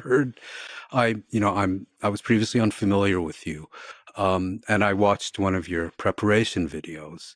Very disconcerting stuff, I have to say. You were explaining 2 days ago in the discussion about apartheid and how absurd it was, that in your view, Jim Crow was not apartheid. Jim Crow was not apartheid. But Arab states not giving citizenship to Palestinian refugees is apartheid. Oh my God. It's so, God, his analysis, his depravity knows no bounds, okay? It literally only works if you just think, if your foundational principle here is that, like, no one else can do any wrong, white people on top, only Arabs bad. It's fucking nuts. Jesus Christ, dude. That's what I meant with my earlier position, comments that's fine, about that's white right. supremacy. So my issue, that's great, the white supremacy comment. And if well, hold on, let me respond, Go ahead. okay? My issue is that I feel like we have jumped on this euphemistic progressive, by the way, straight up treadmill, and I think that's part of the reason why this conflict will never get solved, is because on one end, you've got a people who are now convinced internationally that they're victims of apartheid, genocide, constant. They're not convinced internationally, they're experiencing it. All you are doing is genocide denial. One day, I hope that we will look back at this and shudder, and we will have a hard time comprehending the inhumanity of the statements that this fucking asshole is making. This is insane. This is just straight up moral bankruptcy. And let me tell you, okay, here, one thing I will tell you is this. Destiny gets his talking points or tries to position his moral compass around the Democratic Party, right? Sometimes he'll, take a more right-wing position on issues. Maybe sometimes takes a more left-wing position. Not entirely sure when he's done that recently. I don't really pay attention to much of what he says, except for the fact that I've just listened to this fucking asshole, forced to listen to this fucking asshole for 5 hours. What he doesn't know, because of his inexperience dealing with this, what he doesn't understand is that the Democratic Party's position is going to inevitably have to evolve on the matter, and he's going to look like a fucking indecent charlatan, okay? Let me tell you something. Chuck Schumer today said Benjamin Netanyahu is bad, and what he's doing is bad. What he doesn't know is that this stuff, there's a reason why many Democratic Party leaders, no matter how loyal they are to Israel, don't go to these lengths that he's going to, because they're calculated political actors with many years. They know what it looks like when your statements are posterized in perpetuity. No licking. Dude, shut the fuck up about how long the coverage is. Oh my God, genocide is happening. because of his inexperience in this field, he has positioned himself way, way outside of the scope of what Democrats would be comfortable saying, not realizing that these statements will haunt him. Okay? And I'm talking about it strictly on griftonomics terms. Okay? Because I do not think that a human being can be this depraved. Like, he thinks he's dick riding Israel to this degree and it will suit his purpose in the short term, not realizing that this is now a part of history, a part of his history. So when the Democratic Party inevitably shifts positions on Israel and says things like, oh my God, you know, maybe we went a little too far and it's actually all Benjamin Netanyahu's fault, he's going to be left in the fucking dark. He's going to be left outside of the boundaries of, you know, moral permissibility. He already is, because he is defending ethnic cleansing. He's betting on the country's right-wing turn. He said there was going to be a backlash to leftist progressivism for years. People are that depraved. 40% of Israelis want more genocide. Yeah, it doesn't matter. He's not living in Israel, okay? He's living in fucking America. Unless he does like a full-blown, full-tilt, right-wing, open fascist grift, these statements will haunt him. I mean, even if he does that, these statements will haunt him in perpetuity. But it's crazy. He's so horny to defend Israel on like certain conditions that he keeps saying things like fake famine. You only do this if you're inexperienced, okay? That's why you don't hear this level of animosity, this level of like openly stating that like things that you can see with your own two eyes actually are not real. They're surreal. They're made up by some grand narrative. Not if he's completely shameless, and he is. No shot. Yes, he is a bad person. It's not about what the Democratic Party says, it's about what drives engagement. You give him too much credit. He's morally and ideologically bankrupt. The mistake he made is he looked at Israelis and now he's using the rhetoric of an Israeli and not an American Hosberist. Yeah. No, I think so. I think so too. Why is everyone here so biased? Bro, come on. We're biased against genocide. Like, what the fuck do you mean? Yeah, why won't we see the position like the fucking carefully documented malnutrition that the Palestinian children are currently experiencing? Why don't we just deny that? Like, that's your question here, okay? Like, why don't we deny what we see with our own two eyes? Why don't we deny what, like, every fucking liberal media network is basically presenting now? Very different than what they were saying on October 7. What you have to realize is this has been happening since October 7. A lot of people came in here and were like, oh, Hasan, you are going to get your comeuppance. Like, you are going to be proven wrong over and over again. And some people just simply never checked in ever again. They checked out. They never checked in ever again to see if, like, I was right. Okay?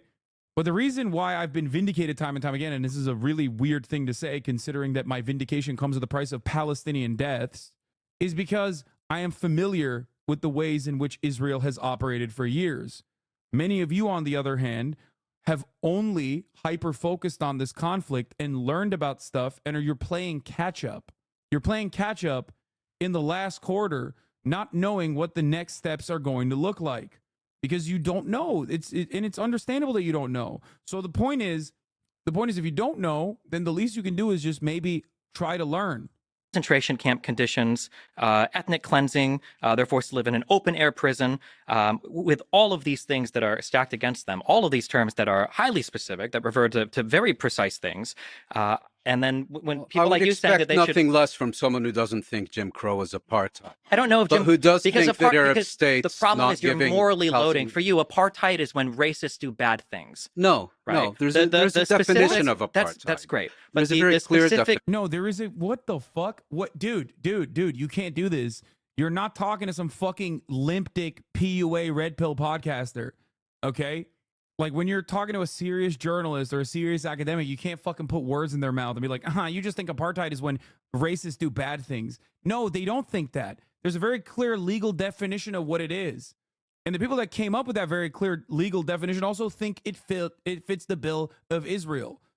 Top-down racial domination enacted through top-down, like, federal legislative policies or whatever, means that I don't know if I don't know if Jim Crow would have qualified for apartheid. That doesn't make it any less. Excuse me, Finkelstein. I'm talking right now. Excuse me, Finkelstein. I'm talking to your friend over here. I don't know if it would have qualified as the crime of apartheid. Just like if Israel were to literally nuke the Gaza Strip and kill 2 million people, I don't know if that would qualify for the crime of genocide. In your eyes, probably not. I don't. Well, yeah, but because genocide requires a special intent. I think the issue is yeah, and for the record, that legal standard, according to the International Court of Justice, has been met to at least prosecute it, which is a pretty fucking high bar to clear.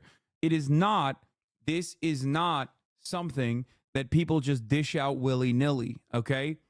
Instead of, and I think this conversation actually is emblematic of the entire conversation. I don't think anything. Let me finish answering. Well, sure. Did I just wait? To literally nuke the Gaza Strip and kill 2 million people, I don't know if that would qualify for the crime of genocide. In your eyes, like if Israel were to literally nuke the Gaza Strip and kill 2 million people, I don't know if that would qualify for the crime of genocide. In your eyes, like if Israel were to literally nuke the Gaza Strip and kill 2 million people, I don't know if that would qualify for the crime of genocide. In your eyes, probably not. I don't. I'm sorry, what? To your friend over here, I don't know if it would have qualified as the crime of apartheid. Just like if Israel were to literally nuke the Gaza Strip and kill 2 million people, I don't know if that would qualify for the crime of genocide. In your eyes, bro, what? Come on, there's enough dick riders in here still watching, hate watching. Explain it. Explain it. Like, what is he saying? Is he saying that like genocide only happens if it's like through the mechanism of ovens? Like, what the fuck? So like the Yemen, the genocide in Yemen, not a real genocide. The genocide in Yemen, not a real genocide. The genocide of the Yazidi population, not a real genocide. Only 5,000. Who cares? ISIS on top. Like, is that what he's saying? Like, I don't get it. The Armenian genocide, not a real genocide. Is that his position here? Like, what the fuck is this take? That is an insane fucking approach. Like, what? Yeah, Rwanda, not real. None of these genocides are real because, you know, it's about what? Like, what people are using. I genuinely think Destiny only thinks genocide happens slowly over time. If I Thanos snapped one entire race out of existence, they all instantly to D that is not genocide. His worst take ever. He thinks you have to say, I am doing a genocide, otherwise it's not. Yeah, except Israel has said that. Like, that's the other problem here. So enough Israeli officials have said that, which is the entire basis for why there was almost near unanimous support in the International Court of Justice.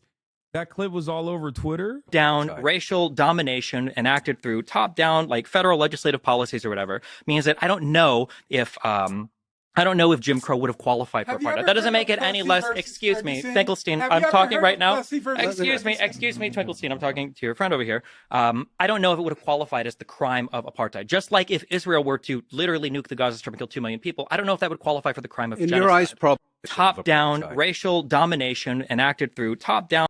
I think he's saying that genocide requires special intent to commit it. Yeah, which, by the way, Israel does have and has shown time and time again that they have that special intent.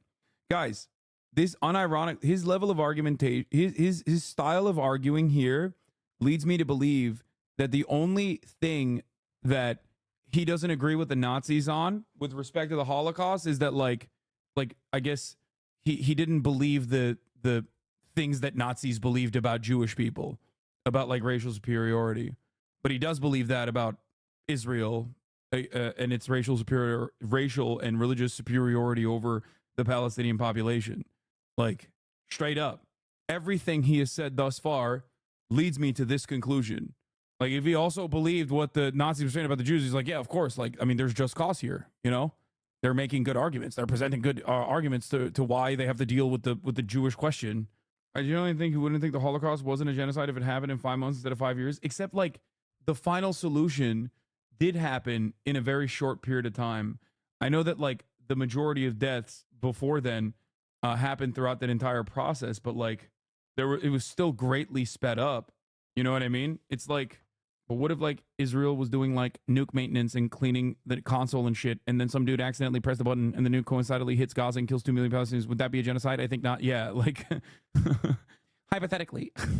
Probably not. I don't. Well, yeah, but because genocide requires a special intent. I think the issue is and can you show the intent of Israel doing a genocide for hate watchers in the chat? Defense Minister Yoav Gallant saying we are fighting human animals and therefore we have to stop food, water, and all matter of aid going into Gaza. October 8th. Benjamin Netanyahu saying this is Amalek and comparing a story within Judaism to what happened where they were completely exterminated. Any quote from Ben Gvir, any quote from Smotrich, the entire ICJ court case lays out in no matter of uncertainty. There are no innocent civilians in Gaza. Herzog saying there are no innocent civilians in Gaza. And it's not just people in positions of power saying it. There's a direct through line from people in positions of power saying it all the way down to the soldiers on the ground repeating those exact terms, including MAJLAK. Instead of, and I think this conversation actually is emblematic of the entire conversation. I don't Good, think anything. then let me I don't finish think, answering well, Benny sure, but you Morris's accused me of question. supporting racism. So yeah, Well, I you think did, and I did it. Do you think I support Jim Crow laws? Look, when The fact that you can't even answer that honestly, It doesn't right? matter You wouldn't what- say that 800 civilians were killed by Hamas. You said, well, maybe 400 were killed by Israel. No, I don't I know the didn't say number. that. Maybe No, I didn't you say said- He did not say that. He did not say that at all. You're just making shit up now. I like that he's upset about his own words being used against him in this conversation, and he's not even trying to like defend the position, and immediately resorts back to making up shit that like his opponents are saying that they did not say at all. How are you going to be this good? Why do people watch you? This chat is pointless. What the fuck? You will never see my comment. Why should I follow you? This isn't enjoyable. Like, as someone who wanted to start following me, this is not where I want to be. Okay, then fucking fuck off, dumbass. Jesus Christ. Go find another fucking community where in like a sea of 15,000 comments that the streamer actually gives you hope and listens to your fucking dumbass take. How stupid. Nobody's forcing you to be here. You said 400. No, I didn't You say co-signed the opinion. No, I didn't. No, I didn't. Oh, well, wait. How many? What do you? I think the word was some. That's what I heard. No, Well, you weren't listening. How many people do you think approximately, if you had to ballpark it, how many do you think were killed by Hamas on October 7th? I think it's pretty clear that the majority of civilians that were killed 51% or 90%? Don't ask me to put a number I just on want to ballpark. something Those are I two don't very know. different intuitions. First of all, when you say Hamas, do you mean Palestinians or do you mean Hamas I mean the invading specifically? Palestinian force. I don't like to say. That's crazy. It's like, what's the percentage? Is it 51%? Is it 90%? Like, he's saying the majority of the civilians unconditionally, unquestionably was killed by Palestinian resistance forces. Of course, he's not going to give you a number because he doesn't fucking know. What the fuck? That's not his fault. That's actually no one's fault at this point. The forensic architecture and the analysis will take years. It will take years to fully parse through how many of the civilians that were murdered on October 7 were murdered in the hands of Israeli rocket fire, whether it be from helicopter gunships or whether it be from artillery from tanks in the kibbutzim.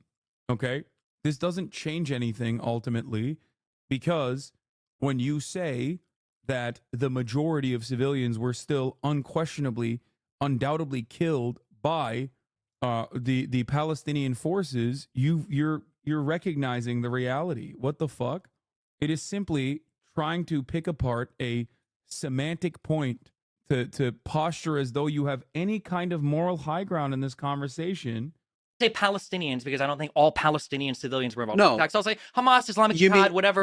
Al-Quds, but whatever other- that's how this discussion. Whenever D is out of his depth, he turns to these irrational arguments where he can try to get you on quick answers. Yeah, this is what I like to call the clip show.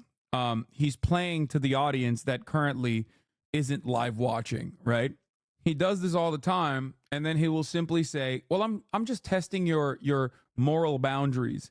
I've never forgotten this last-ditch effort that he applied on the he should be able to say the N-word in a vacuum argument that his fans still 5-6 years after the fact constantly fucking bring up. Well, they don't bring up how stupid his argument was, but they don't even bring the argument itself up, but simply state Hasan actually agreed with Destiny's position on white people being able to say the N-word. No one obviously believes them. Only the hug box believes that dumbassery. Okay? It's like, it's literally, I'm just simply presenting you with some rapid fire questions to test out your moral boundaries. It's like, what if I were to say the N-word in the vacuum of space by myself? Would that be okay? That was his brilliant fucking five-head argument to why he should be able to say it. discussion started, you said Hamas, and I began to answer that. And then Benny Morris said, actually, he means Hamas in addition to jihad and the others. So of the invading Palestinian force, how many do you think killed civilians versus the IDF? What do you think of the ballpark, the percentage? Well, the figures we have are that about a third of the casualties on October 7th were military. That's and not about what I asked at two-thirds all. were. What's your question? How many? What percentage of civilians do you think were killed by the invading force? I think a clear majority, but I can't give you a specific figure. If you thought it was closer to 51% or 99% were killed by. Why would he know that? How would he know because that? it's interesting to actually stake out a position. Yeah, it's interesting. If you want to be. It's not. It's not. Because the overarching concession has been made because they are being truthful. They're honest. Kaya, no. They're being honest. Yeah. He's dude, listen. This is it. It's trying to intellectualize a gotcha moment that you're trying to create here. Okay? I'm trying to stake out your position. It's actually interesting to stake out your position. Why won't you just say a random number? Why won't you say a number that is random so that I can act like I have the moral high ground here? Completely irrelevant, by the way. 5 hours in, what the fuck does this argument do? They already said that it's the majority of civilians that were killed by Palestinian resistance. Totally agnostic on it. That's Based on fine. complete ignorance, because we don't know. Professor Morris doesn't know. Muin And Rabbani yet you doesn't can know. speak with absolute certainty that the IDF is targeting and murdering Palestinian children. Yes, because there's infinitely more evidence to that matter, both in genocidal intent. Shouts out to the Israeli authorities for being so welcoming and so open about their genocidal ambitions. And there's infinitely more evidence to the deliberate targeting, both historically in the way that Israel has applied the Dahiyya doctrine, but also in this round of the siege, where they, according to the 972 magazine's investigation, have what they consider to be high priority targets. It's not an accident that 25,000 plus women and children have been ruthlessly slaughtered by Israeli forces in this incursion. Much, much higher number of civilian casualties in this incursion than any other prior siege. That's the problem. The problem is there is evidence for one. There's not enough evidence to make a clear-cut percentage number for the other. There's evidence for genocidal intent, and there's certainly evidence for indiscriminately bombing civilian targets that is so fucking broad-reaching. The impact of it is so broad-reaching that it comes across as indiscriminate. Intentionally. Oh, Do you see the double standard? No, I don't. You see? I know you don't. I know, It was a rhetorical question. Obviously, you know you don't. why? Because you're I uneducated on the matter. looked at the UN report. I looked at The the UN Goldstone report? No, the UN report on the Great March of Return. I know his ass knows the Goldstone report because, like, again, Hasbara, okay? Like, literally just hitting all the Hasbara talking about. It's like, anytime, if there's any gripe from a Zionist, like, they have told Destiny that this will be a good line. I know he has that loaded in the chamber. If Norm was bringing up the Goldstone report, which, by the way, there is a shit ton more, okay, UN reports than the Goldstone report, for the record. But he only brought that one up specifically because he knows that one, because he knows what the counter to that is. He's going to immediately be like, well, Goldstone actually went back on his assessment, even though the other parties involved in the report did not, and Goldstone was harassed endlessly for it. That straight up right there, the reason why he immediately fucking said the Goldstone report, which is from years prior, mind you, and irrelevant to at least this incursion. Yeah, Goldstone didn't even refute the main points of the UN, and the other authors stand by it. Exactly. But it doesn't matter. But that's a good gotcha to be like, haha, you brought up the Goldstone report. Well, did you know, I'll have you know that the same report that Goldstone himself said was like not good and not up to snuff. That is the reason why he brought that up. That's not what Norm is talking about at all. And the only reason why he would think Norm was talking about the Goldstone report, specifically in this incursion, in this instance, in this siege, is because he knows a good counter for it. He's trying to bait him into saying yes so that he can counter it and get a fucking clip off. In 2018, and they said that the snipers were targeting children, medics, journalists, and disabled people. Just as they are now in this conflict. Exactly. No, more journalists have been killed in the last several months in Gaza than in any other Do you conflict. acknowledge And that then in all Hamas? of Do World you War acknowledge? II. Do you acknowledge Then in that all of Hamas? World War That's II. great. The comparison. Hamas is not killing journalists in the Do Gaza you Strip. agree that they More- operate in civilian uniforms? That their goal is to induce that confusion? That that's the way that they conduct themselves? If he knew anything about international law, he'd know that a spontaneous militia is actually well within the bounds of international law. For the record, he says civilian uniforms. You know who actually violated international law? Israel, when they wore doctors' uniforms to enter a fucking hospital in the West Bank. Why the fuck would he ever bring this up? That's so dumb. Hamas being in a defensive posture against the occupying force is well within the grounds, well within their rights under international law to fight, not with like full-blown military gear, but with civilian garb. Militarily? Let me finish my point. More journalists I understand. have been more children. He doesn't want to hear it. So No, boring. because it's Fine. virtue. It's so You're not having a material, a Virtue substantial. signaling. It is virtue Virtue signaling. yeah. Yes, like when you say I know. children. You can see when he's just saying random and wrong stuff when Benny's quiet and not defending him. Yeah.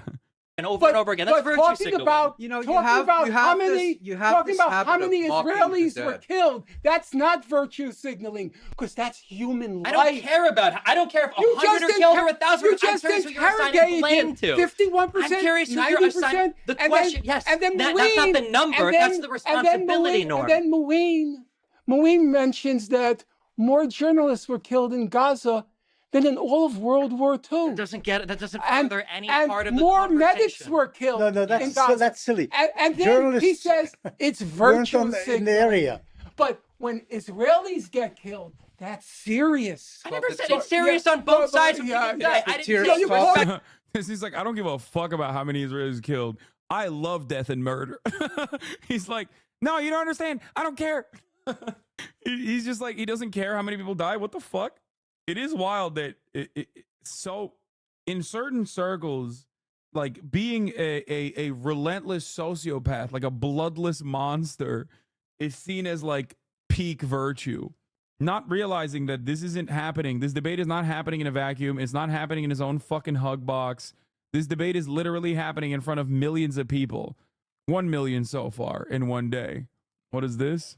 I would have shot her twice while simultaneously kneeling on George Floyd's neck for 90 minutes. What the fuck? Dude, blocking this fucking asshole was the greatest decision of my life, honestly. And it's been years. So much happier that I don't know all the unhinged shit that he tweets about.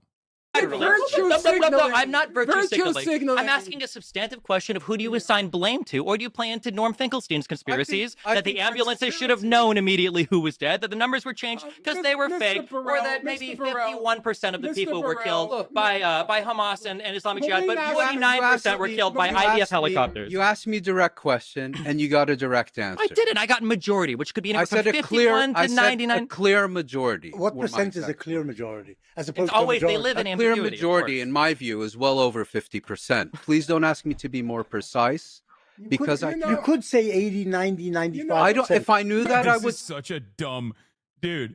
This is such a fucking dumb conversation. I'm sorry. We don't know. Not that it matters, because it is the majority, a clear majority. What the fuck? Like, it is irrelevant. You've already said that it is an atrocity. What the fuck? What are we doing here? Like, they're desperately trying to win points on this side of the table. On the other side of the table, they're like, look, I don't know what the actual numbers are. And we won't know for some time, but it's definitely a clear majority. Like, one side is trying to state factually accurate analysis. The other side is like, come on, but tell me what your suspicion is. Say it. I think it's reasonable. It's a reasonable. Perhaps it is, but You're not the best person to be asking that question.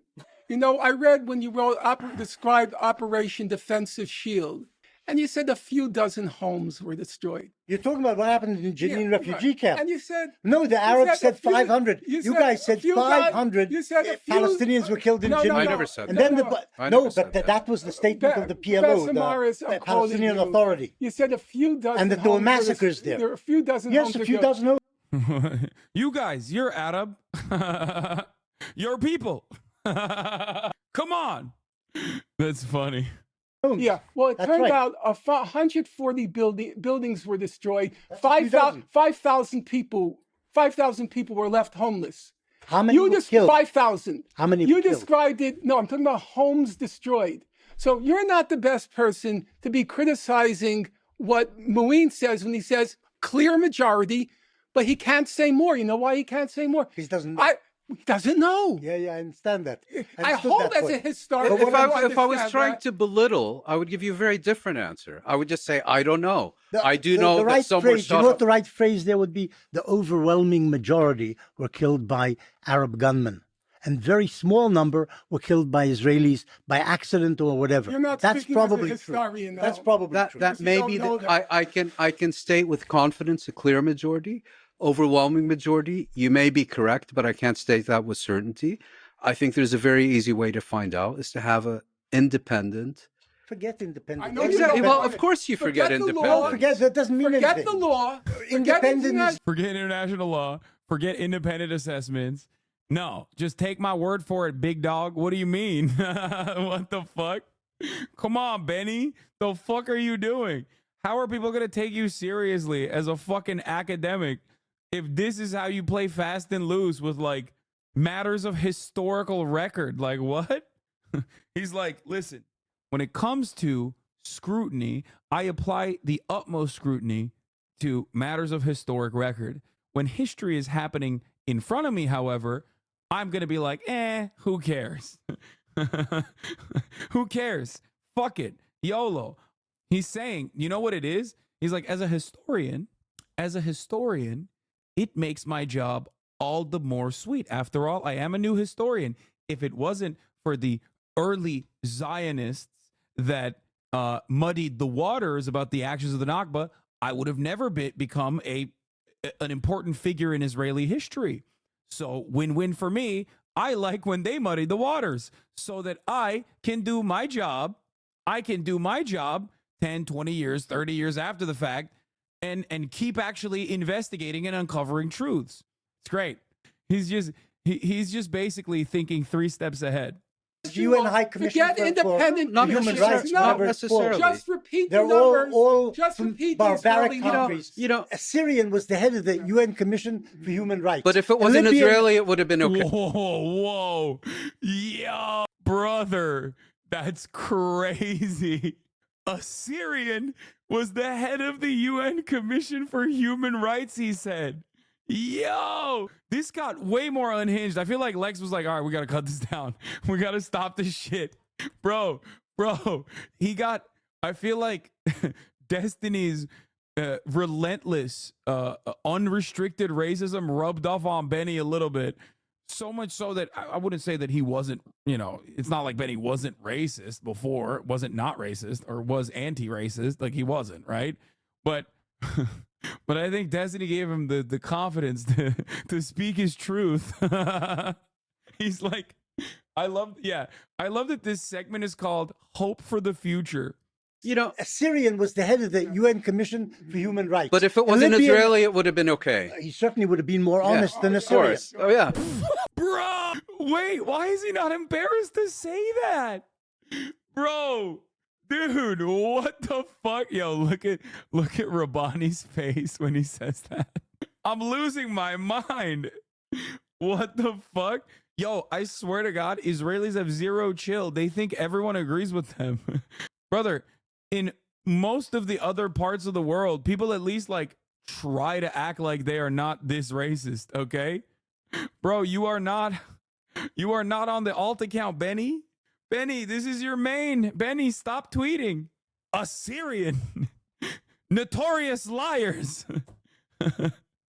What the fuck? From your perspective. Well, to disagree with Steven, I thought this was extremely valuable. And at times, really, like the view of history, the passion. I'm really grateful that you would spend your really valuable time. And just one more question, since we have 2 historians here. Well, just briefly, from a history perspective, what do you hope your legacy as historians, Benny and Norm, will be of the work? I think Benny's legacy Benny, it's such a funny question to ask this to Benny, because on the one hand, you have a guy who is, they're both very controversial in different ways. You have one guy, Norm, very controversial, but very consistent, very principled. On the other hand, across the fucking table, sitting across from him, the guy who just said Assyrian is dishonest. It is in their nature, okay? The other guy who said that literally has spent most of his career shitting on his work.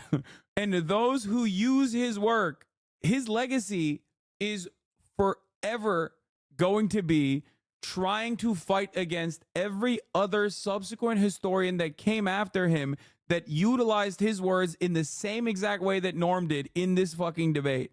Okay? Straight up. That's all he does.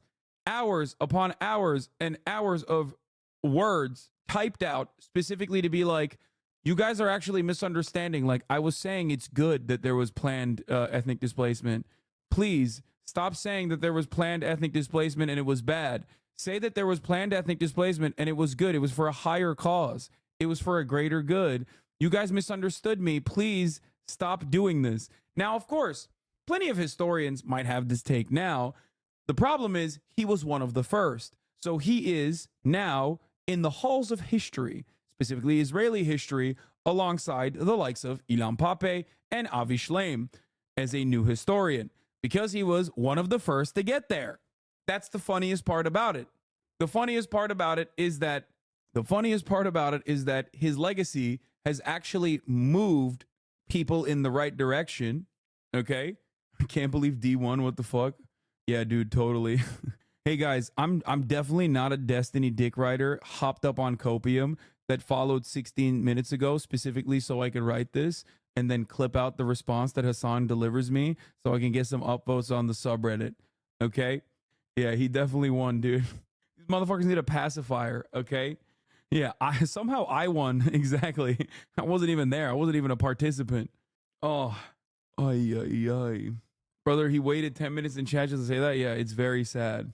You did get him to rage quit his stream 2 days in a row with your commentary? Yeah, I mean, just fucking mainlining cope. He's like Frank Herbert, who had to write 5 books to justify why Paul wasn't a good guy. But in his case, he's doing the opposite to justify genocide. Can we finish the last 3 minutes in case there's more memes? Yeah. That you've put out there. Maybe Norm, you can go first and try to just say briefly. I think there's a value to preserving the record. I'm not optimistic about where things are going to end up. There was a very nice book written by a woman named Helen Hunt Jackson. Yeah, I never thought Destiny would somehow get cucked harder than that fucking clip that's like floating around Twitter that I saw, where like he's just sitting there like a little weasel in his fucking cuck chair as his now former wife is dancing with that dude, what is it, ABBA and Preach. Like, I really didn't think that he would be in the cuck chair again, and here he is, prominently, in a worse position, this time intellectually cucked, just watching 3 dudes have a conversation as he has to sit there and just, like, take pot shots and, you know, talk about nuking Gaza. At the end of the 19th century, describing what was done to the Native Americans.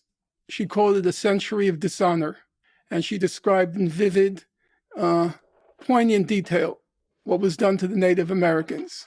Did it save them? No. Did it help them? Probably not. Did it preserve their memory? Yes, and I think there's a value to that. You know, there was a famous film by Sergei Eisenstein. It was either Battleship Potemkin or Mother. I can't remember which one. The last scene was the Tsar's troops mowing down all the Russian people. He pans the scene. Not all the Russian people, just a few. Yeah, well, he pans the massacre. But he could have killed a lot more. And the last words of the movie were... Good one. Dude, good one, dude. Fucking hey, he said he could have killed a lot more. Proletarians, exclamation point, remember, exclamation point. And I've seen it as my life's work to preserve the memory and to remember. I didn't expect that anyone would read my book on Gaza. It's very dense. It gives me even a a bit of a headache to read at least one of the chapters. You wrote a book on Gaza. And but I thought that the memory deserves to be preserved. Amen. Well, I would, dude. Okay, suspicion here. I'm willing to bet if they were to talk about the USSR, I feel like Benny would agree 100p with Big Boy over here, and Destiny would be extra cucked. Like, a lot of people don't know this, maybe, but a lot of people went from the USSR to Israel. A lot of Russians still immigrate into Israel. There's a lot of pushing Z going on in Israel as well. just say very briefly, unlike my colleague, I think writing the truth about what happened in history, in various periods of history, if I've done a little bit of that, I'm happy. Thank you, Norm. Thank you, Benny. Thank you, Steven. Thank you, Moeen. Thanks for listening. There was a Reddit post there this morning that they needed to post more tweets to change the narrative. They're trying to do Hasbro, but for Destiny. A man who notoriously fucks himself over every time he tweets in an unrestricted fashion. One of the tweets, the fact that Destiny performed well is undeniable when you watch the full thing. The college dropout had a robust response to every argument thrown at him by serious academics and Norm, who've been studying this their whole lives. Misframing this debate reeks of elitism. Oh no! Isn't this guy like a YouTuber too? Dude, Lord forgive me, but oh my God, there's a lot of dudes on the YouTube commentary orbiter sphere that just fucking smoke on this dude's dick so fucking hard. Yeah, the quoted tweet is, even Israeli historian Benny Morris, Destiny's own debate partner, tries to contain his laughter when Finkelstein insults him. Yeah, we watched his videos. Yeah, dude, what the fuck? Didn't this guy make like a really solid video on Tim Pool? What the fuck? Why? Oh my God, he literally had such a fucking solid ass Tim Pool is a fence sitter video. Yeah, we watched his videos on stream. Tim Pool, chaotic news analyst, Tim Pool, fence sitter. I'm subscribed to him. I'm pretty sure he's like, he had a great video about Dave Rubin, 3 videos actually. Yeah, what? How do you not see? And I mean this in all sincerity, okay? How do you not see that Destiny does the exact same shit pretty much? Not to the same degree as Tim Pool, but like pretty solidly in line with like misrepresenting his own personal ideals. What is this? I was just scrolling TikTok and a creator I adore made a video trying to get a hold of you. Lol, it warms my heart seeing all the comments tagging you. All women I follow and respect. Please watch. What is this? Not Hasan and you want to stick around, feel free, just please tag him in the comments. And along with tagging Hasan, also go ahead and go to his 2 most recent videos, go to the story he just posted, and just flood his comments and say, hey, at Operation Olive Branch is looking to get in contact with you. Hi Hasan, this is Zen. What is Operation Olive Branch? And with Operation Olive Branch, if you don't know who we are, I'm going to tag our main there account. You go. But I'll go ahead and tell you a little bit about us. We are a completely volunteer-led grassroots initiative who is working to amplify Palestinian voices and their needs. We have a spreadsheet with about 600 families on it who desperately need our help. And amazingly so, Operation Olive Branch has been able to help at least 20 families secure the funds for things that they need, such as evacuation and supplies. But the thing is, we need larger creators so badly. And you have been so vocal about your support for Palestine, so I wanted to try and reach out and see if we could get your attention and see if this is something that you could amplify or get involved with. If you have any questions or you want to know more, you can DM me or you can DM Operation Olive Branch and we will get back to you. If you don't want to get legit, Sean talked about it earlier. It's a verified initiative. Yeah, no, I'd love to help. I completely understand. But if you could maybe ask some of your friends who are streamers or YouTubers or have large platforms to see if this is something they would be okay with getting involved in, we would really, truly appreciate it. Yeah, no, of course. What's up, guys? Get farmed law? Okay, dude, this is the best kind of farming. What do you mean? Hasan has no friends? Come on, brother. Jesus Christ. Why you gotta be so hurtful? Just because I've spent 2 fucking entire days watching a 5-hour Israel-Palestine debate doesn't mean I don't have friends. I had a friend come over to the stream earlier. Okay, Mr. Cuccarelli. Oh, Mel time. Why did I say this? Mel time. It's Mel time. Oh, she got the form. Okay, so we're just doing salsa. We're just going. Yep. Right. Yeah. Yeah. Is that okay? Yeah. There you go. Hey. Right? It kind of works. Yeah. 5, 6, 7. 1, 5, 6, 7. His fucking face. Oh no. Listen, say CLM, Cuck Lives Matter. Oh, Jesus. This is good stuff, man. Okay. These idiots. Oh, yeah. These idiots complain you wouldn't cover him. Now they're shitting bricks when you do. Absolutely cooked of a community. I know. I love that for the longest time they were like, oh, Hasan is too afraid to cover Destiny. And now that I do cover him, they're like, oh, he's doing it because he's like losing relevancy. And then also simultaneously trying to get me banned for covering a debate that he was featured in. Not even prominently, for the record. There's no winning. This could be a good opportunity to bring D back into the reign and teach him about the conflict, assuming he isn't just a grifter. Are you insane? 32-month subscriber, Ebro. Me asking what's for dinner and my wife serving divorce papers.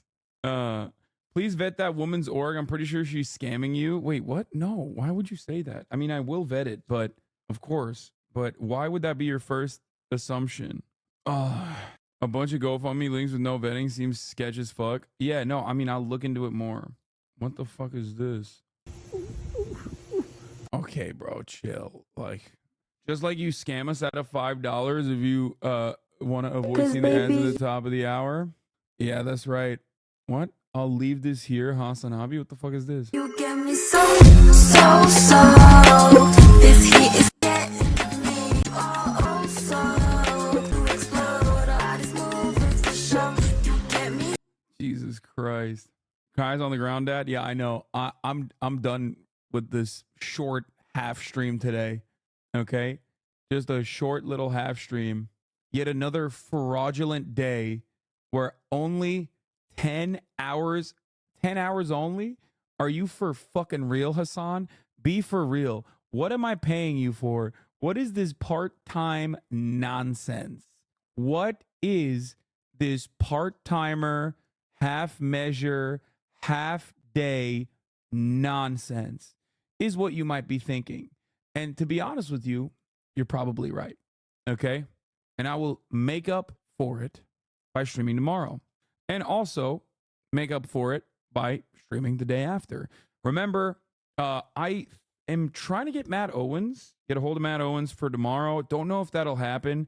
It might be too short notice, but I will do Kaya's birthday party that Cutie is throwing for Kaya, with a bunch of other wonderful, lovely friends on Sunday.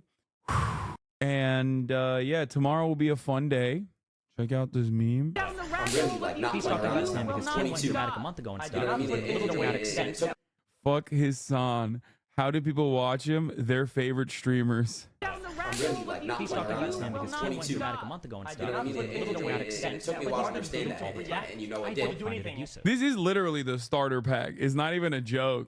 There's definitely more you can put on this. Will you visit Melbourne when you're down under? Yes, I will. I will be visiting Melbourne, and I will be visiting Sydney. Yeah, this is the doc is for the 39-year-olds. Yeah, no, this hits like the full fucking age, all the way from like literal 10-year-olds from Aiden all the way to 45-year-old divorced dads, actual divorced dads who watch streamers, more divorce. What the fuck, actually? What is happening here? Everyone I know has been to Australia says this is unreal. Visit Kansas City so I can meet you. You love it here, promise. Listen, boys, girls, MBs, everybody. I love you all. We will. Man, I feel so disappointed when I see like a content creator who I think is like decent, like has made good videos, just completely fucking cast aside their values for admiration demonstrated towards a guy who I don't think deserves it, especially in a moment where he definitely has demonstrated that he is intellectually outpaced, outmatched. Anyway, Mr. Borelli. We got Jinxie though. True, we did. Shouts out to Lex Fridman once again. No more Lex Fridman slander on this broadcast. Lex Fridman slander will not be tolerated. He is my goat. He is the goat and the giraffe. He is both of those things. He gave us fucking 2 full days of content and an extended edition of fun that happened on other platforms. I mean, holy fuck, dude. My man just gift wrapped that shit and hand delivered it by putting fucking Destiny in front of Norman Finkelstein. God damn. Anyway, I will valuetain you tomorrow. Sunny Los Angeles, And we will move away from drama and you know, dumb shit, and we'll do some, oh, actually, we'll do dumb shit. We'll do fun shit. All right, love you all, and see you tomorrow. Bye-bye. just begun. There is again, her sun is streaming, her sun is streaming. There is again, her sun is streaming, her sun is streaming. Reviewing the P.O. box, Uncle Uger's face. Sudden discord at your prop, great names take on breath. Tiny Bernie Sanders, LGBTQ Air Force. The whole left at your fingertips, Ane at your door. H3 crowded debate, the Young Turks online show. 3 full fucking years of this, plenty more to go. 90-day fiance, talks of champagne bourgeoisie. A Trump rally live reaction, a mass riot at DC.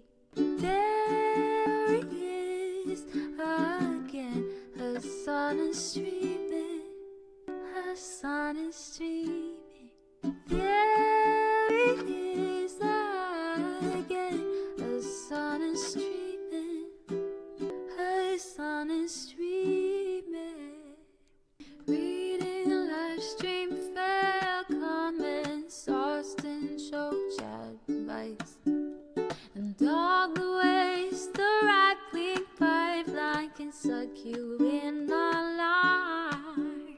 JCS react, Lord frame gets broken, cover blown. A full-blown mass pandemic, monster streaming at your home. Total radicalization coming out to find. The system you were taught to trust in was broken the whole time. All these daily streams, whether big or whether small, have helped me and so